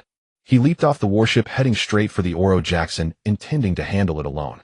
Sengoku knew the Rox pirates were not a united front. For every 10 cannonballs fired, at least one Rox pirate would be betrayed by their own or thrown into the Marines' line of fire. The air exploded with a thunderous crack as Sengoku soared upward with astonishing momentum. However, boom, a black iron rod came hurtling toward him, accompanied by a colossal figure. Sengoku stood at 9 feet, but the iron rod aimed at his face was twice the size of his head. Yet he caught the strike effortlessly with a palm coated in armament hockey. Damn it! Kaido, who had leaped from the island, blinked in shock, lost all momentum, and crashed screaming onto a Marine warship. Sengoku had no time to think. A silver axe spun toward him, arcing brightly, aimed at his chest. Simultaneously, another young pirate appeared in the air 10 meters behind him. A torrent of dark crimson annihilation energy surged toward Sengoku's back. Annihilation. Sengoku squinted, his black iron fist shot out, seizing the axe, and halting its momentum. The excess force easily dissipated. In less than a second, Sengoku coated the enemy's weapon with armament hockey, spun around, and hurled the silver axe back with astonishing speed. SSSHHH. The red energy vortex was split in two by the axe. The disparity in hockey was clear. Damian's attack was severed. In an instant, the axe was at Damian's chest. A dull thud echoed as the hockey-coated weapon pierced Damian's chest, tearing through his clothes. But things didn't unfold as Sengoku had anticipated. His eyes widened as Damian grabbed the weapon and pulled it out of his own chest. Drip drop. A few drops of blood fell into the sea below, nothing more. Tough hide, Sengoku sighed. With such talent, why jump into the cesspool of the Rock's pirates? Damian grinned. Who knows? Maybe it's in the blood. Sengoku snorted. That stunt you pulled in Sabati Archipelago caused me a lot of trouble. You know how stupid that makes me look. Sengoku complained. Damian shrugged. I know I'm no match for you, but I'm not alone. Sengoku glanced at the silver axe still lying on the shore. Kaido, venting his frustration from the missed strike, was rampaging on the Marine warship he had crashed into, roaring as he wrought destruction. Fine, I'll lock you three up first, then deal with the ships. The air whistled again as Sengoku flashed from the sky to the coast of Mola Island, intending to fight on land. 3 shadows landed around Sengoku, forming a triangular encirclement: silver axe, Kaido, and Damian. Urororo, an admiral. Excellent, Kaido roared. He retrieved a new iron rod from the Titanic storeroom, apparently not the first time had replaced it. Sengoku felt the fervent atmosphere around him, but remained utterly unmoved. Damian took a deep breath, exchanged glances with Kaido and Silver Axe, and muttered, "Go to hell." With those words, the battle began. Within a second, the 3 pirates launched their attacks simultaneously. Silver Axe spun his weapon, building momentum, then charged forward. Kaido raised his iron rod. Crackle! Purple lightning roared, coiling around the weapon, scattering violet sparks. He leaped high, bringing the new iron rod crashing down toward Sengoku's head. Damian also surged forward, the annihilation energy on his arm flaring into flames. Attacked from 3 sides, the strikes converged at once. Yet Sengoku simply stood there, watching the incoming assaults. The air pressure from the 3 attacks seemed to reach its peak. The axe, iron rod, and fist were mere centimeters away. A chilling wind swept across the coastline, and the murky air, filled with dust and debris, instantly transformed into a blinding golden radiance. Golden light erupted from Sengoku, expanding into a powerful shockwave that pulsed outward in steady rhythms. The attacks of Silver Axe, Kaido, and Damian were all engulfed and annihilated by the shockwave. Not only that, but the trio's bodies were flung off the ground, hurtling into the distance. Boom, boom, boom. The 3 pirates were embedded deep into the earth, smashed into the ground. Sengoku transformed from his previous 9 feet into a colossal figure, approximately 7 meters tall, roughly the size of Kaido. The shockwave flattened the surrounding terrain, pulverizing and crushing everything in its path. Sengoku's entire body radiated golden light, shining brilliantly. His chest was bare, his marine cloak draped over his shoulders, miraculously enlarging along with him. A majestic figure like a god. Soon after, movement stirred in the craters. Damian climbed out, staring at Sengoku. Human fruit, mythical, Zoan model, great Buddha. He murmured. Kaido and Silver Axe also rose to their feet, their eyes fixed on this marine, who seemed to have stepped out of legend. If you know what's good for you, surrender now, Sengoku declared. The three pirates remained silent. That was their answer. Sengoku snorted, pulling back his fist to gather power. Shockwave. His palm struck the air above the trio's heads, and a massive golden halo enveloped them all. The orb of light burst into dazzling radiance, exploding into a cluster of powerful shockwaves layering upon each other to reach devastating intensity. The shockwave penetrated to the marrow, particularly effective against thick-skinned individuals like Kaido and Damian, ravaging their bodies from within. The three staggered back, blood seeping from the corners of their mouths and nostrils. This shockwave hurts just as much as Whitebeard's earthquakes, Damian thought in alarm, steadying himself. Thunderous 8 trigrams. A thunderous strike landed on Sengoku, but he merely threw a simple punch, sending Kaido reeling dozens of steps away. Silver Axe spun his weapon like a dancer. He began slashing the air. 1, 6, 10, 20. Nearly 24 slashes shot out at high speed. The slashes flew mercilessly toward Sengoku. Sengoku folded his arms across his chest, enduring the slashes with divine defense. But this gave Silver Axe an opening to lunge forward, swinging his axe at Sengoku's neck. Silver Arc. A flash of silver descended from the sky. Sengoku reached out, catching the axe midair, lifting Silver Axe with one hand. The great Buddha's gaze shifted elsewhere. Damian was pointing a finger at him. Annihilation. The attack was fired in mere seconds, leaving a burning trail across the sky. My. Sengoku expected the strike to hit his chest, but his observation haki told him otherwise. The energy torrent passed by Sengoku's chest, striking the arm holding Silver Axe. The destructive force knocked that arm aside, causing Silver Axe to lose his grip. Silver Axe seized the opportunity, retrieved his axe, and swung again at Sengoku's neck. Clang. The sound of metal colliding. Silver Axe's eyes widened within his armored helmet. His axe, which had cut through countless famous blades, was blocked by the enemy's skin. The defensive power of a mythical Zoan was extraordinary. Shockwave. Silver Axe was midair with nowhere to dodge. The golden halo enveloped him again. Boom. The explosion detonated in the sky, golden light illuminating the surroundings. Sengoku frowned. TCH. He saw Damian appear at the last moment, retreating with Silver Axe. Your mastery of the 6 powers is both impressive and annoying. Damian had already distanced himself, placing Silver Axe aside. He immediately exploited his range advantage, raising both hands. Abyssal Annihilation. 2 streams of annihilation energy converged and overlapped, grinding the surrounding terrain into dust. A dark crimson tornado swept toward Sengoku, leaving a scorched trail on the earth. Sengoku showed little reaction. He simply punched the attack with his golden fist, dispersing it with a shockwave. Boom. The annihilation energy clashed with the shockwave, the former beginning to disintegrate. The golden great Buddha watched the red energy dissipate, but was startled by the shadow concealed within its destructive force. Damian had used the energy stream as cover to approach Sengoku. Sengoku saw Damian's left hand clench into a fist, the familiar dark crimson energy gathering again. Too slow. With his combat experience, even a surprise attack could be handled calmly. However, another energy landed on him. He felt the surrounding air crackle, the ground beneath his feet shatter. A red field expanded around him, squeezing his body. The larger the form, the more terrifying the pressure. It was Damian's wasteland domain. Though its effect was limited, it caused Sengoku to stumble for a moment, enough for Damian to drive his fist into his abdomen. Rampant annihilation. The blazing fist, wrapped in countless strands of annihilation energy, struck Sengoku's abdomen directly. The golden body glowed red as the attack penetrated, but Damian felt immense resistance. A mythical Zoan's defense is indeed absurdly tough, but my move is different. Damian's arms spiraled with rings of annihilation energy rotating at high speed, then the energy surged forth, drilling into Sengoku's body. Sengoku felt the energy burrow into his body, the impact piercing his enormous frame. Ryuo. Noah. This forced Sengoku to retreat a few steps. Thunderfall. Silver Burial. The colossal Kaido descended from the sky, his iron rod wrapped in thunder and brute force, while Silver Axe struck simultaneously, aiming his axe at Sengoku's exposed back. Boom. Rumble. The combined attacks blasted a massive crater, driving Sengoku deep into the earth. That should do something right, Damian said. Silver Axe planted his axe on the ground, staring into the pit. I wouldn't hold out much hope. Kaido growled in frustration. That damn admiral He's like a block of iron. Rumble. The earth began to tremble. A golden figure leaped out from underground, soaring high. Your ability is dangerous, young man, Sengoku said.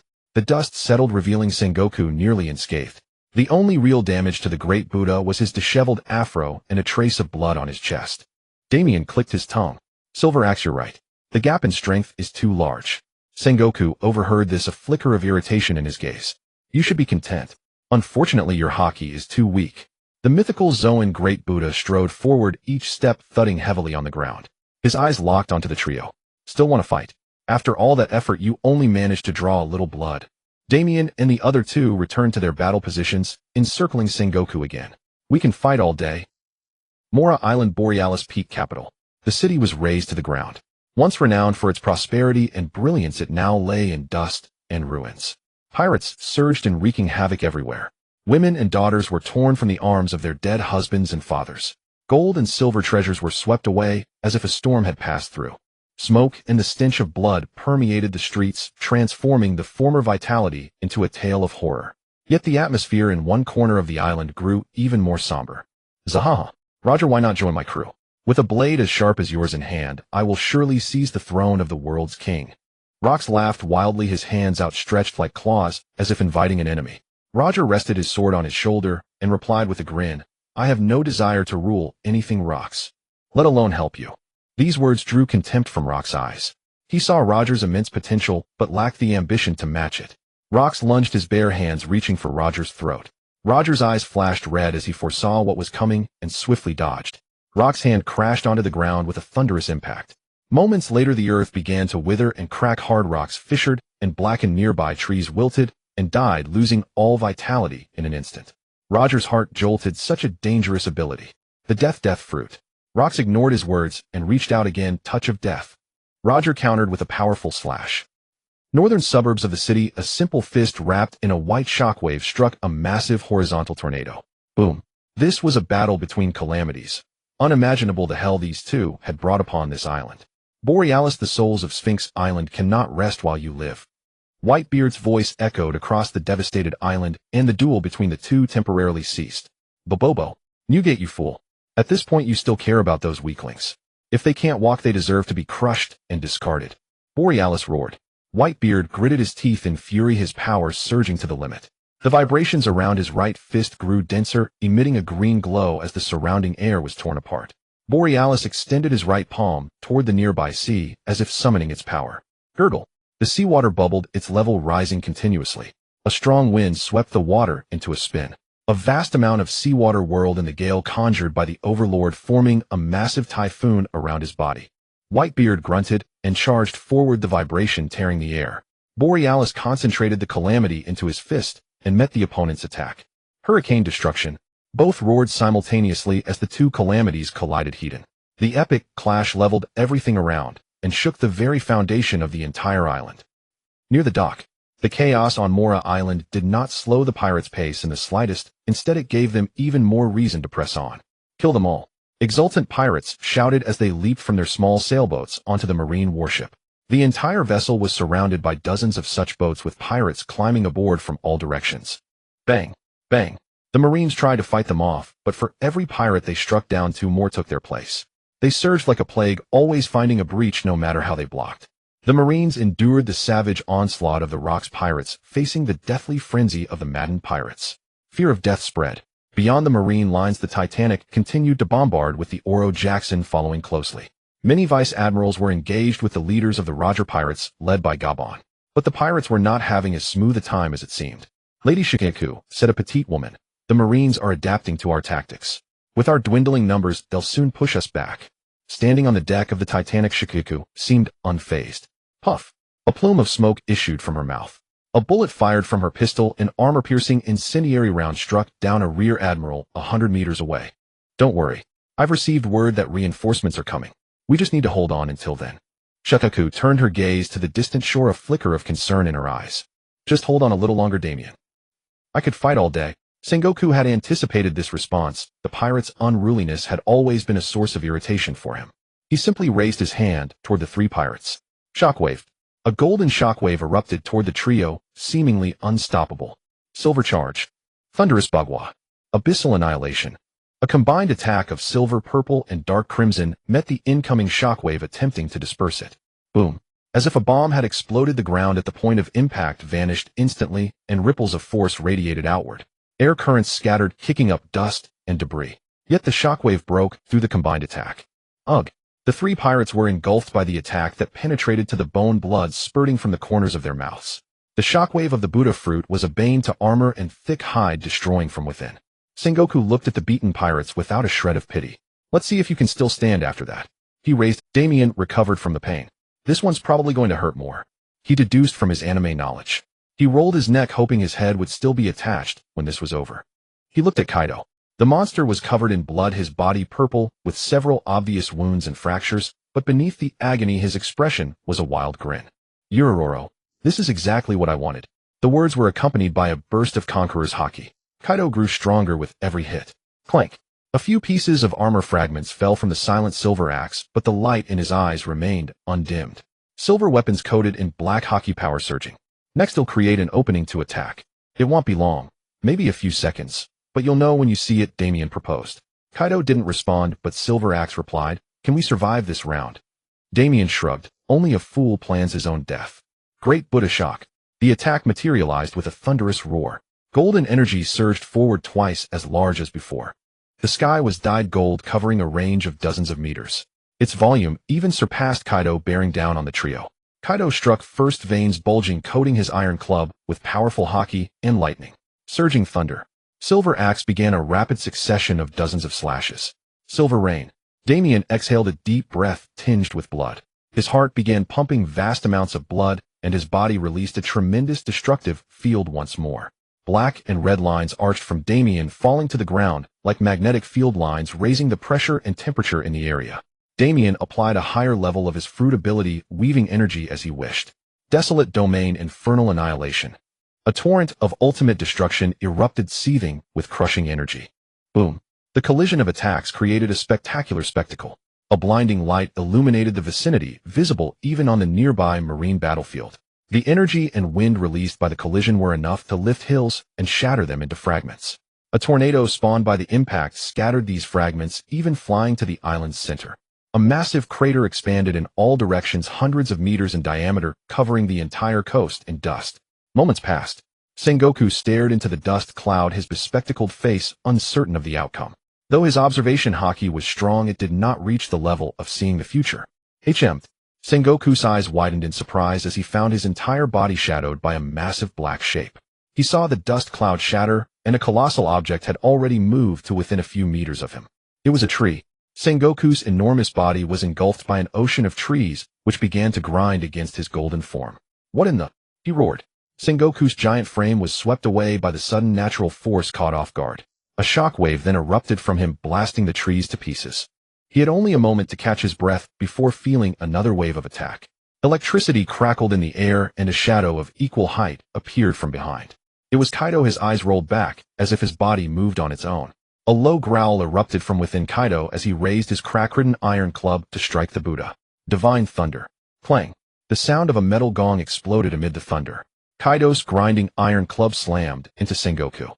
Sengoku grunted as the attack struck his back. Another attack descended from above, a silver shadow slashing down. A crack-ridden axe cleaved towards Sengoku's golden crown, grazing his afro. Silver heaven. Silver energy crashed into Sengoku's skull, determined to shatter it completely. Sengoku groaned under the pincer assault, pain reverberating through his massive frame. Suddenly he felt his body weighed down by a heavy pressure, the familiar crushing force again constricting his golden form. Sengoku recalled Damian's desolate domain. With that thought, Damian appeared directly in front of him. Damian looked at Sengoku, who still stood firm despite the relentless attacks from Kaido and Silver Axe. But he also detected a hint of a flaw in Sengoku's defense. He seemed unable to move. Sengoku felt the pressure vanish. No, the entire domain's power was being absorbed into Damian's left hand. Damian's body began to glow red, and his hand erupted like a volcano, magma surging. The wild energy began to shape itself like a glove, enveloping his palm, seething with dark crimson arcs. Drawing a deep breath from his dwindling stamina, Damian thrust the power forward. Death rupture. His palm struck Sengoku's abdomen, mirroring Sengoku's own attack. A torrent of dark crimson energy smashed into the giant body. Unlike the earlier attacks that drilled into the opponent's body, this one rebounded and echoed inside the victim with a single purpose: to destroy the enemy from within. Ugh! Sengoku felt the attacks of the three roiling inside him. Boom! The explosion erupted from the impact, completely engulfing Sengoku. Regardless of the outcome, this was the last stand of the three pirates, a final all-out effort to halt Sengoku's might. Eastern Harbor. Wahaha! Rayleigh, you need to swing faster. A man shouted. His crimson fists, swinging at a speed comparable to that black blade, were too fast for the naked eye to catch. Rayleigh ignored Garp's taunt and retaliated with a heavy blow. Starry Night. Garp grinned at the attack, and a red electric current coiled around his right arm. Pain Fist. The space-distorting fist collided directly with two slashes, unleashing a powerful shockwave. Boom. The already ravaged ground was battered once more, and the shockwaves from the attack even affected the nearby naval battle. A whistling sound echoed through the air as both combatants withdrew simultaneously, their attacks canceling each other out. Garp chuckled, his shirt torn and his knuckles bruised. Rayleigh sighed, looking at his blood-stained arm, and trembled. They were about to continue, but the duel was interrupted. Brew, brew, brew. Garp took out his den mushy, ignoring Rayleigh's objection to pausing the fight, and answered the call. Click. The den mushy awakened, and an anxious voice came through. Mr. Garp, it's bad. Really, calm down. What's so bad about it? Garp replied while picking his nose. However, his words did nothing to calm the informant. Instead, they made him more panicked. The Golden Lion fleet is here. Garp's smile stiffened slightly, then he replied, Shiki. That is indeed bad news, wahaha. His joking tone suddenly turned serious. Notify Fleet Admiral Sengoku, this matter has gotten out of our control. Garp, it seems we'll have to continue another day, Rayleigh said, sheathing his blade. Garp just snorted and dashed toward the nearby battlefield. He felt tremors from afar. That was where his old friend Sengoku was. Hey, Sengoku. Where are you, Sengoku? It wasn't that he couldn't sense Sengoku, he just didn't want to exert himself to extend his haki. Finally, he arrived at the center of a giant crater, or rather one of the centers of several giant craters. Crunch, crunch. Garp was munching on a bag of rice crackers, as if conjured out of thin air. He traversed the ravaged land, and finally saw a startling sight, causing him to drop his snack. Sengoku, what happened? Uffed. Garp had to stifle his laughter at the sight of his plight. He ignored Sengoku's angry retort, his eyes fixed on Sengoku's hair and body.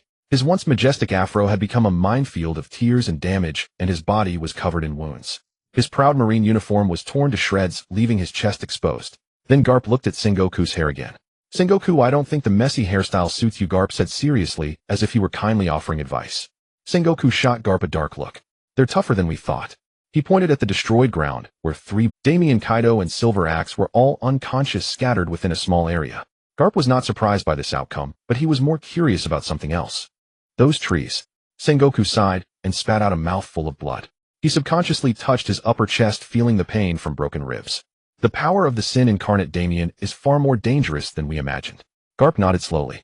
What? Did you finish, Rayleigh? These words jogged Garp's memory. Oh right, I forgot. That flying turkey Shiki came with his pack of pups. Sengoku froze. You tell me only now. We need to get back to the fleet. Garp grunted, yeah. But what about these three? These words calmed Sengoku's impatience. Their potential, especially those two monstrous youngsters, is ridiculously high, he said slowly. If we let them grow, they'll become a huge threat. The air around Sengoku turned harsh and tense, and a cold wind happened to blow, making the atmosphere even colder. Bang! Garp walked over and patted his old friend's shoulder, eliciting a pained groan. Sengoku, when did Basara's philosophy get into your head? These kids are about the same age as my boy. Don't worry, if they go out of control, he'll take them all and myself. Sengoku looked at Garp and finally sighed. Then he gazed at Damian and murmured, from today, abandon this way of life, or only the cold cells of impelled down await you. For some reason, Sengoku felt that Damian could hear him.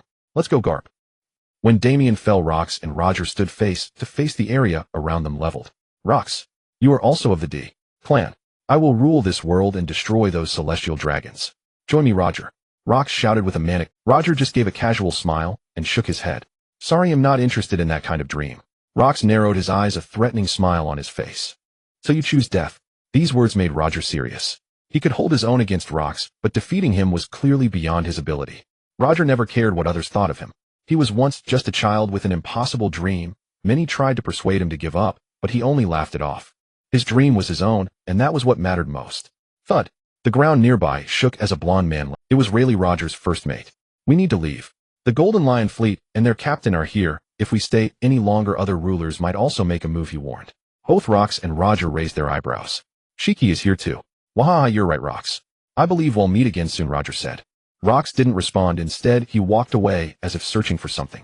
Now only Roger and Rayleigh remained. Roger. That man with his ambition. The seas are about to become a boiling pot. Rayleigh said seriously. Roger just grinned in response. You're right, Rayleigh. But that's a problem for the future. Well, let's go have a party with everyone now. Rox arrived at the ruins of Molo Island. A giant man with golden hair holding a gourd of wine sat upon a collapsed stone pillar. His right fist was bleeding and his chest was covered in wounds. Lying opposite him was a corpse. A tall, robust man lifeless on the ground. He was one of the 3 sea overlords, Eso Borealis. Zaha. Looks like you've completed your task. Whitebeard glanced at his captain and nodded. What now? We return to the ship. Shikiaku has already brought the Titanic here. I've already obtained what I wanted. Rox said, his gaze shifting to the right side of the ruined building fixed on an object on the ground.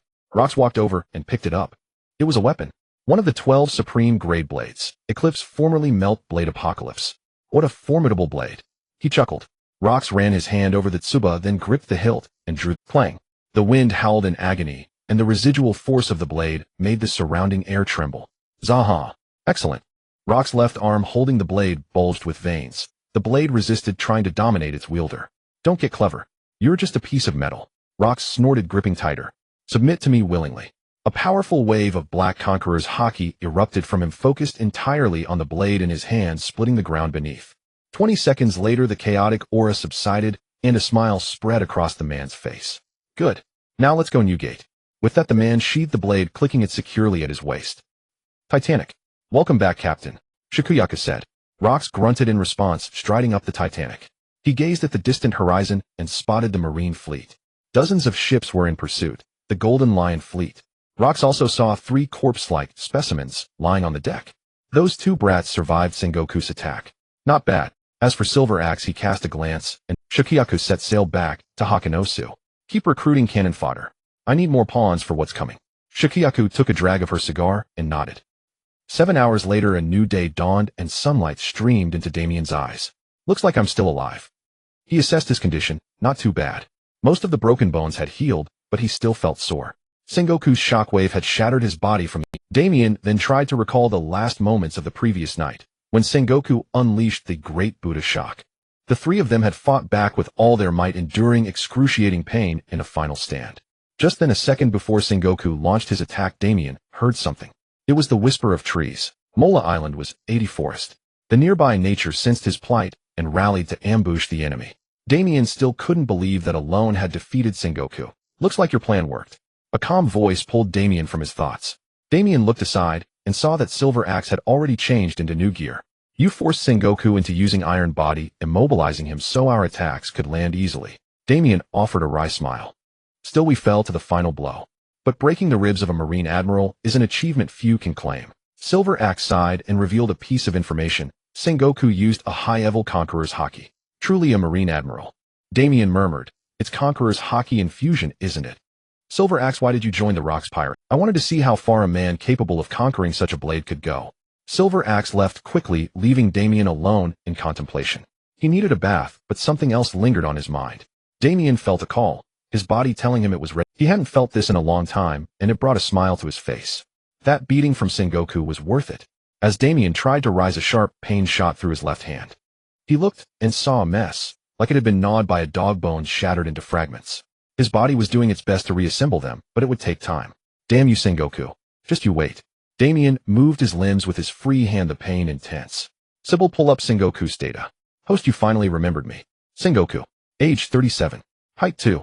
78 m. Status injured. Devil fruit, human fruit, mythical Zoan, Great Buddha form. Fruit rating 6. 5 stars. Haki observation, haki mastery, armament, haki. Conqueror's haki. Strength Yonko.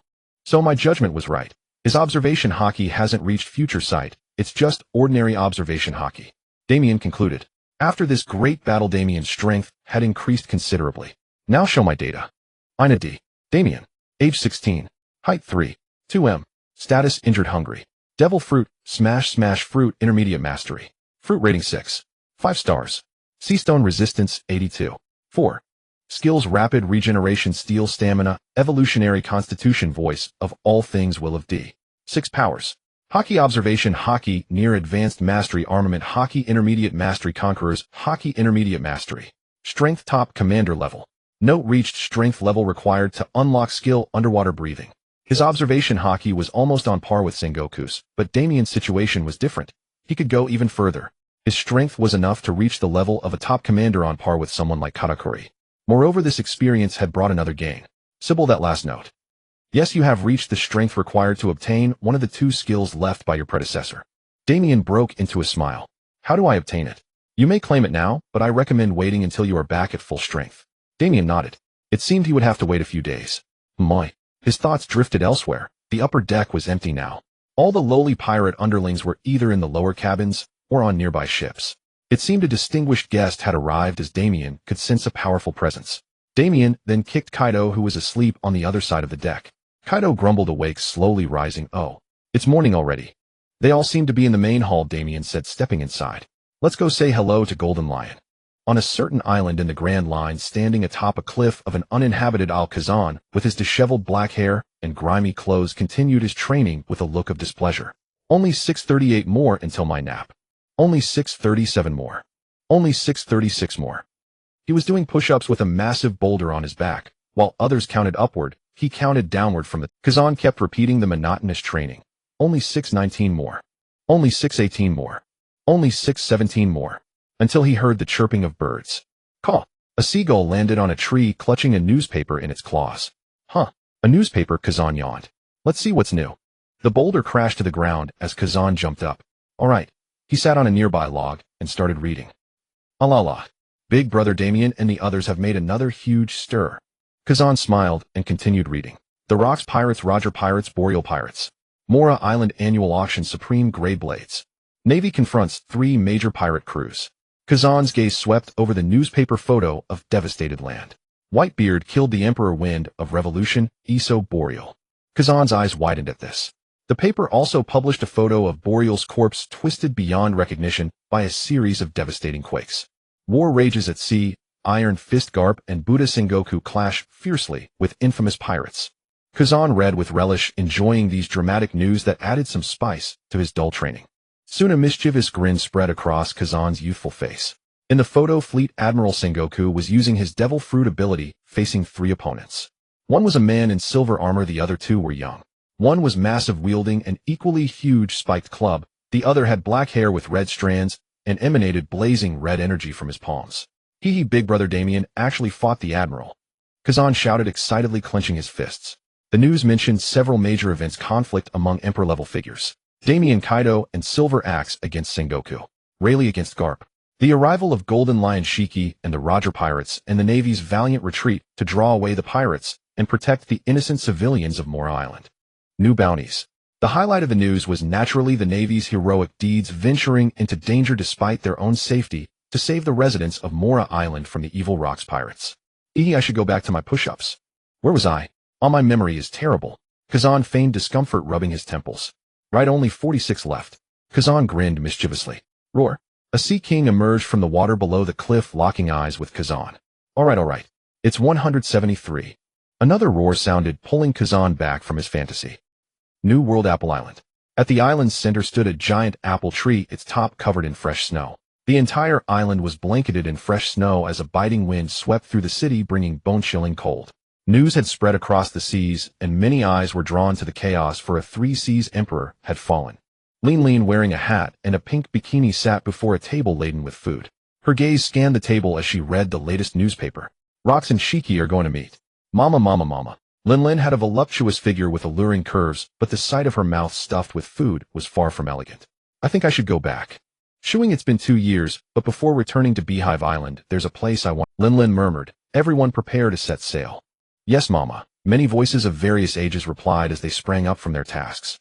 New World Pride Island. In the New World, there was an island of quite peculiar shape.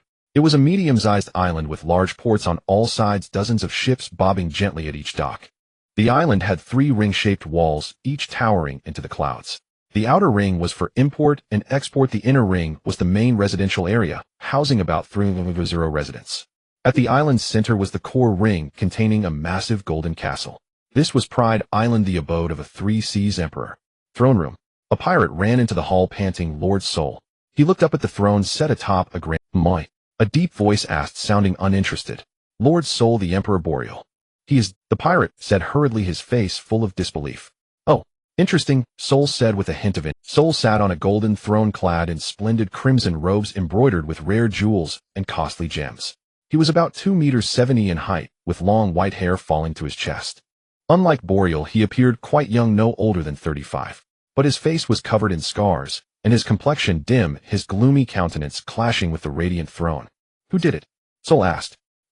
It was Whitebeard Edward Newgate who killed him, the pirate reported. Is that so? So ho ho ho. The hall then fell into silence. Well, Lord Sol Whitebeard is a subordinate of Rox D. Jybeck. The pirate swallowed. They say his strength even surpasses Iron Fist Garp. WWE should be careful. You tell me to be careful, eh? Sol asked sharply. His strength may surpass Garp's, but he will fall before my powers sooner or later. Emperor Pride D. Sol looked down at the pirate with a hint of displeasure. Isn't that so? Of course. Brain Domain Island. Another place in the New World. 12 small islands surrounded a larger central island on which stood a massive factory. Tens of thousands of residents walked with expressionless faces devoid of fatigue, emotion, or even life. They merely moved according to the instructions from massive loudspeakers on watchtowers, some carrying large pieces of metal, some tending animals, some fishing. Even the guards maintained the same demeanor. The scene was utterly eerie, no sound, no extra movements, everything synchronized. In a magnificent tower, a man rested his chin on one hand, smiling. He was another 3C's Emperor Thaddeus Enigma. Enigma was impeccably dressed, befitting his station, exuding a powerful aura, but his imposing appearance was marred by extensive burns on his face. Enigma sat before a simple table, facing a unique chessboard. On the board were not black and white pieces, but 4 colors: green, orange, gold, and blue. Enigma gazed at the board and said gracefully, Boreal. Dead. How refreshing. He smiled, picked up the blue king piece, and moved it off the board. It seems a new piece has entered the game. The curiosity in Enigma's voice was evident, echoing through the luxurious room. Jaiha. So you're the new kid they've been talking about in the news. Damian now stood at the round table in the Titanic's administration hall. Damian looked at the man, appraising him, whose eyes brimmed with interest and concealed malice. Shiki had a head of golden wavy hair and unusually shaped eyebrows. 2 long strands of hair hung down along his temples, a cigar clamped between his teeth on the left side, while he drank on the other. Golden Lion Shiki. Damian called out the man's name. You know me? This made Shiki burst into laughter. Shiki's golden eyes scrutinized Damian as he proposed. I saw how you beat up Sengoku. How about coming to work under me? Damian shook his head. No thanks. Kaido, uninterested in their conversation, interrupted. Shiki, fight me. Kaido, you crazy brat, want another beating. Worororo. I've improved a lot these past few months. The door suddenly swung open and a gentle voice chimed. Oh my, looks like you're all awake. Come and eat something. Shaki brought out some delicious dishes, letting the 2 apprentice pirates dig in. Shaki sat down in an empty seat and said, Bolealisai is dead. That empty seat will bring a lot of trouble. We'll need a few months to replenish our pirates. Shiki waved his hand. There are plenty of pirates we want.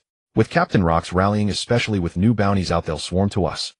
Kaido and Damian both raised an eyebrow, but they didn't stop wolfing down their food. Clatter. Shaki slowly laid out 6 wanted posters in order. Wanted, Kaido the Beast, bounty, 7 grow berries, dead or alive. Wanted, Shekaku Black Plague, bounty, grow berries, dead or alive. Wanted, Silver Axe, the Violent, bounty, 834 berries, dead or alive. Wanted, Aina D. Damian Incarnation of Sin, bounty, 86 berries, dead or alive. Wanted, Edward Newgate Whitebeard, bounty, 2446 berries, dead or alive. Wanted, Shiki Golden Lion, bounty, 25 berries, dead or alive. Wanted, Rox D. Zebek Abyss of Sin, bounty, 47 berries, dead or alive. Wanted. She also displayed 3 more wanted posters. Wanted, Scopper Gabon Double Axe, bounty, 970 berries, dead or alive. Wanted, Silver's Rayleigh the Dark King, bounty, 18086 berries, dead or alive. Wanted, Joel D. Rowe. Damian couldn't help but smirk at his own bounty. He gnawed on a huge leg bone while glancing at Kaido beside. Damian elbowed his opponent, as if urging him to look at the numbers too. Woolololo. Kaido let out a bestial growl. He was furious that his bounty was a notch lower than Damian's. Why was he always one step behind? The news didn't even mention that the Navy was chased off by my fleet. What a bunch of incompetence. Shaki blew out a puff of smoke. That's normal. They focused on saving face, claiming they crushed Borealis' empire when we had already left Mola Island, Shaki replied. Creak. The conversation was abruptly interrupted as another figure swaggered into the hall. Messy hair, fanatical eyes. It was Roxy. Zebek. So you both are awake. I've heard about your fight with Sengoku. You're worthy of my name, Rox declared. Meanwhile, Damian stared at the sword at the captain's waist. Seems like you got what you wanted. This made Rox grin, but it was not a grin of joy. It was malice. I also heard there were unusual movements in Mola Island's forest. Seems you're hiding quite a few secrets. A cold wind swept through the meeting room with a shrill howl. But Rox didn't give Damian time to react. I don't care how sharp my swords are as long as they remember to whom they... Rox walked straight to the head of the table and sat down. As a generous captain, when my men perform well, I should reward them right. Rox then turned to Shaki, signaling her to speak. Shaki nodded. Damian, do you remember the crew structure I mentioned? Damian nodded. According to the draft, the captain wants 9 divisions, each with a strong commander. Shaki tossed Damian a paper with a chart drawn on it. 1st Division Commander, Edward Newgate. 2nd Division Commander, Shiki. 3rd Division Commander, Charlotte Limlin. 4th Division Commander, vacant.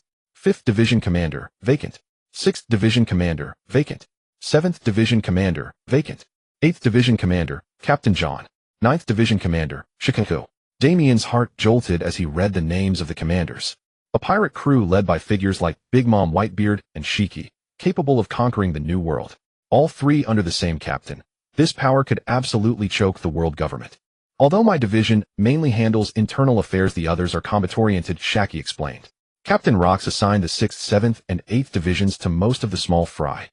Shaki dropped the bombshell. He thinks you and the newly joined Silver Axe are fit to be commanders. Damian shifted his gaze to the captain, who was drinking from a sake gourd that appeared out of thin air. I prefer to fight alone. Rox didn't care what he said. What you think doesn't matter, and I don't care how many pirates you have under you. Rox took another deep gulp of sake. Those pathetic rulers always boast about their divisions and armies. Zaha. If it attracts more people to my flag, then I want 9. Rox walked away nonchalantly, throwing the empty gourd onto the precious deck, shattering it. Damian shook his head helplessly, while Shiki flashed an evil grin. You bear the name D, just like our captain. I look forward to seeing how far you can go. And with that, Shiki flew away. Shaki simply shrugged and left Damian with one last remark. Captain Rox sent over 100 newly recruited pirates to your quarters on Beehive Island. You can choose who joins your division. Have fun. Only Damian and Kaido remained in the hall. Worororo, you became a commander before me.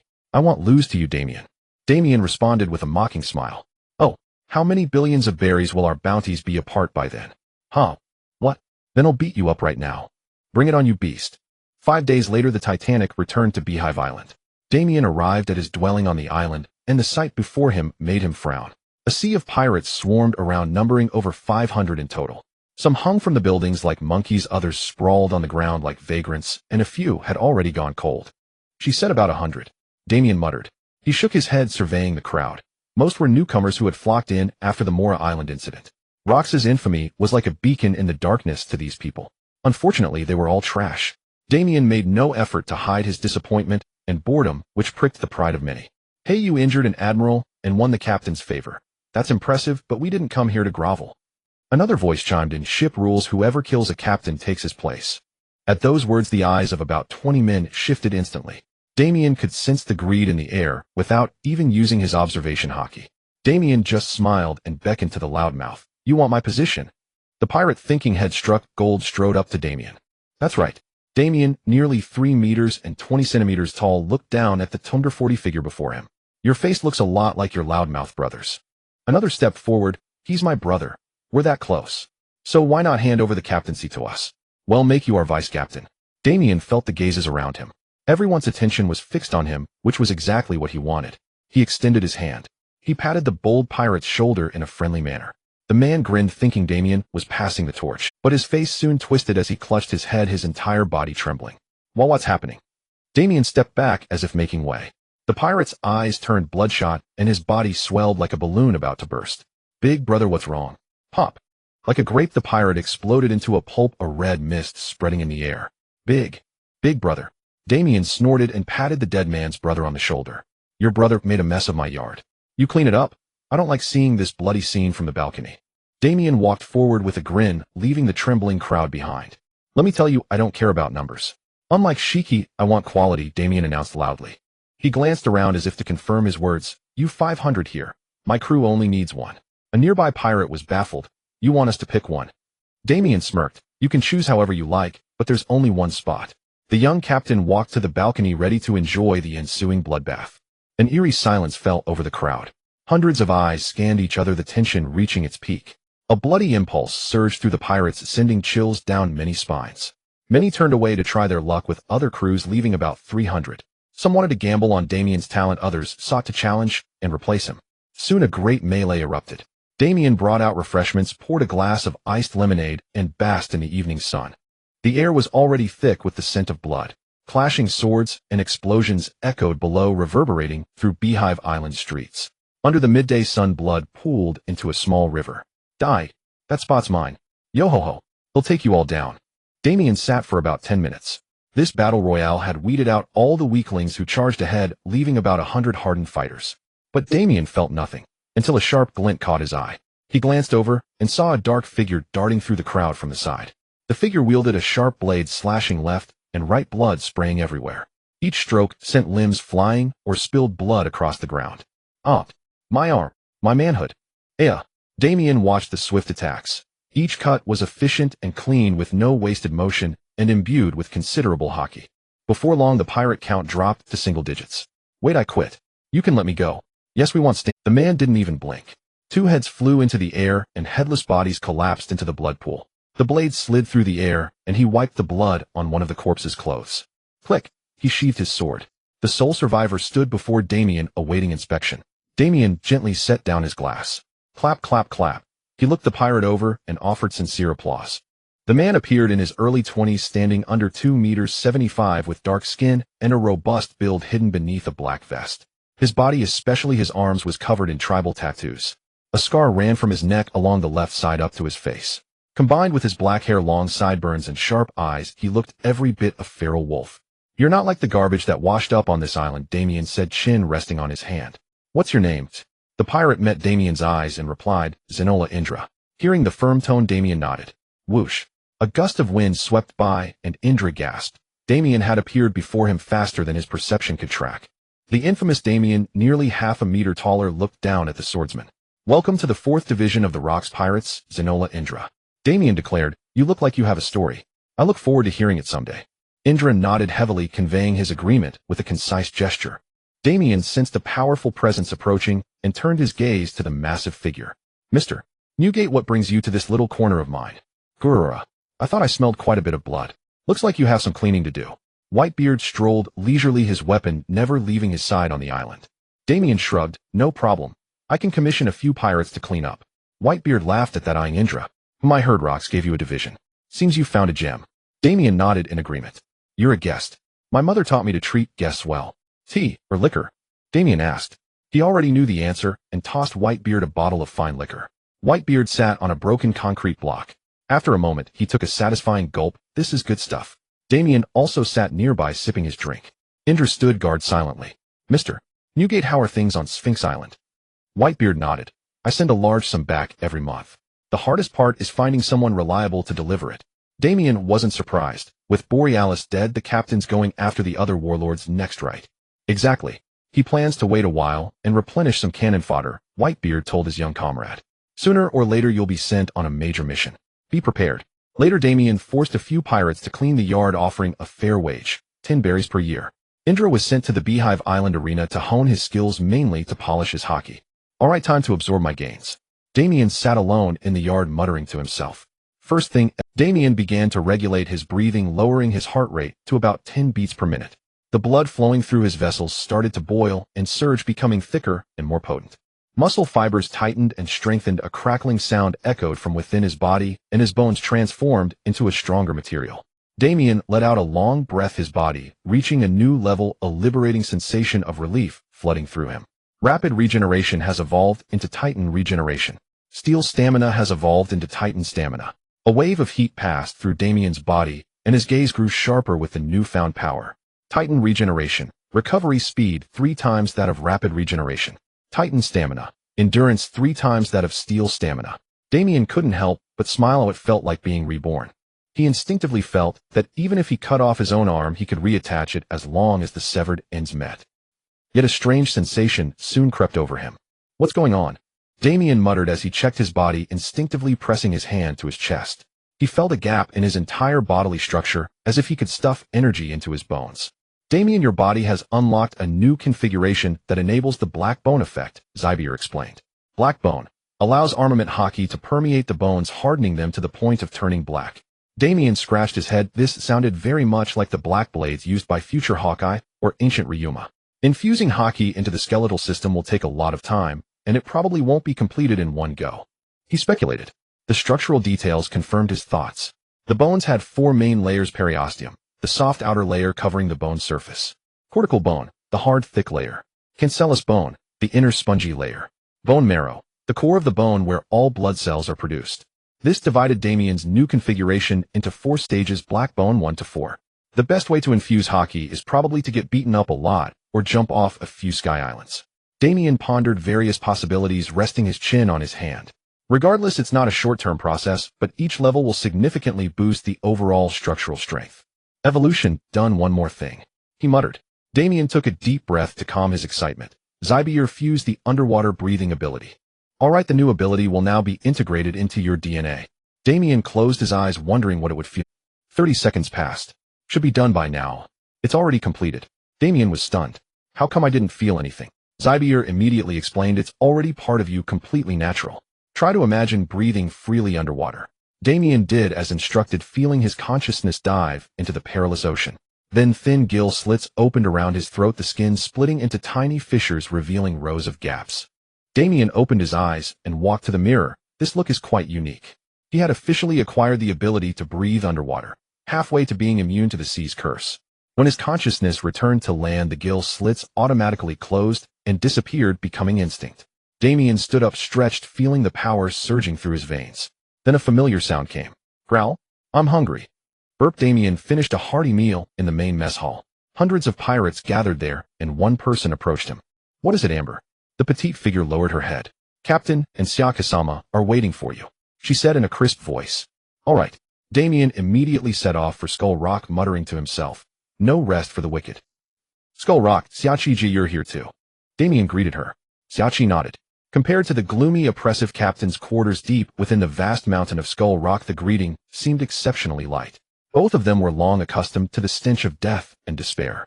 Rox was also present, drinking wine idly in the dim room. Damian, let me tell you about the captain's primary objective. Xiachi began. That is the remaining top-tier pirates. These people share a common trait: they are all on the government's World Threat Index list. She took a quick drag from her cigar and continued, mainly pride of Sin Pulade D. Suwater Brain Demon Sadeusi, Inajima Fallen Angel Heya, and Gold. Roger. She paused. But there are 2 others on the list, though they don't pose much of a threat to the captain. They prefer to roam the seas alone. Damian committed these names to memory for future reference. Rox remained expressionlessly bored, signaling Xiachi to continue, which she did. Of course, all of them must die. That statement brought a smile to Rox's face. Among these 4 you've already met Roger. That man with just a few crew members has already sailed across most of the New World, an impressive feat. The other 2 most important ones are the overlords. Xiachi elaborated further. Overlord Brain Demon Sadeusi, Inajima. User of the Mind Fruit, a paramecia type, allowing Inajima to completely control others' minds. He can also launch mental attacks that erode your sanity. These attacks are indefensible unless you possess an unshakable will like Conqueror's Haki.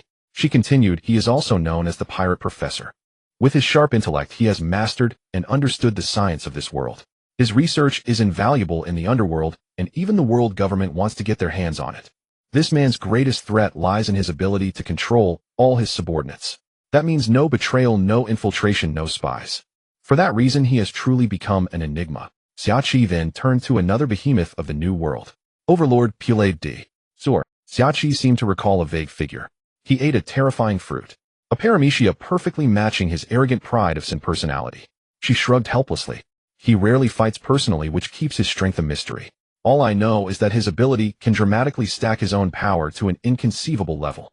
A hint of interest flickered across Rox's face. That fruit is indeed interesting.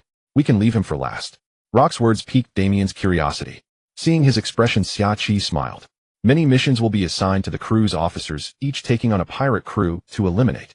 Those words served as a warning to Damian, both making him doubt his own strength and stirring a surge of excitement. He too wanted to fight stronger opponents. But I probably won't get too strong a target, right? Probably a weaker one. Damian's thoughts were interrupted by Rox's gruff voice. Zaha. But I can see right through your little schemes. You're right, your target won't be too extreme. Just go and kill that Inajima. Damian was stunned. He knew that despite Rock's always reckless demeanor, his intelligence was extremely high. As if reading his mind, Rox answered his doubts. That brain guy is the weakest of the lot. Too reliant on his devil fruit, his haki has long been neglected. A waste. He spat contemptuously. Xiachi nodded beside him and added, Inajima's fruit ability allowed him to build a completely brainwashed army of about 50,000 soldiers and hundreds of ships entrenched in his territory, the Sea of Mines. Damian processed all the information and voiced his thought. In other words, Inajima's greatest strength is also his greatest weakness. Xiachi laughed and Rox erupted into a wild cackle. Zaha. Exactly. Kill him first, and those little toys will scatter on their own. Damian pondered for a moment and spoke up. I'll go, but I need some time to train. Rox looked at Damian, whose eyes already said it all. Zaha. Looks like your ambition is pretty strong. Fine, I'll give you 6 months to set sail, he said in his usual hoarse voice. Take Kaido and your new crew members along too. Don't let them fall behind. Rock's tone quickly returned to boredom as he waved them off. Damian and Xiachi took the hint and descended the long spiral staircase. Xiachi, do me a favor, Damian said. Anything, Damian-chan. Well, no hanky-panky though, she purred seductively. Damian was long immune to her teasing and paid no attention. My observation haki. Feels like it's just one step away from breaking its limit. Xiachi hummed softly, signaling him to continue. I can tell your strongest is observation haki. I hope you can help me take that step. Xiachi smiled at Damian. Oh, that's all. No problem, it's not like I have much to do here anyway, and I do have some ideas that could help you, but the process won't be easy. Damian nodded gratefully. He didn't like owing favors, but if Xiachi ever needed help, he would definitely step in. This training is far simpler than I imagined, Damian murmured to himself, standing in a forest encircled by towering trees. He was blindfolded, his ears stuffed with cotton, and his nose likewise sealed. A special tree sap had been applied to his skin, numbing his sense of touch, and even his taste had vanished under the paralysis. All senses were forcibly severed. Damian stood in the center of a clearing surrounded by dense woods. He had even ceased using the voice of all things. The sensation of being stripped of all senses could drive even the most resolute to madness. Bang! It was not a sound he heard, but a feeling he perceived. A bullet streaked from the side, hurtling straight toward his chest. Damian dodged with ease, the bullet grazing past him. Bang! Bang! Bang! Dozens of bullets soon rained from all directions, the difficulty escalating sharply. Damian frowned, using his haki to sense every subtle shift in the surrounding air. They're not all the same speed, he thought. His towering frame moved swiftly, weaving through the air. Damian's speed was immense, his figure flickering and vanishing across multiple positions. Yet the bullets still struck him in several places, revealing their unusual properties. That hurts. Damian grunted, clutching his bleeding arm. Armor-piercing rounds, he wondered. Another alarm rang in his mind as he sensed a wave of heat. Boom. Damian leaped at the last second. The tree behind him exploded into countless fragments, leaving a scene of devastation. Another burst of flame pricked his senses, granting him no respite. Damian darted and twisted through the forest, a sea of fire blazing behind him. After tens of minutes, Damian leaped from tree to tree, fully unleashing his observation haki to glean as much information as possible. The layout of the forest had become visible in his mind. But the bullets aimed at him grew faster. Explosive rounds, armor-piercing rounds, incendiary rounds, everything, some even combining multiple properties. I think I've grasped. Damian's thought was cut short as he sensed a small window opening behind him. Boom! An explosion rattled his back, a bullet suddenly appearing out of nowhere. Before Damian could think, 10 more such portals opened around him. Boom! Bang! Kaboom! Explosions erupted in succession through the forest, engulfing Damian in searing projectiles. It's too chaotic. I can't sense anything. Damian's observation haki could not keep up with the portals that opened mere inches from his body. Worse, the flames and heat waves left him no ground to stand on. Oh, this is just the beginning, Shaki murmured to herself, gazing down from a small hill. A cigar was clamped in one hand, a gun in the other.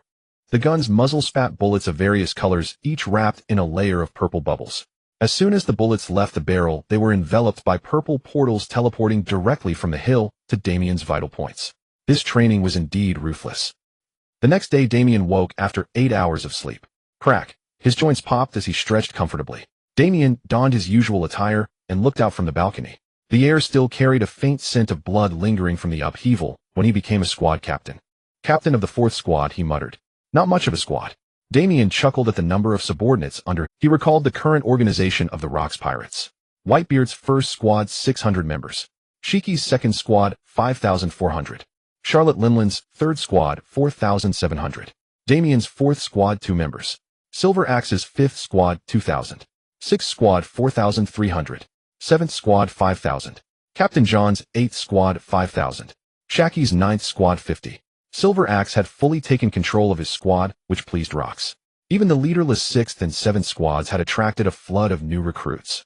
Rox currently had no outstanding pirates at hand, so he simply threw some new recruits into a group, hoping a strong one would emerge.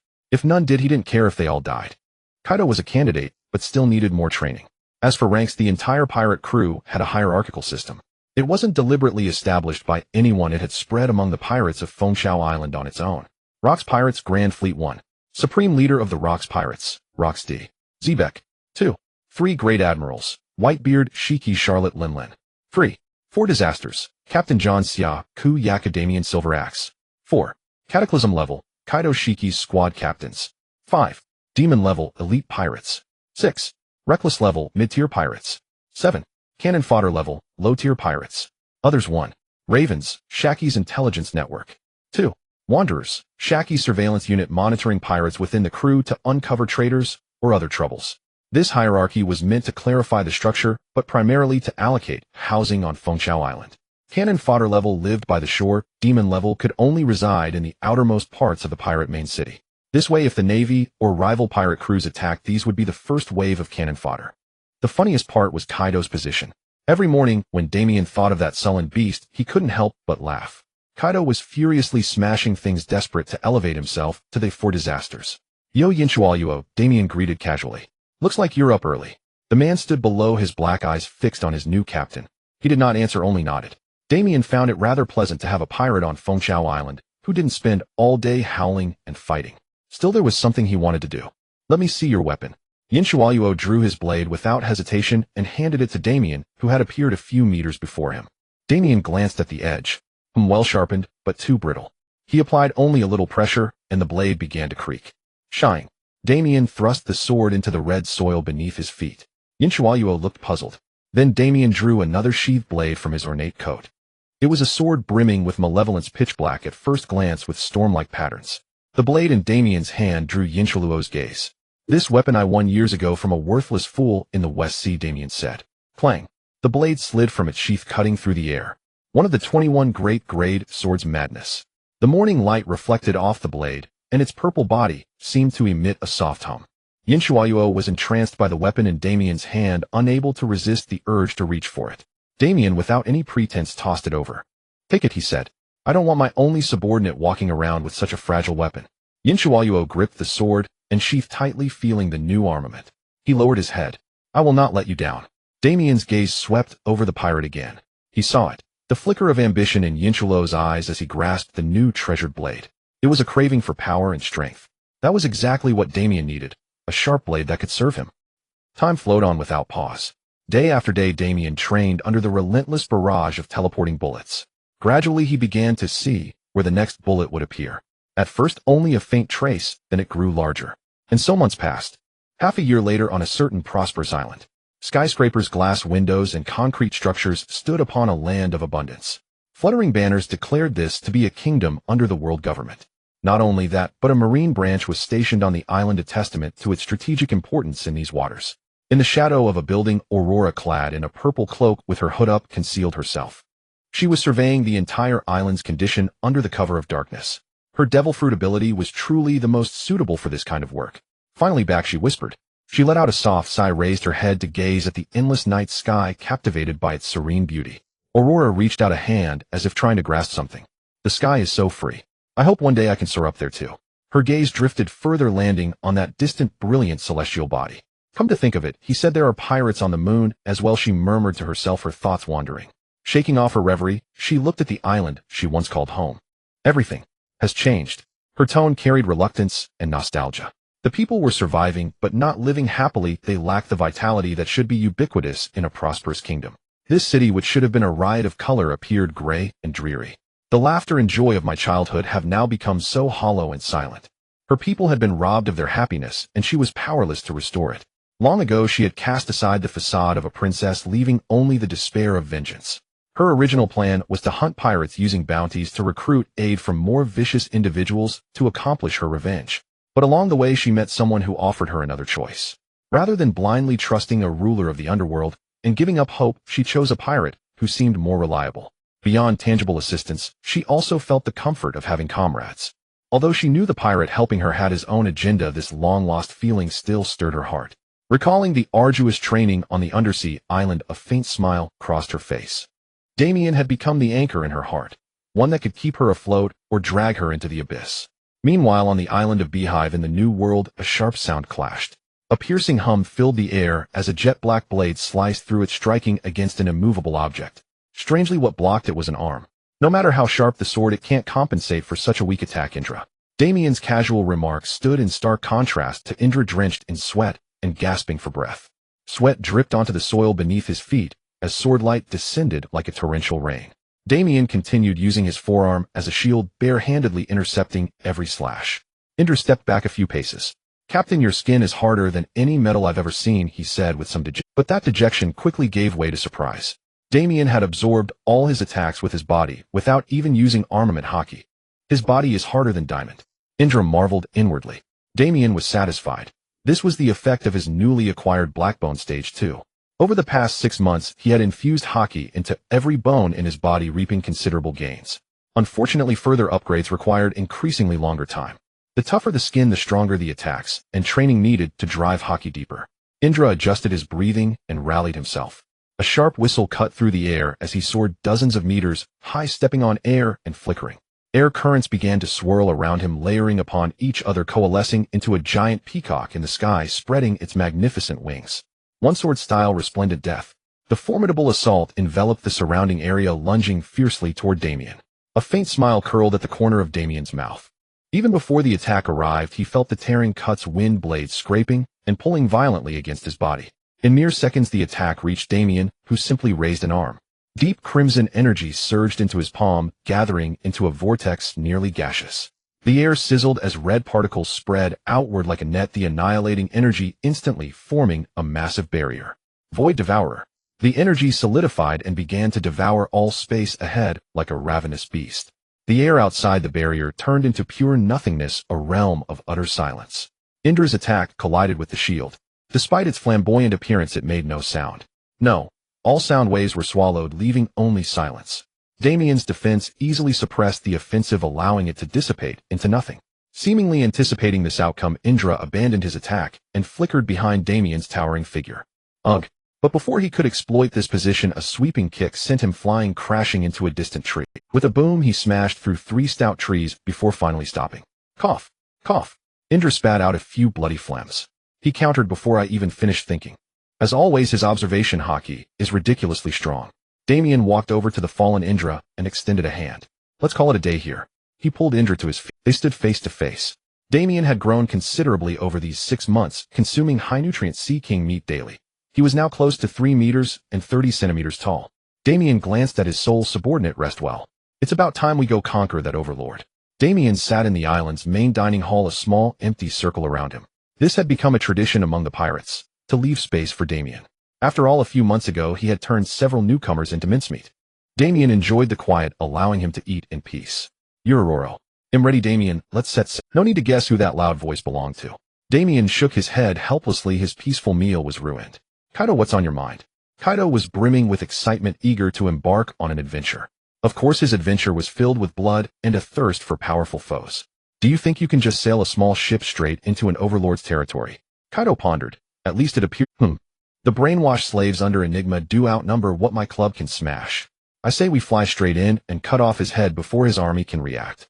Damian paused. Kaido's words had some merit, even coinciding with a plan he had already conceived. "Maybe, but you'd better not treat an overlord like a lamb to the slaughter." Damian rolled his eyes. Scheming against the man widely recognized as the smartest on the seas isn't easy. Sometimes the simplest plans have the highest success rates. Kaido scratched his head. "Whatever." Damian ignored him, clearing the table. Unlike the other pirates on the island, his mother had taught him manners. While tidying up, a feasible idea struck him, "But there's someone who can help us with the flying problem." "Let me get this straight. You want me to fly you 2 brats straight into the center of Enigma's pleasure castle?" The speaker was, of course, the infamous Golden Lion Shiki. Damian and Kaido stood side by side, albeit with a massive height gap. Shiki leaned forward slightly, eyeing the two young pirates with interest. "You think I'm public transportation?" he demanded, his voice like thunder, golden hockey threads scattering outward. Kaido raised a hand, as if about to say something offensive. "How about we give you a share of Enigma's gold?" Damian interjected before things turned bad. Shiki snorted, narrowing his eyes.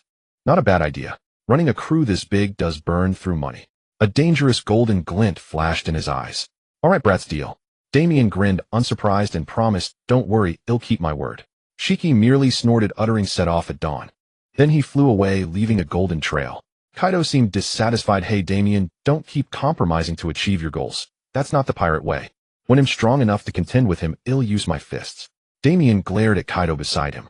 "Same goes for you, or one day, even that thick hide of yours won't hold up." Over the past few months, Damian had witnessed the Golden Lion's power. The float fruit was an absurdly powerful devil fruit, allowing the user to telekinetically control any non-living object they had touched. A single move from the Golden Lion could kill most people. Just the image of blocking dozens of land masses raining down from the sky was unimaginable, and if Shiki got angry, the scene would be even more inconceivable. Coupled with his mastery of dual sword-style swordsmanship, he was a catastrophe. His bounty even surpassed that of Whitebeard. Kaido knew this too, but his instinct to speak with his fists always overpowered his reason, compelling him to walk away without another word. Damian began preparing for the upcoming mission. An overlord, though acknowledged as the weakest of the three, was certainly no pushover. The greater the difficulty, the greater the reward. That's what anime teaches, Damian muttered to himself. His eyes now took on the color of the sunset, unconsciously releasing a bit of haki at the thought of the coming battle. The nearby pirates shivered, their backs chilling, and scurried away to avoid this walking monster. Meanwhile, at Marine Headquarters Marineford, while Damian was wrapping up his training and preparing to set off on his new mission, a storm was brewing at Marine. Thousands of Marines scurried around the base, loading countless cannons and weapons onto massive warships. They had received new orders to expand the Marine fleet in response to the escalating chaos in the New World. But another issue arose, much to the displeasure of the five elders. In the Fleet Admiral's office, 5 Marines were present, with the Fleet Admiral seated behind his desk. Before him sat 3 people, Admiral Becerra and Admiral Sengoku, arms crossed with stern expressions. There was also a third, Admiral Masao, sitting off to the side, holding a steaming cup of tea. They were discussing how to execute the 5 elders' orders. Garp was also there, but he was lost in his own world, crunching on an endless supply of rice crackers. Bam! The door burst open, and a Vice Admiral rushed in, looking extremely grave. Fleet Admiral. He snapped to attention and saluted. "What is it?" Kong asked. I bring news from the Marine Criminal Intelligence Division." His words captured the attention of the 5 monsters in the office. The Vice Admiral swallowed and delivered his report, his voice growing heavier with each word. "A high-level informant of Director Hakucho has confirmed that Charlotte Linlin will meet with the Overlord Thaddeus Enigma in 3 days." What? The next morning, Damian completed his 5 training and headed to the main port. He had visited Rox the previous night to inform him of his impending departure. Damian hadn't expected any farewell, but Rox did offer him a parting remark: "Don't die, or he'll dig up your corpse and kill you again." Indra followed a few steps behind, silent, as always, speaking only when necessary. The madness was secured at his waist, ever ready to taste blood. Damian noticed that Indra's slashes had grown sharper and deadlier over these days. A significant improvement. Perhaps I should consider forging my own weapon, he thought. Though his attacks were easy to unleash, having a weapon to channel and focus his power would be more effective. Damian shook off his thoughts and arrived at the destination. "Yo, Kaido," he greeted. "Are you ready to descend into hell?" Kaido hefted his spiked club onto his shoulder. "Yororo. Finally here." The 3 stood before a medium-sized ship that looked utterly unremarkable. It had one striking feature: a soft, almost transparent bubble enveloped the entire vessel, giving it a sleek, glossy shell. This was a ship coated with a membrane. Thud! A shadow landed nearby. "Jahaha. Looks like you brats are ready." Shiki strode toward the ship and lightly tapped the edge of the membrane with his right palm, enveloping the hull with an invisible force. "I've imbued the ship with my ability. It will fly at your command." Shiki then flicked his finger upward. The ship rose without resistance, splashing water. The rusty metal plates of the bottom were exposed, with coral and moss clinging underneath. Shiki wasn't lifting the ship, but the bubble that encased it. The Golden Lion then cast a calculating glance at Damian, his eyes gleaming with shrewdness. His gaze seemed to challenge Damian to board. Damian scoffed and leaped onto the ship. Indra and Kaido landed on the deck, and the vessel sank under their weight before rebounding to its original position. Shiki's voice rang in their ears: "I'll send the ship toward Brain Domain Island. When you're above the castle, just pop the bubble and you'll plummet straight down." Shiki then snapped his finger, hurtling the coated ship into the sky at an astonishing speed. Roaring winds and sonic booms followed as the vessel vanished in an instant. Whoosh!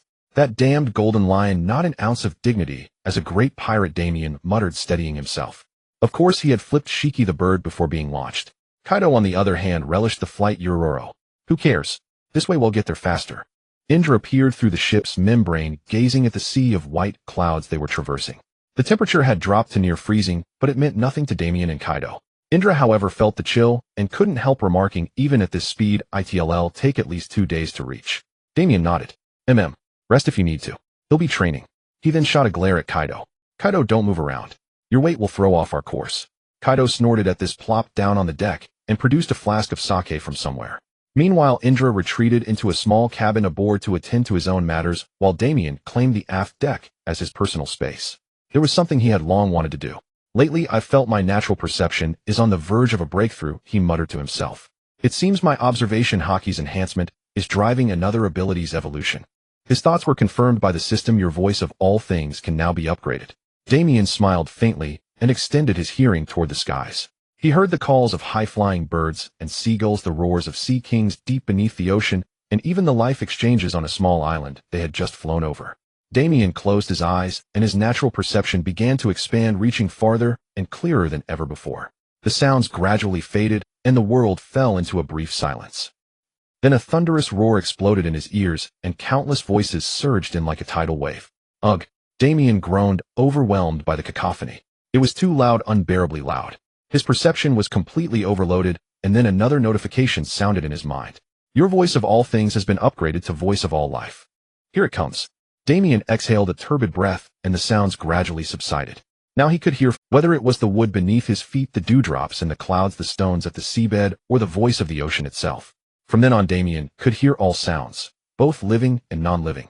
This was an ability possessed by only a handful of people, dozens of times rarer than Conqueror's Haki. All words, whether written or spoken, carry an inherent intent to communicate. By listening to that intent, I can decipher any language, be it written or spoken, he concluded. Of course, the true power of this ability lay in interpreting the world's hidden truths preserved on massive stone tablets, the poneglyphs. Meanwhile, on Brain Domain Island, the island was surrounded by 12 docks. No patrols were needed, as every citizen was under the control and surveillance of the Enigma Fruit's ability. Their minds were restricted to breathing and walking, nothing more. The central castle stood imposingly, but one dock had become bustling. At Dock 7, a colossal ship was approaching. About 300 civilians looked up in unison and walked toward the vessel. Their movements were perfectly synchronized, standing at the edge of the platform like machines. Their vacant eyes narrowed simultaneously, as if every visual input was shared and merged, focusing on every detectable detail. The ship's prow was a human face. Its hull resembled frosted icing, white and layered, and the main structure on deck was shaped like a cake topped with candles. The sails were enormous, emblazoned with large letters, Big Mom. Mama, we're here. A young boy's voice rang out across the ship. The main door of the ship's structure opened, and several people emerged, varying in size. Mama. Excellent. Come, my lovely children. With a curvaceous, voluptuous figure, she was still a true beauty at this time. Standing about 8 meters 8 tall, she was one of the Rock's pirates' heavyweights, Charlotte Linlin. Linlin had brought 24 of her children, including infants. Her ability could strengthen the souls of her beloved children and serve various other purposes. This way she could ensure that Enigma couldn't use her children against her. Thud. A dull sound echoed as it was a man in his early 30s, one of the very few members of the Enigma pirates not under the captain's control. Thaddeus Enigma operated a chess system. A king himself, a queen, 2 bishops, 2 rooks, 2 knights, and 8 pawns. Apart from these 10 core members, the remaining 50,000 pirates and citizens simply obeyed orders, no matter how absurd. And this was only the main force on Brain Domain Island, not counting the surrounding islands. The arrival was one of Enigma's bishops, Norox, a man nearly 5 meters tall with thick eyebrows, elegant attire, and purple hair. Lady Charlotte, he saluted in a flat tone. Lord Enigma sent me to escort you. Please follow me to the Brain Domain Hotel. Such a reception drew a contemptuous smile from Linlin. Oh, Enigma won't even come out to see me himself. Norox felt suffocated under her gaze, but remained composed. Ahem, please forgive our lack of hospitality, but Lord Enigma is currently occupied in the strategy room. This brought a smile to Linlin's face. Oh, I heard he likes to scheme chess games in some room of his castle. Is he brewing another big move? Yes. Lord Enigma said he will emerge in 2 days. Until then, please enjoy the services we provide, reported Norox. I believe the little ones will have a wonderful time here. Mama, did you hear that, Katakuri? There must be excellent desserts here. Katakuri looked up with winered hair and a scar near his mouth and nodded. Yes, Mama. The younger siblings will have a great time here. And so the big MOM pirates arrived awaiting the brain demon's appearance 2 days later. Linlin's massive figure moved toward the island's center, admiring the efficiency of Enigma's regime along the way. Though his methods were utterly inhumane, these mindless puppets were indeed excellent assets for any pirate kingdom. Is that the headquarters? Linlin murmured, gazing at the beast-like structure in the distance. It was a magnificent castle enveloped by a dazzling sphere. Countless colors flowed across the sphere, and a brilliant beam of light shot from the castle's peak. This sphere was named the Radiance Orb. Contrary to most speculation, it was not a wall and possessed no solid properties. It was more like a holographic projection covering the entire giant castle. The castle overlooked the whole island, serving as a landmark. An awakened mind fruit allows Enigma to project this force field, sensing every minute change in airflow within it. Truly an incredible ability, Linlin remarked. Norox overheard her. Indeed, it is a remarkable masterpiece. His tone was far more respectful than before, as if he knew that once inside the force field the man could hear every word they spoke. He then led Linlin to a smaller building. You may stay here. Lord Enigma will receive you within 2 days. Linlin simply nodded, her attention drawn to the adjacent building, a cake workshop. 2 days later, high above the sky, Brain Domain Island was surrounded by several smaller islands, with the main base in the north, all within the Sea of Consciousness. The surrounding islands: Amygdala Island, Parietal Island, Hypothalamus Island, Brainstem Island, Occipital Island, Cerebellum Island, Hippocampus Island. Each hosted over 10,000 pirates plus thousands of ships. Approaching in a large sailing ship would be detected from afar, drawing the assault of 70,000 pirates. Thus Damian's plan was simple: plunge directly into the island's heart, slay the overlord before the vast army could converge. Damian stood at the prow, Indra to his right, Kaido's massive form behind him. His gaze pierced the clouds, fixed on the archipelago in the distance. Once the overlord is taken down, all the mindless puppets should regain their senses, and we can quickly withdraw before other forces arrive. A cold glint crossed Damian's face as he murmured, shouldn't be too hard, right? The Chamber of Schemes. A man sat cross-legged, his eyes tightly shut. He had merged with his own consciousness, maintaining this posture for 2 full months. Only now did he open his eyes. The time has come. Let's go see that fellow, he muttered to himself as he stood up and stretched his limbs. The door opened, and a beautiful woman outside bowed deeply. She was the queen, a chess piece of Enigma, with long golden hair, golden shoulder guards, and a saber at her waist. Lord Enigma, she saluted the captain. The council chamber was spacious, laid with a simple purple carpet and a reception area in the center. A massive window spanning the entire wall offered a panoramic view of the entire island through the globe of glory stretching for thousands of meters. The sofas were made of the finest silk, and in the middle stood a jewel-encrusted table atop the rug of an. The sofa occupied no small space large enough to accommodate a woman like Big Mom. At that moment she was devouring the desserts laid before her, crumbs scattering everywhere as she wolfed them down. Katakuri, Daifuku, Oven, Perispero. Her children were also present. The eldest among them was no more than 10, with age differences of 2 or 3 years. Perispero, the eldest of Big Mom's children, wore a long redanded yellow hat and bright-colored clothes. He was from the long-tongued tribe, so his tongue always hung out of his mouth. Oven wore similar attire, but his flame-shaped hair made him stand out, while Daifuku's gray crew cut made him seem unremarkable.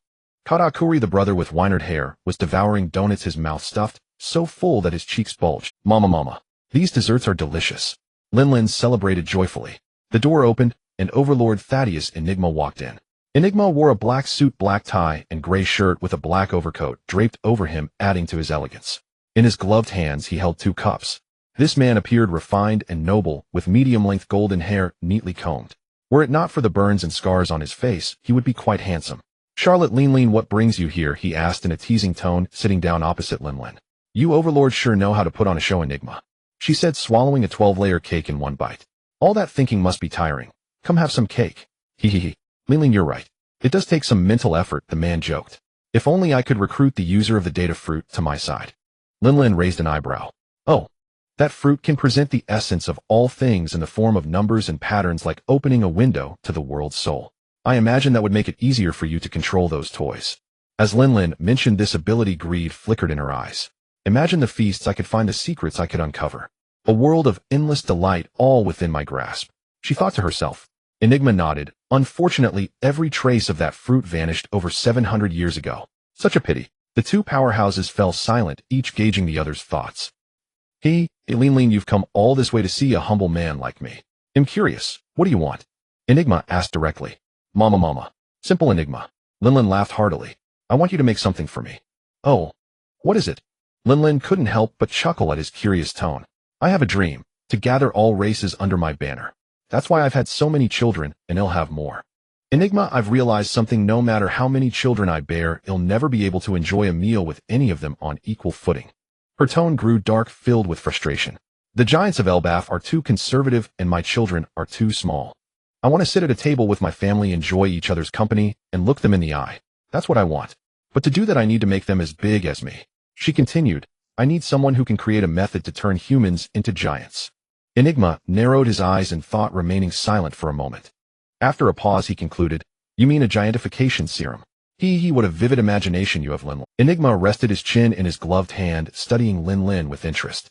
What you want is currently impossible. To change a person's height, you'd have to modify the genome related to the pituitary gland. To create a method of giantification, you'd need samples from those who have already attained such stature. Enigma replied succinctly. Having stated his theory, he added, If you want such a result, you'll need the blood of a giant. That's no trouble at all. Linlin smiled, her mind conjuring an image of a dinner table where all her children and friends dined together, seated as equals, feasting on the finest delicacies. Enigma ignored her excitement and explained in detail, It requires pure giant lineage, royal blood, Linlin. To achieve that, you must attack the nation of Elbaf and battle the giant king. He is not an easy opponent. He crossed his hands. But then again, I fail to see what's in it for me. A hint of malice gleamed in Big Mom's eyes. Mama. Of course it won't be for free. Everything has a price, Enigma, and I'm willing to pay. I'm sure with your mind fruit and your intellect this won't be too lengthy a project.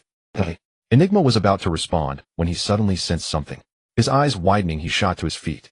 He strode to the large window overlooking the island, focused on the globe of glory, and a smile of amusement spread across his face. His gaze locked onto a battered ship that had crashed through his sphere of consciousness and fallen into the heart. To intrude upon my domain so boldly. I wonder if this is courage or foolishness. Moments earlier. Oh, I see it. We're right above the castle. Kaido exclaimed with excitement. Damian shot an irritated glance at Kaido. Not every black speck in the sky is a castle, Kaido. And that's a bird.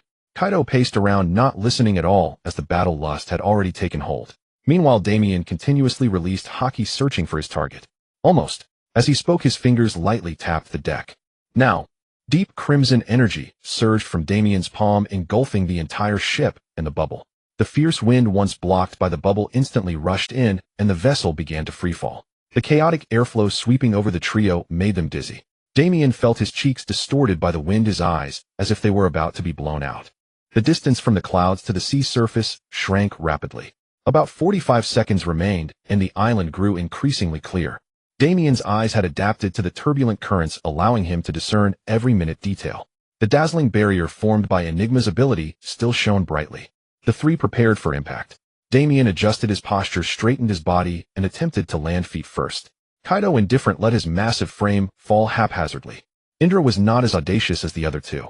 His black weapon glinted under the warm sun, slicing through the raging airflow and descending in a diagonal slash.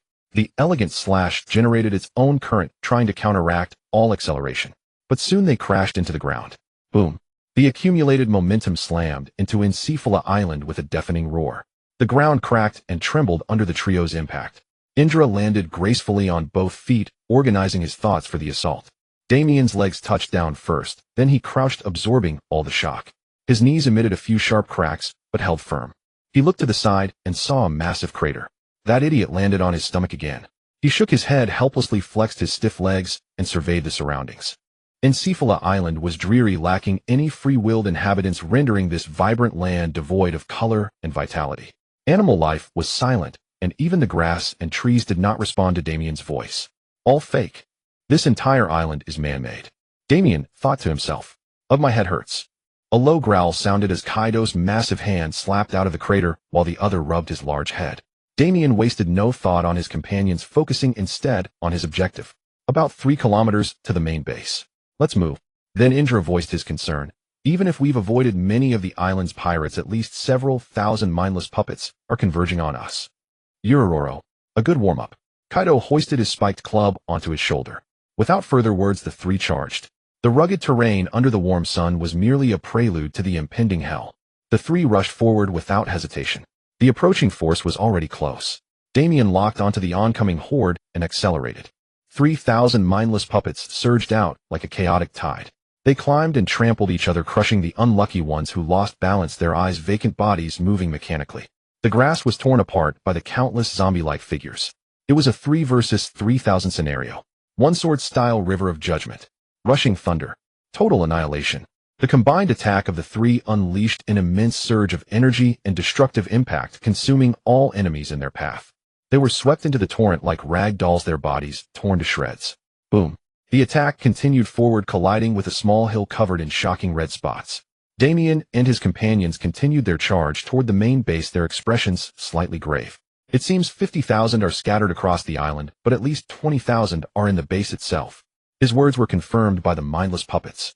Minutes later, the three were surrounded. 8 synchronized thuds, 8 men landed before the army. They were the 8 pawns of Enigma. Intruders surrender.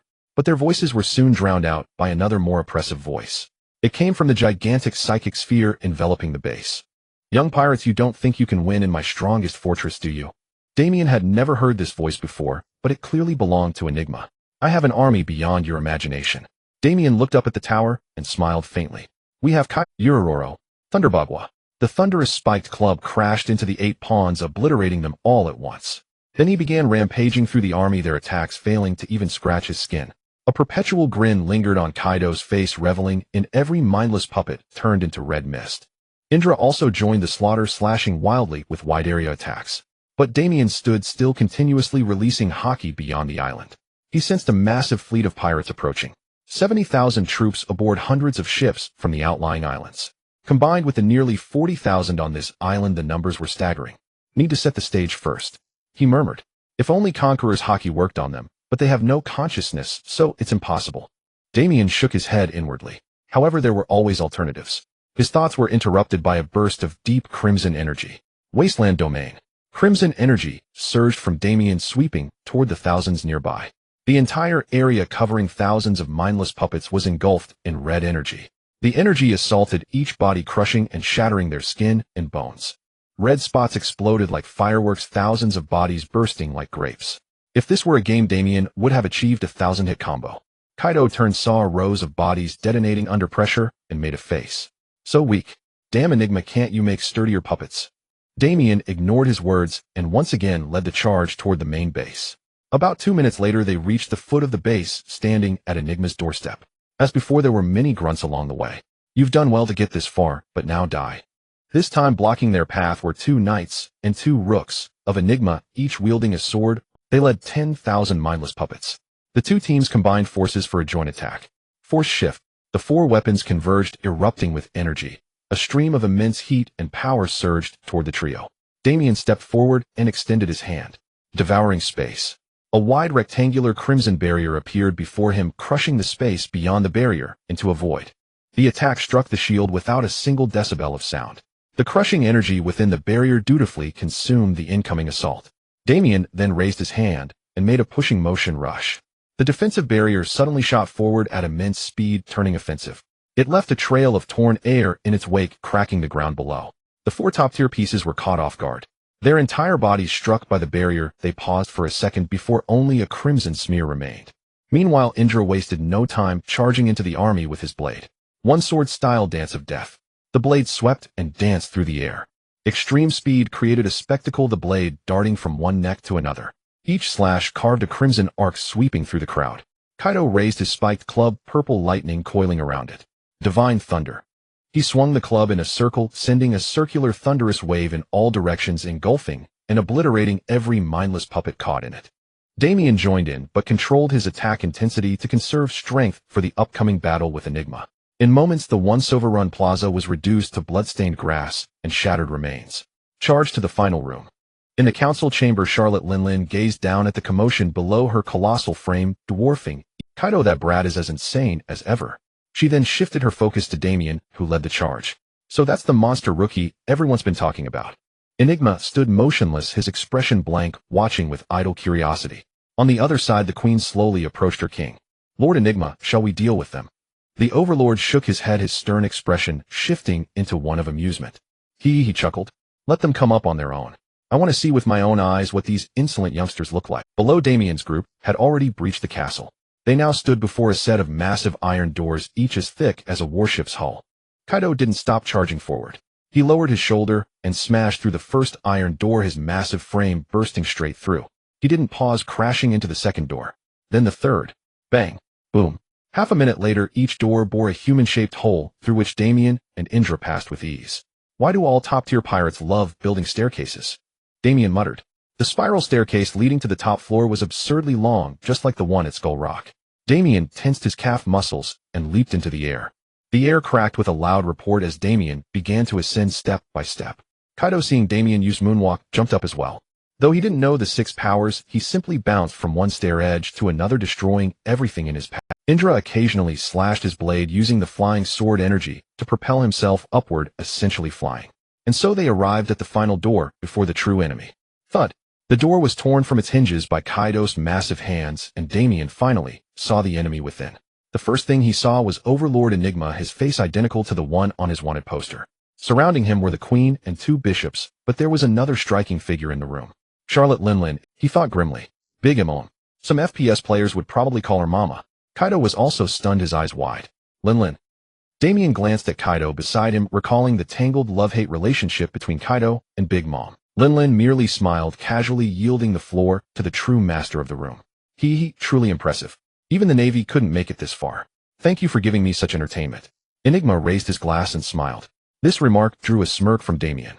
I hope you savored that last drink, Enigma. Those words became the signal for battle. Indra gripped his sword and Kaido gripped his spiked club. Enigma's elite pieces also drew their weapons, awaiting their king's command. Fierce one, aren't you, embodiment of evil, the Overlord praised. I didn't want to dirty my beloved castle, but it seems I have no choice. The wine glass in Enigma's hand shattered into dozens of pieces as he finished speaking. He stared at the pirates, his expression blank, and uttered a few words. I want them alive. Before the last word had faded, the 3 elite pieces struck simultaneously. The 2 bishops charged at the forefront, their sword tips mere inches from taking Damian's head. Damian glanced at the approaching duo and said softly, Indra. At his command, a sharp slash flew in from the side, cleaving toward the 2 bishops and forcing them back a few steps. Indra stepped before them, his blade gleaming with deadly light. Boom. Another explosion rang out on the other side. A thick black spiked club smashed toward the slender queen. Kaido swung his heavy weapon dozens of times in rapid succession, but didn't land a single hit, which irritated him. Where are you aiming, big guys? Kaido only let out a hearty laugh, his weapon wreathed in arcs of purple lightning. I thought you'd all come at me together. Enigma's tone carried a hint of curiosity. The contrast was stark, rookie pirates against an old guard overlord. The taller Damian locked onto Enigma, without fear, a blazing fire burning in his eyes. To test the fruits of months of training, he finally got to face his first true opponent in an unknown duel. Enigma sneered at the ambition of this arrogant pirate, then took a deep breath. A red gleam flashed in Damian's eyes, and his body instinctively tensed, bracing for the coming danger. Boom. A ripple echoed through the chamber, and the air around Damian screamed. Damian immediately unleashed his Conqueror's Haki to its fullest extent, not for intimidation, but for defense. Soon an invisible pressure fell upon him, followed by Enigma's voice, Atlas Might. The attack struck Damian in the form of an orange pulse. Ugh! Damian felt a sharp, piercing pain lancing straight into his brain. His mind throbbed, swelling and scraping against his skull. He clutched his head, gritting his teeth. So heavy. Yet he remained standing, his Haki pouring out to neutralize the attack, striving to regain clarity of thought. The red gleam in Damian's eyes when he had used observation Haki to foresee the attack did not escape the notice of Enigma and Big Mom. It seems you saw a dark future, which is why you erupted with such indomitable will, Enigma commented. Damian soothed his pulsing brain and took a deep breath. I've heard that only Conqueror's Haki can counter you. Now I understand why. Enigma merely chuckled. It seems the Rock's Pirates Intelligence Network lives up to its reputation. Damian wasted no time extending his hand. Total annihilation. A tempestuous torrent of crimson energy erupted from his palm, spiraling outward and enveloping Enigma. Enigma leaned forward, his gaze fixed on the incoming attack. Lost word barrier. A strange sight unfolded. Before the oncoming attack, the air began to glow orange. It coalesced into beams of energy, forming ancient symbols and script which condensed into a shield-like structure. Boom. The crimson wave of destruction crashed into the barrier, and the shockwave from the impact was immense. Damian's attack was ultimately nullified. Enigma then touched his forehead with his index and middle fingers, tracing through the air. Lost word assault. Similar to before, the air twisted into ancient symbols, but this time they were not defensive. They shot out like cannonballs. Damian used observation hockey to foresee a red gleam again flashing in his eyes. The air trembled as Damian's figure blurred across the sky. Before the symbols could land where he had been, he was no longer there. Damian flickered through the air frantically, maintaining a calm expression, but with his heart racing. I can't block any of his attacks. Defense is useless. He can attack my spirit directly. His only option was to dodge, and the fact that the mighty overlord couldn't even touch a single hair of the rookie made Enigma's expression darken. Atlas' wrath. An even more oppressive and ferocious pressure fell upon Damian, and this time, he had no time to use observation hockey to foresee. Damn it! Damian cursed. The excruciating pain forced his eyes shut. His superhuman physique was useless against this attack that struck the spirit directly. The pain didn't come from the brain itself, but from the nerve plexus connecting the brain to the spinal cord, the most sensitive part of the body. Several blood vessels in Damian's head burst like water pipes, red patches appearing beneath his skin. His hockey surged like a tidal wave, but failed to form a strong enough defense. Your will is strong, but not strong enough, Enigma taunted, still standing unscathed. Of course, he wouldn't waste time while Damian was paralyzed and helpless. Lost word assault. The familiar orange symbols appeared before Enigma again. Boom. The symbols directly pierced Damian's skin and were absorbed into his nerves. The nerves were violently stimulated, buzzing like electric currents, overloading the young pirate's sanity. Damian couldn't help but drop to one knee, clutching his throbbing head. Near their battlefield. Clang. A jet-black blade clashed with a thick axe. Indra leaped into the air simultaneously, yet maintained dominance over the axe wielder. He jumped just in time to dodge an attack from another enemy aimed at his previous position, the attack missing completely. Then he swept his leg in a kick, striking the assailant. Boom. The kick sent the man flying over 10 meters, while Indra's other hand still held the axe in check. Indra wasted no time using the heavy weight of the axe wielder to push his block toward the comrade's direction. The two bishops collided, giving Indra an opening. Indra leaped into the air, appearing above his blade, coated with armament hockey. One sword style doom descends. The slash swiftly transformed into the shape of a giant bird, spreading its wings to envelop the two. A powerful slash landed on the bishops. Boom. A wide chasm ran through the top of the tower, extending to both sides of the structure. The tower top was severed from its base, separated into the air, and warm sunlight flooded the council chamber, the sky opening wide. One sword style gorgeous death. A second attack, this time in the form of a splendid peacock, plunged into the dust cloud, crashing into the area where the two bishops had been. Indra showed no mercy. He never gave his opponents a moment to breathe, preferring to drown them in an unending barrage of blows. Two black figures plummeted to the ground, their bodies hacked into pieces. His subordinates aren't very high quality, Indra muttered. He then glanced to the side and saw a more imposing figure, lean standing nearby with 4 children. His sword, again wreathed in hockey, reflected a sharpness as keen as Indra's gaze. Mama, don't worry, I won't interfere. She then studied Indra even as his blade pointed at her. You work under that crazy rookie? He certainly has a good eye for talent. Indra didn't reply, instead forced to shift his attention elsewhere, his gaze locking onto the tens of thousands of mindless puppets flooding into the tower. They surged in like a chaotic tide, madly scrambling up the stairs. Kaido had already destroyed the staircase beyond recognition when he went up, so the mindless puppets chose the next best option, climbing on top of each other, scaling the severed tower. It won't take long for them to reach us, Indra calculated. He shot one last look at Big Mom, then charged into the fray. Lin stared intently at his departing figure, a little surprised. If I wanted to interfere, would he really have fought me? Can anyone be that loyal? She wondered. A curious voice sounded beside her. Mama, since that person is from our same crew, shouldn't we help him? Lin looked at her proud son Katakuri, then back at the battlefield, a playful smile spreading across her face. Watch closely, Katakuri, she instructed. That Damian's eyes see far more than you might imagine. Perhaps you can learn something. Don't move, you annoying woman. Kaido's massive spiked club swung wildly, sometimes slicing through the air with explosive gusts, sometimes crashing into the ground, sending tremors echoing across the surroundings. But not a single blow landed. Ho danced gracefully between the attacks, dodging with ease, leaving a trail of craters behind her that nearly shattered the castle. Queen's radiance. A purple glow enveloped her body, then vanished quickly. Strange, but the next moment her speed seemed to have increased. Queen's curse. This time it was Kaido's body that glowed, a dull red light. The raging Kaido slowed noticeably, fueling his irritation. Ho flashed before the Colossus, her weapon thrusting toward Kaido's abdomen. Queen's charge. The blade glowed with an orange light, piercing through Kaido's belly and burrowing inside. Ugh! Kaido let out a heavy grunt as his body was sent flying, crashing into the thick iron wall. His 6 turtle frame slammed into the wall, which quickly became covered in cracks, dust spreading outward. As he fell, a soft voice rang out. "I ate the attribute fruit," Ho said disdainfully. "I can bestow or strip attributes from myself and others. You can't win against me." Enigma's mental pressure continued unabated, the intense stimulus, making Damian's knees feel unbearably heavy. His body was telling him to surrender. He slowly looked up, meeting Enigma's contemptuous gaze. Revulsion festered in his heart. Enigma's condescending stare only fueled Damian's growing ire. Frustration quickly turned into rage, and a powerful burst of Conqueror's haki exploded. Damian's knees still trembled, but he gradually found the strength to stand. Enigma's smile faltered for a moment at this turn of events. Lost words barrage. Orange symbols fired again in rapid succession, numerous and swift, hurtling toward the struggling Damian. They reached their target in less than a second, but that was enough for Damian to regain his movement. Devour space. A vast rectangular barrier coalesced from Damian's palm. A crimson energy voraciously consumed the space ahead, leaving only a void behind. The ancient symbols collided with the barrier, but they failed to penetrate and gradually dissipated. Enigma was about to launch another assault, but everything was unfolding as Damian had anticipated. Rush. The colossal barrier trembled for an instant, then surged forward, leaving a trail of torn air in its wake. Seeing the incoming attack, Enigma sidestepped. His massive frame barely dodged the barrier that tore through the wall. The barrier vanished beyond the horizon, leaving a hollow trail in the endless clouds. Wow! Enigma barely regained his balance when he saw a dark figure appear a meter away. Damian's eyes glowed red from observation haki, as if he could read every move.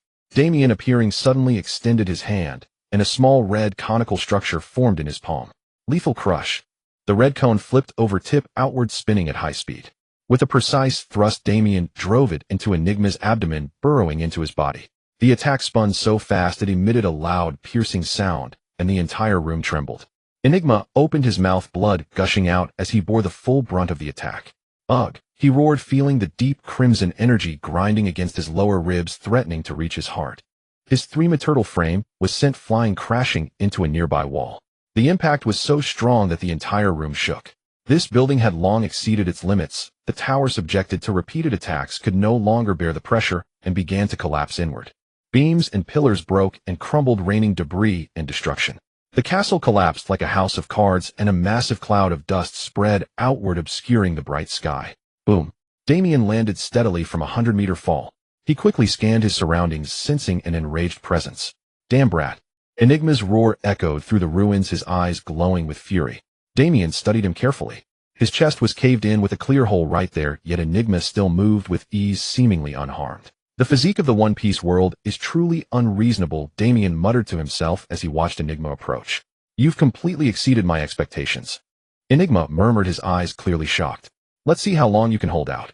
Enigma spread his arms to both sides, his gaze fixed on Damian. Heartlock. An invisible wave spread out, plunging the entire world into utter silence. It seemed to have no immediate effect. Damian waited, curious to see what would happen next, but that was the problem. "My observation haki. It's gone." Damian felt a void in his mind. The perceptive ability he had used for years had simply vanished. Enigma had locked away his observation haki. "All right, let's continue." Enigma didn't pause. His bloody body slid across the ground as he charged forward. He threw a punch, his fist coated in gleaming armament haki slamming into Damian's stunned chest. Boom! The punch sent Damian trembling, flying back over a dozen meters, his head buzzing. Enigma appeared before him again, delivering a devastating liver kick. "What's wrong, kid? Can't keep up." Enigma launched a storm of attacks. Punches coated in haki rained down on Damian like hailstones, leaving patches of bruises. Each blow left Damian unable to react. Every punch carried a mental shock that coursed through his body, making it impossible to concentrate. Boom, boom, boom. It was like a relentless barrage of heavy punches against a sandbag. After dozens of seconds of one-sided assault, Damian was slammed into a nearby hill, his body carving a large cavity behind him. A thick cloud of dust drifted out of the crater, revealing the deep outline of the cave. Enigma stood proudly on the silent battlefield, a satisfied smile on his face. But that smile quickly froze. His eyes widened as he saw a figure slowly emerge from the dust.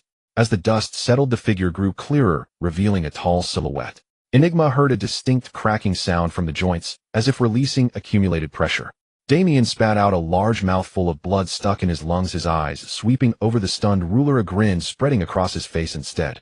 "It took me a while to adapt to losing my perception, but I'm feeling much better now." Damian's figure flickered, appearing almost instantly a meter in front of Enigma, landing a solid punch. His fist coated in black hockey sank deep into Enigma's body, eliciting a groan. Damian began to return the attacks he had endured, raining heavy blows upon Enigma like a storm. Each time Enigma attempted a hook punch, Damian struck his shoulder, then sidestepped an uppercut before delivering a vicious blow to his liver. The strikes fell like thunderous gongs in the vicinity, causing the ground below to tremble. After enduring a full minute of assault, Enigma's face was already covered in bruises. Realm of the unconscious. Enigma struggled to release a field of energy that corroded the spirit. But Damian was one step faster. Though he had lost his observation hockey, the instincts honed over years of training warned him of impending danger. He appeared 10 meters away out of the affected zone, leaving only Enigma's furious panting. His blazing gaze locked onto Damian. "You, after suffering such mental trauma, you can still move. That's illogical." Damian simply shrugged while recovering his strength.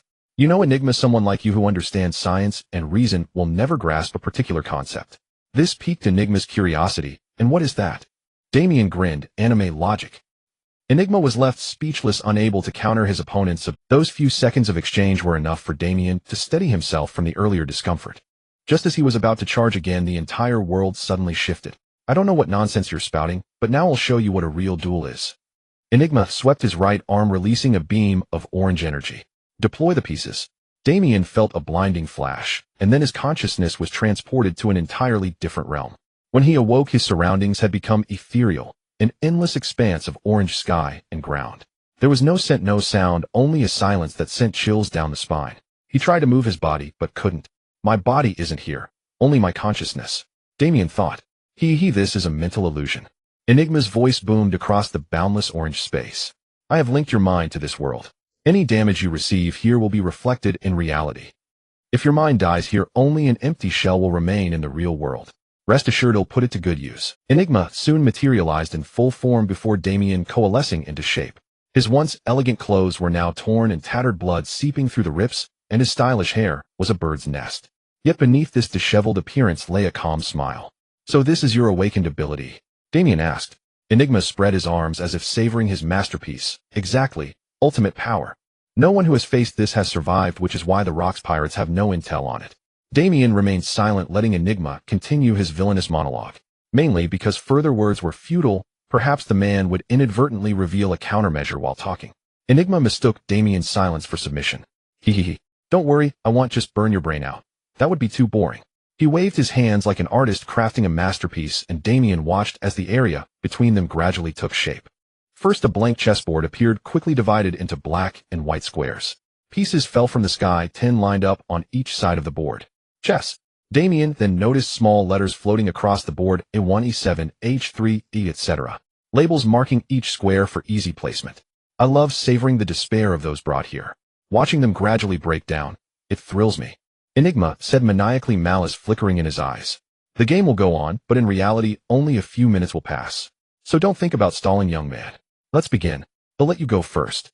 After listening to nearly 10 minutes of villainous dialogue, Damian finally saw a way out. He's overconfident, but with his devil fruit, his intelligence is indeed boosted in this kind of chess match. Damian then broke into a smile. "Sybil, how good are you at chess? When it comes to probability and reasoning, no one can match me." Outside the chessboard, TCH. Kaido gritted his teeth as the queen unleashed a barrage of rapid, powerful gunshots. Royal thrust. The queen's spear gleamed with white light raised overhead as she charged forward.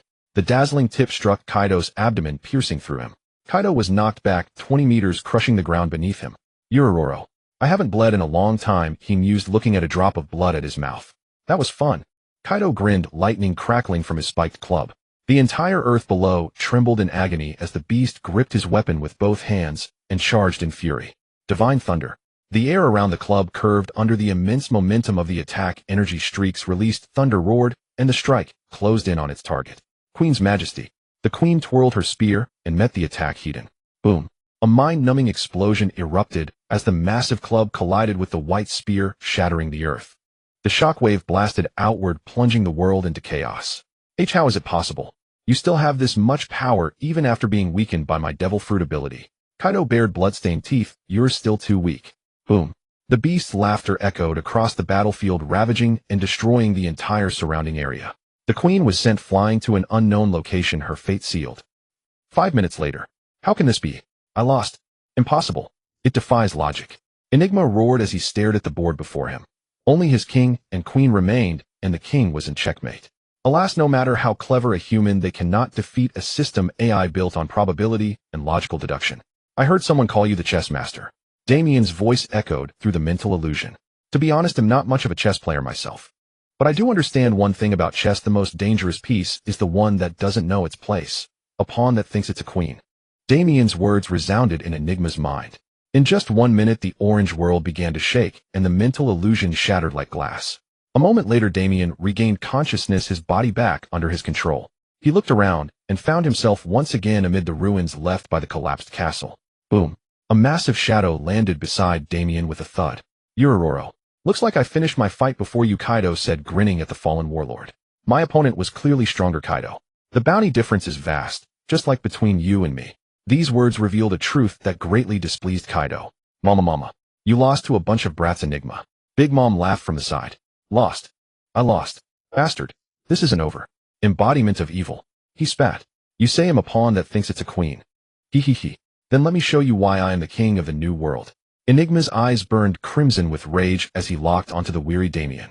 A powerful energy burst from the man's forehead as he revealed his final card. Lost Impulse. Damian's world vanished again, this time engulfed in a gray, disorienting light. The world was flooded by a torrent of colors rushing in like gusts of wind, as if trapped on a great painter's canvas. Gradually, the colors and patterns coalesced into a familiar world. A forest, a small wooden cabin, a warm bed. And then a figure appeared, a woman. She had long white hair, pale violet eyes, and a beautiful face adorned with a warm smile. My little Damian, she said. Damian would never forget that voice. It was her death that had driven him to begin his inhuman training, taking the first step in his pursuit of power. The woman opened her arms, wearing the same smile as in Damian's childhood memories.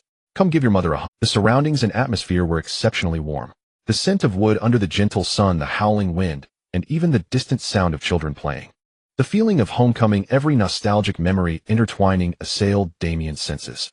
Come here, give your mother a hug. These words made Damian shudder, the warmth, so eerily real. Such overwhelming familiarity nearly drowned him, compelling him to take a few steps toward the waiting woman. A dull buzzing echoed deep in his mind, and with each step he felt what little reason he had left crumbling. The more he reached out, the more his mind corroded. Now standing a meter from his mother's embrace, his eyes fixed on her face, hair, and clothes. You're so real, it's not believable. Damian murmured. What nonsense are you talking? Nadia laughed. You've grown so much. Those words sent a chill down the boy's spine. He swallowed instinctively, the deep-seated longing nearly bursting. Damian let out a low sigh and closed his trembling eyes.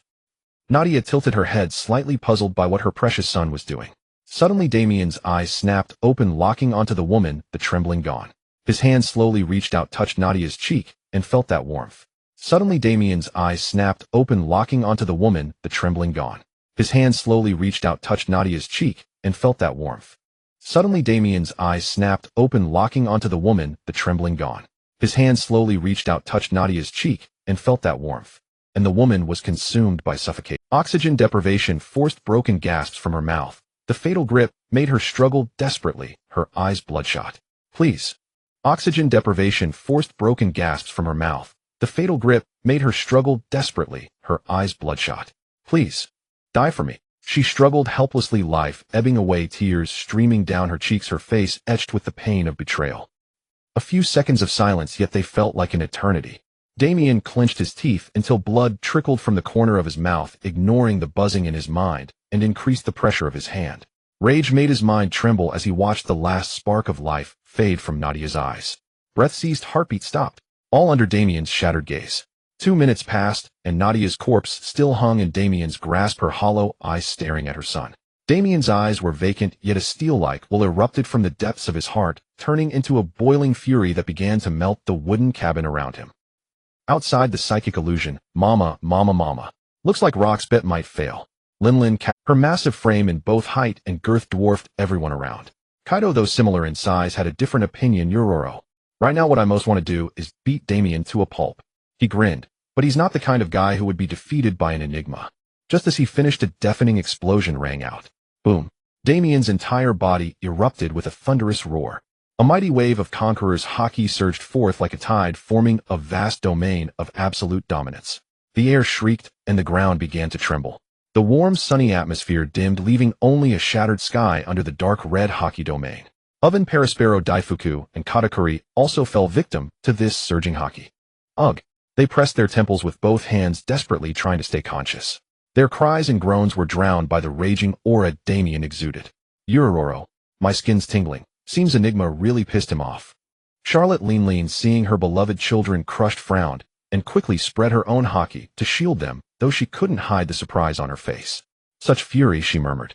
The woman then turned to the stunned overlord and asked, what exactly did you show? Astonishment enveloped everyone, including Enigma's own face. Impossible. That ability materializes the target's deepest desire, something they would overturn the world to obtain. But his chaotic thoughts soon cleared. The only way to break free from such a reality is to abandon what you cherish most. But how could anyone sever their deepest desire so easily? Damian slowly opened his eyes. This is the gap between you and the true monsters of this world. His voice was flat. They can discard their greatest weakness and become stronger. But you see Overlord hide in your little cave, guarding hundreds of thousands of toys to satisfy your need for control. Damian began to step forward, and with each step a crater formed in the ground. Originally, I came only on Captain Rock's orders to execute you. He clenched his fists, fury boiling in his eyes. It's been a long time since I've wanted to kill someone this badly. Damian's furious words then turned into reality as his body began to swell. His towering frame burst, emitting deep crimson energy. Damian's rage had transformed into the uncontrollable brute force of a devil fruit. Every pore of his body spewed out crushing energy so much that it formed a black-red energy coat around him. This coat flickered and burst irregularly, revealing the instability of its form and the untamed soul within. His face twisted into a skeletal visage, revealing bony teeth and hollow eye sockets burning with crimson light. A threatening voice reached Enigma's ears. Kill me. Enigma's eyes blazed with fury, and a powerful orange Haki erupted. The collision of their conqueror's Haki worsened the island's condition, with gales ravaging the surroundings. Indra, still engaged in battle with the mindless puppet army trying to interfere with the main battlefield, was also frozen for a moment. Bam! Bam! Bam! Thousands of puppet enemies fell like rain, collapsing under the pressure of Haki. Enigma's spiritual control over them was completely drowned by the clash of Conqueror's Haki. You are nothing but a heretic. I will purge you. Enigma roared. At that moment, Damian shot forward, pulverizing the ground beneath his feet. Enigma unleashed his mental power, generating a thick, stable orange barrier infused with his Haki. The red glow on Damian's hand deepened with armament Haki. A dark red fist imbued with boundless power slammed into the orange barrier. Crack! The sound of shattering glass rang out. The fist pushed forward, creating fissures in the barrier, but it wasn't enough to shatter it completely. Black lightning crackled in the sky as the Conqueror's Haki clashed fiercely. Your will is indeed strong, but that doesn't mean your power is. Your limits will always be the chains that bind you. Enigma spat out. Damian's gaze grew more resolute, his body releasing more and more crushing energy to drive his charge, completely ignoring his words. Crack! The barrier emitted another shattering sound. Shatter! The fragments of orange mental energy finally disintegrated, scattering on the ground. Enigma was knocked back dozens of meters, slowly coming to a halt. He then unleashed his most effective counter, Atlas Wrath. A heavy pressure instantly descended on Damian, attempting to crush his will, but it was useless. Damian simply waved his hand and swatted it away. His mind had endured too much pressure to care now. The dark red humanoid beast opened its mouth and uttered a sentence. Tell me, Enigma, as a man of calculation and foresight, have you ever calculated your own death? These words served as a signal for both sides. They erupted with Conqueror's Haki once more, and the island trembled again under the brutal collision of opposing forces. Enigma snorted in irritation, watching a young pirate first hone his Haki against him, then defeat him on his own turf, and finally exceed his calculations. All of this ignited a certain resistance within him. Lost word: Athena descends. As the technique was announced, a colossal phantom of a Greek goddess emerged from the clouds. She was clad in golden armor, holding a snake shield in one hand and a spear in the other, with an owl perched on her shoulder. The goddess stood 50 meters tall, casting a shadow over the entire area. A golden flame-like aura surrounded her, illuminating the dim battlefield with a sacred radiance. The goddess of wisdom had descended. Damian, now merely a form composed of raging red energy, brought his hands together, unleashing the final burst of power. His body exploded with red energy again, tearing at the space around him, the air humming. The energy grew larger and denser, beginning to coalesce into the shape of a colossal beast. It spread enormous dark red wings, their span and height exceeding 50 meters. A black-red body with sharp scales protruding from its back, and a dazzling, terrifying red glow emanating from its belly. Roar! The beast let out a roar that declared its existence. The sound wave mixed with crushing energy spread out, shattering all nearby hills into fragments. Chaos descends. The terrifying dragon roared as Damian called its name. Every second it existed, the island was tortured by its pure pulverization effect, the very foundations of the earth trembling. Damian charged forward, the dragon following closely, colliding with the wisdom goddess spear. Boom! A torrent of red and gold energy raged and clashed across the land. The clouds above were blasted apart, the oppressive weather swept away. Rumble! Black lightning rained down as the clash of kings continued. The coast of Brain Island surged with waves tens of meters high. The rumbling lasted for 3 full minutes before ceasing. Big Mom and Kaido watched the result with profound interest. Her children, except for the kneeling Katakuri, were all knocked unconscious. The dust gradually settled. A deathly silence enveloped the 2 members of the Rocks Pirates. They saw Damian covered in blood, still standing, panting heavily. His back trembled uncontrollably from the intense stimulation of his spinal nerves, a buzzing sound echoing in his mind. Though his eyes were downcast, and he was nearly fainting, he still gazed resolutely toward the far end of the shattered island. Enigma's body was hundreds of meters away. His limbs were twisted and broken, his neck blown open, his mangled face as if run over by a massive cart. Linlin smiled. To think the fearsome sea overlord would fall here. Magnificent. Damian struggled to move his broken body. Rage had caused his devil fruit to erupt with immense energy, but it had also drained his stamina. His nerves were also scorched by Enigma's attacks, a piercing buzz constantly ringing in his ears, but not enough to bring him down. Yet beneath the pain was a deep satisfaction. The embodiment of sin had turned the overlord into this state. He took a few steps forward, stretched his stiff body, and pressed a hand to his stomach. I'm hungry. A duel that lasted only 2 hours had exhausted Damian. Future Akiji and Akainu fought for 10 days. How the hell did they manage that? Though Damian could still grow stronger, the stamina to sustain multi-day battles would only gradually develop with physical maturity. It wasn't something that could be gained through mere power increase. In other words, it was a clear weakness. Damian swung his arm, stowing a treasure into his inventory. Just then a piercing laughter rang out. Mama, mama, mama. Mama, mama, mama. Damian turned his gaze toward the tall woman approaching. Her voluptuous figure was barely contained by a bikini that strained to hold itself together. It seems Captain Rocks has found another monster, she said with a grin. Haki always erupts in desperate situations. Her eyes then locked onto Damian. Your Haki outburst was truly terrifying. There was a hint of menace in her tone. Her eyes were deep, as if she were calculating several scenarios in her mind to decide Damian's fate. That gaze quickly relaxed and a smile returned to her face. Hey kid, how old are you? Damian felt conflicted about her shifting expression, but still replied, 17. Lingling flashed a sinister smile. Then next year. Damian sensed an ominous wind blowing. What's next year? Her smile deepened, almost turning manic. Next year I'll take your seed and make you give me a child. These blunt words echoed in his mind, nearly knocking him to the ground. Lingling's children seemed utterly indifferent to their mother's involvement in such an idea, as if they were long accustomed to it. Damian gritted his teeth and boldly shot back. Don't even think about it, you old slut. I'm not your toy, not a broodmare for you. Lingling had already given birth to 24 children. If he had to choose, Damian would rather her uterus be displayed in a human anatomy museum. The young pirate's words made the tall woman's face bloom into a smile. Mama, mama, mama. The stronger you are, the better the seed, she explained. Grow as tall as you can, or I'll have to extract it manually. Damian was momentarily speechless. The woman wasn't done yet. I see you as a little brother, just like Kaido. So behave and he'll show you the marvels of this world, Lingling declared. Nearby Kaido couldn't help but frown. Lingling, don't go making decisions for others, he roared, smashing his spiked club into the ground. This drew a hearty laugh from Lingling. All right, Kaido. We don't have time to play here. The Marines will take over this island soon. Damian finally found something he could agree on with this giantess. He activated his observation haki and saw a satisfying sight. All the mindless puppets are unconscious, even those who sailed here from other islands. Lingling shrugged. Of course, once he died, the devil fruit effects on those he controlled were all lifted. She then turned to Damian. Speaking of Enigma, where's his corpse? Kaido also looked around, but couldn't find the body. Damian feigned ignorance. Who knows? Maybe it fell into a crack. Of course, Damian knew exactly what happened to the corpse.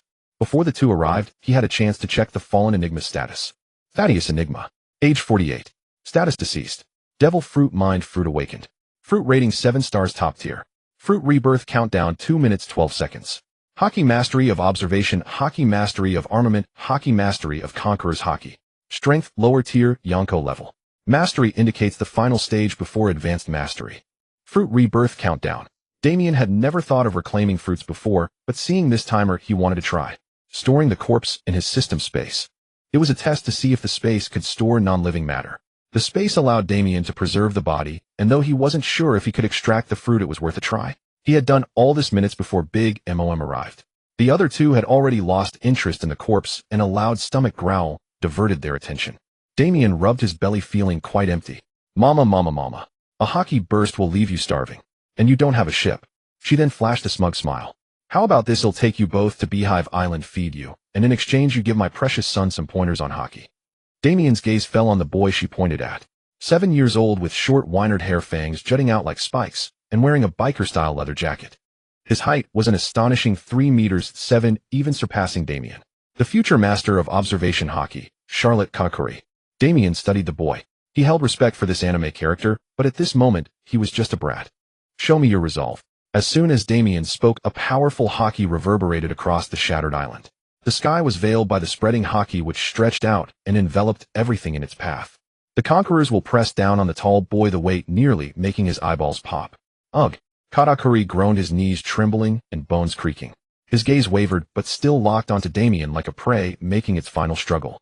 Katakuri's struggle drew a smile from Lingling, who watched with keen interest. I want to get stronger to protect my siblings. The desperate shout was accompanied by a familiar burst. Blue Conqueror's hockey ripples crackled from Katakuri's head, responding to his cry, colliding with Damian's hockey in a thunderous roar. Suddenly the wailing stopped and Damian withdrew his hockey. Only the panting Katakuri remained, his weary body contrasting sharply with the determination in his eyes. Damian smiled, pondering to himself. Katakuri was extremely loyal to his mother, making poaching unlikely. However, he might become a useful card in the future. Fine, I'll give you some guidance. How much you comprehend is up to you. A moment later. Crunch, crunch, gulp, slurp, munch, munch. A bizarre scene unfolded on Big Mom's cake-like ship. A mountain of food began to flatten, shrinking with every second. The colossal food mountain was being devoured by a reedy pirate. Damian had only been there a few minutes, but had already eaten enough for 50 adults, and he showed no signs of slowing down. Has that fearless little lackey of yours not come yet? Where did he run off to? Lingling asked. She also had her own pile of food. Damian looked up without stopping his eating. Speak of the devil, and he shall appear. Lingling paused. She shifted her gaze from the food pile and saw Damian's eyes glint red. Katakuri confirmed her suspicion. Mother, that guy named Tualuo has boarded the ship carrying many. Lingling waved a hand in response, her attention returning to her meal. The floor creaked as Tualuo entered. He was carrying 5 huge bags, and the clinking of coins was unmistakable. However, a few bags were lighter and softer, containing treasures more valuable than gold. Having subordinates is great. They do the hard work while I lie back and enjoy. Damian said as he inspected the spoils. Lingling also pulled herself away from the food. Mama, mama, mama. She grinned. You've brought so many valuables onto an enemy ship. Aren't you afraid it'll rob you, kid? Damian stared at Lingling. He shrugged and said in a relaxed tone, you can try. At the same time, crushing energy surged beneath his feet, a blatant threat that he could sink the ship at any moment. Lingling returned a smile. Don't be so tense, Damian. I don't want your gold, but I wouldn't mind trading some of Enigma's other treasures for a few things. Damian snorted and gestured for Tualuo to open the bags. Clatter. Treasures fell onto the wooden planks, the weight producing a dull thud. Belly caught the eye first, its dazzling luster and brilliant gold attracting the attention of some of Lingling's children. Damian and Lingling, however, focused on another batch of treasures, devil fruits. Damian quickly scanned his memory, matching each fruit to its name and ability. Paramecia vapor fruit. Allows the user to summon a genie from within their body by rubbing their abdomen. Bomb fruit. Allows the user to create explosions from the pores of their skin. Zoan rhinoceros fruit model black rhinoceros. Allows the user to freely transform into a black rhinoceros in its hybrid form. Insect fruit model banded hoverfly. Allows the user to freely transform into a banded hoverfly in its hybrid form. Dragon fruit ancient model ankylosaurus. Allows the user to freely transform into an ankylosaurus in its hybrid form. Damian patted his stomach, which had already shrunk due to his abnormally high metabolism. Lingling smiled at Damian. How much for that ancient Zoan fruit? That question showcased the woman's insight, the very quality of the future Yonko, renowned for her powerful intelligence network. Damian almost laughed out loud. Don't even think about it. You can pick any fruit except that ancient one. Big Mom sighed in defeat, having fully expected this answer. Final by the rest. She gestured for Dafu to fetch some belly from the captain's quarters, a total of 250 million belly. Lingling then picked up a fruit shaped like an oil lamp and tossed it to one of her children. Dafu, this is for you. Your shoulders remind me of a circus tent. This fruit suits you well. The boy looked a bit perplexed but still ate the fruit. Pwah! The disgusting taste made him fall to his knees, but he eventually finished the fruit. Damian didn't care much for that lamp genie fruit. The thought of rubbing his lower body to summon a male genie seemed far too unsightly in his opinion. He stored the ankylosaurus fruit and said to a chess soldier created by Lingling's soul ability, "Help me." Then he left the cabin with Tualuo, the two of them walking nonchalantly to a secluded corner of the deck away from prying ears.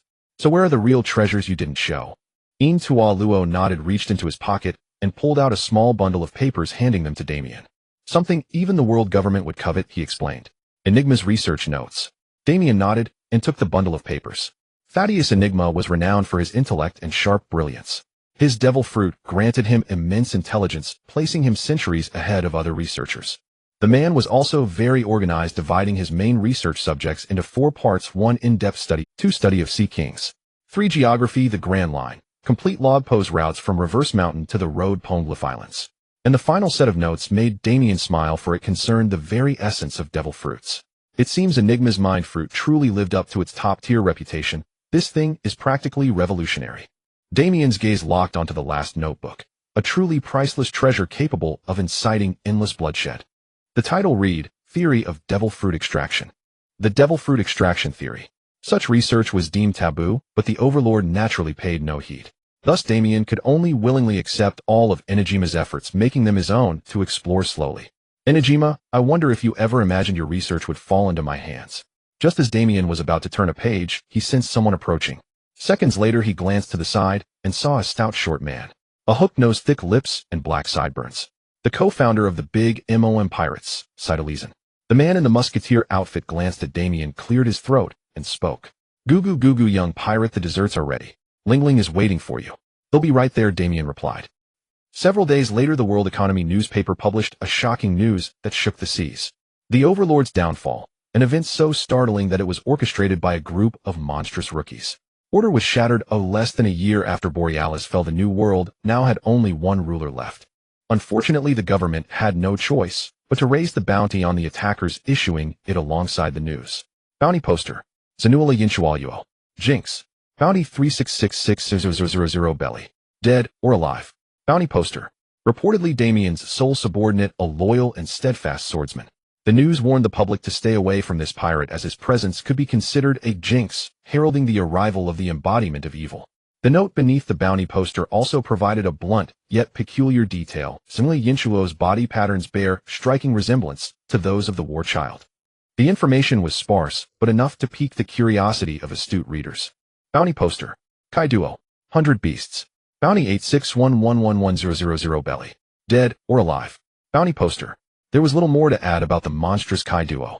Ever since he joined the Luo Keisai pirates as a cabin boy, his name had struck fear into all. A weapon built for destruction, whose power and strength grew with each passing day. Bounty poster. AI Nadi. Damian. Incarnation of evil.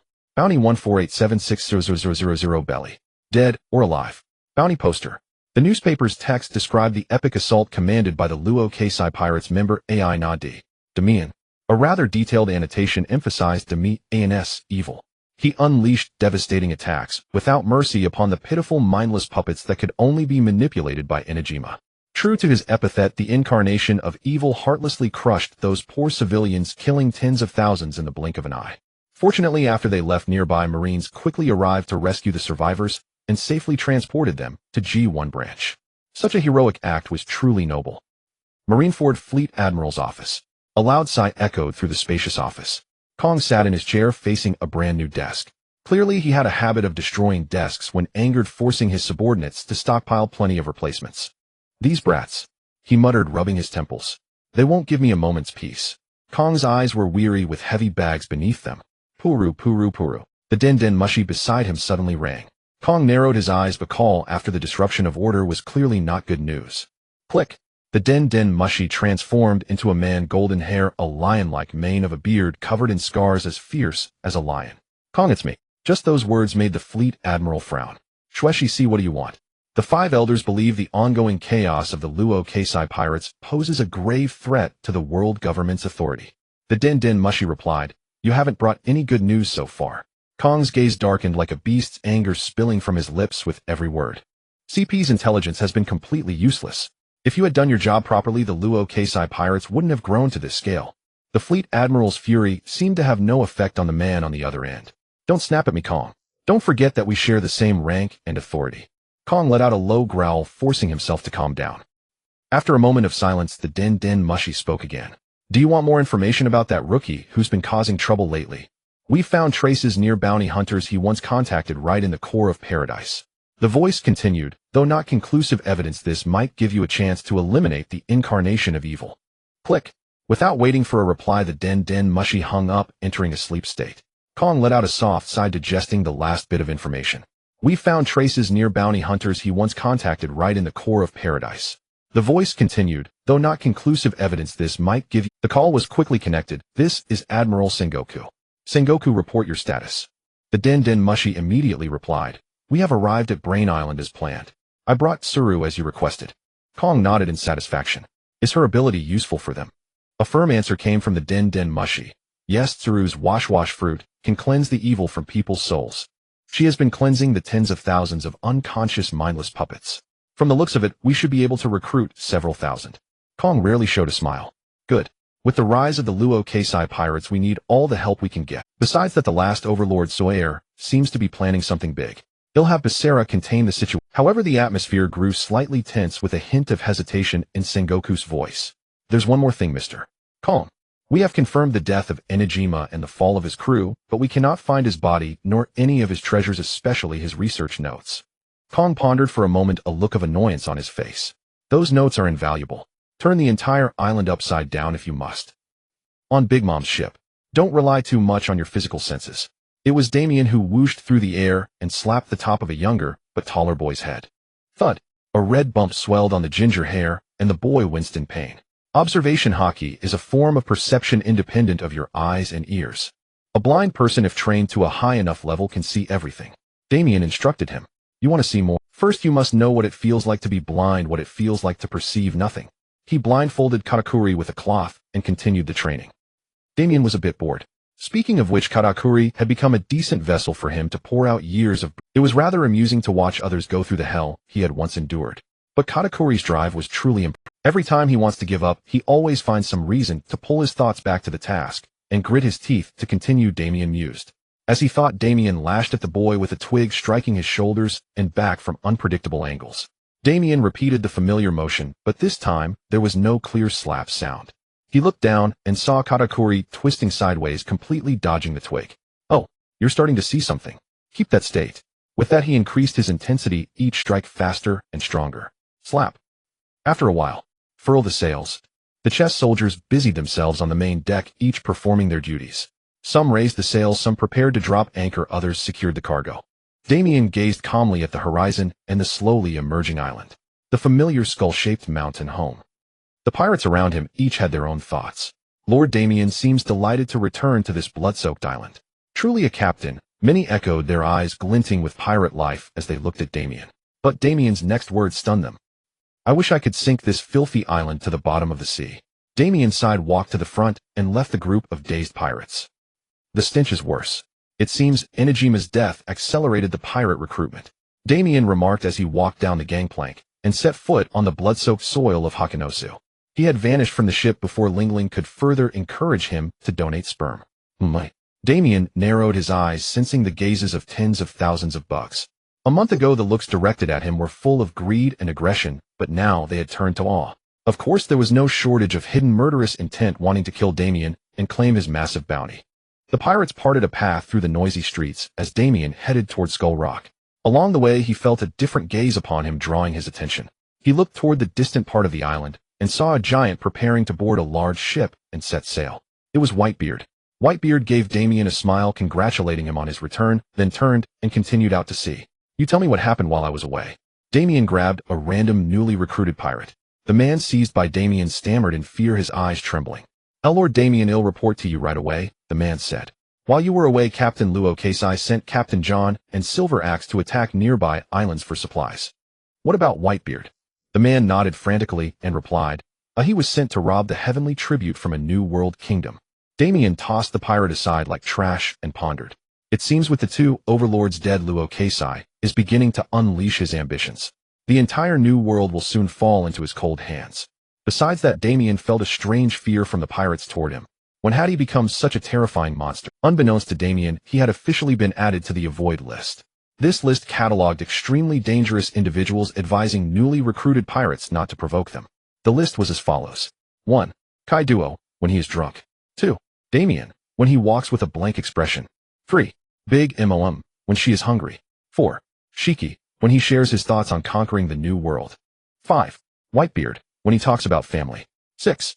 Luo Keisai. Skull Rock. Zaha. It seems you didn't disappoint me, little monster. Damian looked up at the ambitious captain shrouded in the dark shadows of the dilapidated room. The scent of death assaulted Damian's nostrils, the captain's voice echoing in his ears. Damian let out a light sigh and replied, "You're right. He relied too heavily on his devil fruit, which is why he failed." Luo Keisai just snorted. "I've sent many pirates out to start plundering across the new world. It's time for a new era. An era belonging to me." Damian felt the overwhelming conqueror's hockey crashing against his body, the dilapidated room creaking in the aftermath. The last overlord saw air carries the D in his name. "I hope he puts up a better fight," Luo Keisai muttered. He seemed to be feeling bored. 1st to 3rd Division's 5th Division and 8th Division will focus on plundering as much loot as possible. It's time to prepare for the final battle against the remaining enemies. Luo Keisai said, "Tell me, brat, what do you plan to do?" Damian met Luo Keisai's gaze, noticing the curious look. Perhaps taking down the overlord had freed up some of his time. Damian took a few seconds to decisively formulate a plan. "I want to take a short vacation at sea." Damian said, "There are a few things I've always wanted to do." "I want to take a little vacation at sea," Damian said. "There are a few things I've been wanting to do." Rock stared at him, scrutinizing every subtle movement Damian made. "As you wish. You have 2 years." Damian hummed in acknowledgement and left the dim room without looking back. "It's done, Captain." Indra appeared beside Damian, and the two walked from the island's center toward Damian's small territory. "Oh, what did that bastard Shurji say?" "As you instructed, I gave him 1/3 of Enigma's spoils, about 1 billion berries," Indra reported. "But he also found out about our deal with Big Mom. He's unhappy he didn't get a share of that money." Damian let out a scornful laugh. "Linland's money was never part of the deal. If he wants more gold, he can try to take it from my corpse." Indra nodded. "I told him exactly that." Damian looked at him in surprise. "You said that to his face? And he let you walk away alive?" Indra blinked as if confused by the question. "He didn't stop me." "Aha, you're just as crazy as I am." A moment later, Damian returned to his home. The house was noticeably more dilapidated, with cracks spreading across the foundation, likely left from a duel between some powerful pirates. After all, Beehive Island was a nest of filth.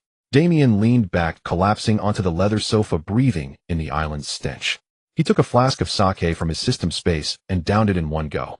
It's not bad once in a while, but I don't think I'd drink every day," Damian murmured.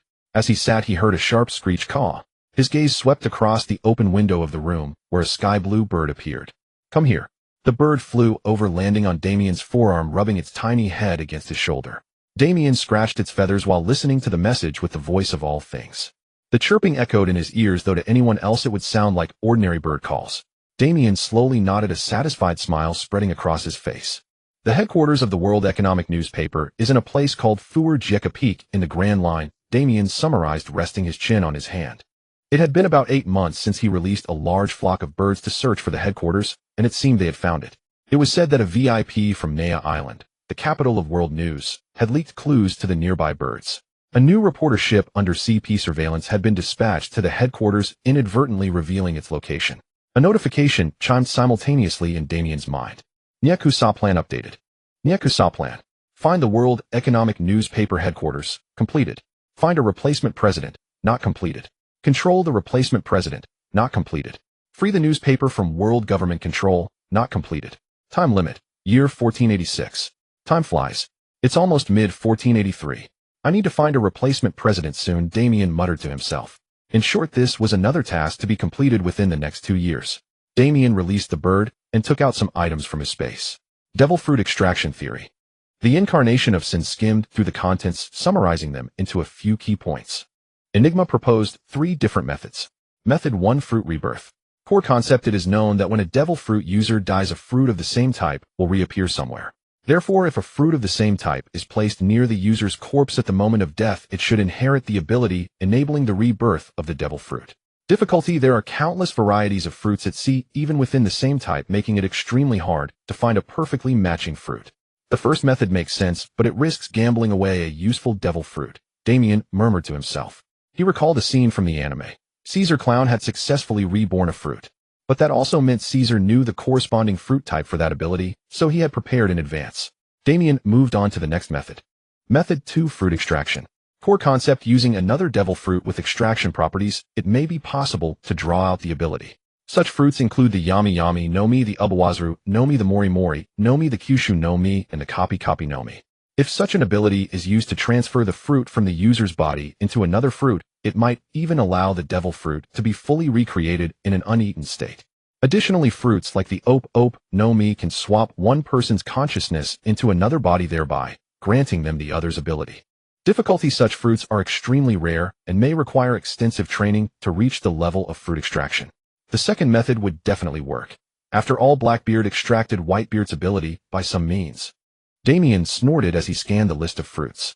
He then looked at the third method, considering how to expand on. Method 3: Host Devouring. Core concept: since devil fruits are merely vessels for abilities, once a person becomes a user, they themselves become the vessel. Therefore, by completely devouring a devil fruit, user 1 can obtain their ability. Difficulty: the devoured user must remain alive during the process. Swallowing them whole may yield a higher success rate, but this requires immense willpower. Damian's face twisted into a look of disgust, but it quickly turned into a wry smile. Enigma's theory is certainly worth acknowledging. Charlotte Linlin gained her ability by eating the previous soul fruit user. But that crosses a line. Damian immediately dismissed this method. Eating people, especially living ones, was a red line he had drawn. It seems Enigma also thinks the second method is the most feasible. He even tracked down every fruit with absorption properties. Damian's gaze swept over the next page, a chart with fruits and their locations arranged in a table. Yami Yami no Mi, location unknown. Ubawazaru no Mi, user in the North Blue, captain of a pirate crew called the Dead Thieves. Mori Mori no Mi, location unknown, 42 probability in the New World, 31 in Paradise, 26 in World Government, hands 1 in the Outer Seas. Kyushu no Mi, user in CP0, codename Leech.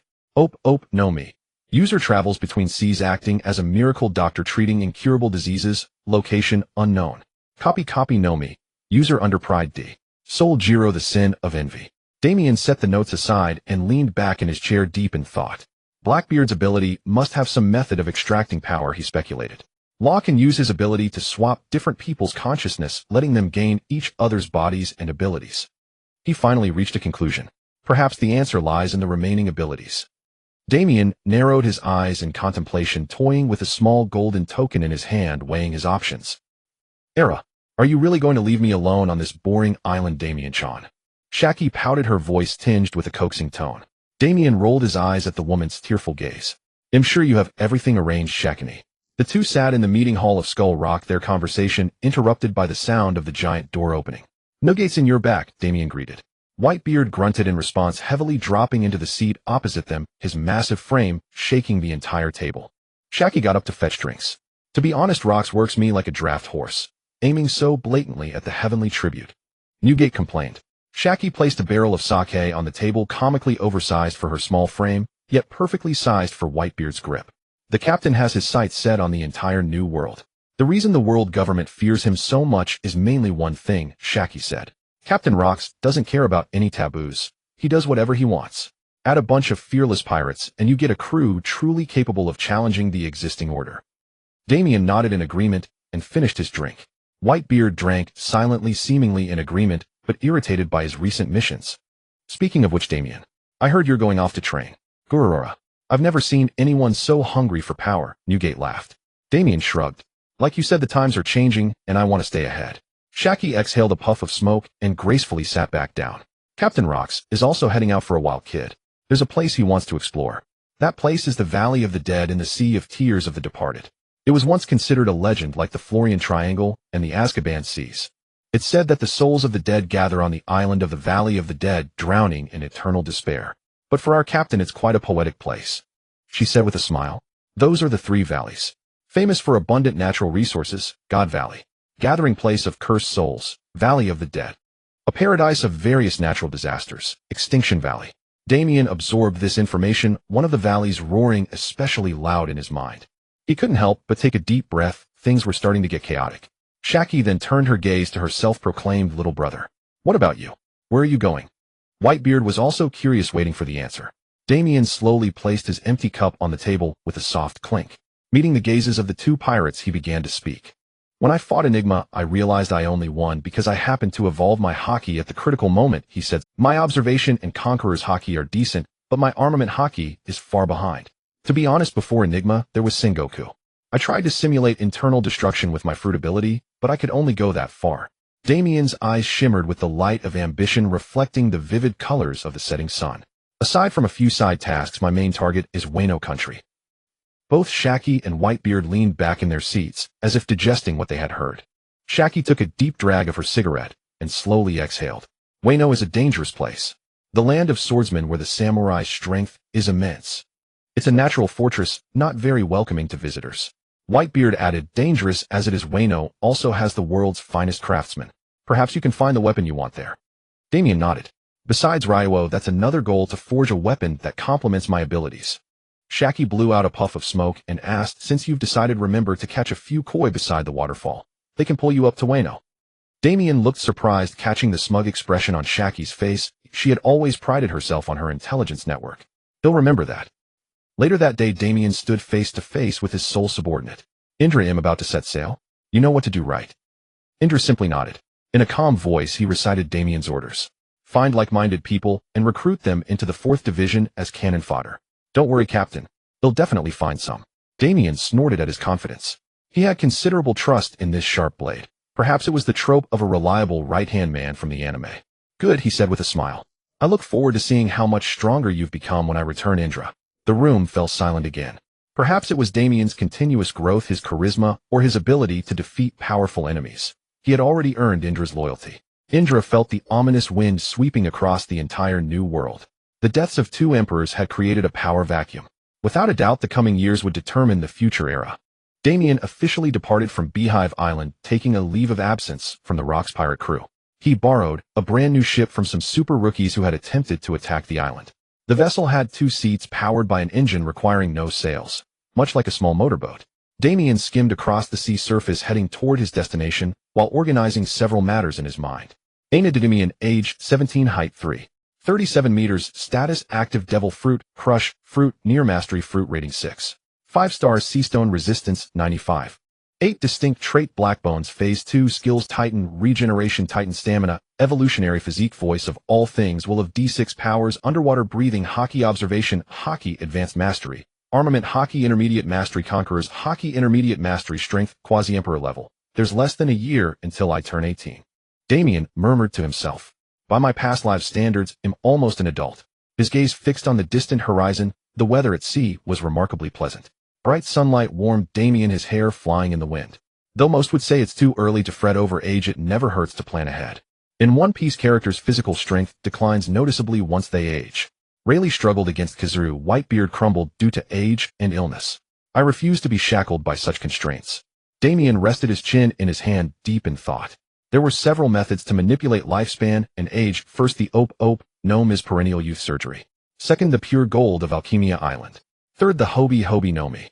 Fourth, the Toshi Nomi. Fifth, other devil fruits that could control age. But none of these are in my hands yet, he said softly. Damian desired longevity not only for himself, but also for the pirate crew he would eventually form. Aging is directly linked to cells and mitosis. There is a technique that can manipulate bodily functions. Several figures surfaced in his mind, and he recalled the name of that technique, life return. The CP agents use it to control hair and even digestion. What do you think, Sybil? Damian asked. While this technique has value, it remains fundamentally at the macroscopic level. Using it to manipulate your cells is nearly impossible. Unless I can micromanage it. Damian clenched his fist, and a deep crimson energy began to tremble. My crush fruit can pulverize things to a fine degree, but perhaps I can train it to apply at the microscopic level. You still have a long way to go before cell-level decomposition. Sybil interrupted. Damian nodded. Awakening might solve these issues. For now, I must first master life return. Damian's current objective was to travel from the New World to the North Sea. He chose not to take the long route, that is, not to backtrack through the Grand Line and climb Reverse Mountain. Instead, he took a shortcut through the calm belt. The calm belt stretched like a wall perpendicular to the red line running alongside the Grand Line. Hardly anyone dared to traverse this route. The calm belt, for some reason, had no wind, making natural navigation impossible. Moreover, it was the nesting ground of sea kings. Sailing a ship here was tantamount to suicide. Crossing the calm belt from the New World leads directly into the North Sea. Much more convenient for me. Damian sighed. Ships are too slow. The anime never emphasized how tedious such a journey is. However, his eyes suddenly lit up. Growl. 3 enormous shadows burst from the calm sea surface, bearing terrifying fangs at the intruder who had trespassed into their lair. Damian studied the colorful giants. Finally, a better means of transport. He then unleashed a burst of conqueror's haki to attack the beasts.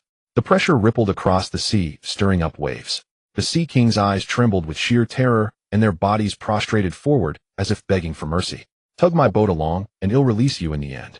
The voice of all things effortlessly conveyed his words to the sea giants. The 3 colossal beasts nodded frantically like children who had just been scolded. Damian leaned back into his seat, savoring the fresh sea breeze as he ventured deeper into the calm belt, nearing his destination. Now you island ruins, Sengoku, the Navy headquarters admiral. He stood tall, the Navy's code of justice fluttering in the wind. Sengoku was receiving a report, and he couldn't help but repeat it. What? The embodiment of sin has left the Rock's pirate crew for an extended period. Yes, Admiral. A spy from CP-1 obtained this information on Beehive Island, a voice replied. Sengoku pondered. Did the spy provide any further intelligence? The response was not optimistic. Regarding that, the spy went missing after reporting. Sengoku frowned, then sighed. Kurizumi lives up to his reputation, he muttered. Any reports on which direction he headed? None, Admiral. The G1, G5, and G9 branches have been placed on high alert, but the whereabouts of the embodiment of sin remain unknown. Sengoku nodded. Very well, continue your efforts. Crack. Another voice broke the brief silence, this time a woman's. Sengoku, we can leave. Sengoku glanced at the woman and nodded. Tsuru, it seems we've gathered quite a number of recruits. He gestured Tsuru to his side. Dozens of warships stood ready as if preparing for battle. Tens of thousands of soldiers moved in and out carrying supplies, equipment, and uniforms. Gunfire echoed from the distant edge of the island where shooting drills were being conducted. 10 vice admirals were scattered across the island commanding countless soldiers. The clamor and bustling atmosphere filled the island, injecting a lively commotion into the fallen kingdom. 20,000 new recruits. At least a third have the physical caliber to be transferred to the new world. Sengoku estimated. However, his enthusiasm was not reciprocated by the woman. You say that lightly. Do you know how exhausting it is to wash their minds? She sat down on a broken concrete pillar and sighed. You've done well, Tsuru. Go rest for a while, Sengoku said, rubbing his head with an awkward smile. The woman shook her head. No, the Rock's pirate crew has only just begun. Whitebeard hijacked a celestial tribute. Captain John plundered a kingdom and killed the royal family. Shiki killed 3 vice admirals. Furthermore, Pride Diesel seems to be planning a major move in a few years. Everything is growing more chaotic. Sengoku rubbed his temples, feeling his hair turning white like his superiors. All right, let's return to Marineford. Several days later, the North Sea, Wyrsi Island. Wyrsi was a unique island. Once a flourishing forested region, its inhabitants lived happily. They had developed well, paying the celestial tribute, attending the World Conference, and even hosting a marine branch. But all that changed after the Fire Kingdom pirate crew attacked. A man named Zuko Zatsi, a fire ignition fruit user and captain of the Fire Kingdom pirates. He covertly attacked and occupied the kingdom, claiming to be the illegitimate son of the former ruler with the right to inherit the throne. His arrival dispelled all joy and happiness. The world government did not send reinforcements because the usurper still paid the full celestial tribute, and all internal conflicts fell outside their jurisdiction. That was 19 years ago. Now the Wyrsi kingdom had completely collapsed. The celestial tribute had ceased, and the world government formally abandoned the island, leaving it a haven for pirates. Over the past 2 decades, the island's original population had nearly vanished, and now it was ruled by the scum of the North Sea. Now a new pirate crew had seized this once prosperous land. The necro thieves known as the Plunderer. This formidable pirate had taken over the territory with great charisma and was now lying low. With 5,000 like-minded scum, he had dominated the surrounding seas for years. The Plunderer pirates levied heavy taxes on passing merchants while having deep ties to the underworld of these waters. These nefarious deeds had earned the thief a terrifying bounty of 17 million berries. Wyrsi Bay, Lord Thief, more and more pirates are flocking to our banner. Soon we'll have the entire North Sea in our grasp. A wild-looking pirate roared. He faced a 2-meter-tall man sitting before him, yet spoke with unexpected politeness. They were in the main watchtower overlooking Wyrsi Bay near the southern end. Dororo. For some reason pirates are growing more impatient and more are setting sail than in previous years. This is a golden opportunity for my ambition. The thief was tall with spiky green hair and brown skin. He rose from his seat and walked to the edge of the watchtower where the bay lay before him. The thief gazed at the magnificent formation of over 40 pirate ships. Each flew his flag. Thousands of pirates swarmed through the dense area, a true den of thieves. But soon his bright smile faded. The thief frowned, spotting a strange ship in the distant south barely visible to the naked eye. Who's that? He's not flying my flag. A nearby lackey rushed to confirm. Lord Thief, I've never seen that ship before, but it looks expensive. The thief snorted, considering several possibilities. Send a scout ship over. If they can't pay the toll, kill everyone and take everything. He ordered casually. Understood. Southern end of the bay, a lone small boat skimmed the sea. It was special, having get alongside.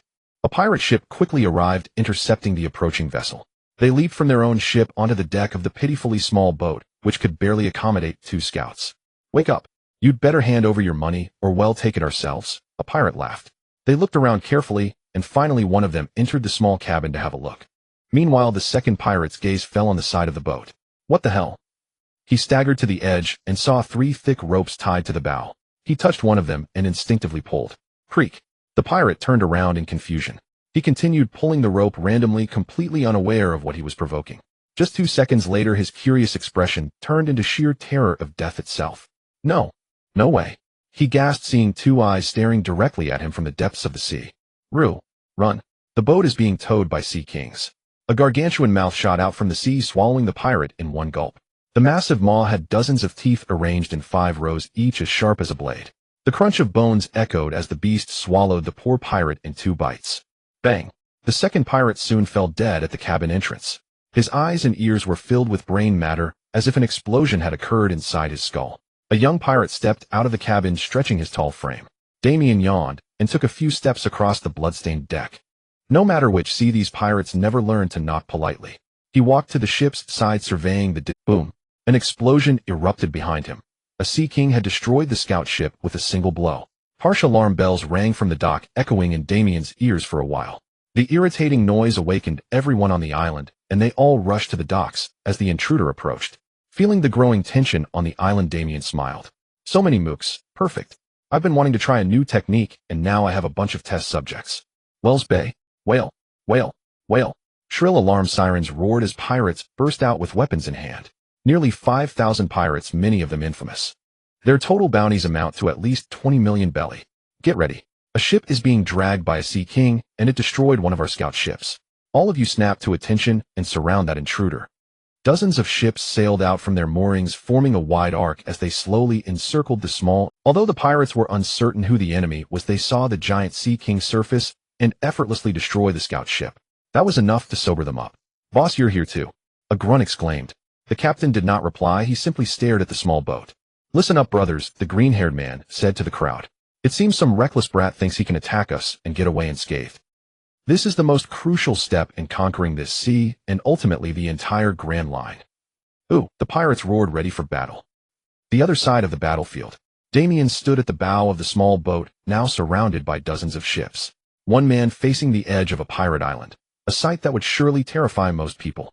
But for Damian, it was a good place to test a few ideas. He took a deep breath of the salty sea breeze. Then Damian locked onto the group of enemies, focusing his energy and channeling his power to a new use.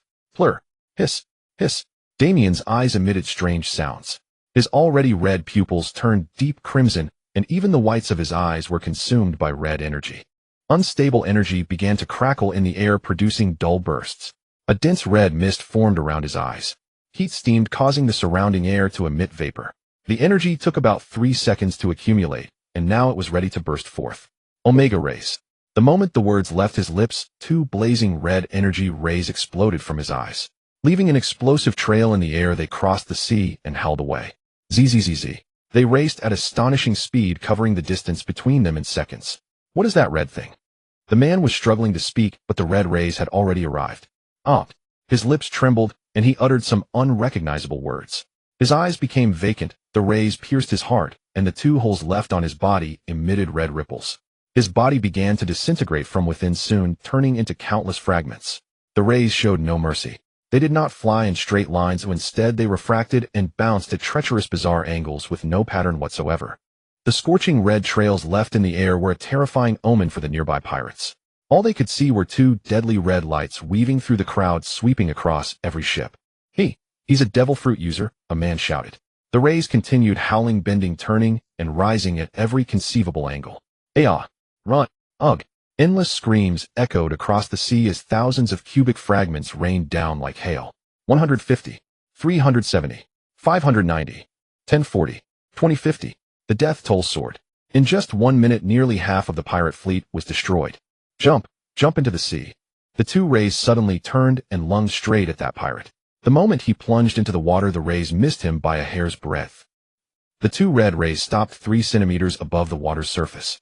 A pirate with a semblance of intelligence pieced together the clues and declared loudly, "Devil fruit users cannot affect the sea. Everyone dive down." The man said and jumped, but his relieved eyes soon turned to despair. Roar! A gigantic mouth nearly 50 meters wide burst from the blue sea below, swallowing the pirate in one gulp. The colossal beast plunged back into the sea and vanished. The pirates had no time to think. The paused ray shot out again, continuing the massacre. A pirate in the distance collapsed to the ground, tears streaming from his eyes, his pupils hollow in the face of inevitable doom. Perhaps that was the price of being a pirate. 2 more minutes passed, and the once chaotic sea fell into a profound silence. Limb fragments dotted the surface and blood dyed the water red. The small boat soon sailed forward, preparing to dock. Damian's towering figure looked down upon the fallen pirates. He walked casually toward the watchtower overlooking the bay, his boots sinking into the muddy grass. A trembling thief stood not far from the shore, his boots rooted to the ground as if nailed. His eyes were wide and his jaw nearly dropped to the ground. He turned his gaze to the sole enemy, a mixture of fear and anger. "All my subordinates. My power. My prestige. You've destroyed everything," he roared. The man's expression twisted ferociously, and with a thunderous roar he charged forward. He reached out and grabbed Damian's arm, but the height difference made the scene somewhat comical. The thief laughed wildly, his hands glowing with a gray light as white fern-like patterns emerged stark against the surrounding darkness. Sensory deprivation. Damian watched patiently as white energy pulsed from his fingers and spread outward as if drawing something out of his body. Damian snorted, and the man's body froze. Strangely, Damian felt nothing. "All right, the gap in hockey is too vast. You can't affect me," Damian said with a slight nod. Then he deliberately withdrew the hockey that was blocking the attack, lowering his natural defenses and exposing himself to the ability. The thief went through a series of emotional changes. Finally, he reactivated his ability. That arm once again began to deprive Damian, pulling out strands of energy. The thief's eyes widened in relief as he felt his ability work again. But Damian sensed a familiar feeling. Suddenly he lost his sense of touch, just as he had when fighting Enigma. The perception of temperature, the feel of air. Having these sensations stripped away was indeed a horrifying experience. "Not bad, but I want to see more." The thief froze again as he saw Damian moving effortlessly under his strongest attack. Sybil fruit information. Immediately. Deprivation fruit. Paramecia type fruit. Fruit rating 6 stars. Allows the user to deprive the specific attributes of a touched object. Advanced as proficiency, increases the scope of deprivation, extends to more abstract traits. Damian hummed as he absorbed the information. He then turned his gaze back to the man paralyzed by fear. "Thief right. Use your ability to deprive this corpse of something," Damian commanded. He waved his hand, and a 3-metal corpse fell to the ground. The captain of the plunder pirates could only step back, his mind overwhelmed by too much shock at once. Although he did not know who the corpse was, but at this moment the corpse of a powerful sea overlord lay before him. "Hurry, there's not much time." The thief moved mechanically like a marionette, his mind long since numbed into a state of self-preserving stupor. He touched the fresh corpse. The skin turned gray again, covered in patterns. What am I to take?" Damian replied coldly, his fruit ability. The thief's eyes nearly bulged out. He swallowed hard, never having conceived of such an idea. A soft hum arose, and a white pulsing light brighter than before surged up from his arm. It took 10 seconds, then a maddening scene unfolded. The thief's hand instinctively withdrew from Enigma's chest, clutching something. Soon it became clear, a peach-colored fruit, its surface covered in fleshy wrinkles, soft to the touch, resembling a brain. At a single glance, the bizarre, yet fantastical beauty confirmed it. This was undoubtedly a devil fruit. The thief felt his world turned upside down. He had such power all along. Why didn't I try this sooner? He screamed at himself, his expression crumbling. Such an ability could have brought him endless wealth and power, but he had never realized it. Brief joy turned to despair as he felt Damian's icy gaze from behind. Damian paid little attention to the frantic fool of a pirate. His thoughts were wholly consumed by the fruit.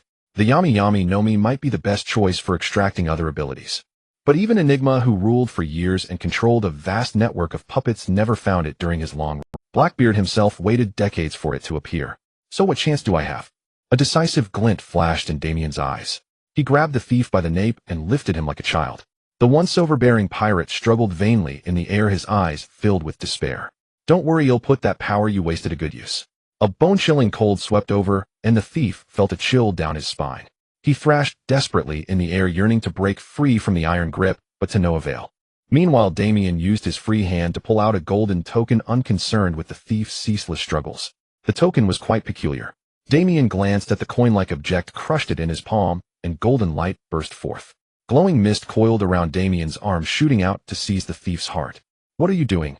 Damian did not answer, continuing to drive the item. Wait, it hurts. Oh. He began to convulse like a fish out of water, limbs flailing wildly. Damian watched as the golden light surged into the man's core, then rushed out again. The resplendent light returned to Damian's body, infusing him with a brand new sensation. Thump! The thief's body hit the ground heavily, gasping for air, residual pain causing blood to seep from his 7 orifices. It worked. Damian sighed deeply, and a chime echoed in his mind. A fruit ability transfer token, a Chapter 8 system reward, has been used. This token has materialized into the following auxiliary ability: deprivation. Gain the auxiliary ability to deprive specific attributes of living or non-living objects. He stepped forward, standing before the gasping thief. The man instinctively crawled backward in fear, his spirit utterly shattered. Sensory deprivation right. The thief saw the familiar gray skin, but this time on Damian. He stared at the white pulsing light, and the whole world seemed to collapse. The ability took effect instantly, leaving a pirate stripped of everything. The 2-meter tall pirate sprang up from the ground, his mouth agape with sheer terror. He flailed his arms as if trying to fly. He spun in circles as if trying to find his bearings. He even clawed and stabbed at his own body, as if trying to feel anything. He opened his mouth to scream. But he had lost his hearing. He couldn't even taste the blood that had rushed into his mouth. Damian had deprived the man of all 5 senses, even the ability to speak or scream. This result sparked a flash of insight in Damian's mind. The transfer token allowed him to convert fruit abilities into power, but they had a strict limitation. It could only be used to obtain auxiliary abilities. Any offensive transfer would fail. So depriving a person of all senses doesn't count as physical harm. He concluded. Damian clenched his fist, thinking of one final test. Behind him, the thief had gone. He could not feel, hear, see, smell, or taste. His body felt non-existent, unable to interact with reality itself. The once feared pirate soon tripped over a tree root and fell onto an unsheathed sword, ending his suffering. Meanwhile, Damian picked up the orange fruit that had lain inconspicuously on the ground after its extraction. Mind fruit, paramecia type fruit rating 7 stars, top tier fruit, grants the user supreme dominion over the mind. Advanced, the user can launch mental attacks, crush the target's mental functions, and materialize spiritual energy to bypass physical defenses. Rated as a top-tier devil fruit with mind control capabilities. Whoa, this is a bit too strong, Damian commented, simultaneously returning the fruit's original owner to his space. Then he jumped back onto his sea skiff and muttered a curse. I wanted to use another token to transfer this ability, but some disgusting restrictions prevented me. Don't blame me, Damian. Transferring a top-tier fruit with those tokens is impossible. All items need some limitations, otherwise the laws of physics would become meaningless. Damian clicked his tongue and stopped dwelling on the issue. Oh, the Sea Kings roared, having finished their open-air buffet, and elegantly saluted the young pirate. They pulled the ropes, towing the ship forward, obeying the new command. Take me through the calm belt back to the Grand Line. Damian leaned back in his seat, feeling the stronger cold wind from the increased speed. Now I won't let any powerful devil fruit slip through my fingers again. He murmured, clenching his fist, images of countless abilities across the Grand Line flashing through his mind.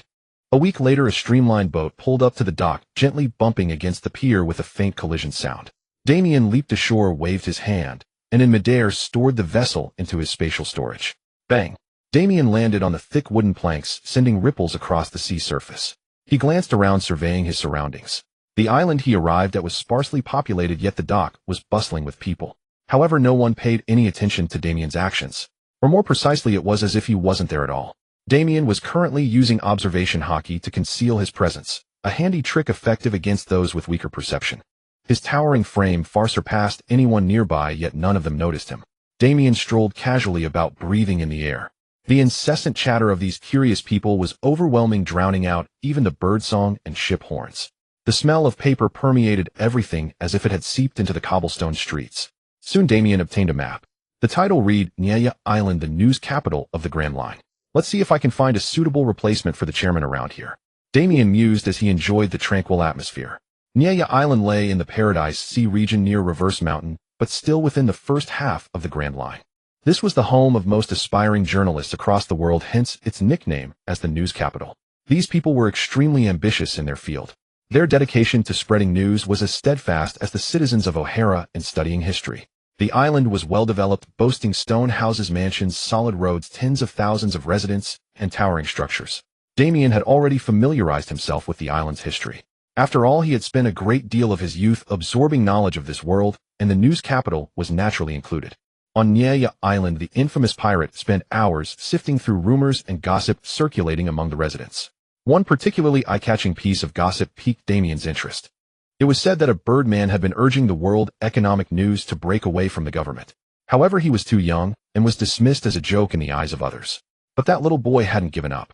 He rewrote every published news article trying to spread his own version, and naturally, it was completely futile. Strong motivation is key to being a good journalist, but he also needs to be smart enough to twist the news when necessary, Damian commented. Let me see what you've done. Island edge at a corner of Nyaya Island stood a dilapidated building, its walls cracked, covered in moss, and its metal rusted. Creak. The old door groaned in the wind, threatening to fall off its hinges. Simple furniture, dirt, dust, extremely messy. Notes, papers, posters, magazines wanted posters. All kinds of documents were flying about. Some were piled up, some spread across the table, some crumpled from spilled liquid over time.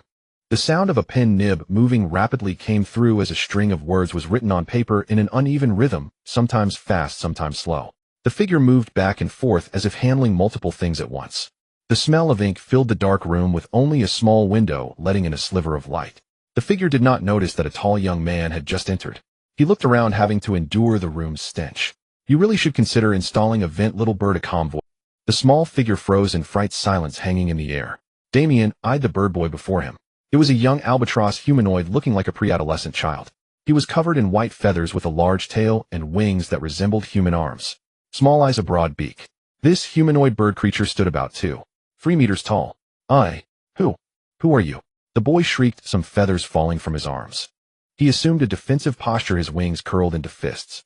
I'm warning you, I know how to fight, he threatened. Huh? Damian couldn't help but laugh at his antics. Don't worry, I'm not here to fight you, Morgans. The words seemed to have little effect. The boy remained in a combat stance. You know my name. Damian nodded, then sidestepped a few paces to let the light hit him at the right angle. The window was the only light source.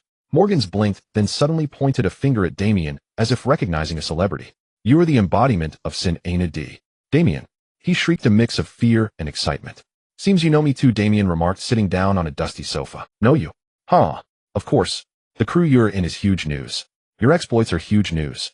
Your power is huge news. He screeched in an excited voice. You are huge news.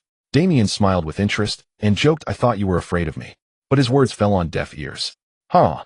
How can a true journalist be afraid of pirates? That said, can I interview you? Without even waiting for an answer, the boy grabbed a piece of paper and pen, ready to take notes. The bird boy cast a curious gaze and began his interview. First question, how did you use 2 devil fruit abilities? There are reports that you commanded an entire forest when fighting Fleet Admiral Sengoku. Which island are you from? What is your ambition?